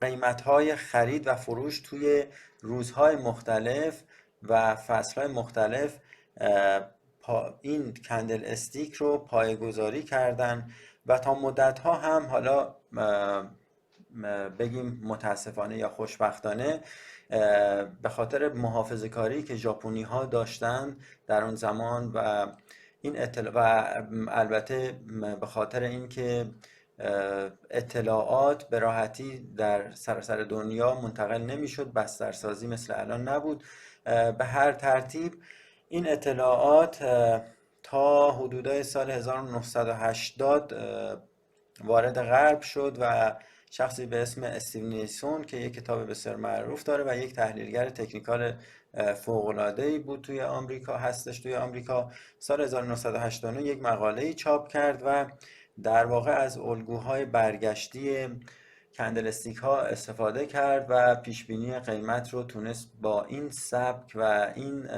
روش نشون بده توی اون مقالش و از اونجا بود که در واقع این روش و این نوع نگاه به چارت مورد توجه اکثر معامله‌گران قرار گرفت. البته همزمان با آقای استیو نیسون یک آقای مایکل فینی از انگلستان هم تقریبا همین روش و همین راه رو در واقع پیریزی کرد و از کندل استیک ها از جز اولین افرادی هستن که توی غرب استفاده کردن و در واقع الگوهای کندلی رو اومدن تعریف کردن و اینها رو توسعه دادن. ولی اساس تمام این کندل استیک یا معنای لفظ به لفظش میشه جاشمعی، برمیگرده به کاری که در واقع ژاپنی‌ها انجام دادن و خیلی ساده اگر بخوایم نگاه کنیم به هر کندل در واقع تشکیل شده از 4 تا پارامتر. چیزی که در اساس کندل هست و ظاهر و قالب کندل هست 4 تا پارامتر داره. یک پارامتری که نشون میده یک کندل استیک با چه قیمتی در واقع باز شده و با چه قیمتی بسته شده، یعنی قیمت های اوپن و کلوز، و یک قیمت کف که به اسم قیمت لو هست و یک قیمت سقف به اسم قیمت های هست. پس 4 تا پارامتر در ظاهر این کندل هست. ولی چیزی که حالا ما بهش رسیدیم و اساتید دیگه توی بازار همیشه بر این موضوع تاکید دارن این هست که یک کندل استیک در حقیقت فقط 4 پارامتر نداره. در حقیقت میشه گفت که یک کندل استیک 4 به علاوه 2 پارامتر داره. اگر نمودار سمت چپ رو ملاحظه بفرمایید، نمودارهای سمت چپ و راست در واقع اون 4 تا پارامتری رو که عرض کردم ظاهر یک کندل استیک رو نشون میده، قیمت‌های اوپن یا کلوز و قیمت های و قیمت لو. حالا سمت راست هم همینها هستن، فقط ترجمه فارسیش رو آوردیم و خدمت شما داریم ارائه میدیم. یک کندل استیک اگر به نمودار حالا سمت راست توجه بفرمایید، کندل استیک از قیمت های تا قیمت لو اون در حقیقت رنج حرکتی قیمت هست توی اون کندل استیک و داره به ما میگه که قیمت بین این 2 تا محدوده در اون تایم فریم نوسان کرده. البته با یک قیمتی باز شده و با یک قیمتی هم بسته میشه، ولی رنج حرکتی و در واقع دامنه خود هر کندل رو بین های و لو در نظر میگیریم. یک قسمت هم بادی یا بدنه هست که به شکل مستطیل، حالا یا اگر جمع بشه به شکل مربع در خواهد اومد، اون رو هم به اسم بدنه یا بادی کندل در نظر میگیریم. دو تیکه بالا و پایینش رو عرض شود که سایه های کندل میگیم. اون سایه بالایی رو در واقع بهش میگیم سایه بالایی یا آپر شادو، و سایه پایین رو یا همون لاور شادو در واقع اون قسمتی هست که بین لو و حالا یا اوپن یا کلوز هست. بستگی داره به اینکه یک کندل صعودی باشه یا نزولی. اینکه یک کندل صعودی هست یا نزولی شما میتونید نگاه بکنید به ظاهر کندل، قیمت اوپنش رو نگاه بکنید. اگر قیمت اوپن خدمت شما عرض شود که قیمت اوپن اگر پایین تر از قیمت کلوز باشه، مستحضر هستید که این کندل یک کندل صعودی است، یعنی از یک قیمت پایین اون کندل باز شده، اوپن شده، کندلی که مربوط به یک کالای خاص هست و رشد کرده و در یک قیمت بالاتر بسته شده، کلوز شده. خب این یک کندل صعودی هست. معمولا توی چارت ها کندل های صعودی رو یا با بدنه خالی یعنی سفید نشون میدن یا از رنگ سبز برای کندل های صعودی استفاده میکنن. به اون سایه بالا گاهی اوقات شاخ هم گفته میشه و سایه پایین رو هم دم بهش گفته میشه، چون توی اسلاید های بعدی از این اسامی هم استفاده کردیم. این رو حتما مد نظر قرار بدید. کندل نزولی به چه نحوی هست شکلش؟ اگر قیمت اوپن، قیمت باز شدن اون کالا بالاتر از قیمت بسته شدنش باشه، در واقع اون کندل یک کندل نزولی هست، یعنی قیمت با اون کندل از یک قیمت بالاتر ریزش داشته قیمت و اومده در یک قیمت پایینتر بسته شده. به اون کندل هم یک کندل نزولی میگیم که رنگش هم غالبا اگر از رنگ سفید و سیاه استفاده بکنیم، سفید رو عرض کردم برای کندل صعودی معمولا به کار میبریم و سیاه رو، بادی کندل رو به رنگ سیاه در میاریم توی چارت. در حقیقت اون کندل یک کندل نزولی هست. یا اینکه رنگ قرمز و سبز رو میتونیم استفاده کنیم. سبز رو عرض کردم برای کندل صعودی و قرمز رو برای کندل نزولی استفاده میکنیم. البته اینها همش رنگ‌های قراردادی هست، شما به هر ترتیبی که دوست داشتید میتونید رنگ کندل صعودی و نزولیتون رو انتخاب بفرمایید و هیچ مسئله ای نیست. شما میتونید هر رنگی رو که خودتون دلتون خواست استفاده بکنید، ولی معمول این هست که یا رنگ سیاه و سفید استفاده میکنن یا رنگ سبز و قرمز. این 4 تا پارامتری که عرض کردم توی ظاهر یک کندل هست: سایه بالا یا های، قیمت های یا بالاترین، قیمت بسته شدن، قیمت باز شدن یا اوپن و قیمت لو. این 4 تا پارامتر ظاهر یک کندل هست، ولی باید توجه بفرمایید که 2 تا پارامتر خیلی خیلی مهم دیگه ای هست توی دل یک کندل که ما باید حتما از اون 2 تا پارامتر هم مطلع باشیم تا یک کندل مفهوم واقعی خودش رو به ما نشون بده. شاید در اوایل چیزی که ما توی کتاب آقای استیو نیسون یا کتاب در واقع مقدس معامله‌گری، فکر میکنم اسم انگلیسیش The Candlestick Bible باشه، حالا توی صفحات بعدی فکر میکنم داشته باشیم، نشون میدم خدمت شما. توی اون کتاب ها خیلی شاید وقتی کندل رو دارن بررسی میکنن به این 2 تا مفهوم توجه نکنن، ولی این 2 تا مفهوم میشه گفت اساسی ترین مفهوم یک کندل رو داره به ما میگه.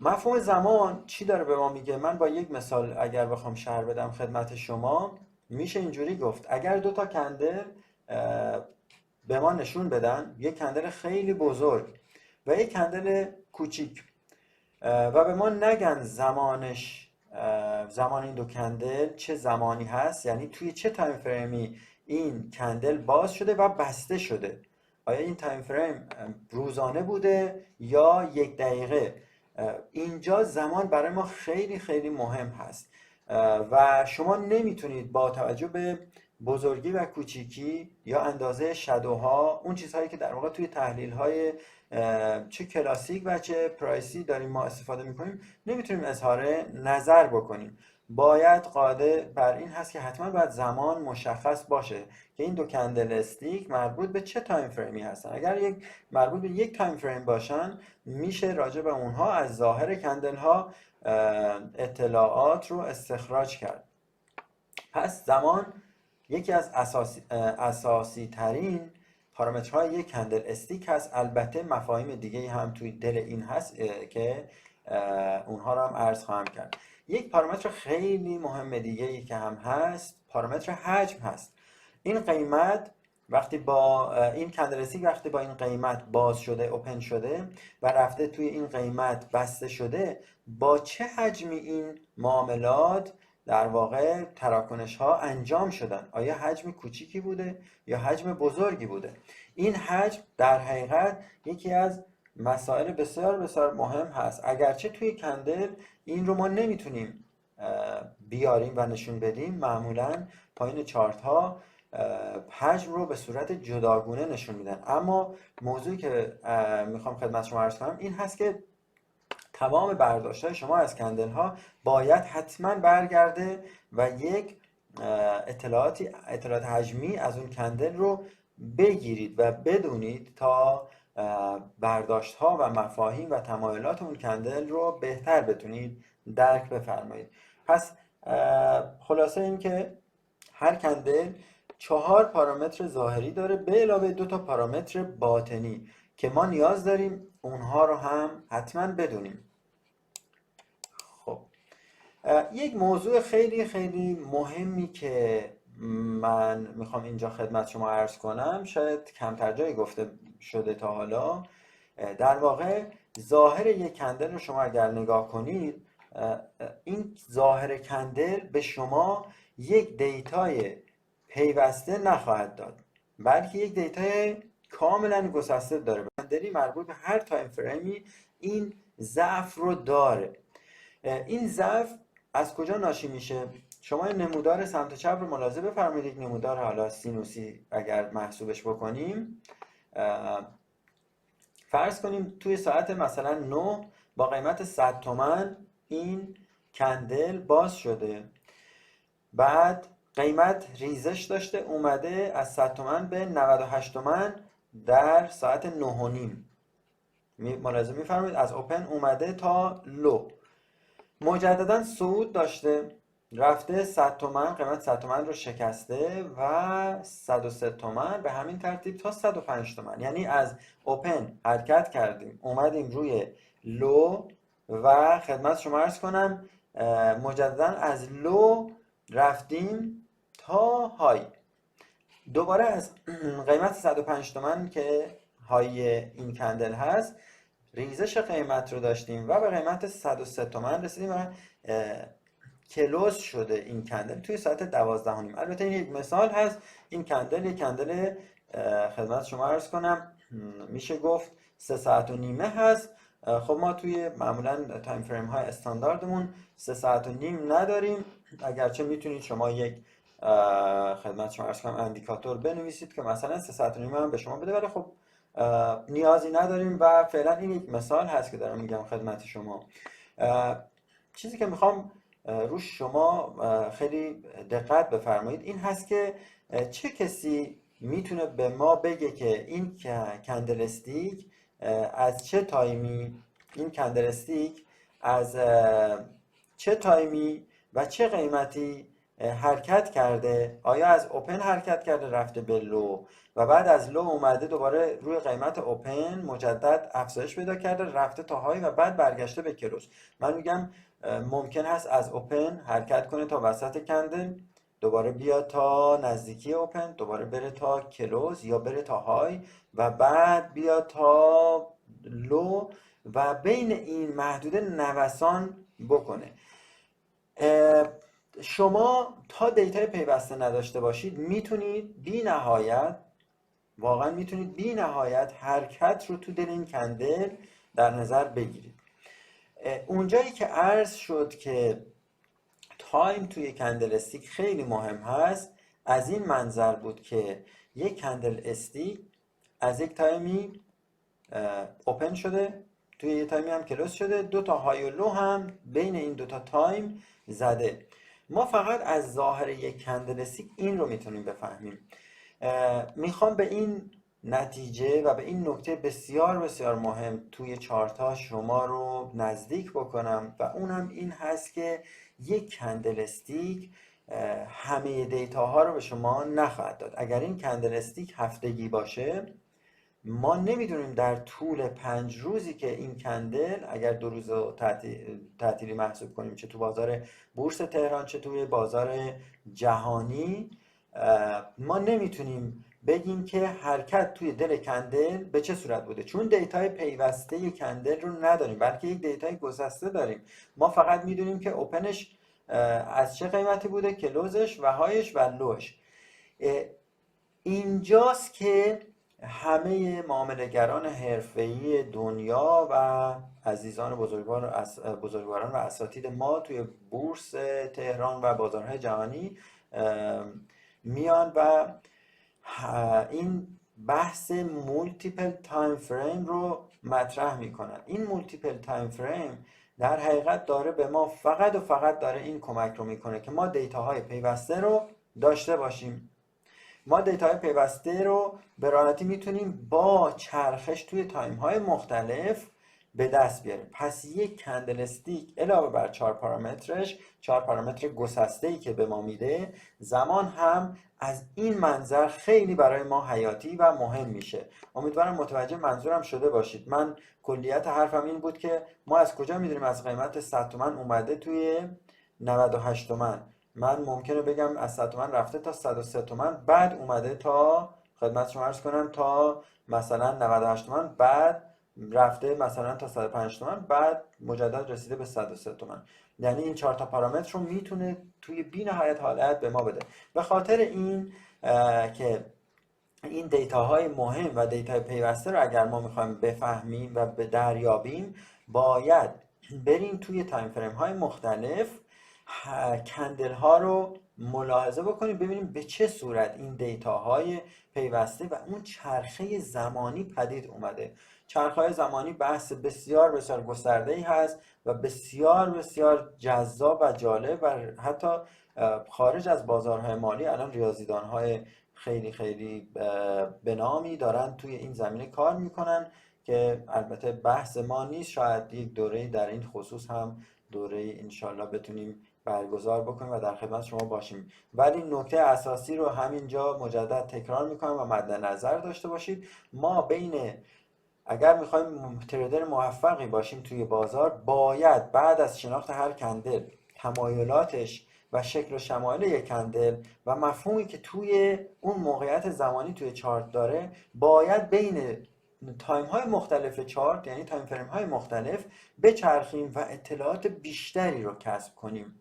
چون برای ما مهم هست این حرکت ها که آیا ابتدا مثلا اوپن بوده، قیمت رفته، قیمت اول که قطعا اوپن هست و قیمت آخر کلوز، ولی بین این های و لو به چه صورت قیمت جابجا شده و این دیتای پیوسته رو تا حدودی، البته دیتای پیوسته نه اینکه کاملا دیتاش پیوسته باشه، اگر ما بریم مثلا 1 تایم یا 2 تایم پایین‌تر میتونیم دیتای پیوسته هر کندل رو هم پیدا بکنیم و ملاحظه بکنیم و ارزیابی بهتری نسبت به هر کندل رو به دست بیاریم. و یکی از دلایلی که عرض کردم بین تایم های مختلف معامله‌گران حرفه‌ای حرکت میکنن این هست که بدونن حرکت هایی که توی دل کندل بوده به چه نحوی بوده. عرض شد که حجم مهم هست. حجم کجاها مهم هست؟ توی بازارهایی که حجم قابل محاسبه و در واقع مشخص هست حجم میزانش، توی اون بازارها ما از حجم استفاده میکنیم چون جزء لاینفک در واقع هر کندل هست. مثل بازار بورس تهران، چون که دیتاهاش از در واقع سازمان بورس تهران داره میاد و دیتاهای متمرکزی داره و قابل استناد هست. ولی توی بازارهای جهانی ما چون اولا حجم بسیار بسیار زیاد هست و دو اینکه بروکرهای مختلف حجم خودشون رو ارائه میدن، در واقع خیلی قابل استناد نیست. اگر ما حجم کلی رو میداشتیم اونجا هم میتونستیم استفاده بکنیم، ولی با توجه به این که حجم ها در واقع میزان تراکنش ها توی بازارهای جهانی خیلی زیاد هست و قابل استناد نیست، هر بروکر حجم خودش رو ارائه میده، خیلی روی بازارهای جهانی حجم رو در نظر نمیگیریم. اما توی بورس تهران که یک بازار کم عمق هست ولی دیتاش متمرکز از طریق سازمان بورس تهران ارائه میشه، اون حجم در واقع قابل استناد هست و بسیار بسیار به ما کمک میکنه و باید توی تمام استراتژی هامون اون حجم رو حتما لحاظ کنیم، خصوصا توی ارزیابی و تمایلات کندلی. عرض شود که یک موضوع دیگه که مربوط به حجم است توی بورس تهران و احتمالاً دوستان اگر با بورس تهران کار کرده باشن میدونن که یک قیمت پایانی معاملات داره ولی لزوما معادل و برابر با قیمت آخرین معامله نیست.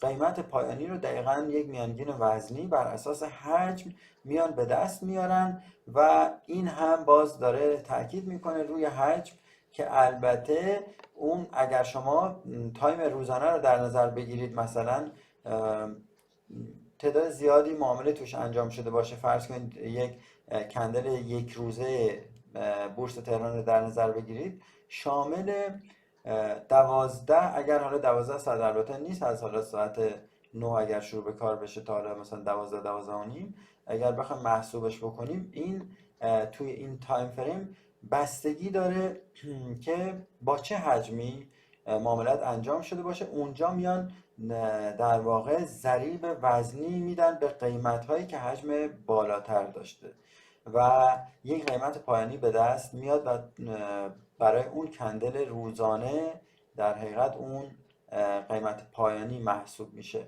و این هم داره اهمیت حجم رو در واقع نشون میده و عرض کردم هم که ما نمیتونیم حجم رو توی ظاهر کندل در واقع به دست بیاریم، ولی میشه با محاسبه یا از روی خود نمودار حجم به این موضوع هم دست پیدا کنیم که به نوعی تعدیل میشه قیمت پایانی، قیمت آخرین معامله تعدیل میشه. عرض کردم که توی چند تا تایم فریم ما میچرخیم تا به دیتاهای پیوسته دست پیدا بکنیم. یعنی شما اگر از یک تایم بالا بیاید به تایم پایینتر میتونید دیتاهای بهتری رو از کندل تایم بالاتر به دست بیارید و متوجه بشید که مسیر حرکتی قیمت توی دل کندل تایم بالاتر به چه صورت بوده و این میتونه یک اطلاعات ارزنده و مفید رو به ما بده. ما توی این جلسه کلا توی این دوره الگوهای تک کندلی، دو کندلی، سه کندلی و البته الگوهای بیشتر از سه کندل هم که داریم، ولی خب ما احتمالاً مطرح نکنیم چون خیلی کاربرد نداره، ولی الگوهای تک کندل و دو کندل و سه کندلی خیلی مهم رو خدمت شما عرض خواهیم کرد که دیگه نیازی به مطالعه کتاب‌هایی که معتبر هستن و در این زمینه چاپ شدن نیاز نداشته باشید و این دوره بتونه به شما اطلاعات خوبی رو انشاءالله ارائه بده. توی این جلسه ما فقط الگوی تکندلی رو خدمت شما شرح خواهیم داد و سعی می‌کنیم مفهوم ذاتی اون الگوها رو هم بیشتر تشریح بکنیم. الگوی چکش، چکش وارونه، الگوی مرد داراویز، شهاب سنگ، الگوی دوجی، الگوی مارابوزو رو خدمت شما توی این جلسه عرض خواهیم کرد. الگوی چکش یا همر یک الگوی برگشتی هست، یعنی قیمت وقتی میرسه به الگوی چکش اگر جایی توی نمودار تشکیل بشه بعد مجدد برمیگرده قیمت. به اینها میگیم الگوهای برگشتی، یعنی از یک قیمتی نمودار ریزش کرده میاد یک الگوی چکش تشکیل میده و مجددا صعود میکنه. توی کفها ما الگوی چکش رو داریم. یک نکته همینجا عرض کنم که الگوهای چکش همیشه معتبر نیستن، یعنی یک الگوی برگشتی لزوماً به ما نمیدن. چرا؟ چون دلیلش این هست که الگوی چکش حتما باید پوزیشنی که توی نمودار اختیار میکنه، تو اون موقعیتی که توی نمودار قرار میگیره حتما موقعیت خوبی باشه. یعنی چی؟ یعنی یک موقعیتی باشه که یک سطح حمایتی زیر این الگوی چکش قرار گرفته باشه. اون سطح حمایت میتونه یک ساپورت کلاسیک باشه، یعنی یک سطح حمایتی کلاسیک باشه، یا یک سطح پرایس اکشنی باشه، مثل سطوح در واقع سطح تقاضا. مثلا اینجا اگر ما یک سطح تقاضا داشته باشیم، قاعده اینه که اگر چکش تشکیل بشه ما میتونیم یک تعبیر به این بکنیم که نمودار برخواهد گشت. هرچند توی بازار هیچ چیز 100% نیست، ولی نکته اینجاست که اگر چکشی رو توی چارت دیدید که عمل نکرده بود، یعنی نمودار ریخته بود، یه چکش تشکیل شده بود، دوباره بعد از چکش هم ریخته بود، اون احتمالاً چکشه موقعیتش روی یک سطح حمایتی نبوده، یا دلایل دیگه‌ای داره که البته خارج از این بحث ما هست، چون بحث خیلی تخصصی تر خواهد شد که انشالله در دوره‌های آینده به امید خدا اگر فرصت شد در خدمت شما اون مطالب رو هم عرض خواهیم کرد. ظاهر الگوی چکش تقریبا باید به این شکل باشه. اولا بدنه با بهتر مربعی باشه، حالا یک کمی اگر تلورانس داشت یه ذره مستطیلی هم شد اشکالی نداره. و خدمت شما عرض شود که شاخ یا در واقع سایه بالایی نداشته باشه. اگر هم یه مقدار کوچولو داشت، یعنی حدود 10% بدنه اگر شاخ داشت اشکالی نداره و قابل اغماس هست، بهتره که نداشته باشه، ولی اگر هم تا 10% داشت میتونیم این رو ازش چشم پوشی بکنیم. ولی دم یا سایه پایینی باید بلند باشه، حداقل 3 برابر پهنای بادی یا بدنه کندل مورد بحثمون، یعنی الگوی چکش باشه. پس دم باید حداقل 2 الی 3 برابر، هر چقدر بیشتر باشه بهتر هست، باید 2 الی 3 برابر بدنه کندل باشه. رنگ بدنه چندان مهم نیست، اگرچه رنگ بدنه اگر سبز یا سفید باشه، یعنی به سمت سعودی باشه، خیلی برای ما معتبرتر هست و داره تایید بیشتری میکنه. هرچند این کار رو دم انجام داده، یعنی قیمت از این نقطه اگر فرض کنیم حالا حتی قرمز باشه، این یعنی نزولی باشه، اوپن شده اومده اینجا کلوز شده، ولی قیمت از این محدوده پس زده شده و میشه اینجوری ارزیابی کرد. حالا ظاهر خود کندل رو عرض کردم، بادی مربعی باشه، شاخ نداشته باشه، یا حداکثر 10% بادی باشه، ببخشید 10% رنج خود کندل باشه، یعنی از لو تا های. و دم هم عرض کردیم باید 2 الی 3 برابر، حداقل 2-3 برابر پهنای بادی یا بدنه باشه.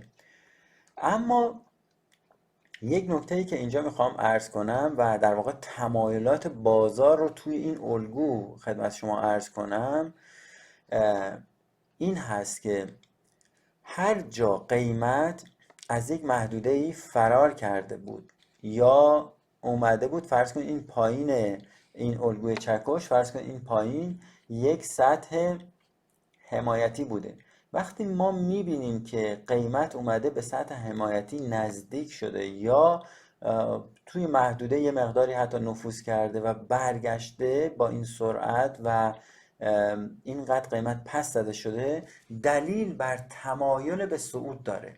یعنی قیمت تا یه محدوده ریخته دیگه قیمت ها و ارزش ذاتی اون کالا به نظر میاد دیگه کمتر از این میلی ندارن که بشه خریداران و فروشندگان، و اکثر معامله‌گران با شناخت محدوده ها توی این محدوده اومدن اوردرها و معاملاتی رو در جهت عکس حرکت روند، یعنی در جهت عکس ریزش اومدن اوردرهای خرید گذاشتن و نمودار رو باعث شدن که حرکتش جهتش عوض بشه و به سمت بالا بره.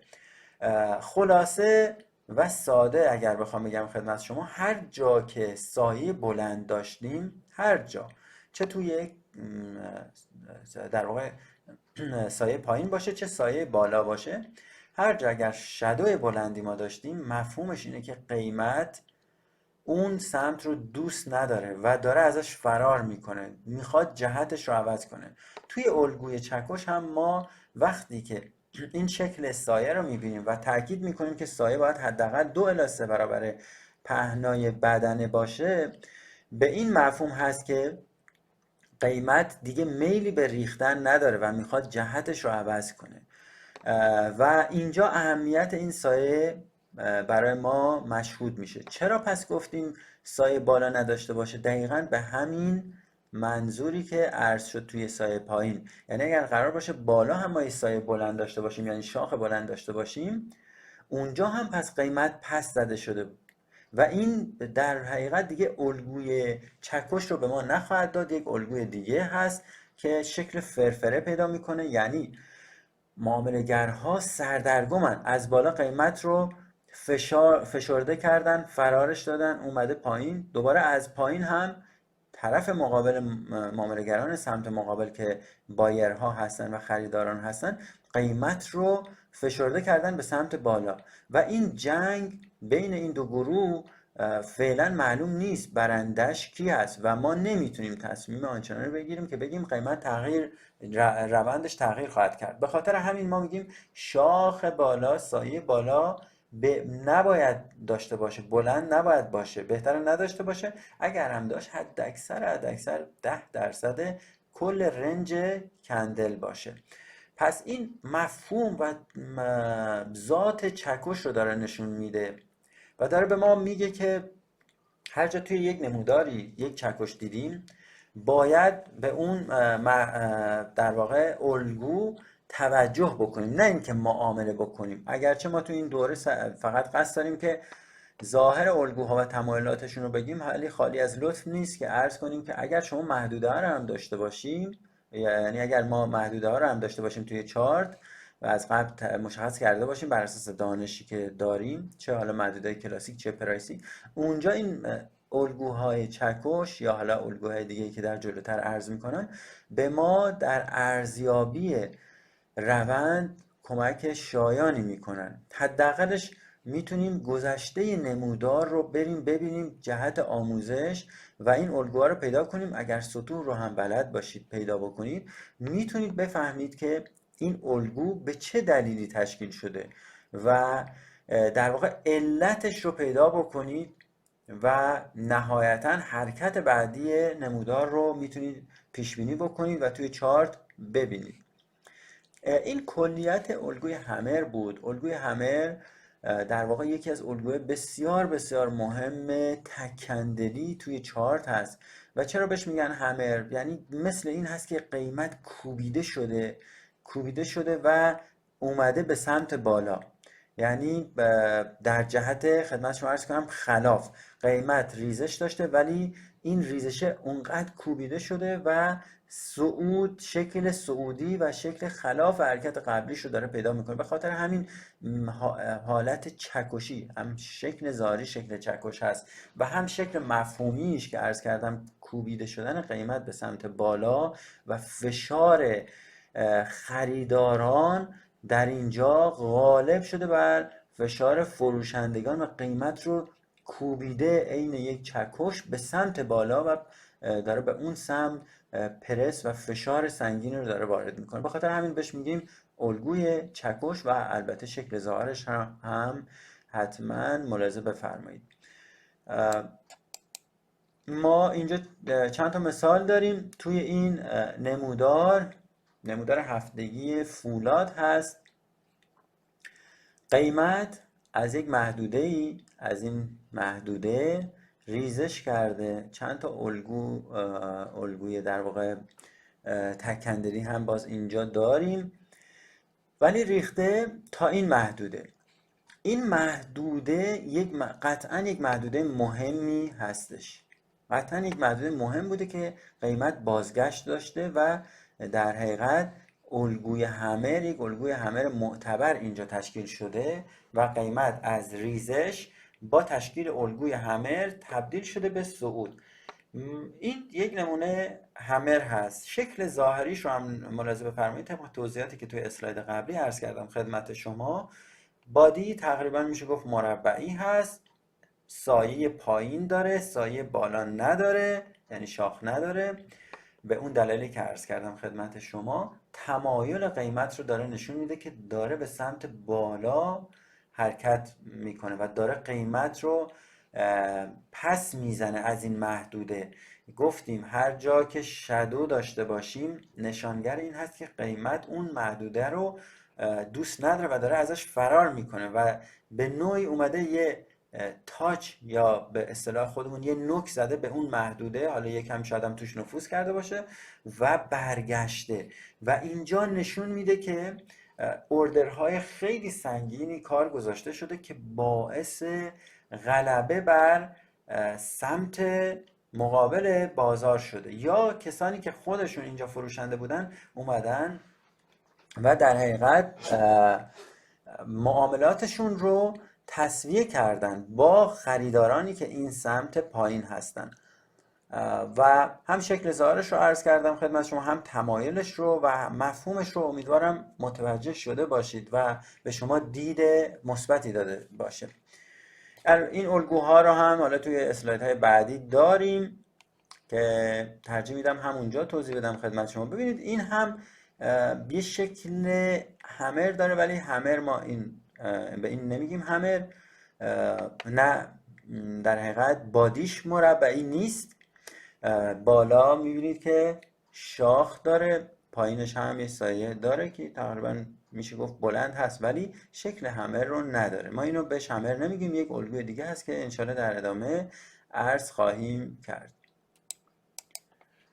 خلاصه مطالبی که در خصوص الگوی چکش یا همر عرض کردم خدمت شما این بود که نمودار ریزشی هست و این کندل مشکی نشانگر یک کندل نزولی هست، عرض شد توی اسلاید اولیه که با رنگ مشکی الگوی کندل های ریزشی رو نشون میدیم و کندل های سفید رنگ به منزله کندل سعودی هستن. خب داره میگه قیمت ریخته با این کندل مشکی، ولی اینجا یک همر تشکیل شده، بادی مربعی هست، عرض شود که سایه پایین حداقل 2 الی 3 برابر بادی هست و موضوع خیلی خیلی مهم این هست که این همر زمانی معتبر هست که روی یک محدوده حمایتی یا ساپورت قرار گرفته باشه و اگر چنین اتفاقی بیفته روی یک محدوده حمایتی قرار بگیره به احتمال خیلی زیاد نمودار برگشت خواهد کرد و این الگو رو به خاطر همین موضوع ما بهش میگیم الگوی برگشتی، یعنی الگوی چکش که توی کفا قرار میگیره و اگر روی یک سطح حمایتی باشه باعث چرخش قیمت خواهد شد و از اونجا به بعد قیمت روندش عوض میشه و صعودی خواهد شد. نکاتی که رو باید عرض کنم این هست که هرچی که دم چکش بلندتر باشه دوستان خیلی بهتر هست. چرا؟ چون به مفهوم این هست که قیمت از اون سمت پایین داره پس زده میشه و خیلی اوردر این پایین اوردر خرید هست، باعث میشه که قیمت کوبیده بشه به سمت بالا و پرس بشه به سمت بالا و این باعث پرتاب قیمت خواهد شد به سمت بالا. پس این شادوی پایین یا دم پایین، در حقیقت دم کندل چکش یا همر خیلی مهم هست. اگر هر چقدر این بلند باشه، البته از شکل نرمالش هم نباید خارج بشه به دلایلی، ولی چنانچه مثلا ما عرض کردیم 2 الی 3 برابر نباید کمتر از 2-3 برابر باشه. اگر بیشتر باشه 4-5 برابر باشه خیلی خیلی میتونه برای ما مفهوم مثبتی رو داشته باشه به این منظور که قیمت داره برمیگرده از اون ناحیه. عرض شد که تطابق چکش با روند قبلی، البته رنگ چکش مهم نیست. توی اسلاید قبلی عرض کردم که بهتره که رنگ چکش به شکل سفید یا سبز باشه، یعنی نمودار ریزشی است، این چکش سبز باشه. علاوه بر اون مشخصه های ظاهریش، یعنی دم بلند 2 × 3 برابر بادی هم شکل مربعی بهتره داشته باشه. اگر سبز باشه باز نشانه خیلی بهتری هست برای صعود. عرض شد که بهتر سایه بالایی نداشته باشه، یا اگر هم داشت خیلی ناچیز باشه از طول کل کندل، حد اکثر 10% باشه. بدنه کندل های چپ و راست چکش، این خیلی خیلی نکته مهمی هست توی ارزیابی ها، چون ما این الگوها رو داریم میگیم خدمت شما. بعدا هم انشالله اگر ما در خدمتتون بودیم و فرصت شد، سطوح رو توی درس های آینده حتما خدمت شما عزیزان شرح خواهیم داد. اگر سایه خدمت شما عرض کنم بدنه کندل چپ و راستش، یعنی این کندل و این کندل دو طرف چکش رو در نظر بگیرید، بدنه ها بهتره که با دم چکش مشترک نشن، یعنی این بدنه نیاد توی دم چکش و این اصلا خوب نیست. بهتر این اتفاق نیفتاده باشه، خصوصا کندلی که داره تثبیت میکنه چکش رو، یعنی کندل بعد از چکش، اون بسیار بسیار مهمتر از کندل قبل از چکش هست و تمایل حرکت به سمت بالا رو باید از خودش نشون بده، نه اینکه بیاد بادی کندل تثبیتی، کندل بعد از چکش، نه اینکه بیاد توی سایه قرار بگیره.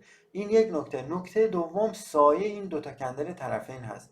خیلی بهتر هست که سایه این دوتا خیلی توی سایه چکش نفوذ نکنه. این یک مفهومی داره دوستان، خصوصا توی سطوح عرضه و تقاضا.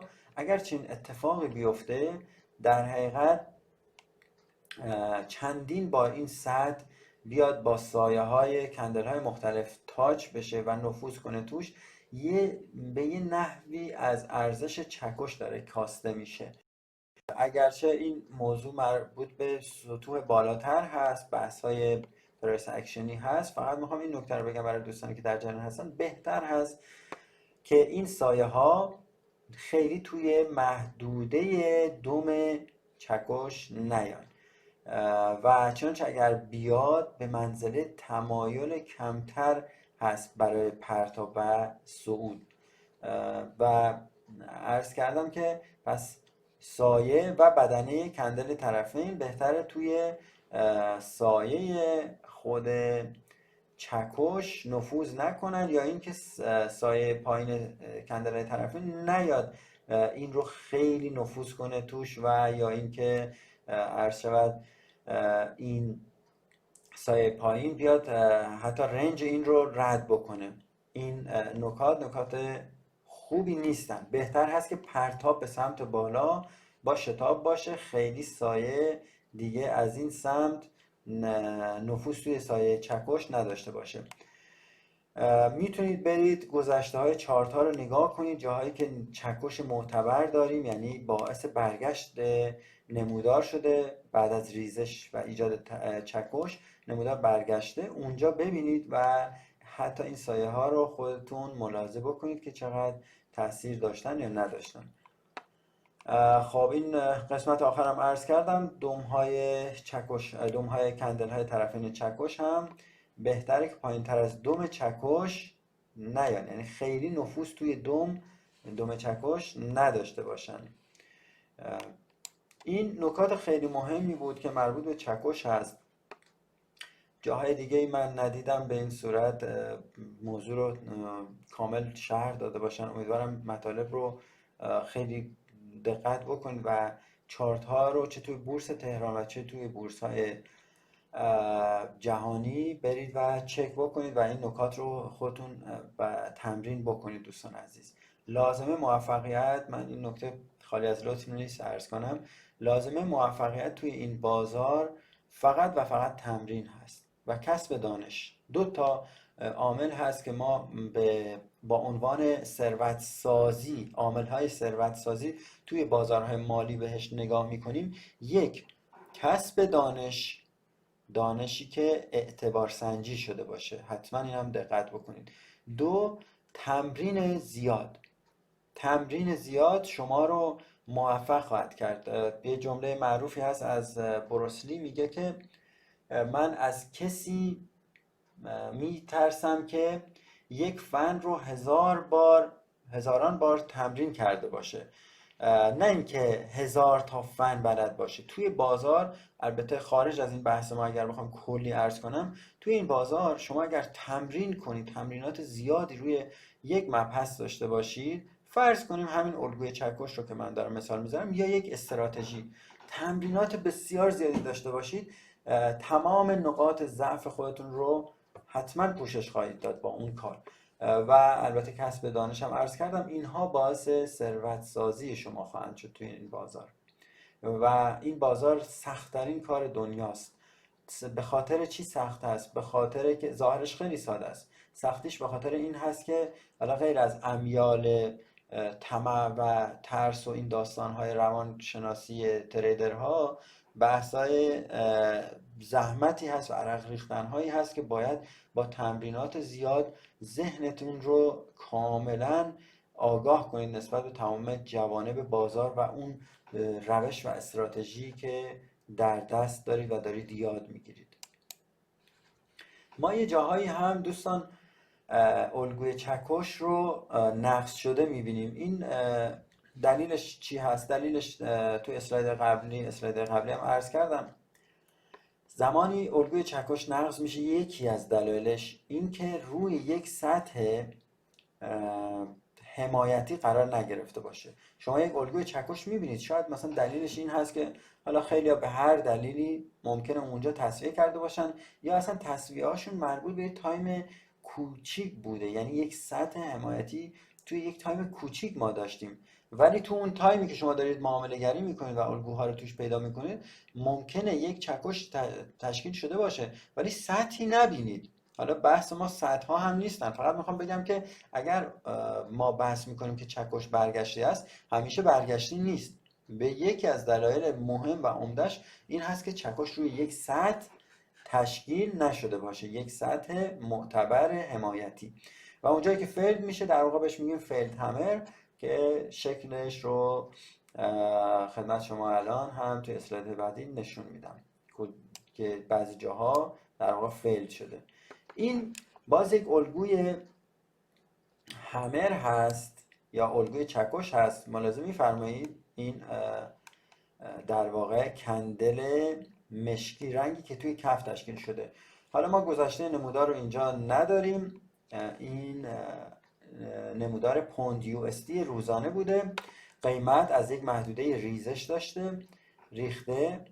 میبینید اینجا همین کندل سفید که کنارش هم یک در واقع تقریبا میشه گفت دوجی تشکیل شده، اینجا یک الگوی همر هم داریم ولی عمل نکرده.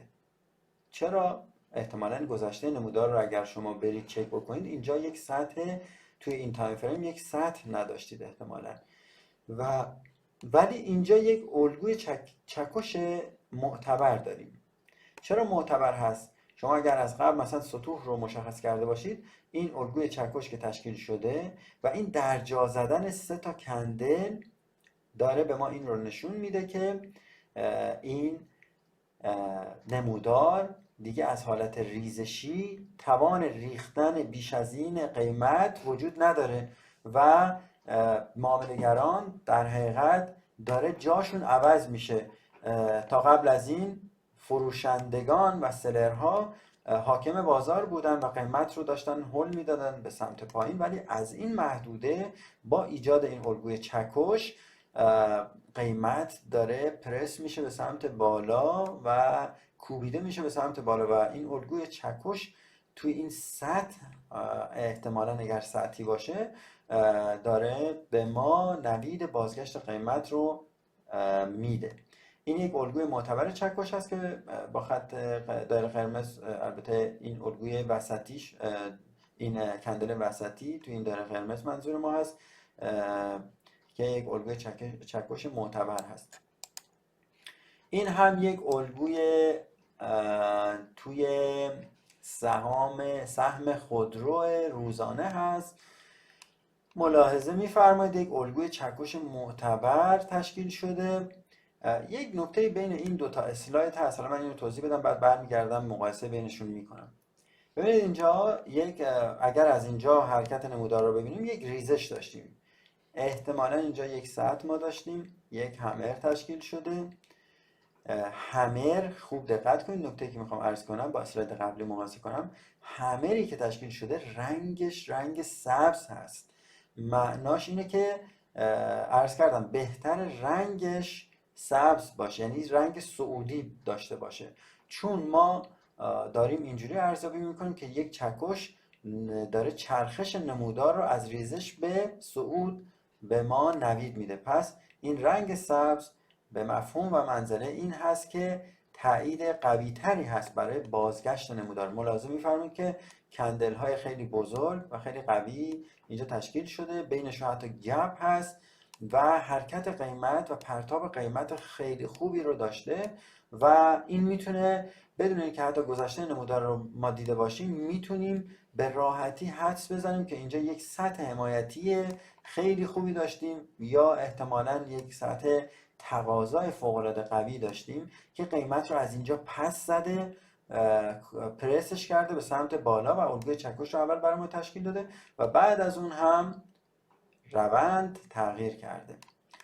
اما توی الگوی صفحه قبل ملاحظه می‌فرمایید چکش رنگش مشکی هست، یعنی نزولی هست.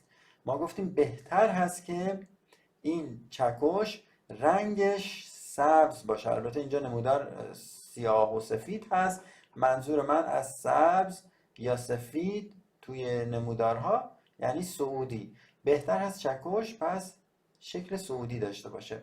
ملاحظه می‌فرمایید کندل بعدی که تشکیل شده یک کندل متزلزل بوده و تقریبا میشه گفت یک اینورتد همر تشکیل داده اینجا و بعد از یعنی ما یک کندل تثبیتی قوی اینجا نداشتیم، تازه این کندل بزرگ داره تثبیت میکنه که بعد هم نمودار رو میبینید به صورت فشرده و کامپرس شده داره رشد میکنه. رشد قیمتی زیادی به نسبت ریزش قبلی نداشته، حداقل به تعداد کندل های خیلی زیادی که زده، یعنی هر کدومش برای یک روز هست و این رنگ اگر چکش پس دو تا موضوع علاوه بر چیزایی که عرض کردم خدمت شما، دو تا موضوع رو توش حتما مد نظر قرار بدید. ببینید دوستان تمام اینا توی گذشته این نمودار ما داریم میبینیم.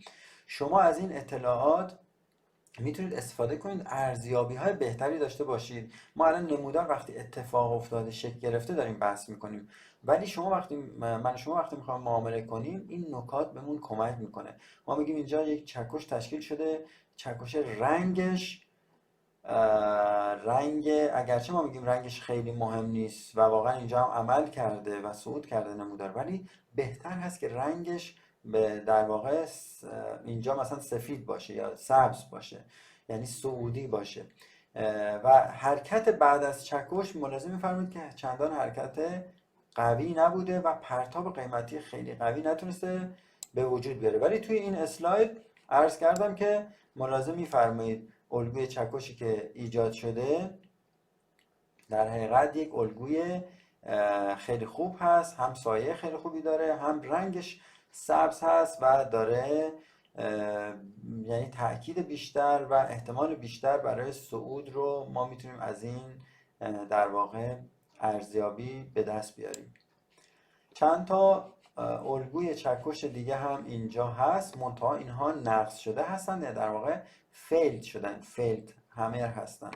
دلیلش هم عرض کردم احتمال داره که روی یک ساعت اینا قرار نگرفته باشن، یک ساعتی که توی این تایم فریمی که داریم بحث میکنیم یک ساعت شما رسم اگر کرده باشید این الگوها روی اون سطوح حمایتی نیفتادن. دو تا الگوی همر نقص شده هستن، یعنی قیمت ریخته یک همر تشکیل داده، دوباره بعدش ریخته بر نگشته پس اینا نقص شده هستن. دلیلش هم میتونه این باشه که اینها روی سطوح حمایتی قدرتمندی به وجود نیامدن.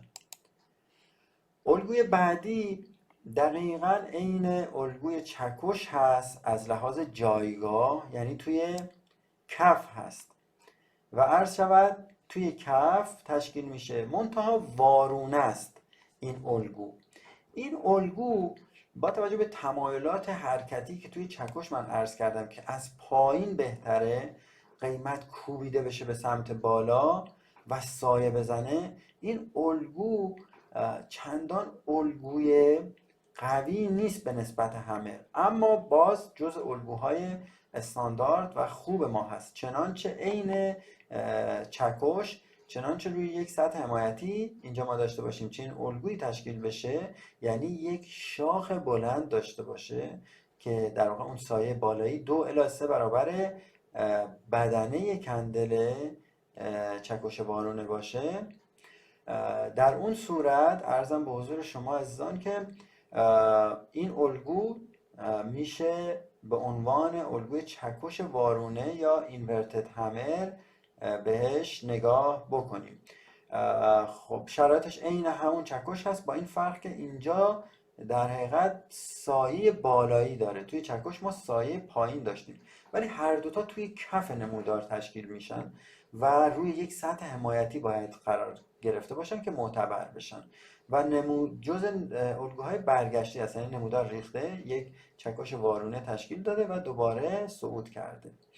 شرایط و شکل ظاهریش رو هم عرض کردم، عین همون چکش هست، من دیگه اینجا توضیحاتش رو نیاوردم. سایه باید 2 الی 3 برابر حداقل نسبت به بدنه باشه، بدنه باید مربعی باشه و عرضم به حضورتون این شکل دقیقا همون شکل چکش هست که به صورت برعکس شده هست، یعنی قیمت از بالا به سمت پایین کوبیده شده ولی دیگه قدرت ریزش نداشته و نمودار با تشکیل این الگوی چکش وارونه برمیگرده، چنانچه روی یک سطح حمایتی باشه.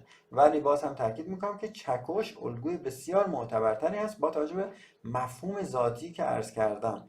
اونجا ما گفتیم که روی سطح حمایتی قیمت وقتی میریزه میاد به سطح حمایتی، اوردرهای سنگین اونجاست و قیمت رو پس میزنه به بالا به سمت محدوده‌ای که ازش اوپن شده و بعد حالا با یه قیمتی کلوز خواهد شد.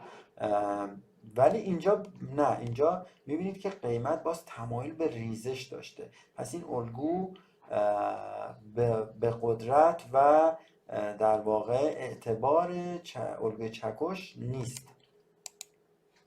چند تا نمونه اینجا خدمت شما ارائه شده. نمودار ریخته، بعد توی کف یک الگوی چکش وارونه تشکیل داده و بعد از اون قیمت صعود کرده. در واقع این یک شکل الگوی چکش وارونه هست. این کندل سفید که توی دایره قرمز خدمت شما آورده شده، بدنه مربعی تقریبا، سایه هم تقریبا 2-3 برابر بدنه هستش. این هم توی فکر کنم سهام یک ساعته و معادن هست. بله، این هم توی سهم و معادن هست. یک چکش وارونه هست که چکش وارونه که تشکیل شده روی ببینید اینجا ما سطحی نداشتیم، اما یک سطح میتونیم بگیم، حالا بحث عرضه و تقاضا اگر آشنا باشن دوستان در آینده انشالله این مباحث رو در خدمتشون بودیم. این قسمت یک سطح در واقع تقاضا تشکیل شده، تو این سطح تقاضا یک اینورتد همر تشکیل شده و باعث برگشت نمودار شده. الگوی سوم از الگوهای تک کندلی الگوی هنگینگ من یا مرد دارآویز هست. الگوی هنگینگ من یا مرد دارآویز دقیقاً چکشی هست که توی سقف خود چکش توی کف تشکیل میشد. الگوی بازگشتی بود که توی کف تشکیل میشد، ولی مرد دارآویز دقیقاً نقطه مقابل چکش هست. یعنی خود یک چکش رو اگر ببریم روی سقف نمودار نصب بکنیم اون الگو میشه الگوی مرد داراویز. یعنی قیمت صعود کرده، کوبیده شده تا یه محدوده دیگه توانایی حرکت نداشته، توانایی حرکت به سمت بالا نداشته و ریخته. این الگو هم در حقیقت جز الگوی برگشتی تکندلی هست که رنگش باز برای ما مهم نیست، اگرچه اینجا رنگ ریزشی یعنی مشکی باشه یا قرمز خیلی برای ما بهتر هست که اینجا حالا مثلا به رنگ مشکی مشخصش کرده یعنی ریزشی و بعد از اون هم نمودار ریخته. یعنی باید بالای این یک مقاومت، یک سطح مقاومتی یا رزिस्टنس یا در واقع یک سطح حالا مثلا پرایسی مثل سطوح عرضه و تقاضا، یک سطح تقاضا عرضه داشته باشیم، یک سطح عرضه این بالا داشته باشیم یا یک سطح مقاومتی. اگر الگوی هنگینگمن تشکیل شد نوید ریخته شدن قیمت رو به ما میده. شکلش هم عین همون شکل در واقع شکل ظاهرش عین شکل چکش هست. سایه باید 2-3 برابر بدنه باشه، پهنه بدنه هم به شکل مربعی باشه، بهتر شاخ از بالا نداشته باشه. یک الگوی دیگه هم که داریم الگوی شوتینگ استار، الگوی معروف شوتینگ استار یا شهاب سنگ هست. الگوی شوتینگ استار باز اینجا عین اینورتد همر، عین چکش وارونه هست که بالا توی سقف نصبش کرده باشیم. پس ما همون الگوی چکش و چکش وارونه رو اگر ببریم توی سقف بذاریم به ترتیب الگوی چکش میشه مرد داراویز، الگوی چکش وارونه توی سقف میشه شهاب سنگ یا شوتینگ استار. این شوتینگ استار دقیقاً مثل چکش اعتبار فوق‌العاده بالایی داره. ما تو این 4 تا الگویی که عرض کردیم خدمت شما، چکش وارونه، الگوی مرد داراویز و شهاب سنگ، بهتر 2 تاش از همه مهمتر هست و قوی‌تر هست و معتبرتر. یکیش چکش هست و یکیش همین شوتینگ استار. چکش رو که من توضیح دادم خدمت شما که از پایین قیمتی که داشت میریخت داره زور زده میشه و پرس میشه به سمت بالا و داره به ما اینو نوید میده که قیمت برگشت خواهد کرد. شوتینگ استار هم دقیقاً همین هست، قیمت صعود کرده رفته تا یه محدوده این سایه بالا رو زده ولی اونجا یک سطح مقاومتی سنگین هست، اوردرهای فروش سنگینی هست، قیمت رو پرس میکنه به سمت پایین و مثل یک شهاب سنگ در واقع تعبیری که ازش هست، مثل یک شهاب سنگ این پرتاب میشه به سمت پایین. یعنی قیمت گفتم هر جا که سایه داره، هر جا که سایه بلندتری داره، به مفهوم این هست که قیمت از اون ناحیه‌ای که سایه ابتدای سایه هست پس زده شده. یعنی اینجا در حقیقت میشه اینجور باز تعبیر کرد که این قیمت ها رو در واقع دوست نداره. این در حقیقت فروشندگان غالبترن بر خریداران و این قیمت ها خیلی بالا هست از دید کسانی که توی بازار هستن، یعنی معامله‌گران، چه خریداران چه فروشندگان. و اونهایی که خریدار بودن اینجا میان تصویه میکنن میفروشن و خیلی هم اینجا میان توی بازارهای دو طرفه میفروشن. همین باعث میشه که چنین الگویی تشکیل بشه و قیمت از این محدوده‌ای که رفته به یه ناحیه بالا، یه قیمت بالایی رو تاچ کرده، فرار کنه و بیاد پایین و این الگوی شهاب سنگ رو تشکیل بده و قیمت بعد از این ریزش بکنه. اینجا یک مثال خدمت شما آوردیم که از پتروشیمی زاگرس هست، اگر اشتباه نکنم هفتگی هستش. این الگویی که تشکیل شده یک الگوی شهاب سنگ یا شوتینگ استار هست. میبینید که روند صعودی هست. گفتم الگوی شهاب سنگ و الگوی مرد داراویز توی سقف‌ها هستن، الگوی چکش و چکش وارونه توی کف‌ها هستن. الگوی شهاب سنگ در حقیقت توی سقف وقتی تشکیل میشه از الگوی بسیار بسیار معتبر هست. چنانچه قیمت صعودی باشه قبلش، الگوی شهاب سنگ تشکیل بشه، نوید ریزش خواهد داد. البته این الگو حتما در صورتی معتبر هست که به یک سطح مقاومتی رسیده باشه. پس باید به یک سطح مقاومتی این الگو رسیده باشه و بعد از اون ما میگیم یک الگوی شهاب سنگ معتبر داریم، چون همه اینها دوستان ممکن هست که فیل بشن. این نکته رو جلوتر عرض کردم خدمت شما. توی الگوهای تکندلی برگشتی، چه از پایین اگر عرض کنم، چه همر وارونه، چکش وارونه، پس چه چکش، میبینید که هم شکل چکش هست، هم توی کف هست. اینجا هم چکش وارونه هست که باز توی کف هست. بالا هم که مرد داراویز هست توی سقف، باز توی سقف شوتینگ استار یا شهاب سنگ هست. دو تا از اینا جلوتر هم عرض کردم از همه مهمتر هستن. چکش هست، این الگوی چکش خیلی معتبر هست و الگوی شوتینگ استار یا شهاب سنگ بسیار معتبرن.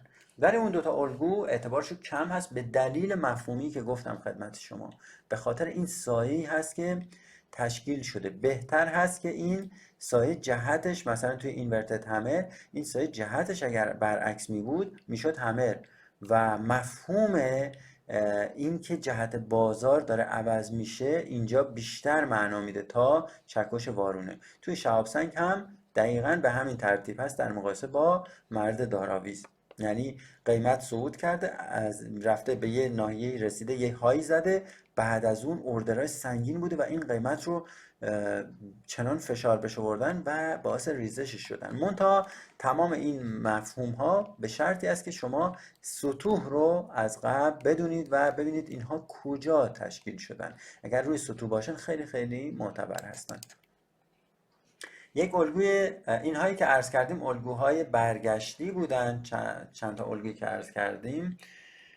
البته یک الگوی برگشتی دیگه هم داریم، توی اسلایدهای بعدی هست دوجی ها، ولی یک الگوی تکندلی داریم که ادامه دهنده هست به اسم مارابوزو. مارابوزو مفهوم لغویش یعنی اگر اشتباه نکنم یعنی موی دراز، موی کشیده، موی بلند. یک الگویی هست که چه حالت شکل صعودیش یا بولیشش، چه حالت بریشش یا ریزشیش. توی حالت فرق نداره، یکیشون رو من توضیح بدم خدمت شما. توی حالت سبز رنگ یا بولیش یا در واقع صعودی، این الگو وقتی تشکیل میشه اولا شکلش باید 3-4 برابر یک کندل نرمال باشه. توی جلسات آینده عرض میکنم که این کندل نرمال و کندل های دیگه چجوری هستن و چه معیاری رو در نظر بگیریم. ولی اینجا به صورت ساده اگر بخوام بگم خدمت شما، با کندل های دیگه اگر مقایسه کنید یک طول بلند و بزرگی داره و فول بادی هست و نشانگر یک روند پرقدرت در نمودار هست. بهتره که سایه بالا و پایین نداشته باشه یا کوچولو باشن که قابل اغماز باشن. بهتره که نداشته باشن، یعنی فول بادی باشه. اگر سایه از پایین توی حالت صعودی سایه از پایین داشت یا توی حالت نزولی سایه از بالا داشته باشه، باز نکته مثبتی توی روند هست. اما شکل استاندارد مارابوزو به این شکل هست. ما نمیخوایم اون مفاهیم خودمون رو خیلی نمیخوایم ترکیب کنیم، ولی بحث اگر قدرت روند باشه، ما توی حالت صعودی اگر دم پایین داشته باشیم اوکی هست و نشان تایید بیشتری هست برای ادامه روند صعودی، ولی توی حالت نزولی در واقع سایه بالا اگر داشته باشه اوکی هست، ولی سمت مقابل بهتره نداشته باشه. اما در کل شکل استانداردش این هست که دو طرفش بهتره سایه نداشته باشه یا خیلی کوچیک باشه. و بعد از اینکه این الگوی مارابوزو تشکیل میشه، معمولا بعدش 1-2 کندل در همین راستا گام برمیداره چارت، چون ذهنیت ها به این سمت هست که این قیمت رو به رشد هست. البته هر مارابوزوی توی نمودار مورد تایید ما نیست و باید مارابوزو در ادامه یک روند تشکیل بشه، یعنی یک روند کوچولو، کندل‌های کوچولو صعودی زده باشن قبل از این کندل مارابوزه سبز رنگ، بعد ما بگیم اون موقع بگیم این یک مارابوزه معتبر هست. یک روش ساده هست که استفاده از مووینگ اوریج ها هست که حالا توی اسلایدهای بعدی میگم خدمت شما که چجوری میتونید تایید بکنید که این مارابوزو در واقع مارابوزو تایید شده ای هست. توی حالت نزولیش هم برعکس حالت صعودی اگر یه حالت یک کندل فول بادی بزرگ توی یک روند ریزشی داشته باشیم، نوید این رو میده که در ادامه هم ما ریزش توی قیمت داشته باشیم. پس معمولا مارابوزوها بعد از تایید شکست یک سطح کلاسیک یا پرایسی تشکیل میشن. معمولا بعد از شکست یک سطح تشکیل میشن این مارابوزوها و یا بعد از بازگشت از یک سطح عرضه تقاضا شکل میگیرن و نشون میدن که جهت بازار به سمت در واقع پایین هستش. یعنی البته نه تمام سطوح عرضه و تقاضا، ما فقط سطوح عرضه تقاضایی رو میگیم که در حقیقت روند قبل از مارابوزو ریزش باشه فرضاً، دوباره بعد از مارابوزو هم پیش بینی ریزش بکنیم، یا برعکس توی حالتهای صعودی که در واقع بهش میگیم رالی بیس رالی و عرض شود که دراپ بیس دراپ. توی این دوتا الگو بیشتر در واقع مارابوزو معتبرتر هستش، یعنی ما به دنبال ادامه روند هستیم. شاخ گفتیم بهتره نداشته باشه توی شکل صعودیش، یا توی نزولی دم پایین نداشته باشه. بعد اندازش هم بعد از مارابوزو هم 2-3 کندل معمولا توی همون مسیر مارابوزویی که تشکیل شده، اگر صعودی است 2-3 کندل صعودی خواهیم داشت و اگر نزولی باشه 2-3 کندل نزولی خواهیم داشت. اینجا چند تا مارابوزو میبینید. ببینید مارابوزو اول که تشکیل شده یک کندل قوی هست به نسبت کندل های قبلی. اگر نگاه بکنید یک فول بادی هست، سایه بالا پایین نداره. بعدش یه مقدار بازار سردرگم شده، یه دوجی تشکیل داده که توی اسلاید بعدی میگم خدمت شما این الگو رو هم. بعد اومده چند تا مارابوزو دیگه زده و اینجا ما چند تا میانگین متحرک یا مووینگ اوریج میتونیم استفاده بکنیم. مثلا از مووینگ های 14 21 البته 14 یه مقدار چیز هست، بهتر از 21 استفاده بکنیم. اگر مووینگ اوریج کراس نکنه این مارابوزو رو، اون موقع اون مارابوزو یک مارابوزو معتبر هست. یعنی مارابوزو باید توی حالت صعودی بالای مووینگ 21 قرار بگیره، نه اینکه بیادش بکنه، چون اونجا دیگه ما گفتیم مارابوزو در ادامه روند تشکیل میشه و بعد از تشکیل هر مارابوزو، این مارابوزو اول احتمال تشکیل مارابوزوها و ادامه روند صعودی رو میتونیم ببینیم. ولی اگر بیاد و کراس بکنه مووینگ، بیاد مارابوزو رو کراس بکنه، اون مارابوزو معتبری نیست.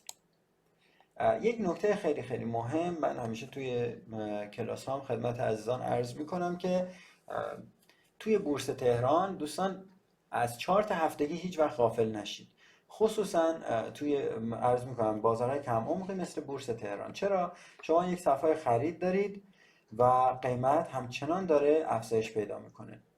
این قیمت به هر حال داره زیاد میشه. درسته در حقیقت کسی فروشنده نبوده و تماما اومدن خریدار شدن توی حالا این قسمت یک، مثلا دارم مثال میزنم، عرض شود که اینجا ببینید ما توی تایم فریم روزانه چنین شکلایی رو زیاد میبینیم توی بورس تهران. بهتره که چارت رو توی هفتگی ببینید که مارابوزوها رو توش در واقع تشخیص بدید و شما اگر نمودار سمت چپ رو ملاحظه بفرمایید، نمودار روزانه فارس هست، سیمان فارس هست، میبینید که یه سری صفحه فروش بوده، قیمت کوچولو هی رفته بالا و از اینجا یه تیکه باز ریخته و حالا نمودار رفته. توی این قسمت 3 تا مارابوزو ما داریم ولی توی روزانه دیده نمیشن. به خاطر که اینا رو ببینیم بهتره که چارت رو به صورت در تایم فریم هفتگیش هم ببینید. مارابوزویی که اینجا اگر شما یک اگر میتونستید تشخیص بدید، میتونستید ادامه روند رو ببینید و مارابوزوهای بعدی رو میتونستید به راحتی خدمت شما عرض کنم گین بکنید و اون سود رو میتونستید کسب بکنید. توی اسلاید بعدی اون نکته که عرض کردم، تایید مارابوزو فقط در صورتی هست که اگر شما یک مووینگ اوریج مثلا 14 و 21 رو بندازید یا حالا یک توی همین محدوده خوب هست، حالا میتونید چارتتون رو خودتون چک بکنید و اعتبار سنجی بکنید. عرض شود که اینجا میبینید که مارابوزو تشکیل شده، شکلش دقیقا مارابوزو هست ولی مارابوزو معتبری نیست چون مووینگ اومده و این رو قطع کرده، پس این یک مارابوزو معتبر نیست. ما گفتیم در ادامه روند. پشتش هم اگر نگاه بکنید، پشت این کندل سبز مارابوزو جعلی پشتش میبینید نمودار ریخته. ما گفتیم مارابوزو در ادامه روند تشکیل میشه. مثلا این رو اگر شما در نظر بگیرید، این میتونه یک تقریبا میشه گفت یک مارابوزو محسوب بشه چون روند صعودی بوده، این تشکیل شده و بعدش هم یک مارابوزو دیگه تشکیل شده. ولی بهترین کار این هست که از مووینگ ها استفاده کنیم. اونایی که در واقع مووینگ رو کراس میکنن معتبر نیستند. یک الگوی دیگه ای که داریم الگوی دوجی هست که البته شکل‌های خاصی داره. الگوی دوجی 4 تا شکل میتونه تشکیل بده. الگوی دوجی به نوعی میشه گفت که خلاصش این هست که قیمت باز شدن و بسته شدن بازار توی اون کندل بسیار بسیار به هم نزدیکه، یا روی هم میفته که کلا میشه یه خط و میتونه از دو طرف سایه داشته باشه، میتونه از پایین سایه داشته باشه، میتونه سایه بالا داشته باشه، میتونه سایه های کوچولو داشته باشه که اولی رو اگر سایه های بلند داشته باشه بهش میگیم لانگ لگ دوجی یا دوجی قد بلند. دومین شکلش میشه سنجاقک یا در واقع دوجی سنجاقک یا دراگون فلای و شکل سوم گریوستون دوجی هست یا دوجی سنگ قبر هست و دوجی آخر هم یک دوجی صلیبی هست، کراس دوجی بهش میگیم. اینها در حقیقت به نوعی معمولا اینها رو ما جزء برگشتی ها حساب میکنیم و در واقع اگر به یک سطح حمایتی یا مقاومتی اینها برخورد کنن، چه توی سقف چه توی کف میتونن تشکیل بشن و محدودیتی ندارن کجا باشن، فقط اگر روی یک سطح حمایت یا سطح مقاومتی باشن یا یک سطح عرضه باشن یا یک سطح تقاضا، این دو جا اگر تشکیل بشن به منزله این هست که نمودار احتمال بازگشتش هست، اگرچه بعضیاش از این شکل‌ها خیلی خیلی معتبرتر از شکل‌های دیگه هست. مثلا این شکل سنجاقک اگر تشکیل بشه توی یک کف خیلی خیلی معتبرتر هست به نسبت دوجی قد بلند. دوجی قد بلند گفتیم هر جا که سایه داریم یعنی پس زدن قیمت، یک سردرگمی اینجا توی این محدوده بازار شما خواهید دید باشه این شکل. ولی وقتی دوجی سنجاقک رو ببینید در جایی از نمودار، مثلا از توی یک کف روی یک سطح حمایتی ببینید، منظور عین همون چکش میشه تعبیرش بکنید که قیمت داره پس زده میشه به سمت بالا. یا دوجی سنگ قبر اگر توی یک سقف داشته باشیم خیلی اعتبارش بیشتر میشه شکل شباهت زیادی پیدا میکنه به شوتینگ استار یا شهاب سنگ. اما این دوجی صلیبی و دوجی قد بلند نشان از سردرگمی بین بایرها و سلرها توی بازارهای دو جهته دارن یا حالا توی بازار یک جهته هم فرقی نداره. یک نوع سردرگمی هست که نشون نمیده که آیا قیمت میخواد بره بالا یا میخواد بیاد پایین و نوعی سردرگمی رو به ما نشون میده.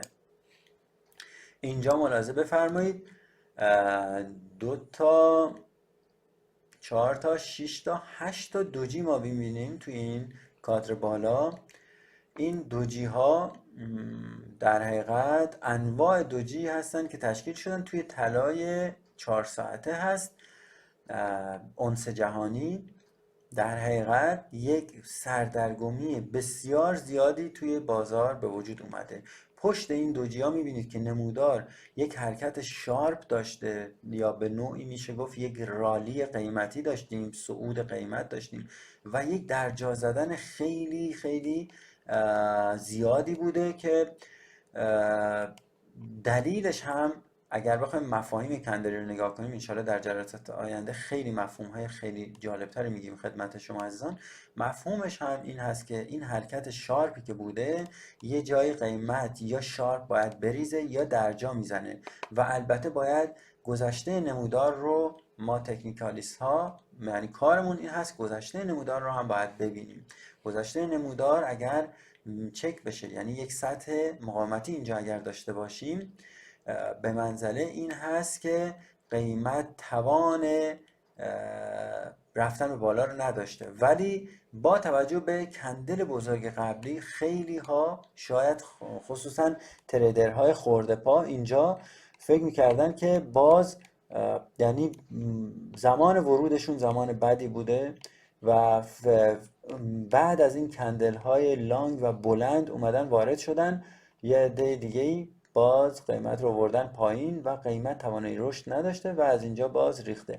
و اگر ملاحظه بفرمایید کندل تو این کات، کندل اول که نه، کندل دوم میشه یک دوجی قد بلند، کندل سومی هم دوجی قد بلند هست، چهارمی هم به همین ترتیب. این کندل سنجاقک، کندل بعدی دوجی قد بلند، این کندل خدمت شما عرض کنم سنگ قبر هست، باز یک دوجی تقریبا قد بلند هست، بعدیش هم یک دوجی صلیبی هست. یعنی انواع دوجی ها توی همین یه تیکه چارت به شما نشون داده شدن. البته اینجا هم باز اگر برگردم اینجا هم ما اینجا هم یک دوجی تقریبا اگر اون سایه پایینش در نظر نگیریم اغماض کنیم ازش، میشه یک دوجی در واقع سنگ قبر.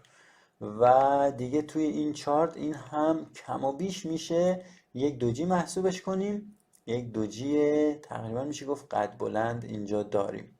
ولی اگر عرض کردم توی یک سطح حمایت یا مقاومت، یعنی توی یک سقف یا یک کف تشکیل بشن این دوجی ها، نشانه برگشت میتونن باشن. اعتبار توی سقف، اعتبار در حقیقت سنگ قبر خیلی بیشتر هست از بقیهشون. اعتبار سنجاقک هم توی کف، یعنی این الگو اینو عرض میکنم، توی کف اگر تشکیل بشه از بقیه دوجی ها خیلی بهتر است، چنانچه روی یک سطح حمایتی باشه. مطالب دوستان عزیز، مطالب قسمت اول تموم شد. من خیلی خوشحال هستم که در خدمت شما عزیزان بودم. شما فقط چند تا نکته رو من میخوام عرض کنم خدمت شما. اگر علاقمند هستید از همین ابتدا من یک سایت خوب رو خدمت شما عرض کنم. سایت خیلی خوبی که وجود داره سایت آقای بولکوفسکی هست. این سایت اسمش هست thepatternSite.com. ملاحظه می‌فرمایید thepatternSite.com. توی این سایت خب خیلی چیزهای مختلف هست، ولی اگر بخواید کندل استیک ها رو توش ببینید، این از همون منوی در واقع هوم این صفحه اگر برید، یعنی صفحه اول کندل استیکس اینجا میبینید، روش بزنید تمام کندل استیک ها رو با حروف در واقع الف با سورت کرده. مثلا اینجا ما همه رو اگر بخوایم پیدا کنیم، این همه رو اچ رو میزنیم و تو این فهرست میتونیم همه رو پیدا بکنیم. این همه کامل اینجا شرح داده که در واقع یه سری نتایج مهمش رو گفته که رنکش، رتبهش رو توی الگوهای دیگه گفته و در واقع عملکردش، پرفورمنس رنکش رو گفته به صورت کلی بین الگوها که 65 هست و خدمت شما عرض کنم شکلش رو آورده اینجا گفته و توضیحات خیلی خوبی رو داره و میتونید که ازش استفاده بکنید. مثال اگزمپل داره، مثال داره اینجا یک نمونه همر که توی کف هست آورده و عرضم به حضور شما که این اطلاعات رو میتونید از این سایت کسب بکنید. میتونید برید توی چارت های چه بورس ایران و این الگوهای تک‌کندلی که عرض کردم رو خودتون ملاحظه بفرمایید. الان اینجا من فقط شکلی میخوام بگم، این یک در حقیقت دوجی هست. اگر یک لحظه من بزرگش کنم این رو توی کادر بکشم ببینید عزیزان، این الان یک دوجی هستش که ملاحظه میکنید دوجی از نوع در واقع سنجاقک هست که البته اعتبار اینجا نداره. این نمودار هفتگی فولاد هست، فولاد مبارک اصفهان. ملاحظه میفرمایید که پشتش این در حقیقت نه سقف و نه کف ببخشید یک سطح حمایتی ما اینجا نداریم و در حقیقت یک دوجی هست شکلش، ولی دوجی نیست که معتبر باشه از دیدگاه ما. به نوعی سردرگمی توی بازار رو نشون داده و میبینید تقریبا توی این محدوده چارت تقریبا برنج شده و بعد از اون هم با یه صعود کوچولو دوباره ریزش کرده که امروز هم که داریم در خدمت شما عزیزان هستیم چندم هست؟ شنبه 3/8/99 هست که البته بازار الان بسته هستش. عرضم به حضورتون از این الگوها که من تک‌کندلی‌هایی که عرض کردم بسیار بسیار زیاد هست. این هم یک دوجی هست.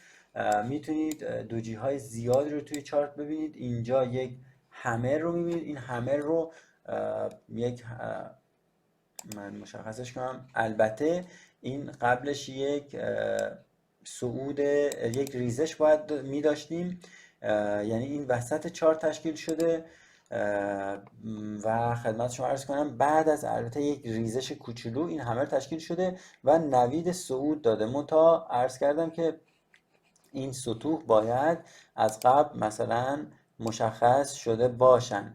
این یک سطح شکسته شده هست، این سطح قبلی، این تایم فریم مربوط هفتگی هست دوستان. هر کدوم از این کندل ها توی یک هفته تشکیل شدن. اگر این رو یک سطح در نظر بگیریم میبینید که در واقع اومده روی یک سطح حمایتی تاچ کرده این همر و رشد خیلی خیلی خیلی عالی داشته. میتونیم درصد بزنیم ببینیم چند درصد از اینجا رشد داشته قیمت رفته و 43% رشد داشته از اینجا و به خاطر همین هم هست میگم الگوهای مهم رو سعی کنید یاد بگیرید. اگر سطوح رو هم انشالله خوب بتونید تشخیص بدید خیلی خیلی به شما کرد. این توی بورس ایران بود، توی سهم فولاد بود قبلی. این هم فامیلی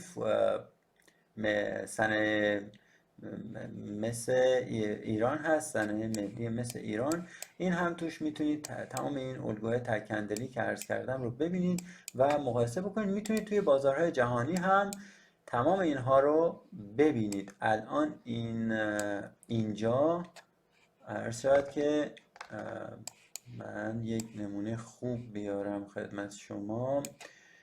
مثلا این یکی تقریبا میشه یک شوتینگ استار تقریبا. اگر از بالا من اندازه بزنم ببینم چقدر شده، این 6.6 تقریبا 6.6 بدنه چقدر هست 6.6 تقریبا 2 هست. میبینید سایه تقریبا بیشتر از 3 برابر هست و شکل یک شوتینگ استار خیلی خوب رو داره. اینو عرض میکنم شکل یک شوتینگ استار خیلی خوب رو داره و قیمت صعود کرده و بعد از اون هم ریخته. منتها این زمانی معتبر خواهد شد طبق توضیحاتی که عرض کردم که شما یک سطحی رو قبل از این داشته باشید. این سطح ها رو باید از قبل پیدا کرده باشید. این سطح یک سطح، حالا بحث ما البته این در حال حاضر این نیست، ولی اینجا یک سطح خدمت شما عرض کنم یک سطح در واقع از گذشته بازار. اگر بخوایم حالا به صورت فعلا پیش پا افتاده بخوایم عرض کنیم، این یک سطح قبلی هست توی طلای روزانه. میبینید که رسیده به این، وقتی رسیده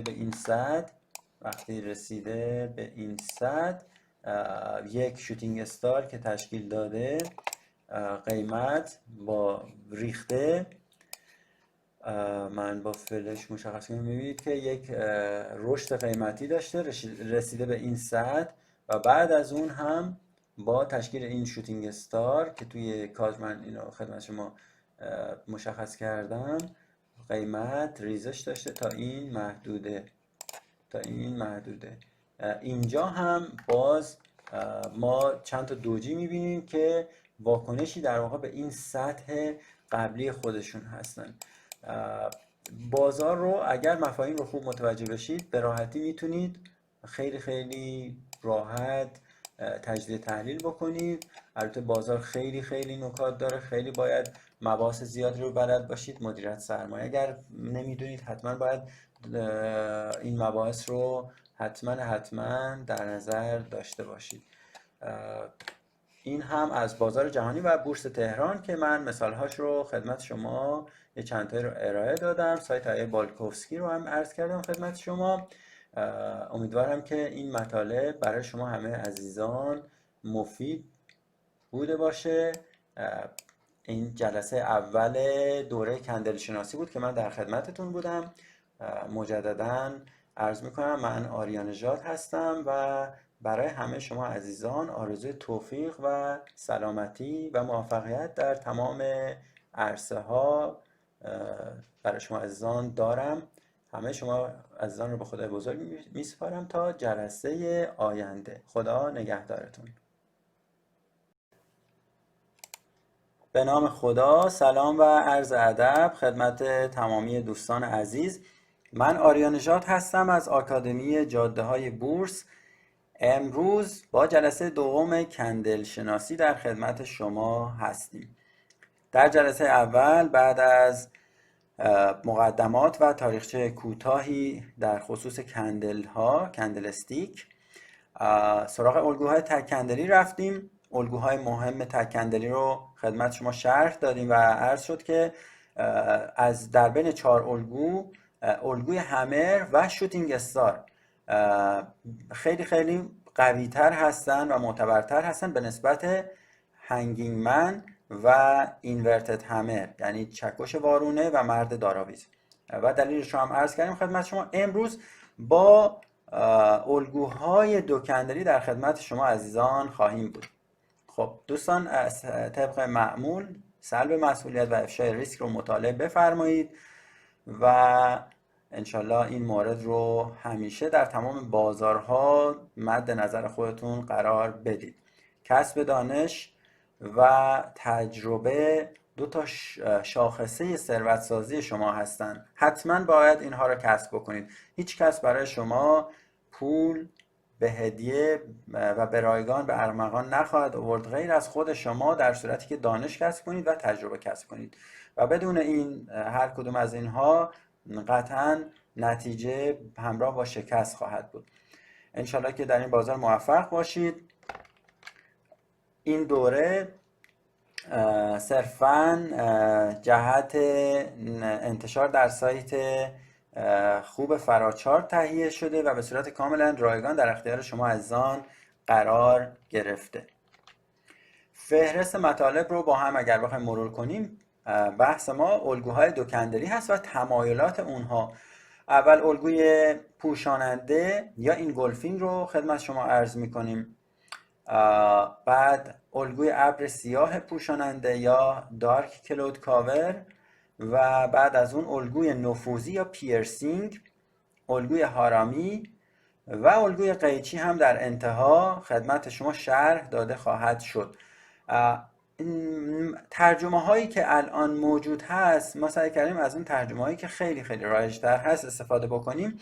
اگرچه شما اگر توی در واقع برید معنای لغوی این کلمات رو پیدا کنید هم شاید کلماتی نزدیک به اینها پیدا بکنید. مثلا تویزرز به مفهوم مثلا موچین هست، یا حالا مثلا قیچی ما اینجا گفتیم چون از این عناوین بیشتر استفاده میشه. یا خدمت شما عرض کنم مثلا این گلفینگ معنی لغویش یعنی کامل یه چیزی رو بپوشونن یا اینکه غرق بشه، در واقع غرق کننده هم مفهوم داره. حالا ما با همین عناوینی که رایج هست خدمت شما مطالب رو ارائه میدیم. الگوی پوشاننده یا اینگولفینگ هم میتونه توی کف تشکیل بشه و هم میتونه توی سقف تشکیل بشه دوستان. مثلا الگوی سمت راست رو اگر توجه بفرمایید توی سقف تشکیل شده، بهش میگیم پوشای نزولی یا بیریش اینگولفینگ یا پوشای نزولی. سمت چپ هم توی کف هست، ملاحظه می‌فرمایید 2 تا کندل کنار هم هستن. توضیح میدم خدمتتون که چه شرایطی باید داشته باشه که ما به این الگو بگیم الگوی اینگولفینگ. عرض شود که وقتی که نمودار در حال ریزش هست، یعنی قیمت در حال پایین اومدن هست، چنانچه این الگو تشکیل بشه و یک سطح، باز هم تاکید میکنم این الگوها روی سطوح مهم عملکرد خوبی دارن و معتبر هستن. یعنی یکی از شرط‌های اساسی این هست. و نکته‌ای که میخوام بگم خدمت شما، این الگوی دوکندلی بازگشتی هست. یعنی نمودار ریزش کرده در الگوی سمت چپ که الگوی پوشش صعودی هست، نمودار ریزش کرده و بعد از تشکیل الگوی اینگولفینگ صعودی یا پوشش صعودی نمودار روندش تغییر پیدا کرده و صعود کرده. یکی از شروط اساسی هم باز تاکید میکنم که بسیار مهم هست، باید این الگوها مثل الگوی تکندری روی سطوح باشن. حالا اگر الگوی خدمت شما عرض کنم پوشش صعودی باشه، باید حتما زیرش یک سطح حمایتی باشه یا ساپورت باشه. اگر الگوی نزولی باشه یا در واقع بیرش اینگولفینگ باشه، باید حتما بالاش یک سطح مقاومتی باشه یا یک سطح رزिस्टنس. عرض کنم که این یک نکته، این که هم میتونه توی کف تشکیل بشه هم میتونه توی سقف. اما چه نکاتی باید حتما توش لحاظ بشه و حتما ما باید مد نظر قرار بدیم؟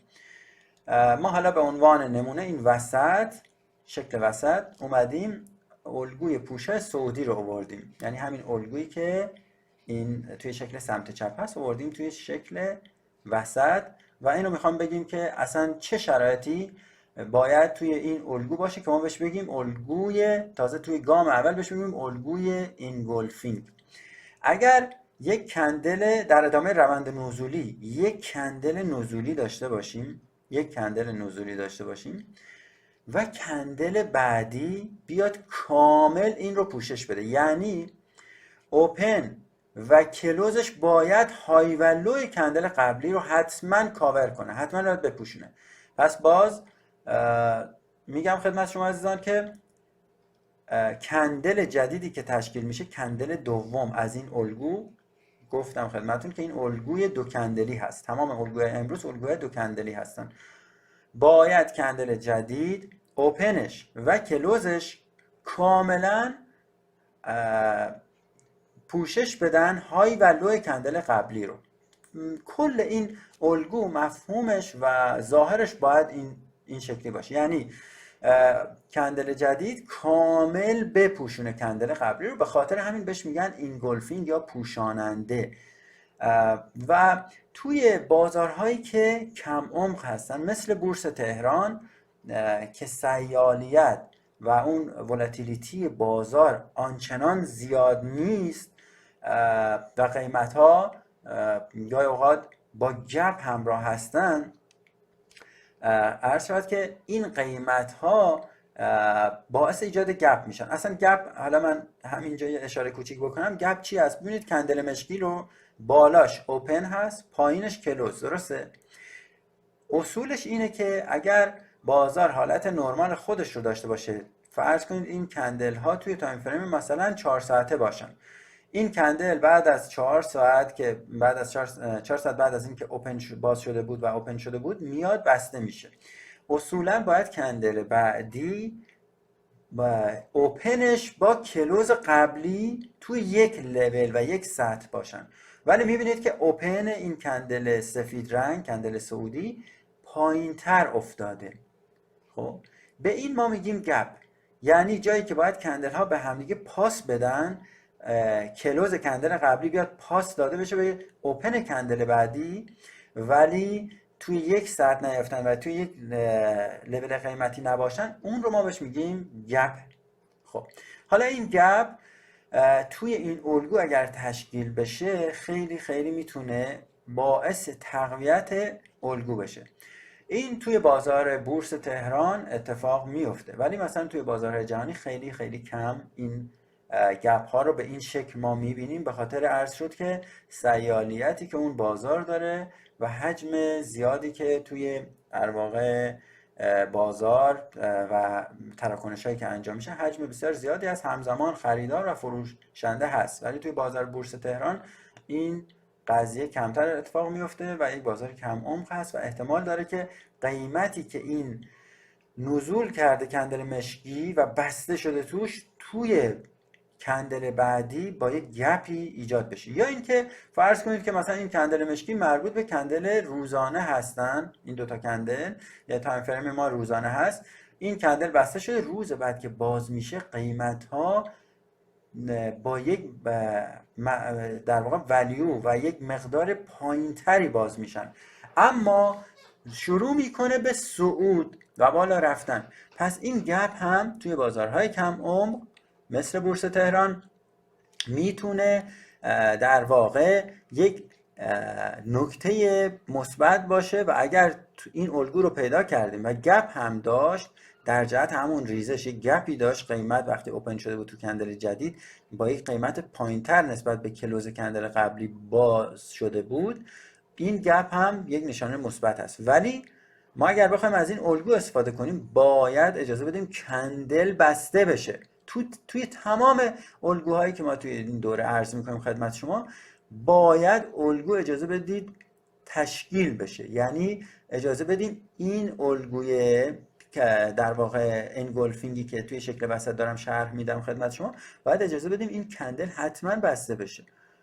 تازه ما بعد از بسته شدنش اگر روی یک سطح حمایتی باشه، ما تازه بهش میگیم یک انگولفینگ تشکیل شده و از اونجا میتونیم بگیم که احتمالاً، چون بازار یعنی احتمالاً روند ریزشی که از قبل بوده با تشکیل این الگوی دو کندلی به نام انگولفینگ داره نوید یک صعود قیمتی به ما میده و روند برخواهد گشت. پس کل نکته این الگوی انگولفینگ این هست. یه نکته هم اینجا خارج از بحث بگم، ما یک انگولفینگ هم توی پرایس اکشن داریم، اون بحثش با این متفاوت هست. جایی اگر شنیدی توی پرایس اکشن انگولف شده یک سطح، اون بحث انگولف اصلا کاملا فرق میکنه با این الگوی شمعی انگولفینگ. پس عرض شد که الگوی انگولفینگ تشکیل شده از دو تا کندل. اگر توی کف باشه، کندل دومی که داره تشکیل شده و بسته شده باید کاملا های و لو کندل قبلی رو توی دل خودش قرار بده و چنانچه فرض کنید مثلا اینجا این کندل سفید رنگ اگر کلوزش مثلا بیفته اینجا، این دیگه الگوی انگولف نیست، کامل انگولف نکرده. توی سقف هم به همین ترتیب ملاحظه می‌فرمایید گپ داره، یک کندل سفید رنگ در راستای همون روند صعودی داشتیم، اینجا کلوز کرده، ولی اوپن کندل مشکی اوپنش بالا هست توی کندل‌های نزولی، توجه بفرمایید، با یک فاصله باز شده، با یک فاصله و یک گپی باز شده و بعد از اون ریخته.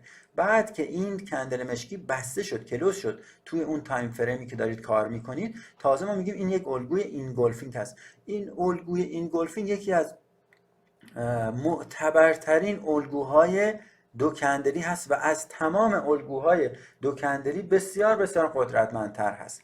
فوق‌العاده است این الگو، خیلی الگوی مهمی هست، مثل همر توی الگوی تک کندلی ها و شوتینگ استار، این الگو هم الگوی بسیار مهمی هست. من توی جلسات آینده انشالله خدمت شما تبدیل الگوی دو کندلی و سه کندلی رو به الگوی تک کندلی میگم خدمت شما که اصلا یعنی چی الگوی سه کندلی یا دو کندلی، مفهومش چیه، سرجم همه رو با بخوایم توی یک کندل ببینیم، اینها رو با هم دیگه توضیح میدم که دید خیلی بهتری پیدا بکنید، مفهوم این الگوها رو بهتر بفهمید و وقتی توی چارت دارید نگاه میکنید دید بهتری پیدا بکنید. به خاطر همین من جلسه اول رو خیلی توضیح دادم، خیلی تایم گذاشتم، تایمش هم زیاد شد، حالا عذرخواهی میکنم خیلی تایم اون جلسه زیاد شد، امیدوارم حالا این جلسه رو بتونیم یه مقدار جمع و جورتر ارائه بدیم خدمت شما عزیزان. پس دوستان این الگوی انگولفینگ هم توی کف هست و هم توی سقف هست و این الگو در واقع داره به ما یک بازگشت قیمت رو نشون میده. خود الگو هم عرض کردم کندل دومی که تشکیل میشه باید اوپن و کلوزش های و لو کندل قبلی رو کامل توی دلش قرار بده. البته جاهایی میتونیم اغماض بکنیم، چنانچه یه مقداری حالا مثلا از های یا لو بیرون از این اوپن و کلوز زده شد هم میتونیم اغماض بکنیم، ولی بهتر هست که اوپن و کلوز کندل دوم کاملا های و لو، یعنی کل رنج کندل قبلی تو دل اوپن و کلوز باشه. فقط نکتهش همینه. گپ هم اگر داشته باشه توی بورس تهران عالی هست. اون گپ در واقع قدرت این الگو رو بیشتر خواهد کرد. چند تا مثال اینجا خدمت شما عزیزان آوردم.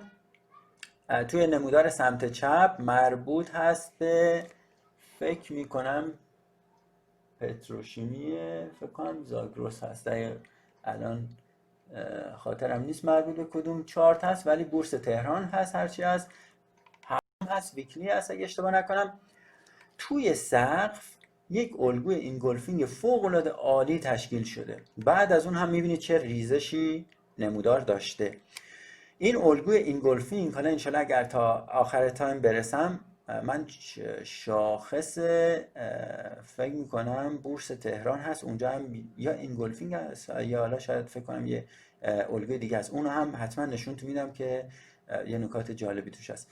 ملاحظه بفرمایید کندل سبز، آخرین کندل سبز توی این روند صعودی، های و لوش رو ببینید کاملا بین در واقع اوپن و کلوز کندل قرمز رنگ قرار گرفته و اگر ملاحظه بفرمایید کلوز کندل سبز رنگ، وقتی کندل سبز رنگ بسته شده، کندل قرمز که خواسته باز بشه اوپنش تو این راستا نیفتاده دوستان، توی راستای کلوز کندل سبز رنگ نیفتاده اوپنش. قاعدتا اگر بازار روال نرمالش رو طی می‌کرد میباس اوپن این کندل قرمز اینجا میافتاده، ولی میبینید اوپنش بالاتر افتاده و بعد از اون ریخته و این نشانگر این هست که تمایل بازار به ریزش هست و در واقع قیمت با وجود اینکه یه مقدار صعود کرده و حتی رفته حالا این شادو رو هم زده، ولی بعد از اون ریزش داشته و کندل قبلی رو در حقیقت اینگولف کرده، کامل پوشونده. و به حضور شما عرض کنم که این پس یک الگوی قوی دو کندلی هست که خدمت شما عرض کردم توی سقف تشکیل شده و بعد از اون هم ملاحظه می‌فرمایید که ریخته، ولی خود ظاهر الگو سر جای خودش که باید چک بکنید، منتها اینجا هم سطح‌ها رو باید بشناسید، باید ببینید که گذشته بازار آیا اینجا یک سطح مقاومتی بوده. اگر سطح مقاومتی بوده و این الگو تشکیل شده باشه، نوید یک ریزش توی این قیمت، توی این کالا هست. حالا البته توی بورس تهران نمیشه گفت نوید توی ریزش ها، چون یک بازار یک طرفه است، ولی توی بازارهای جهانی ما میتونیم بگیم که بله یک نوید هست، چون ما توی دو طرف هم میتونیم معامله بکنیم. توی نمودار سمت راست هم یورو یو اس دی روزانه هست، هر کندل دوستان توی یک روز تشکیل شده. این کندل مشکی که الان اینجا من دارم با این علامت موسم نشون میدم خدمت شما، ببینید کندل قبلی خودش رو های و لوش رو کامل خورده، بین اوپن و کلوز خودش قرار داده و این شرط اول. شرط دوم هم خیلی جالب هست. میبینید یک گپ داره اینم. کلوز کندل سفید رنگ رو ملاحظه بفرمایید و اوپن کندل مشکی رو، اینا باید توی یک لول قاعدتا میبودن ولی میبینید با یک گپ باز شده و بعد از اون ریخته، یعنی گپ در راستای روند قبلی هست. یعنی خود قیمت رشد زیادی داشته. معمولا توی بازارهای جهانی وقتی که بازار آسیا باز میشه از این گپ ها ما داریم، یا احتمالا اوایل هفته اگر قبلش یه خبری اتفاقی اگر افتاده باشه از این گپ ها داریم توی بازار. این یک الگوی انگولفینگ در واقع بریش یا نزولی هست، الگوی پوشان نزولی هست که توی سقف تشکیل شده و توی کف هم یک الگوی پوشای صعودی داریم که بسیار بسیار قدرتمند هست. کندل دوم ملاحظه می‌فرمایید اصلا البته اینو مارابوزو نمیتونیم بگیم چون گفتیم مارابوزو در ادامه روند هست. یعنی شما اگر اینجا اگر خاطرتون باشه عرض شد که یک مووینگ اوریج اگر روی چارتتون بندازید مووینگ مثلا 21، این مووینگ به راحتی این رو قطع میکنه. این مارابوزو نیست، ولی با کندل قبل از خودش کندل مشکی با توجه به این که هم گپ داره، خیلی جالب هست اینجا هم باز یک گپ داریم، یک کوچولو گپ زده. میبینید در حقیقت کلوز کندل مشکی، این کندل آخرین کندل مشکی که تو این روند نزولی تشکیل شده، کلوزش با اوپن کندل سفید رنگ که جایی که خواستن پاس بدن، کلوز خواسته پاس بده به اوپن کندل بعدی، میبینید که توی یک لول قیمتی نیستن، یه مقدار پایینتر حتی اومده ولی رشد بسیار زیادی داشته. قاعدتا باید اینجا یک سطح قدرتمند داشته باشیم که چنین حرکتی رو توی چارت به وجود آورده. اما بحث ما این هست که این دوتا کندل، این کندل سفید بلند با کندل مشکی قبلش توی این کف قیمتی یک الگوی پوشای صعودی به وجود آوردن که ما بهش میگیم بولیش انگولفینگ. الگوی بعدی دو کندلی که خدمت شما میخوام عرض کنم الگوی ابر سیاه پوشاننده هست یا اسم انگلیسیش دارک کلود کاور یا ابر سیاه پوشاننده. این الگو فقط توی سقف تشکیل میشه با این اسم. این الگو البته عین همین الگو رو هم توی کف داریم، منتها اسمش فرق میکنه. توی اسلایدهای بعدی میگم اونم خدمت شما. ولی اگر توی سقف چارت شما این الگو رو ببینید، اسمش در واقع توی منابع هست با عنوان ابر سیاه پوشاننده یا دارک کلود کاور. این الگو به چه صورت هست؟ کندل مشکی یا در واقع قرمز، حالا رنگ چارتی که انتخاب کردید حالا به چه صورت باشه رنگ کندلاتون، اون کندل دومی که تشکیل میشه از این الگوی دو کندلی، کندل دوم که ریزشی هست چون توی سقف هست، این کندل دوم باید اولا حالا اوپنش اینجا یک گپی هم براش در نظر گرفته بین کلوز کندل قبلی و اوپن کندل مشکی، یک گپی هم در نظر گرفته. توی بازارهای کم عمق این اتفاق میفته و خوب هست. ولی شرط اساسی و مهمش این هست که کندل ریزشی یعنی کندل دوم از این الگو وقتی میاد حتما باید کلوزش، دوستان لوش خیر، لو رو در نظر نگیر، یعنی اگر یه شادو هم بزنه تا پایین اون برای ما ملاک نیست، فقط کلوزش باید حداقل 50% کندل قبلی رو بپوشونه، یعنی بیاد زیر 50% کندل قبلیش. به این الگو در اون صورت ما ابر سیاه پوشاننده یا دارک کلود کاور میگیم. پس تنها نکتهش این هست که اولا گپ اگر داشته باشه خب اوکی هست، خوب هست، ولی اگر گپ هم به سمت بالا نداشت ایرادی نداره. ما فقط میایم کلوز کندل دوم رو نگاه کنیم ببینیم آیا نصف 50% این کندل رو پوشونده یا نه. حداقل باید پس نصفش رو بپوشونه. توی الگوی قبلی گفتیم کلش رو میپوشونه، ولی توی الگوی ابر سیاه پوشاننده کلوز کندل دوم باید حتما بیاد تا 50% یا زیرش هم بیاد، هیچ اشکالی نداره. ما به این میگیم الگوی ابر سیاه پوشاننده یک الگوی بازگشتی دو کندلی است، یعنی و فقط هم توی سقف تشکیل میشه.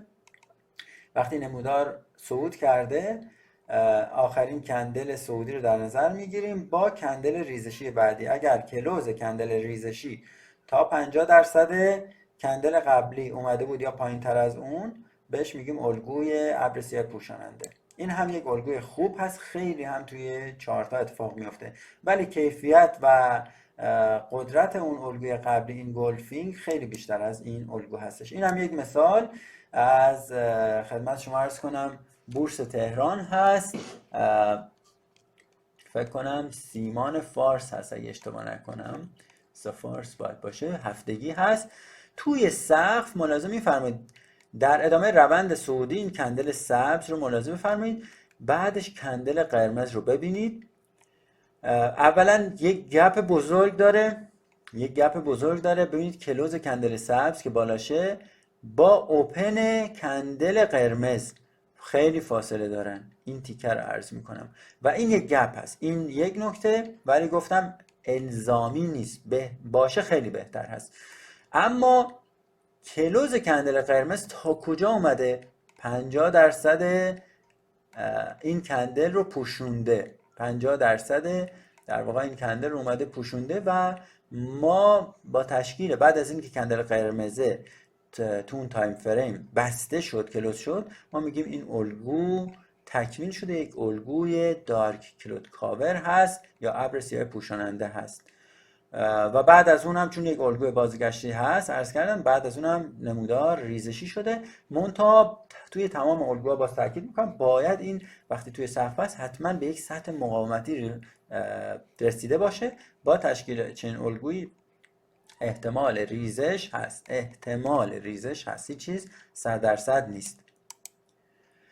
الگوی ابر سیاه پوشاننده اگر وارونش کنیم بیاریمش توی کف، الگوی ابر سیاه رو اگر وارونه کنیم بیاریم توی کف، یعنی دقیقاً قرینش کنیم، میشه الگوی خیلی خیلی مهم و معتبری به اسم پیرسینگ یا الگوی نفوذی.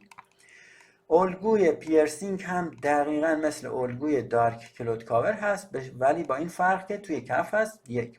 دو اینکه شرط اصلیش این هست که کلوز کندل دوم حتما باید بیاد 50% کندل قبلی رو بپوشونه، عین همون ابر سیاه پوشاننده. پس کلوز کندل دوم باید بیاد تا 50% کندل قبلی خودش که یک کندل ریزشی هست، چون توی کف تشکیل میشه، باید بیاد بپوشونه. و بعد از اون نمودار، بعد از اینکه این الگو تشکیل شد که حتما روی یک سطح حمایتی باید باشه، پیرسینگ روی یک سطح حمایتی باید باشه، دارک کلود روی یک سطح مقاومتی باید تشکیل بشه.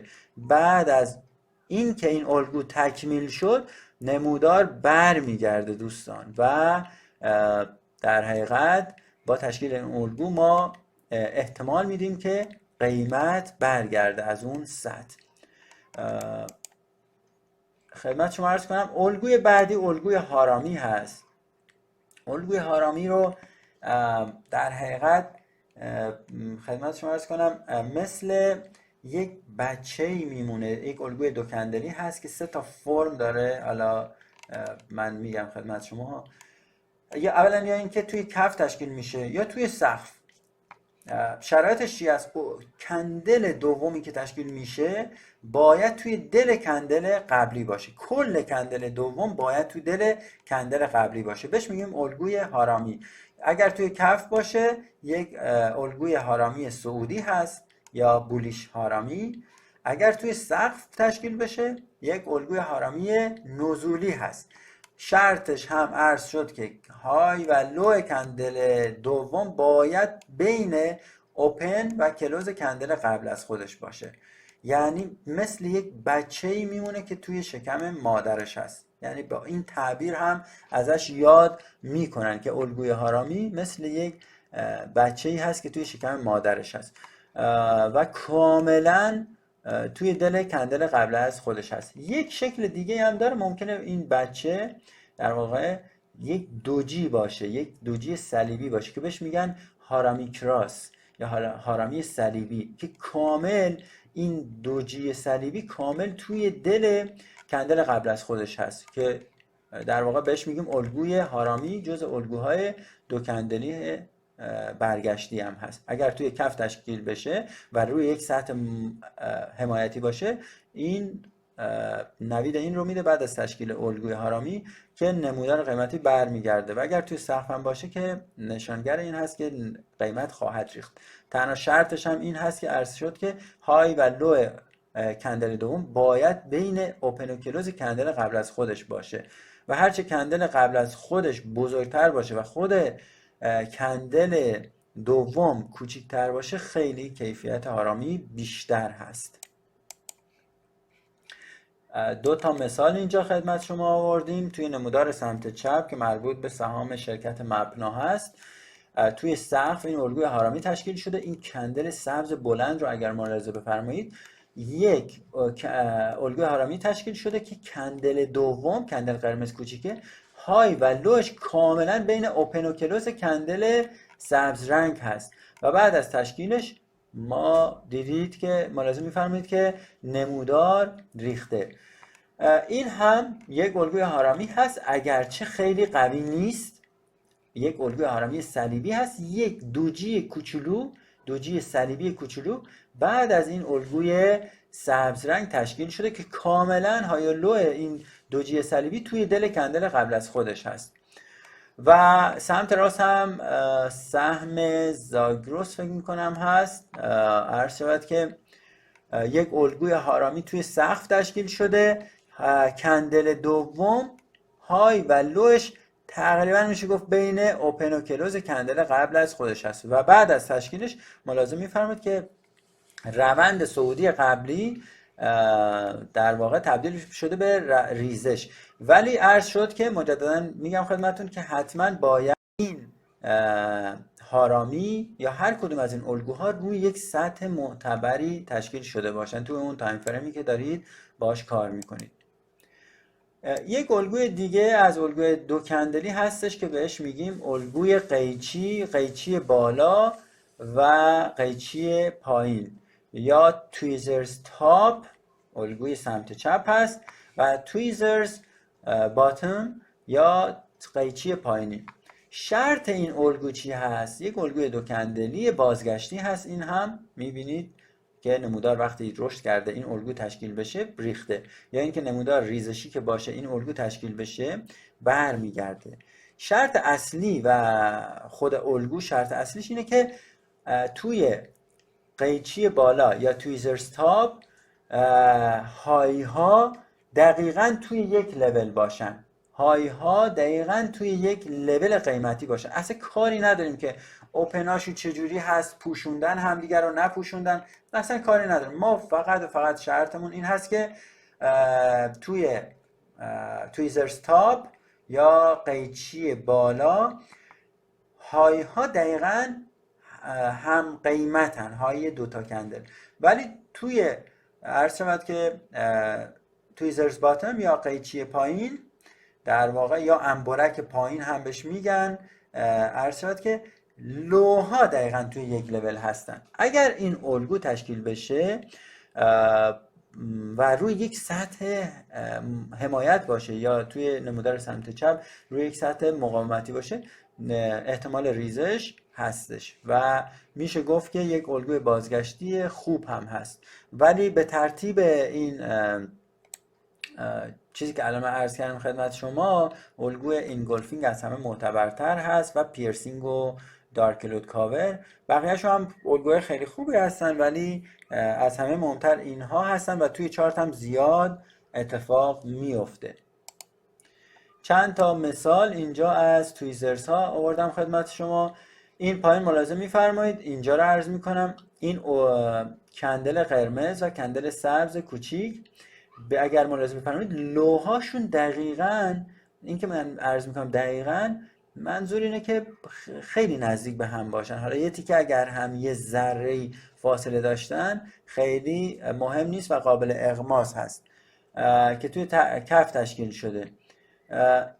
و این الگوی در واقع تویزرز باتم هست یا قیچی انبارک پایین یا قیچی پایین.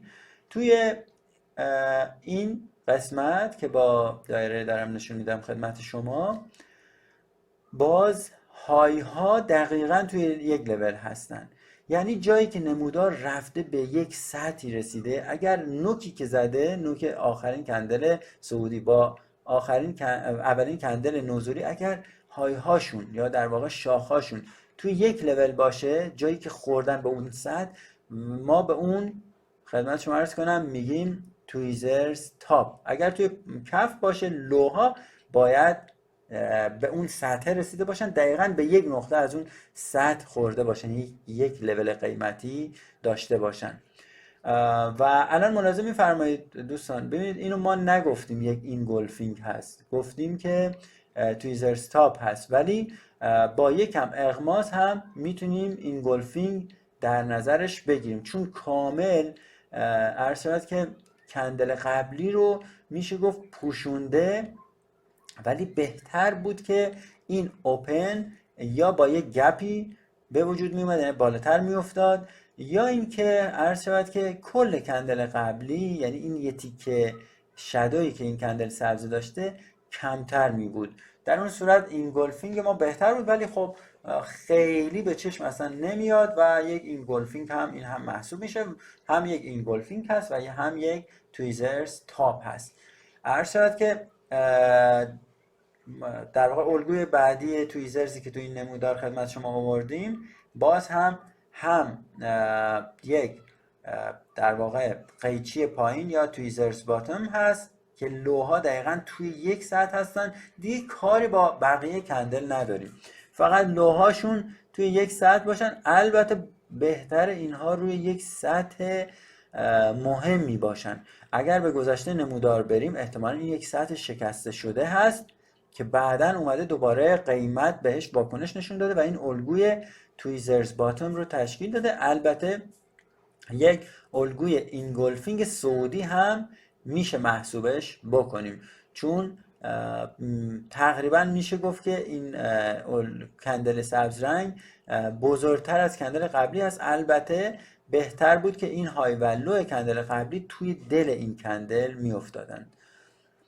و در ادامه هم باز تویزرز تاپ، دو تا تویزرز تاپ داریم. پایین ملاحظه می‌فرمایید کندل ها، دو تا تویزرز باتم داریم و چند تا مثال از این الگوی قیچی خدمت شما اینجا ارائه دادم.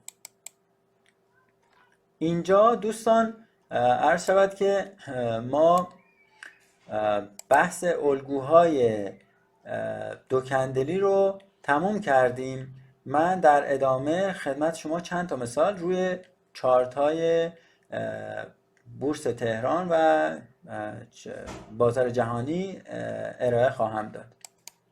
خب در اینجا چند تا مثال از بورس تهران و بازار جهانی، طلای جهانی خدمت شما ارائه میدیم، ولی دوستان توجه بفرمایید که اگر میخواهید انشالله حالا چه الگوهای کندلی چه هر چیز دیگه رو توی بازار کار کنید، حتما توجه بفرمایید که این مسئله نیاز به تمرین بسیار بسیار زیادی داره و شما باید هر چیزی که یاد میگیرید برید تا میتونید تمرینات مربوط به اون رو انجام بدید. خب عرض شود که ما الان این سهمی که داریم سهم ایران خودرو هستش.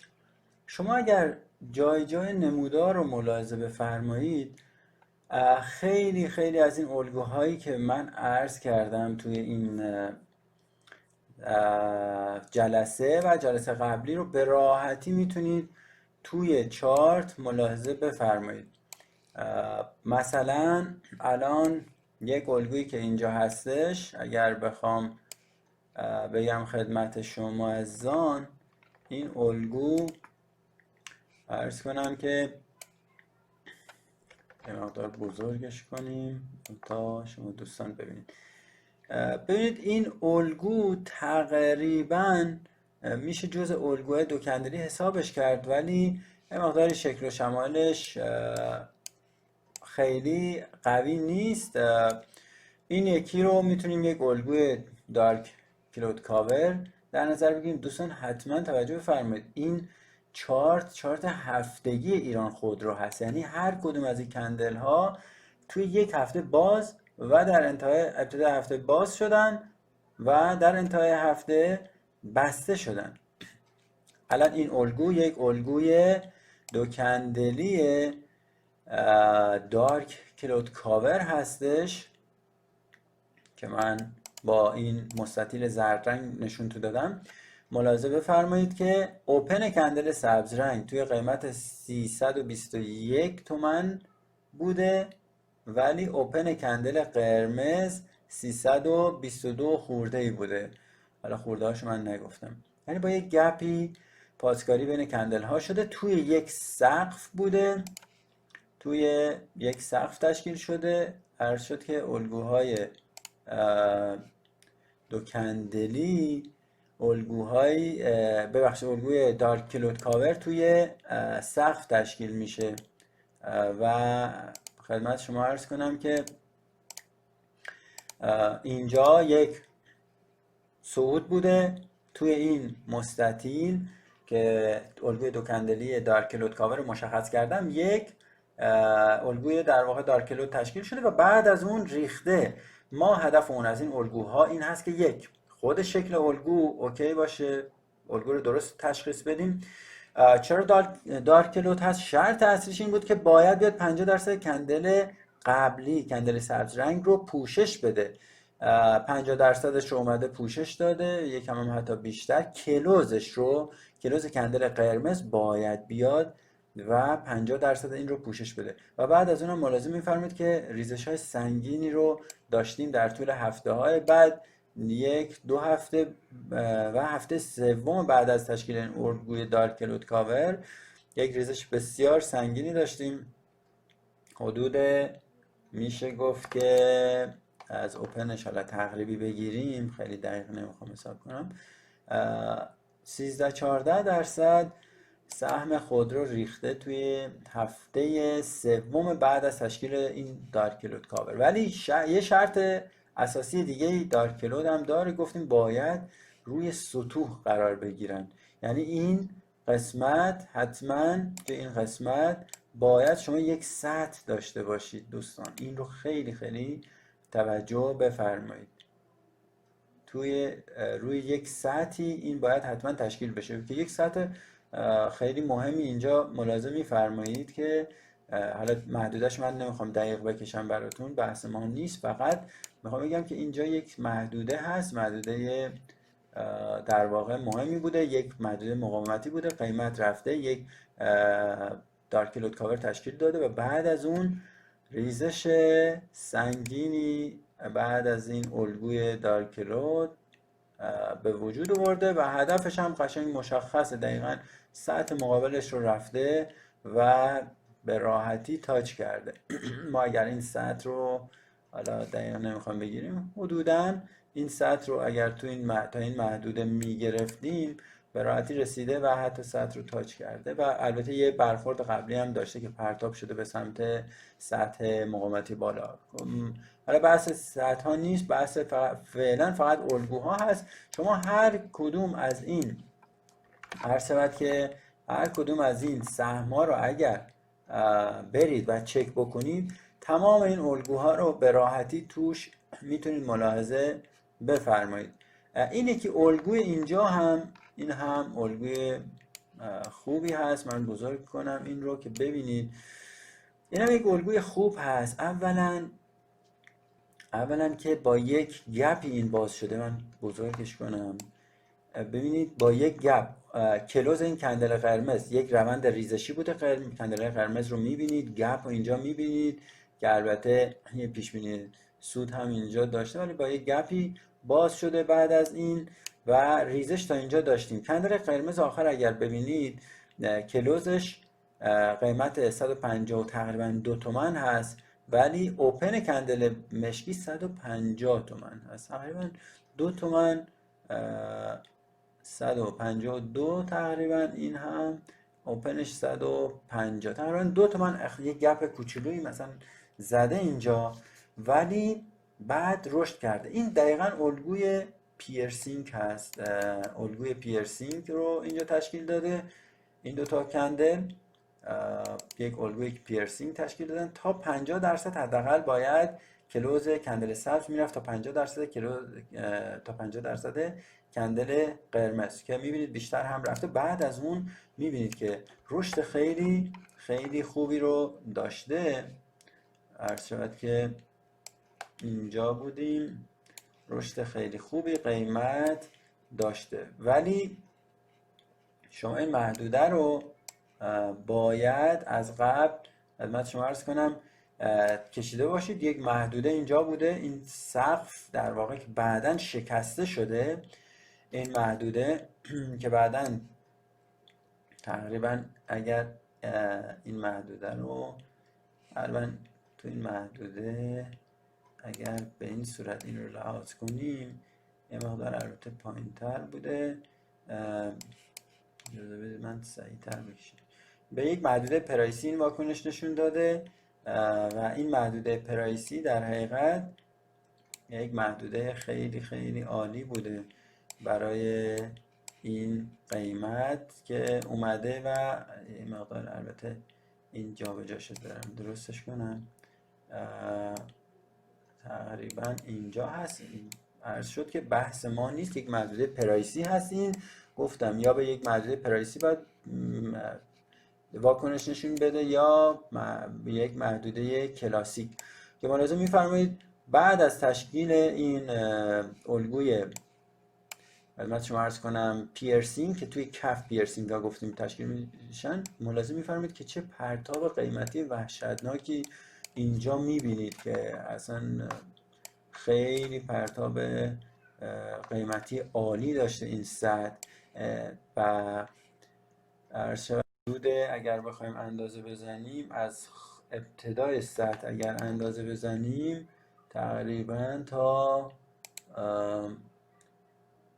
168 حدود 170% رشد قیمتی داشته. البته اینا هفتگی هستن، چارت هفتگیه و خیلی خیلی از این موقعیت ها خیلی میتونید توی چارت ببینید الگوها خیلی به ما کمک میکنن. یک نوع این نکته رو بگم خدمتتون، یک نوع تریگر هست، تریگرهای ورود که با الگوهای کندلی در واقع لحاظ میشن. این توی سهم خودرو بود، من سهم فولاد رو هم یه نکته دیدم اینجا هایلایتش کردم.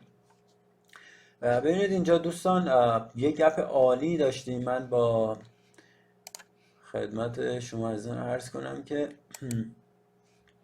اگر اوپن این کندل سبز رو ببینید، خب این اوپن کندل ببخشید کلوز کندل سبز با اوپن کندل عرض شود که قرمز، این هم اوپن کندل قرمز هست، درسته؟ این یک گپ هست، گپ تقریبا هفتگی هم هست، گپ بزرگی هم هست، یعنی با یک تقریبا 4% با یک گپ 4% بازار توی هفته جدیدش باز شده و بعد از اون ریزش داشته. ببینید این کندل قرمز با وجود گپ نتونسته بیاد 50% کندل سبز قبلی رو بپوشونه، اما کندل بعدی اومده پوشونده. ما یک میشه گفت تبصره‌ای داریم توی الگوی دو کندلی، میتونیم یک کندل بعد از الگو برای تشکیل الگو یک کندل دیگر هم میتونیم حساب کنیم که ببینیم آیا این اگر الگو شکل شمایل قوی داشته، چون این کندل اولا با یک گپ باز شده، دو اینکه ریزش خیلی خوبی داشته. البته خوب منظورم توی بورس نیست، منظورم اینه که توی الگویی که میخواد تشکیل بشه میخوام ببینیم دارک کلود کاور تشکیل داده یا نه. ما چون 50% لحاظ نکردیم میتونیم یکم اغماس کنیم، 50% رو لحاظ کنیم، ولی میتونیم کندل بعدی رو هم حساب کنیم. میتونیم پس یه دونه کندل بعد از توی الگوی دو کندلی یه دونه کندل رو لحاظ کنیم ببینیم آیا الگو رو تشکیل میده یا نه. این تبصره هست، گاهی اوقات به ما کمک میکنه. اگر این رو حساب کنید این محدوده رو به ما میده، این محدوده رو به ما میده که محدوده، من خواستم رنگش رو عوض کنم، همین محدوده رو به ما میده. یعنی کندل اول نتونسته 50% رو پوشش بده، ولی کندل دوم اومده پوشش داده. منتها ما باید بمونیم که حالا 50%ش حدودی اینجا باشه، ما باید بمونیم تا کلوز بشه این کندل. ممکن هست حتی روز آخر این برگرده و شادو بشه که اون ملاک نیست، باید بمونیم تموم بشه. یعنی یک هفته بعد صبر کردیم این ریخته 50%ش رو پوشونده و میبینید که ریزش سنگینی داشته. بعد از این تقریبا تا حدود 40% ریخته این سهم فولاد هست، فولاد مبارک اصفهان. و این یکی هم، پس این یک نکته بود حتما لحاظ کنید، توی اسلایدام نگفته بودم.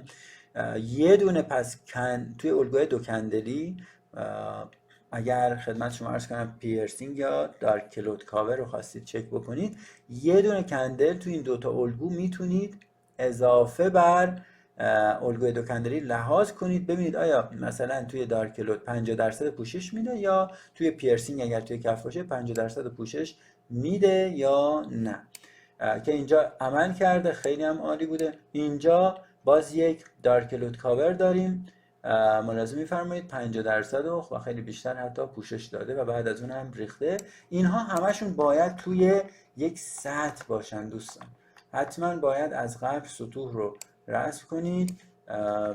یه مقداری بزرگش بکنم. اینها حتما باید توی یک سطح مقاومتی دارک کلود کاور باشه. باید خدمت شما عرض کنم پیرسینگ ها هم باید روی یک سطح حمایتی باشن. شما اگر نمودارها رو برید توی بورس ایران، خیلی از این الگوها بسیار زیاد میبینید. فقط این نکته میخوام بگم راجع به شاخص کل هم با همین الگوها چیزی که ما پیش بینی کردیم تقریبا 20 مرداد بود، ریزش بورس تهران رو 20 مرداد.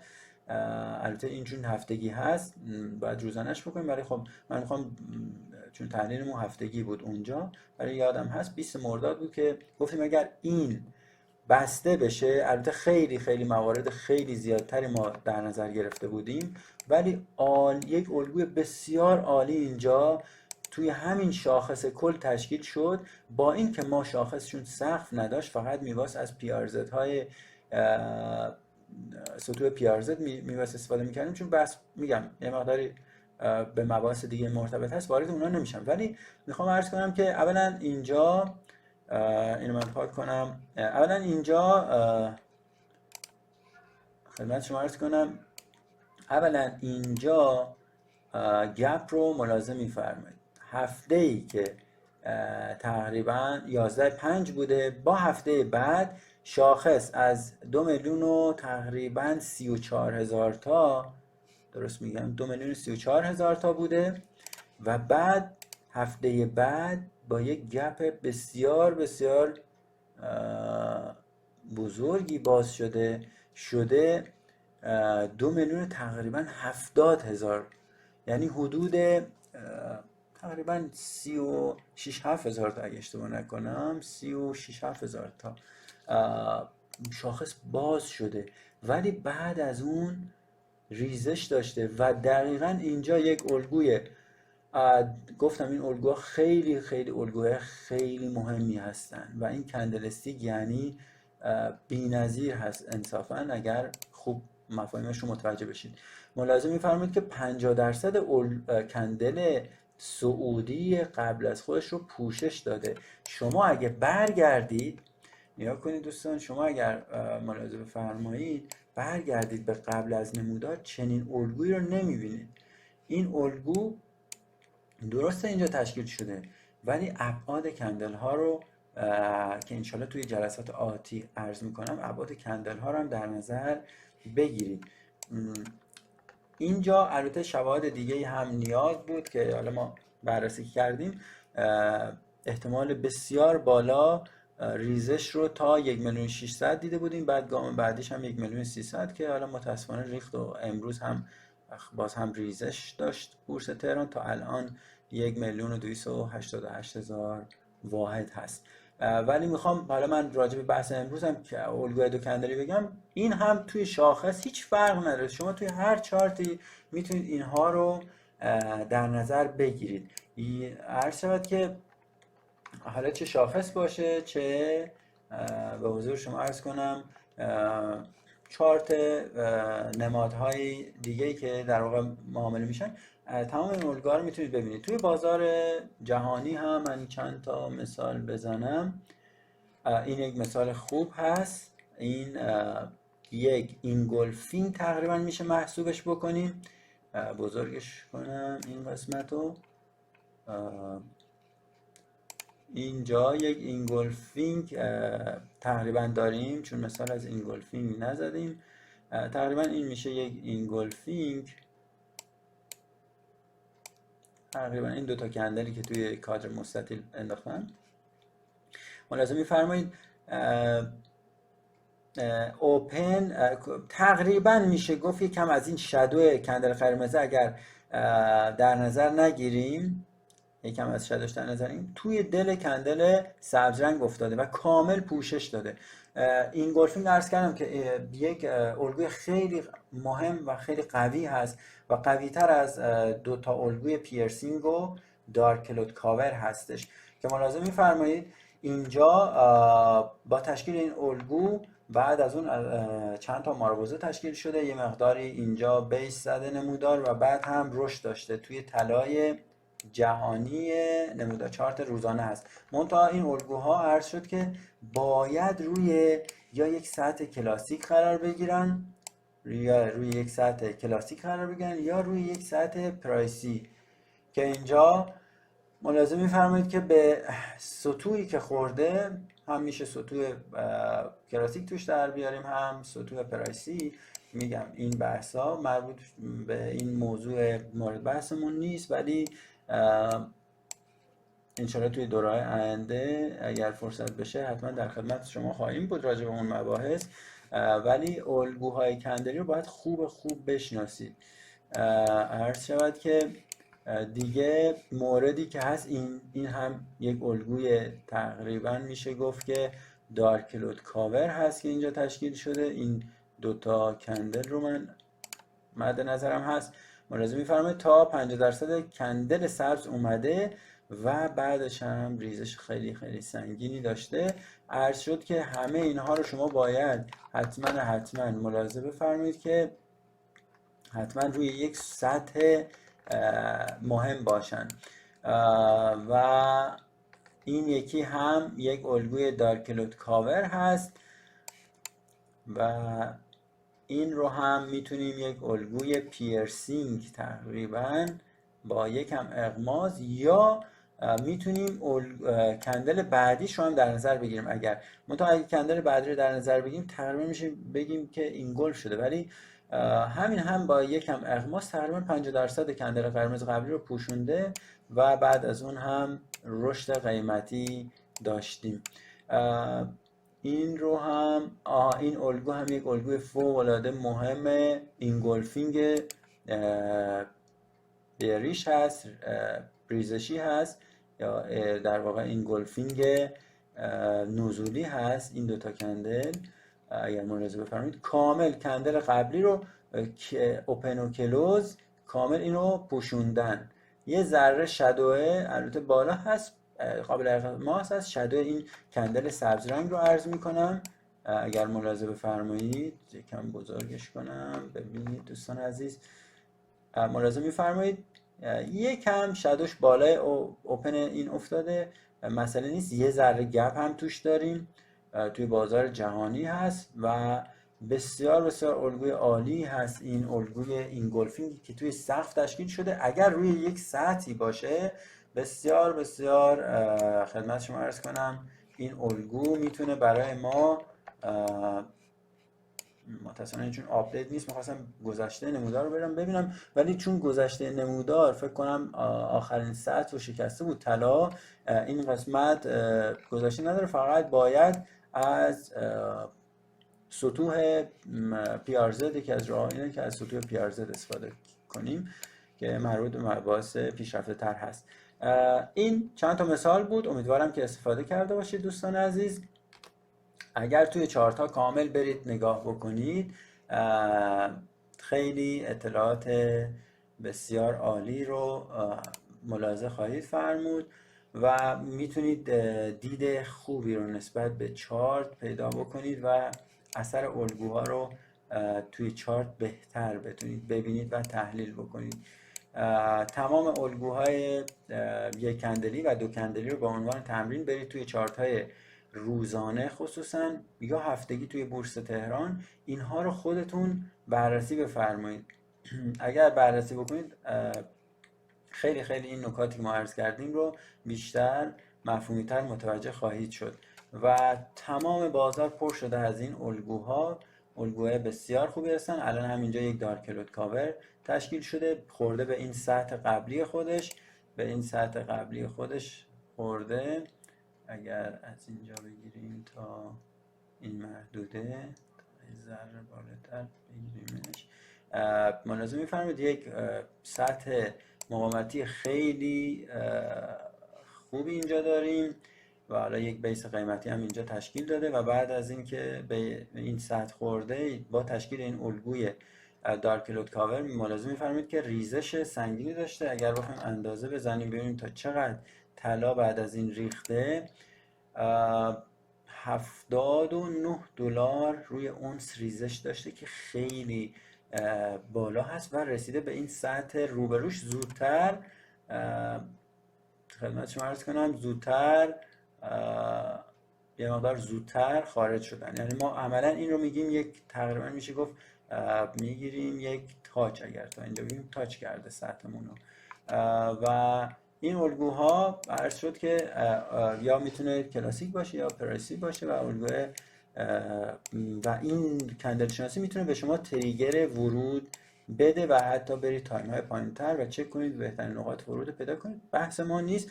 عرض من این هست که فعلا الگوها رو بشناسید، توی چارت برید مثل این تمرینایی که من اینجا خدمت شما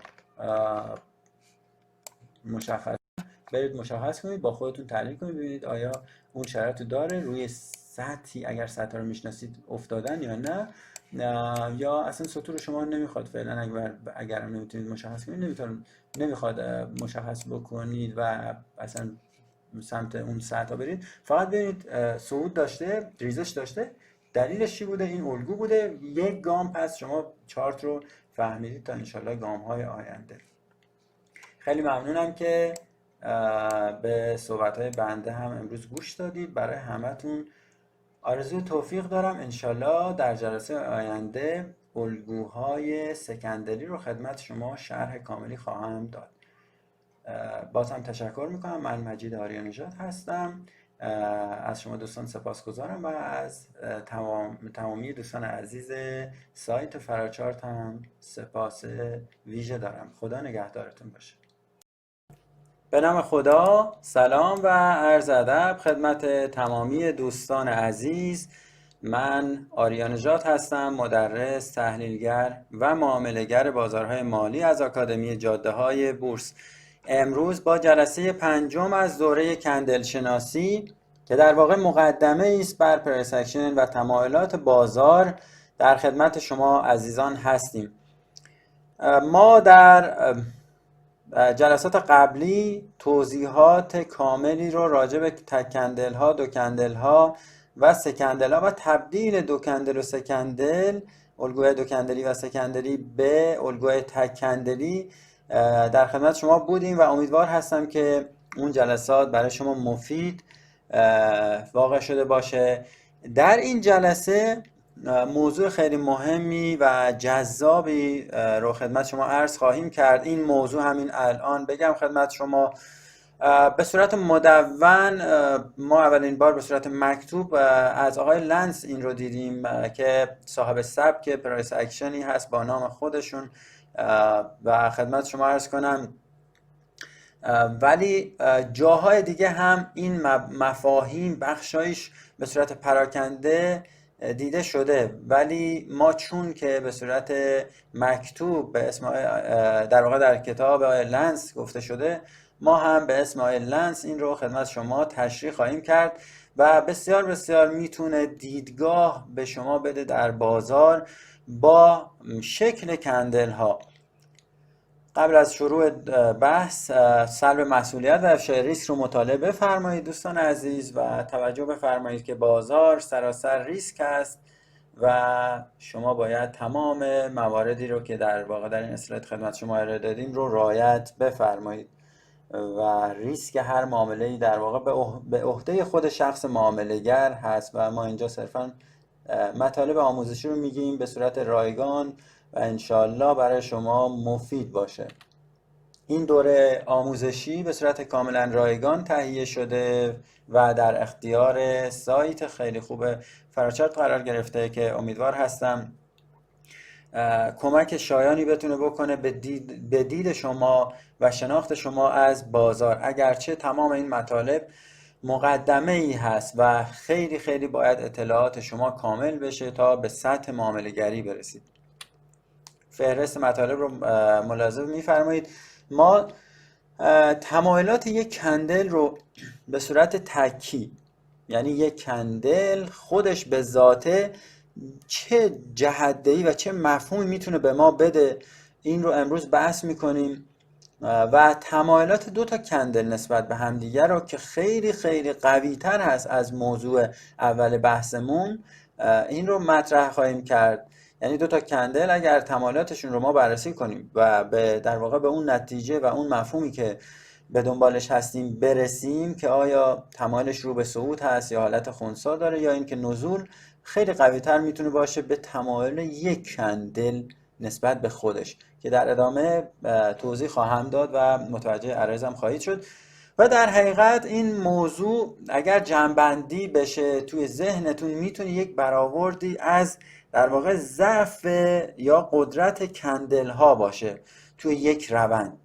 مثلا فرض کنیم توی یک روند صعودی هستیم، وقتی که تمایلات رو اونجا بررسی بکنیم با این توضیحاتی که امروز عرض میکنم میتونید متوجه بشید که این روند چقدر قدرت داره و چقدر میتونه به قدرت تمایلات کندل چقدر میتونه به قدرت روند کمک بکنه و از ظاهر کندل ها چه یک کندل نسبت به خودش و چه دو تا کندل نسبت به همدیگه میتونیم به این مفاهیم دست پیدا بکنیم.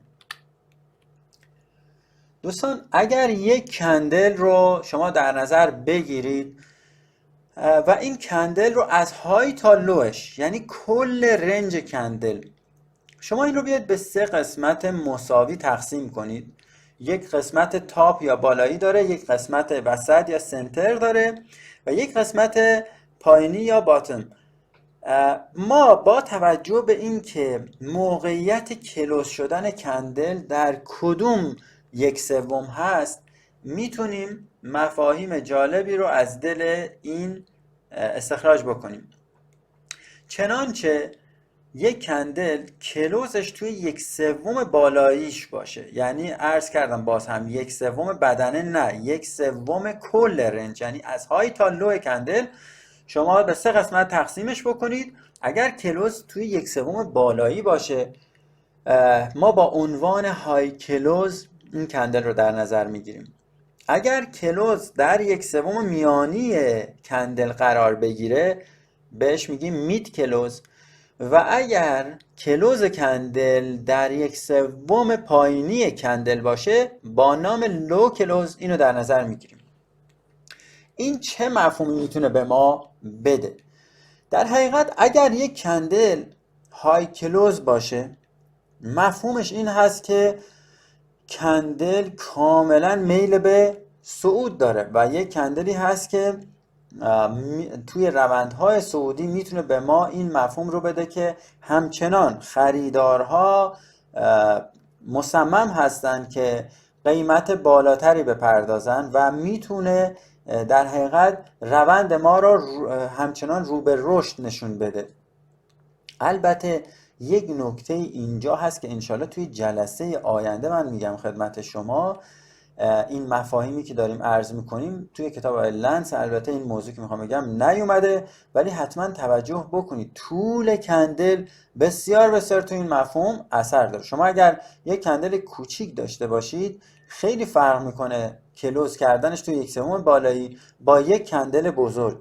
و این مفاهیم به نوعی به اندازه کندل هم برمیگرده که انشالله توی جلسه بعدی اندازه کندل ها رو خواهم گفت. منتها از بحث خارج نشیم، ما برگردیم به موضوعمون. موضوع ما این هست که کلوز کندل به صورت لوکالی توی خود کندل کجا قرار میگیره. 1/3 بالایی، 1/3 میانی، 1/3 وسط.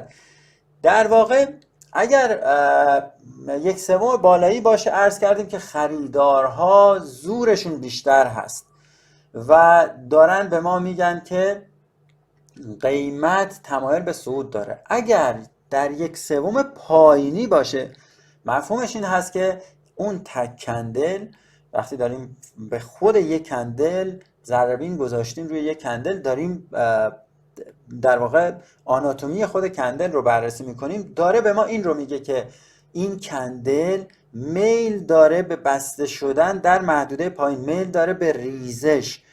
و البته یه نکته دیگه باز عرض کنم که با یک کندل عزیزان کل بازار رو نمیشه بررسی کرد، ولی اگر از یک کندل تایم فریم بالاتر بخوایم به تایم های پایینی که عرض کردم دیتای پیوستش رو ببینیم، تقریبا دیتای پیوسته نگیم، دیتای پیوسته به نوعی دیتاهای بیشتری ازش رو به دست بیاریم، اون تک کندل توی تایم بالا میتونه به ما دید بده که توی روندهای پایینتر اگر کلوزش مثلا توی 1/3 پایینی باشه، داره به ما میگه که ریزش و نزول، احتمال ریزش و نزول بازار بیشتر هست.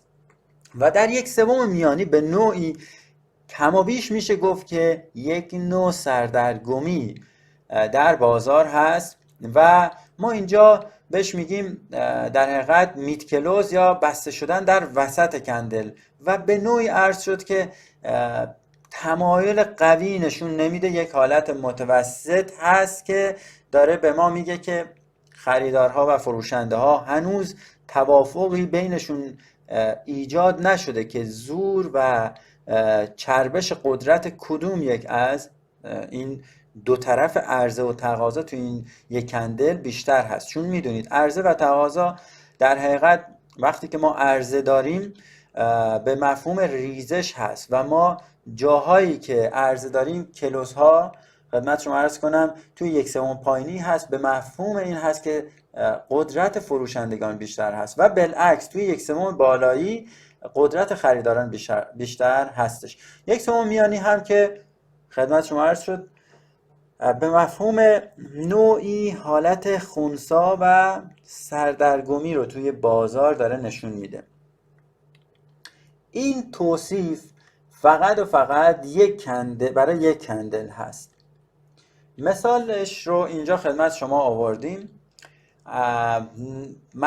جایی که کندل کلوز میکنه اون رو ببینید آیا این کلوز شدن کندل توی 1/3 بالایی بوده مثل این مثال های ABC DEF، تماما کلوز کندل توی 1/3 بالایی بوده. آ رو ملاحظه بفرمایید 1/3 بالایی اگر کندل رو به 3 قسمت تقسیم کنیم کلوز توی 1/3 بالایی بوده، پس این کندل های کلوز هست. کندل مثال B در حقیقت باز اگر خود کندل B رو به 3 قسمت تقسیم بکنیم ملاحظه می‌فرمایید کلوز باز توی 1/3 بالایی بوده. مثال C هم به همین ترتیب کلوز توی 1/3 بالایی بوده. جالب، پس توی این کندل های نزولی هم در واقع کلوز کندل توی 1/3 بالایی بوده، مثال D، مثال E و مثال F. ملاحظه می‌فرمایید کلوز کندل توی 1/3 بالایی بوده. مثال های G تا L در حقیقت مثال هایی هستن که کلوز کندل رو نشون میدن که توی 1/3 میانی کندل بوده. پس از لو تا های اگر به 3 قسمت تقسیم کنیم، مثال G رو ملاحظه بفرمایید به 3 قسمت تقسیمش کنیم، این کلوز توی 1/3 میانی بوده. مثال H به همین ترتیب کلوز توی اگر به 3 قسمت کل کندل H رو تقسیم بکنیم کلوز میشه گفت توی 1/3 میانی بوده. مثال I هم کلوزش توی 1/3 میانی هست. مثال J توی 1/3 میانی کلوز کرده. K هم به همین ترتیب کلوز توی 1/3 میانی هست و L هم کلوز توی 1/3 میانی هست. و بخش آخر هم لو کلوز ها هستن. ملاحظه می‌فرمایید کل این کندل ها تمایل به ریزش داشتن. اصلا رنگ کندل رو هم اینجا ملاک قرار نمیدیم کلا توی این توضیح و توصیف کلوز کردن یک کندل. مثال M رو ملاحظه بفرمایید، کلوز کردن توی 1/3 پایانی، 1/3 پایینی ببخشید. مثال N کلوز کندل توی 1/3 پایینی افتاده. کل کندل رو به 3 قسمت باز تاکید میکنم تقسیم بکنید، کلوز ببینید توی کدوم 1/3 افتاده. مثال O کلوز توی 1/3 پایینی هست. P به همین ترتیب کلوز توی 1/3 پایینی هست. مثال Q هم توی 1/3 پایینی هست کلوزش و R هم به همین ترتیب کلوز توی 1/3 پایینی هست. اگر های کلوز ها و لو کلوز ها رو یک نگاه کلی بندازید، ملاحظه می‌فرمایید این مثلا های کلوز ها تمایل کندل با توجه به ناحیه‌ای که کندل کلوز کرده داره میل به صعود رو نشون میده. از مثال A و B و C اگر ملاحظه بفرمایید که صعودی هستن، مثال D E F هم به همین ترتیب قیمت از یک محدوده پرت شده بالا، یک کمی بعد ریزش داشته ولی باز کلوزش توی 1/3 بالاییش بوده. و مثال های لو کلوز هم به همین ترتیب میل به ریزش بیشتر بوده. مثلا مثال N رو ملاحظه بفرمایید، قیمت از بالا هول داده شده به سمت پایین و رفته یک لو ساخته، برگشته کلوز اینجا انجام شده و در حقیقت محل بسته شدن کلوز داره این مفهوم رو به ما نشون میده که این کندل میل به ریزش داشته و اتفاقا ریزشش هم شدید بوده. ولی حالت هایی که مید کلوز هستن یک میل تقریبا میشه گفت خنثی داشتن، یعنی ما نمیتونیم متوجه بشیم آخرش کندل مثلا H کلوزش توی 1/3 میانی بسته شده، نمیدونیم واقعا این جهت بازار رو چجور میخواد توصیف کنه. از پایین حالا قیمت اوپن رو ملاحظه بفرمایید، فرض کنیم ریخته اومده پایین، دوباره خریدارها قیمت رو در واقع بردن بالا و تا های رفته و مجدد حالا برگشته و کلوز کرده. در واقع میشه گفت که به نوعی زور خریدار یا فروشنده رو نمیشه خیلی توی این کندل دید. یه حالت یا متوسط میشه گفت یا حالت خنثی داره. H رو میشه گفت مثلا یک حالت خنثی داره چون کلوز توی 1/3 میانی هست و های و لو زیادی با فاصله زیادی نسبت به هم های و لوها قرار گرفتن و کلوز در وسط 1/3 وسط قرار گرفته. یا مثلا کا هم مثل همین هست، یا مثال L رو اگر ملاحظه بفرمایید، باز قیمت از یک محدوده باز شده، ریزش کرده، یه لو ساخته، مجدد حالا نوسانات زیادی میتونه توی دل این باشه. ما گفتیم دیتایی که پیوسته توی کندل ها ما نداریم توی تک کندل و ایراد یک کندل هم همین هست که باید به تایم های دیگهش مراجعه کنیم. و ملاحظه می‌فرمایید که کلوز توی 1/3 میانی بسته شده.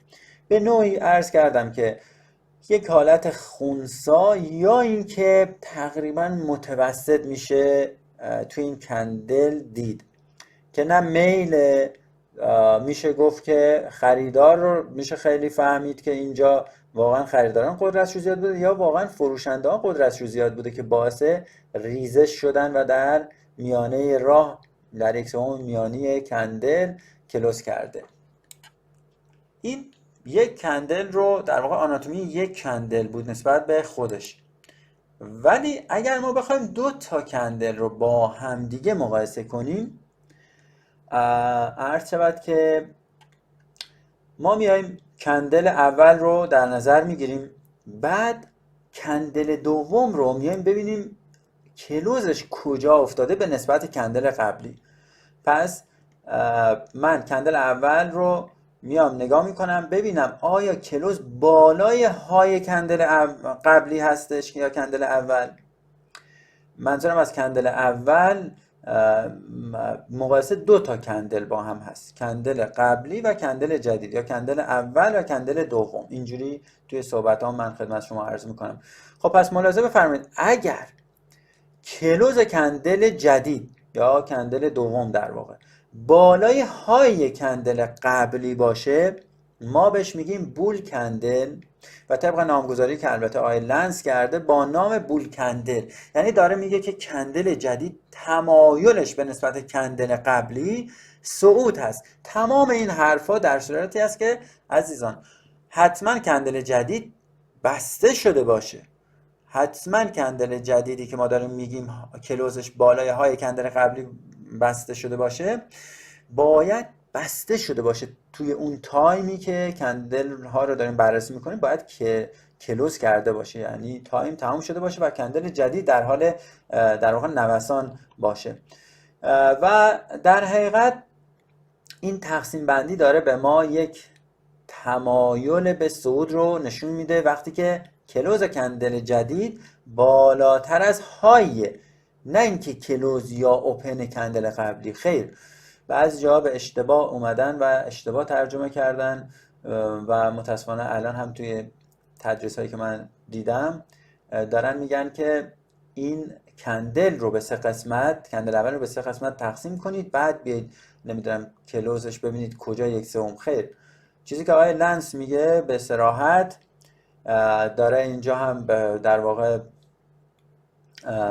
میگه که در حقیقت کلوز بستگی داره، بول کندل، رنج کندل یا بیر کندل بستگی داره، وابسته به این هست که کلوزش نسبت به کندل قبلی respect to the previous candles range، میگه نسبت به رنج کندل قبلی کجا قرار گرفته باشه. یعنی به های و لو کندل قبلی یک نگاه بکنید، ببینید کندل جدید کلوزش بالای های هست، توی رنج کندل هست، یعنی از های و لو، و یا اینکه زیر لو کندل قبلی کلوز کرده باشه. پس خلاصه مجدد عرض میکنم دو تا کندل رو ما میخوایم نسبت به هم بسنجیم، ببینیم آیا تمایل کندل جدید به نسبت کندل قبلی به چه صورت هست. آیا یک تمایل به صعود داره، بول کندل هست، یعنی بالای های کندل قبلی کلوز کرده باشه.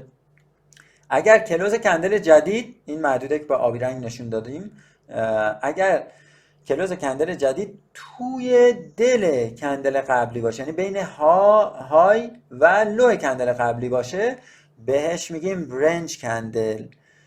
و اگر کلوز کندل جدید زیر لو کندل قبلی باشه، بهش میگیم بیر کندل یا کندل نزولی. این دو تا مبحث بود. پس تا اینجا ما عرض کردیم خدمت شما این که یک کندل کلوزش نسبت به خودش، وقتی آناتومی خود یک کندل رو میخواید بررسی بکنید، ببینید کلوزش توی کدوم یک سوم خودش افتاده. این یک موضوع، پس بررسی یک کندل نسبت به خودش، و این که یک کندل نسبت به کندل قبلیش چه در حقیقت وضعیتی داره، کلوزش بالای هایش هست، بین های و لوش هست کلوز، یا اینکه کلوز کندل جدید زیر لو کندل قبلی است، که به سه دسته در حقیقت تقسیم شد و با عنوان بول کندل. اگر کلوز کندل جدید بالای های، باز تاکید میکنم بالای کلوز کندل قبلی یا نمیدونم اوپنش، خیر، کلوز کندل جدید یا کندل دوم، دو تا کندل رو داریم با هم بررسی میکنیم، کندل اول، کندل دوم.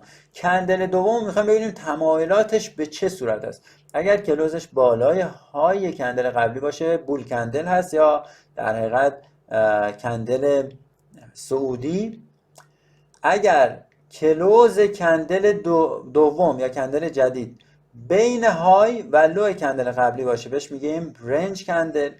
و اگر کلوز کندل جدید که با قرمز نشون داده شده زیر لو کندل قبلی باشه، بهش میگیم بیر کندل.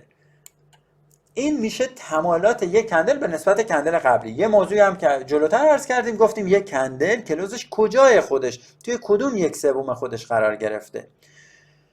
بین این دوتا اگر بخوام توضیح بدم خدمت شما، قوی ترین وضعیت تمایل یک کندل به نسبت کندل قبلی هست.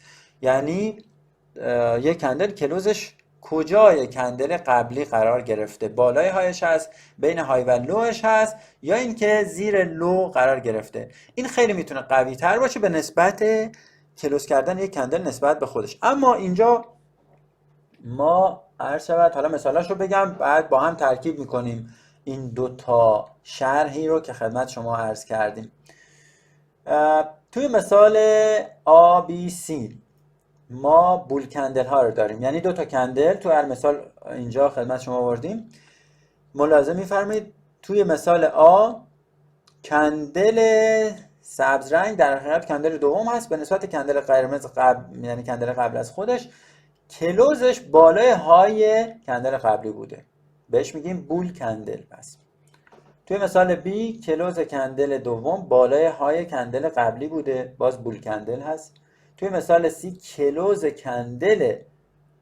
کندل دوم بالای های کندل قبلیش هست، باز هم بول کندل هست.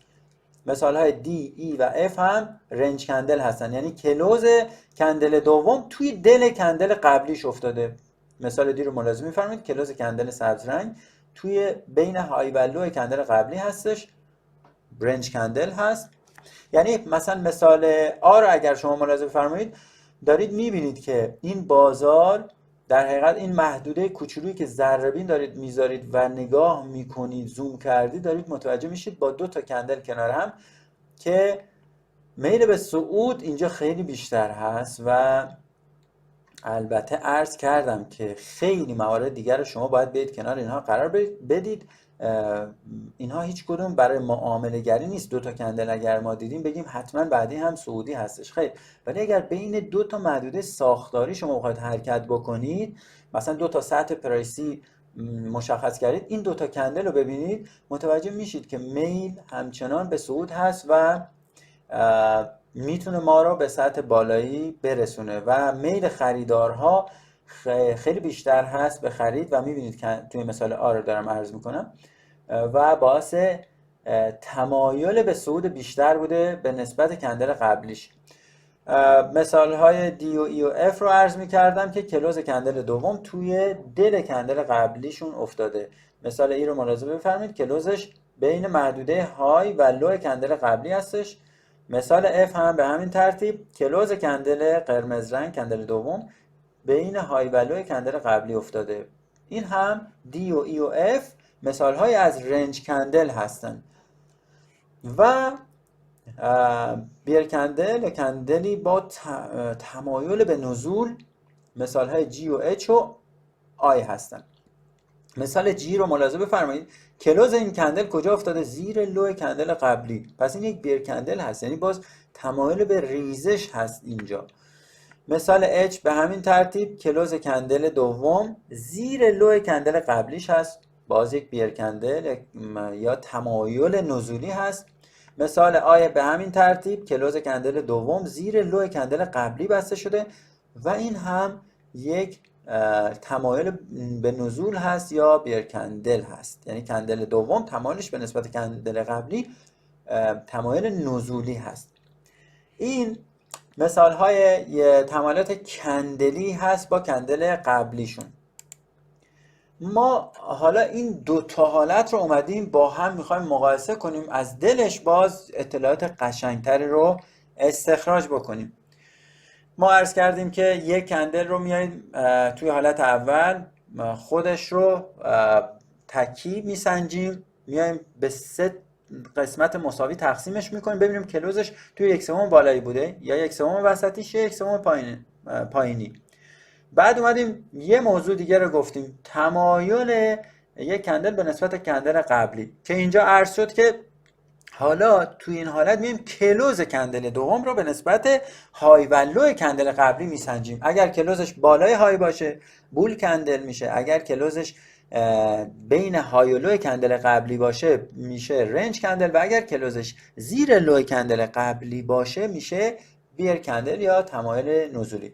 حالا اگر اینها رو ما بخوایم با همدیگه بسنجیم 9 تا حالت به ما میده، چون هر کندل خودش 3 حالت داشت، به 3 قسمت مساوی تقسیمش کردیم. باز هر کندل نسبت به کندل قبلیش هم 3 حالت داشت، کلا میشه 9 حالت.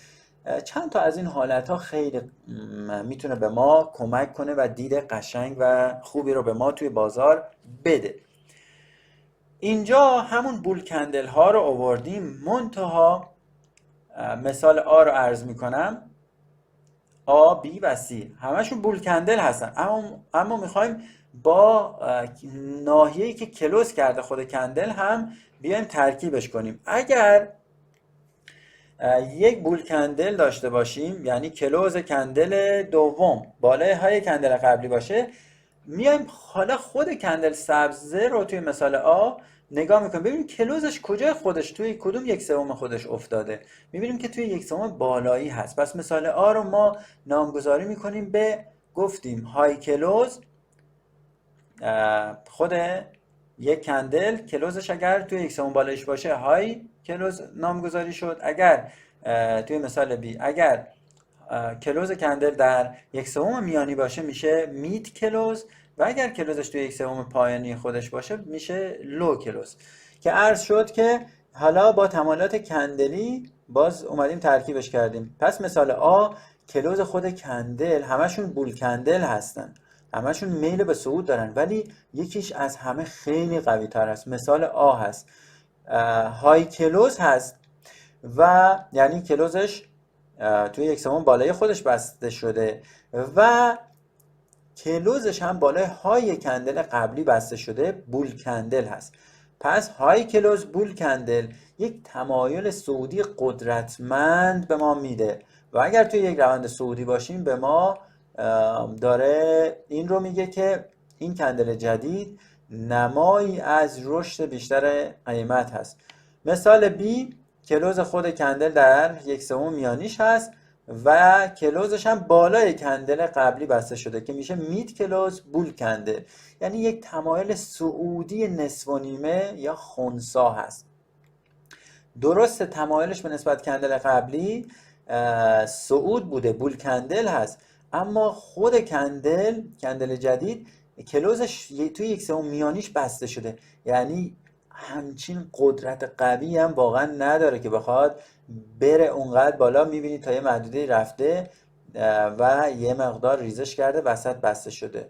میتونید با مثال آ مقایسش کنید، ببینید این تمایل میشه گفت یک تمایل متوسط، حالا خنثی اینجا ترجمه کردیم یا توصیف کردیم.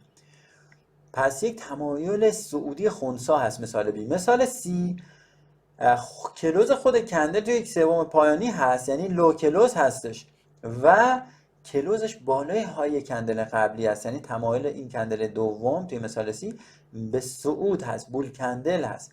پس یک لو کلوز بول کندل هست که یک تمایل صعودی ضعیف به ما نشون میده. پس ما تمایلات صعودی رو میتونیم به 3 فرم تقسیم بکنیم. یکیش مثال آ هست، یک تمایل صعودی قدرتمند داره به ما نشون میده.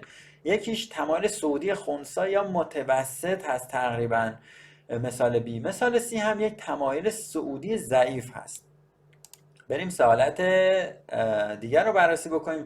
به نوعی تمایلات خنثی اینجا تشریح شدن. مثال D, E, F در حقیقت تمایلات یک کندل به نسبت کندل قبلی جزء دسته رنج کندل ها هستن، اما میخوایم خود کلوز کندل جدید رو نسبت به خودش هم بسنجیم، ببینیم کلوزش توی کدوم 1/3 افتاده.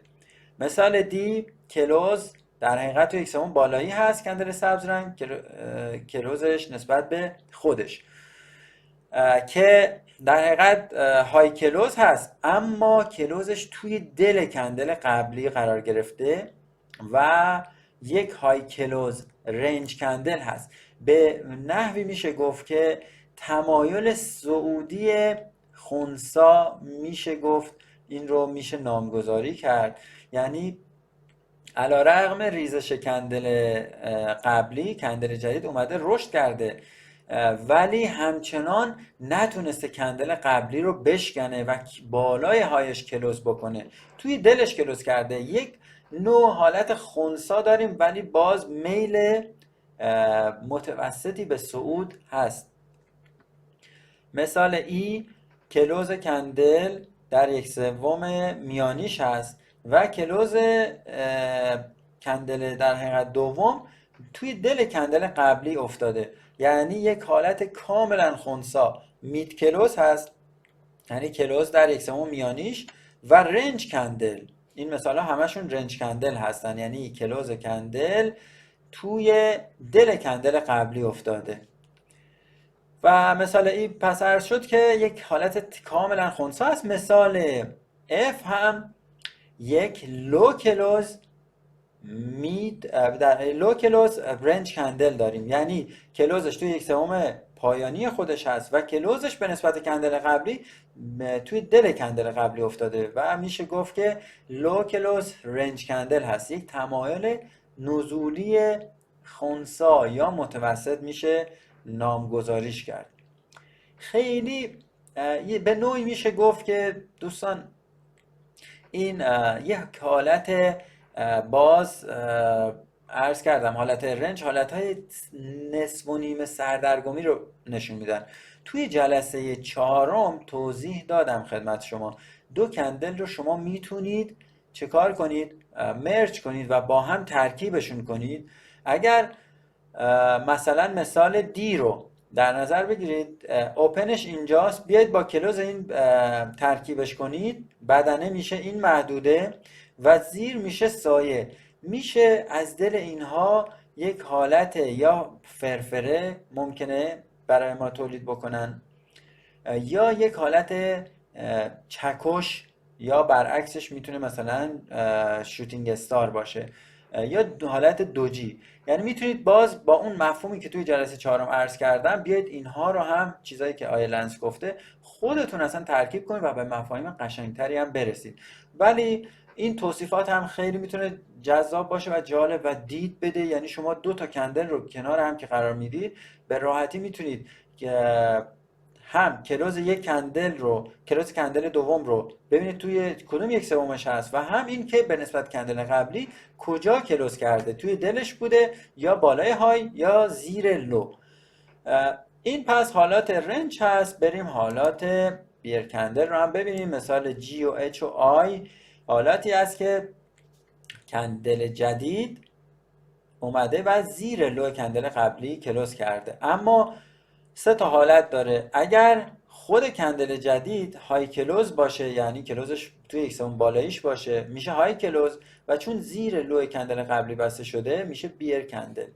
مثال H هم به همین ترتیب، یک کلوزش توی 1/3 میانیش هست میشه مید کلوز و چون زیر لو کندل قبلی کلوز کرده توی H، مثال H بهش میگیم بیر کندل. پس مید کلوز بیر کندل. و مثال I کلوز کندل توی 1/3 پایینیش هست و زیر لو کندل قبلی هم کلوز کرده میشه لو کلوز بیر کندل. از مثال جی بخوایم نگاه کنیم و خدمت شما عرض کنم، میشه یک به نوعی های کلوز بیر کندل یک تمایل نزولی ضعیف رو به ما نشون میده. مثال H یک تمایل نزولی متوسط رو داره به ما نشون میده، یعنی علیرغم این که اومده زیر لو کندل قبلی کلوز کرده ولی خودش هم در 1/3 میانیش، 1/3 وسطش اومده کلوز کرده و به نوعی یک تمایل نزولی متوسط میشه ارزیابیش کرد. اما قوی ترینش مثال آی هست که کلوز کندل دوم علاوه بر اینکه توی 1/3 پایانی خودش هست و تمایلش به نسبت کندل قبلی هم یک تمایل بیر هست و یک تمایل نزولی هست، یعنی کلوزش زیر لوی کندل قبلی هست. توی این 9 حالت قوی ترین حالت نزولی رو آی داره به ما میده، یعنی لو کلوز بیر کندل. یعنی اگر چنین جایی بودید بدونید که اگر خلاف جهت دارید میرید احتمال ریزش سنگین هست. شاید بعدش یکم بازگشت داشته باشیم، یه پول بک کوچیک داشته باشیم توی اون در واقع اکستنشنی. اگر اینو اکستنشنی در نظر بگیریم، همین 2 تا کندل رو ریزش چند گامه‌ای داشته باشیم، میتونه یک پول بک زده بشه، ولی بعد از پول بک احتمال ریزش باز هست. اما عرض کردم کل اینها یک پازل هستن. کلن بازار تشکیل شده از یعنی دانش بازار تشکیل شده از مثل یک پازل هست که از بلوک‌های تشکیل شده. شما مفاهیم کندلی رو باید بیاموزید و البته کنارش چیزهای دیگر هم بدونید تا بتونید تصمیم قوی بگیرید، ولی همین به شما میتونه مفاهیم جذابی رو نشون بده. شاید میانه یک روند رو شما نگاه کنید چین کندلی رو نسبت به هم ببینید، ولی بعدش چند تا کندل درجا ببینید و بعد بازگشت قیمت. دلیلش این است که اونجا شما به یک سطح ممکنه یک کی لول، یک سطح کلیدی قوی رسیده باشید و اون سطح باعث بازگشت قیمت میشه و این حرکت نشون داره میده که همه میدونن که سطح کجاست، میان تاچش میکنن، سودشون رو برمیدارن حرفه‌ای‌ها و برمیگردن. ولی کسی که حرفه‌ای نیست میاد توی بازار، اینجا این کندل رو که میبینه ممکن هست وارد بشه. پس خود مفهوم تمایلات کندلی به ذاته مفهوم جالبی هست، اما کلیت بازار رو نمیتونه به ما بگه و اونجا باید شما سطوح رو هم بلد باشید. توی پرایس اکشن عرض میکنم، چه پرایس اکشن کلاسیک باشه، چه پرایس اکشن های مدرن باشه، سطوح عرضه و تقاضا باشه. خیلی خیلی توی بازار میبینیم که قیمت جایی اومده یک شادوی بلند زده و یک نوکی به یک نقطه قیمتی زده. بعد که بازار رو تحلیل میکنیم میبینیم که اینجا یک سطح مثلا پرایس اکشنی فوق العاده عالی بوده و قیمت اومده یه تاچ کرده و برگشته به شدت. اما این صحبت رو از این منظر میگم خدمت شما که این کل بازار نیست. این در حقیقت بحث ما، البته خب چون کندل شناسی است ما راجع به این داریم بحث میکنیم. میخوام فقط به این رو بگم خدمت شما که شما اگر در میانه یک روند باشید چنین حرکتایی رو ببینید، همچنان بدونید که احتمال ریزش بازار باز هست. مبحث ما تو این جلسه تموم شد، ولی یک نکته که داشتم میگفتم خدمت شما بزرگواران این بود که توی حالتهای پیرکندل قوی ترین حالت آی هست. یعنی توی 9 حالت اگر ما بخوایم بهترین حالتها رو ببینیم، در واقع میشه گفت که آی قوی ترین حالت توی ریزش هست و مثال A قوی ترین حالت توی صعود هست و پس های کلوز بول کندل خیلی خیلی توی روند صعودی در واقع قدرت رو داره به ما نشون میده، به میل و تمایل به صعود رو داره نشون میده و توی حالت آی میل و تمایل به ریزش رو داره به ما نشون میده. عرض شود که اینجا ما پس تونستیم درک خوبی رو از یک کندل پیدا بکنیم و خدمت شما عرض کنم که 2 کندل رو هم به همین ترتیب و ترکیب کردیم.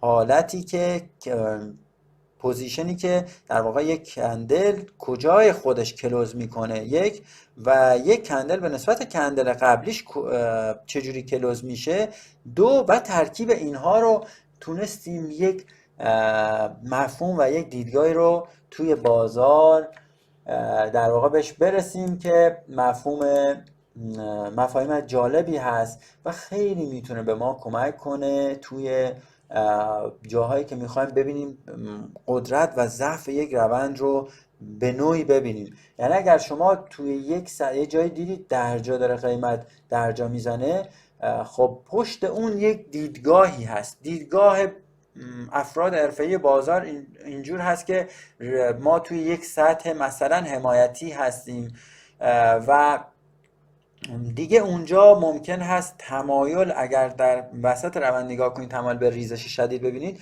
در ادامه جایی که به سطح میرسیم تمایل اونقدر دیگه به ریزش نیست و دیدگاه ها یه مقدار تغییر میکنه. ما روی چارت میریم و چند تا مثال خدمت شما عزیزان ارائه میدیم که بیشتر این مفهوم ها رو متوجه بشید.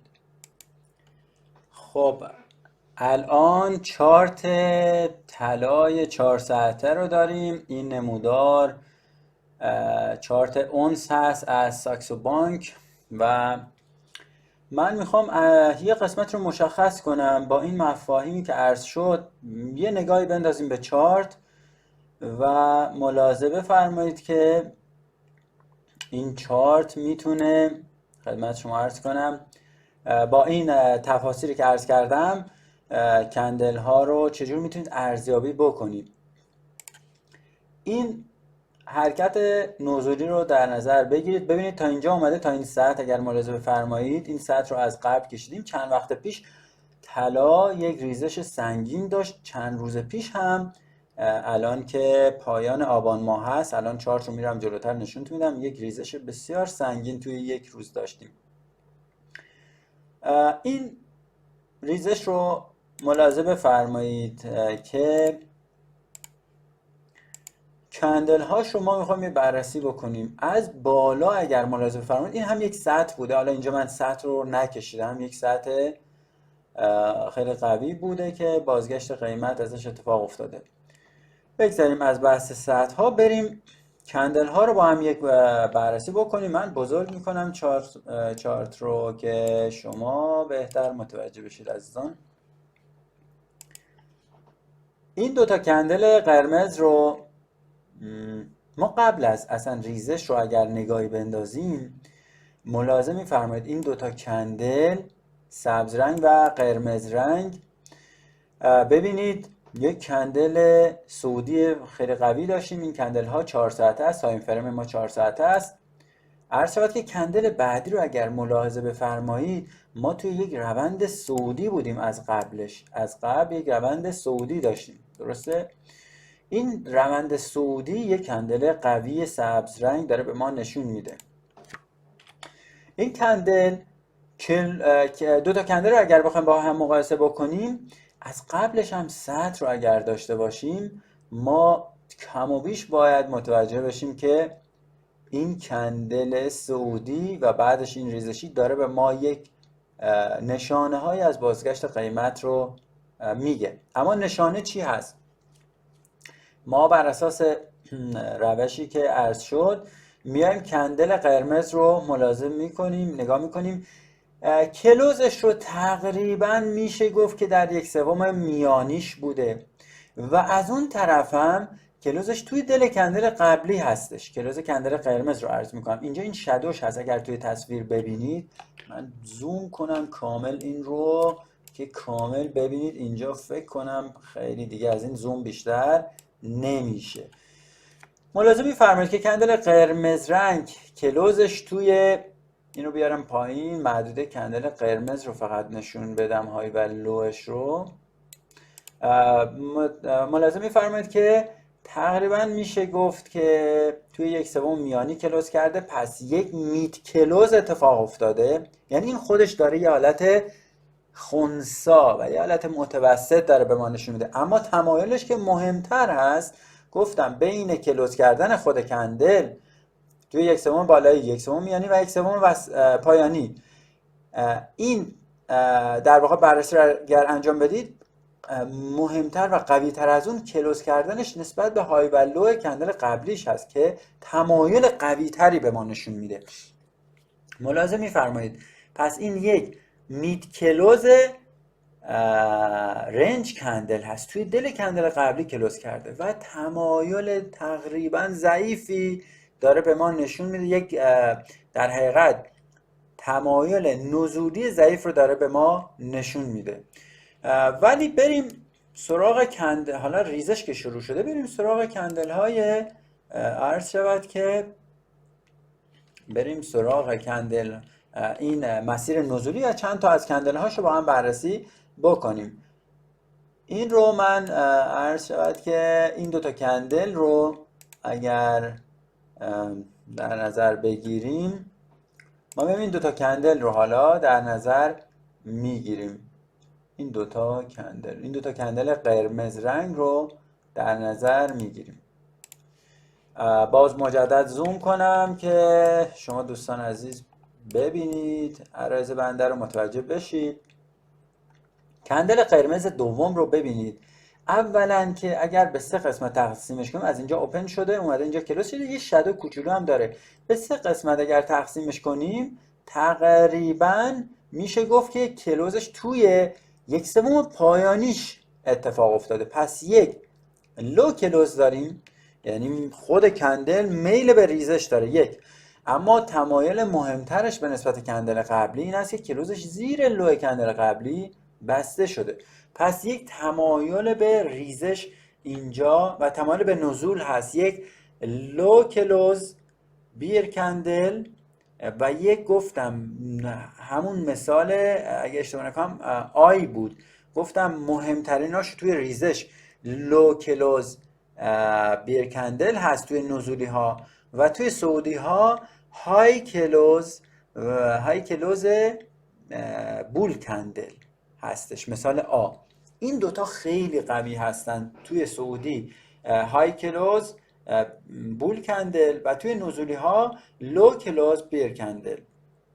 این دوتا توی سعودی به ترتیب و توی نزولی تمایل به ریزش سنگینی رو به ما نشون میدن. منتها عرض شد که ببینید این رو من این مثال رو بردم، ببینید اینجا یک در واقع روند نزولی هست و یک سطح پیش روی داریم. این کندل ها درسته یک پول بکی، یک اکستنشنی اینجا داریم و یک پول بکی زده شده، ولی بعد از اون ریزش بسیار سنگینی اتفاق افتاد که رسیده به این سطح. خیلی جالب است دوستان، رسیده به این سطح.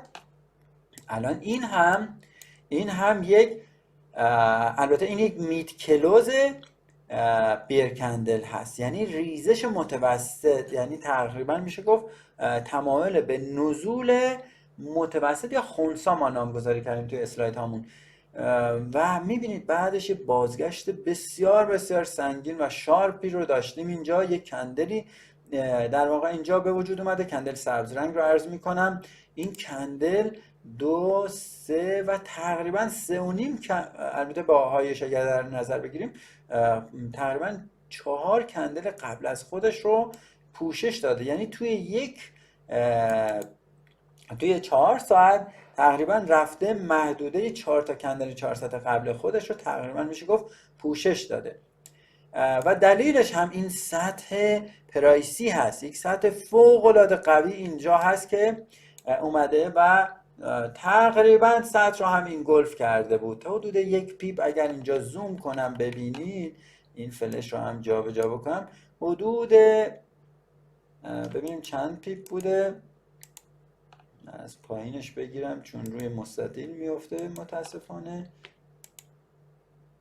اگر بخوایم اندازش رو بزنیم حدود 1862 تا این محدوده، حدود دوستان 8 پیپ، یکم بیشتر، حدود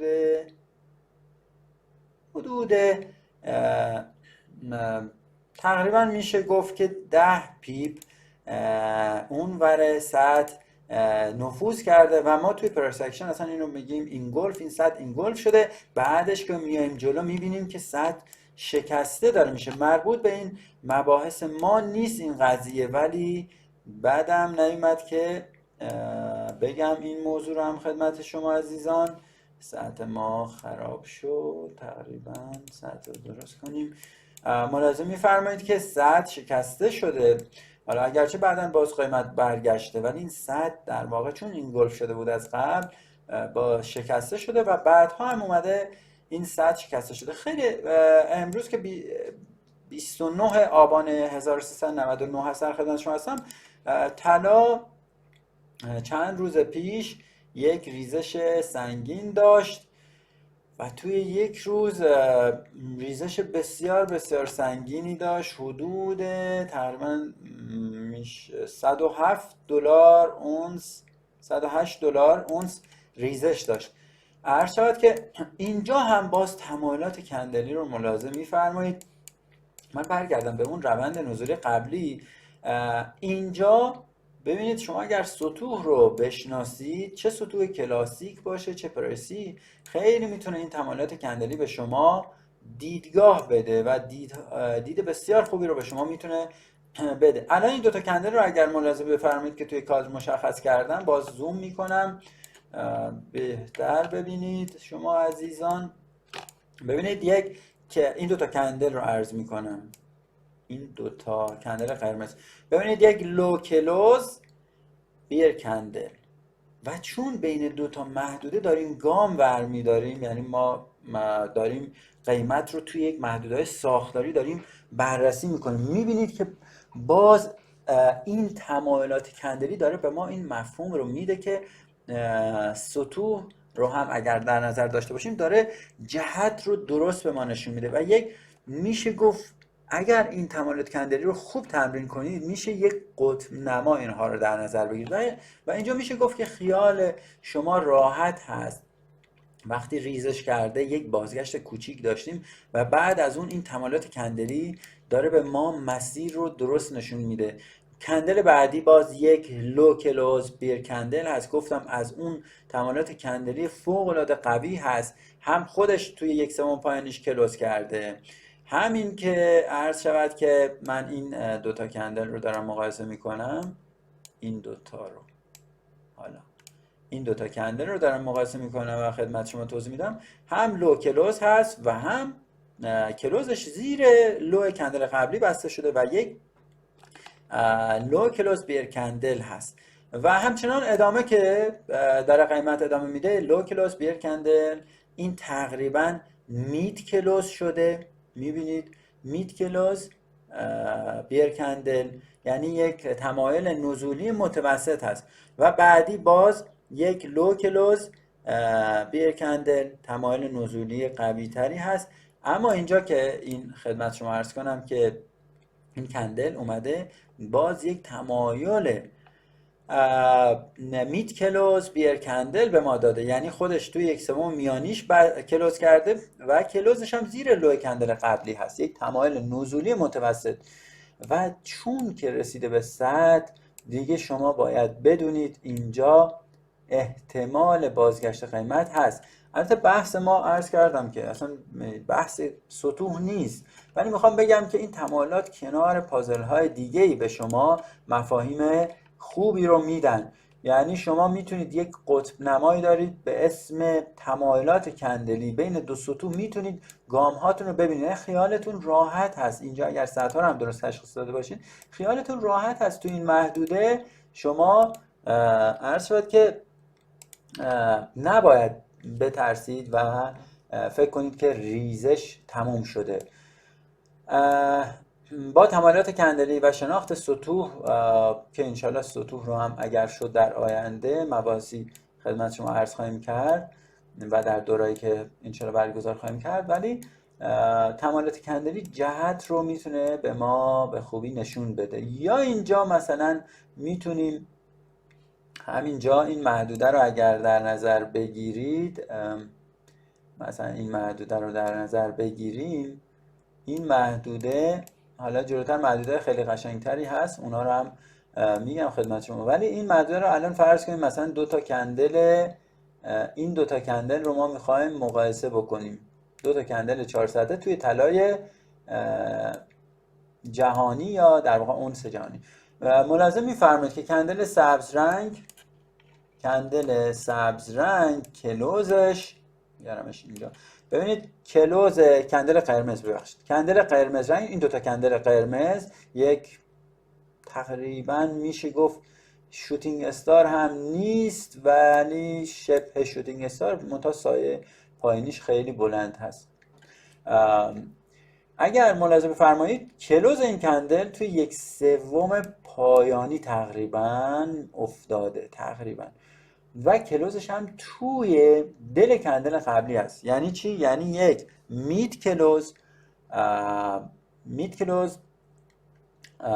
عرض شود برنچ کندل هست، یعنی تمایل خنثای در حقیقت تمایل میشه گفت متوسط خنثا میشه حسابش، یعنی تمایلی به نه صعود داره و نه نزول و یک نوع سردرگمی توی بازار این داره به ما نشون میده. البته عرض کردم اگر شما اینجا بیاید این دوتا کندل رو مرج کنید توی همدیگه، کلوز اوپن کندل قبلی رو با کلوز این کندل در نظر بگیرید، یک تقریبا شوتینگ استار کم و بیش بزرگ تقریبا. بذارید من این دوتا کندل رو با هم ترکیب بکنم، از کلوز اوپن کندل اول تا کلوز کندل قبلی دقیق رسمش کنیم.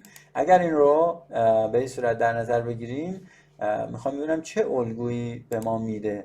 این هم تقریبا از پایین بگیریمش که دقیق رسمش کنیم.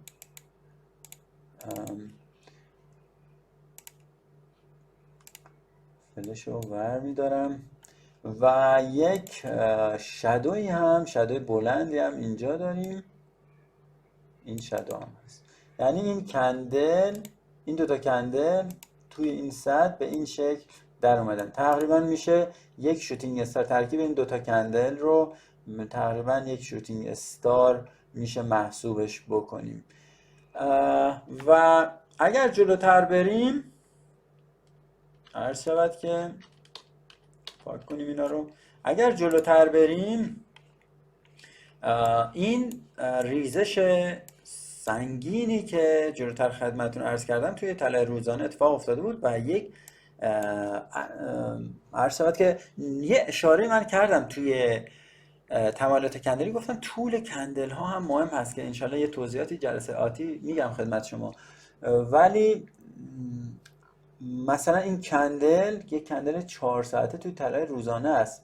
به اندازه بشماریم، بذارید از اینجا من بشمارم، تقریبا میخوام بگم که چند تا کندل رو این پوشش داده.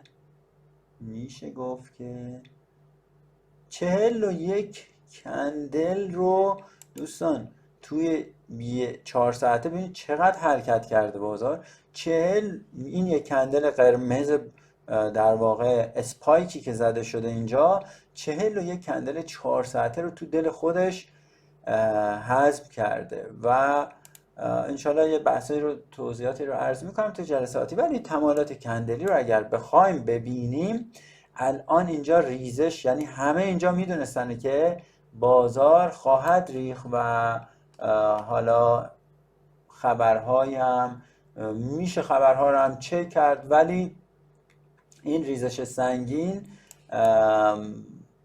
میگم اندازه ها رو توی بحث تمایل کندلی باید حتما در نظر بگیریم که توضیحاتش رو در ادامه انشاءالله جلسه بعدی میگم خدمت شما. اما اگر ما بخوایم چند تا الان ببینید این دو همین کندل در واقع اسپایکی که اینجا زده شده با کندل بعدیش رو بخوایم بررسی بکنیم، ببینید این توی 1/3 میانیش کلوز کرده، این کندل قرمز در واقع بلا تکلیف و فرفره توی 1/3 میانیش کلوز کرده و کلوزش باز توی محدوده کندل قبلی هست، یعنی یک مید کلوز رنج کندل هست و دیگه تمایل آنچنانی به ریزش نشون نمیده. یک مید کلوز رنج کندل داره به ما میده، یک حالت سردرگمی گفتم توی بازار به ما نشون میده. با کندل بعدی اگر بخوایم مقایسه کنیم، این کندل قرمز و کندل سبز بعدی، یک کلوز توی 1/3 پایینی هست، میشه لو کلوز، یعنی میل کم و بیش به ریزش متوسط هست، یعنی مید کلوز رنج کندل هست که گفتم جز حالاتایی هست که سردرگمی توی بازار هست. خیلی از تریدرها اینجا این کندل رو که میبینن اینجا وارد بازار شدن، ولی حواسشون به سطح نبوده که این سطح یک سطح بسیار ارزشمند هست. بعداً هم یه تاج داشتیم، همین الان که دارم با شما صحبت میکنم امروز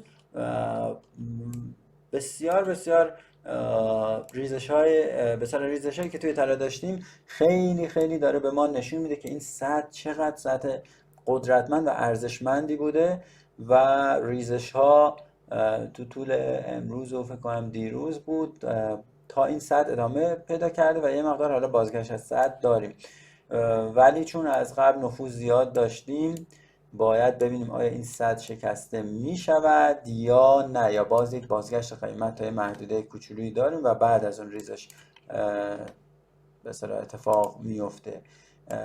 حالا نمیخوایم طلا رو به اصطلاح بررسی بکنیم، فقط میخوام تمایلات رو باز با هم چک کنیم. میتونید برید توی چارت و تمایلات کندلی رو خودتون نگاه کنید، جایی که به قیمت برگشته حتما روی یک سطح مهم و کلیدی بوده. اینجا همینجا من یک سطح از قبل دارم، میبینید ببین منشأ حرکتی خیلی خیلی مهم هستن که توی چارت بشناسید منشأ حرکتی رو. ببینید همین امروز و خدمت شما عرض کنم این ریزش منشأش برمیگرده به گذشته چند وقت پیش. کی بوده؟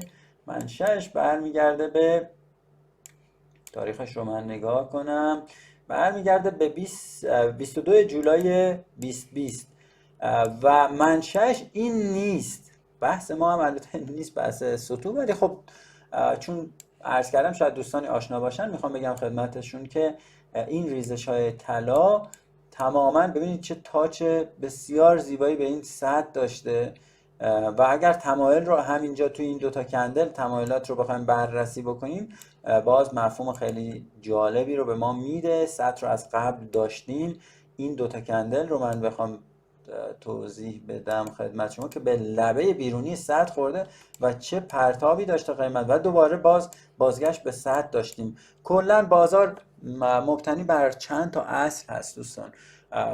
ما با دیدگاه پرایس اکشن وقتی پیش میریم بین سطوح ساختاری قیمت قدم برمیداره و باید ریاکشنی که نشون میده به اون سطح رو بررسی بکنیم برای نگاه به آینده حرکت. عرض شد که الان این دوتا کندل رو داریم. کندل قرمز یه مقداری این چون ما نمیتونیم خیلی دوتا کندل رو مثلا مشخص کنیم، من رو دوتا کندل که داخل مستطیل هست رو میخوام توضیح بدم خدمت شما ملاحظه بفرمایید که یک شادو خیلی بلند توی کندل دوم هست. کلوزش توی تقریبا میشه گفت که 1/3 میانی میشه تقریبا محسوبش کنیم و کلوزش توی نسبت به لو کندل قبلی زیر لو کندل قبلی هست و تمایلش میشه بیر کندل، یعنی تمایل ریزشی هست، ولی کلوزش توی 1/3 میانیش هست، یعنی یک حالت ریزش متوسط داره به ما نشون میده. البته اگر این سطح رو هم ما بشناسیم میتونیم دیدگاه پیدا بکنیم و این تمایل کندلی به ما داره یک قطب نمایی رو تقریبا میشه گفت داره جلوی روی ما قرار داده که این ریزش عرض شود که این ریزش یک پول بک یا یک در واقع فلت شدن قیمت رو داره نشون میده و بعد از اون تاچ کردن سطح و دوباره حالا بعدش هم دیدگاه عوض شده و میل به صعود و یک ریزش دقیقاً از جایی که سطح رو تاچ کرده کامل تمام این کندل هایی که توی چندین روز به صورت کوچیک اومده رشد کرد و قیمت رو به این سطح رسونده یک ریزش سنگین رو به ما در واقع نشون داده. یا همین الان که داریم صحبت میکنیم این هم میشه گفت یک این دوتا کندل قرمز بزرگ رنگ تایم فریم 4 ساعته اونس جهانی طلای جهانی یا اونس، این دوتا کندل رو اگر بخوایم با هم تمایلاتشون رو بررسی بکنیم این دوتا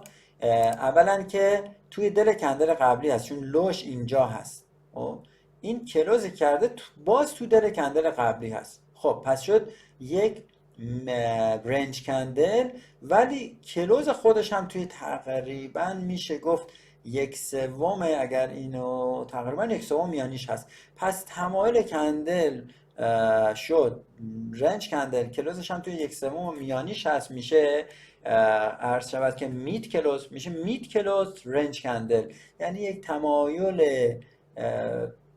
نزولی تقریبا متوسط یا خنثی در خنثی تقریبا که میلی نه آنچنان به ریزش هست. بعد از اون هم میبینید که یک دوجی تشکیل شده و چون توی سطح هستیم روی سطح هستیم بازگشت قیمت رو تا محدوده داشتیم که حالا این رو هم گفتم خدمت شما عرض کنم. این توی طلای جهانی بود. یه نگاهی به بورس تهران هم داشته باشیم، خالی از لطف نیست. خب این نماد کشتیرانی جمهوری اسلامی ایران تایم فریم هفتگی هست از بورس تهران. چند تا سطح رو اینجا مشخص من کردم، تایم فریم عرض کردم هفتگی هست.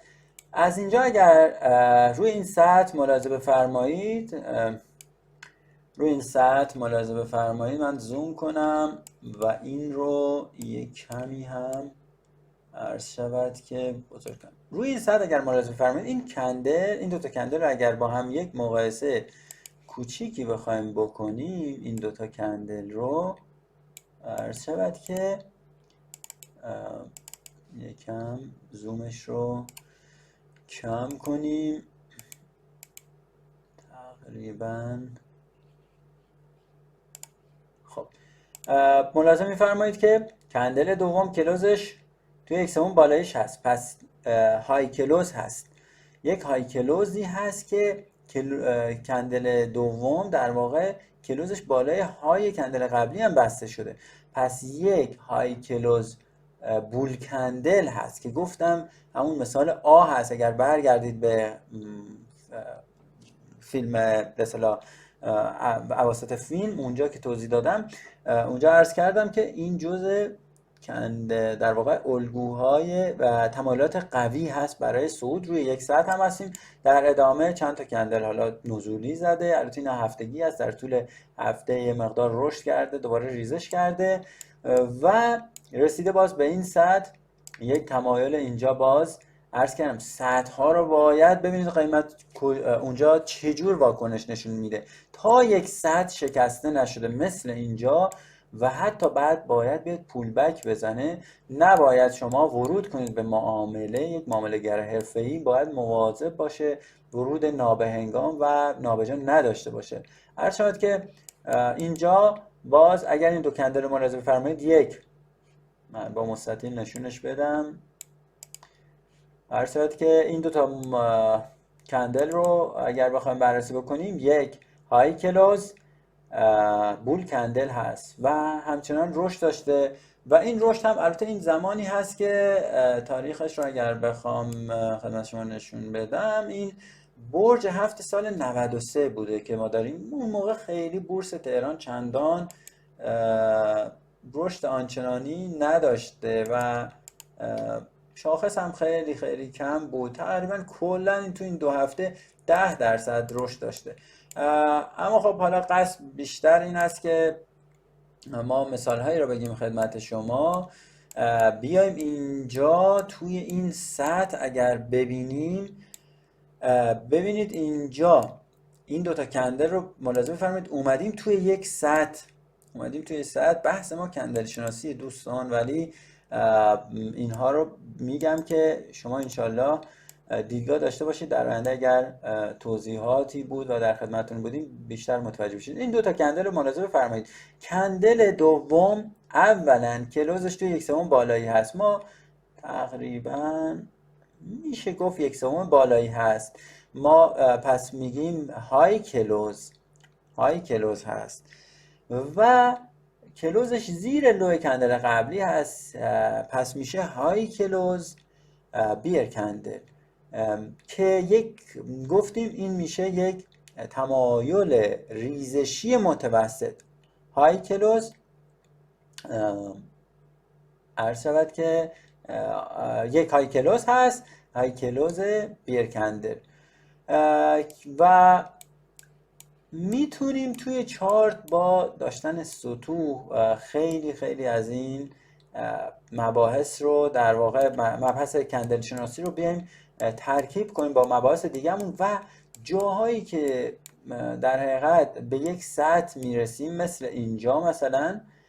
اینجا ما دیدگاه میتونیم پیدا بکنیم که آیا این کندل ها تمایل به ریزش دارن یا تمایل به صعود. خیلی میتونه به شما کمک کنه. من فقط میتونم این رو بگم خدمت شما عزیزان که باید برید و توی چارت تمرین کنید تا چشمتون خورد به دو تا کندل بتونید تمایل به صعود یا ریزش یا قدرت در حقیقت روند رو به نوعی بفهمید. منتها باید نقطه ابتدا و انتهای حرکت رو هم بتونید تشخیص بدید.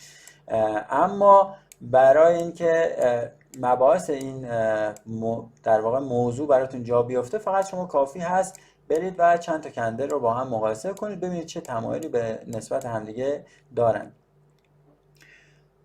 دوستان من مبحث این جلسه رو به پایان میرسونم. خیلی خیلی خوشحال هستم و خیلی افتخار میکنم که در خدمتتون بودم و انشالله جلسات آتی رو هم به زودی تهیه میکنیم و در اختیار شما قرار میدیم. انشالله هر جا هستید سلامت باشید، خیلی مراقب خودتون باشید توی این شرایط و وضعیت کرونا. من مجدد خودم رو معرفی میکنم، من آریان نژاد هستم. انشالله هر جا هستید موفق باشید، چه توی بازار چه توی تمام سطوح زندگیتون و انشالله این مباحث به شما کمک شایانی بکنه و دیدگاهتون نسبت به بازار خیلی دیدگاه قوی باشه و با ذهنیت قوی وارد بازار بشید.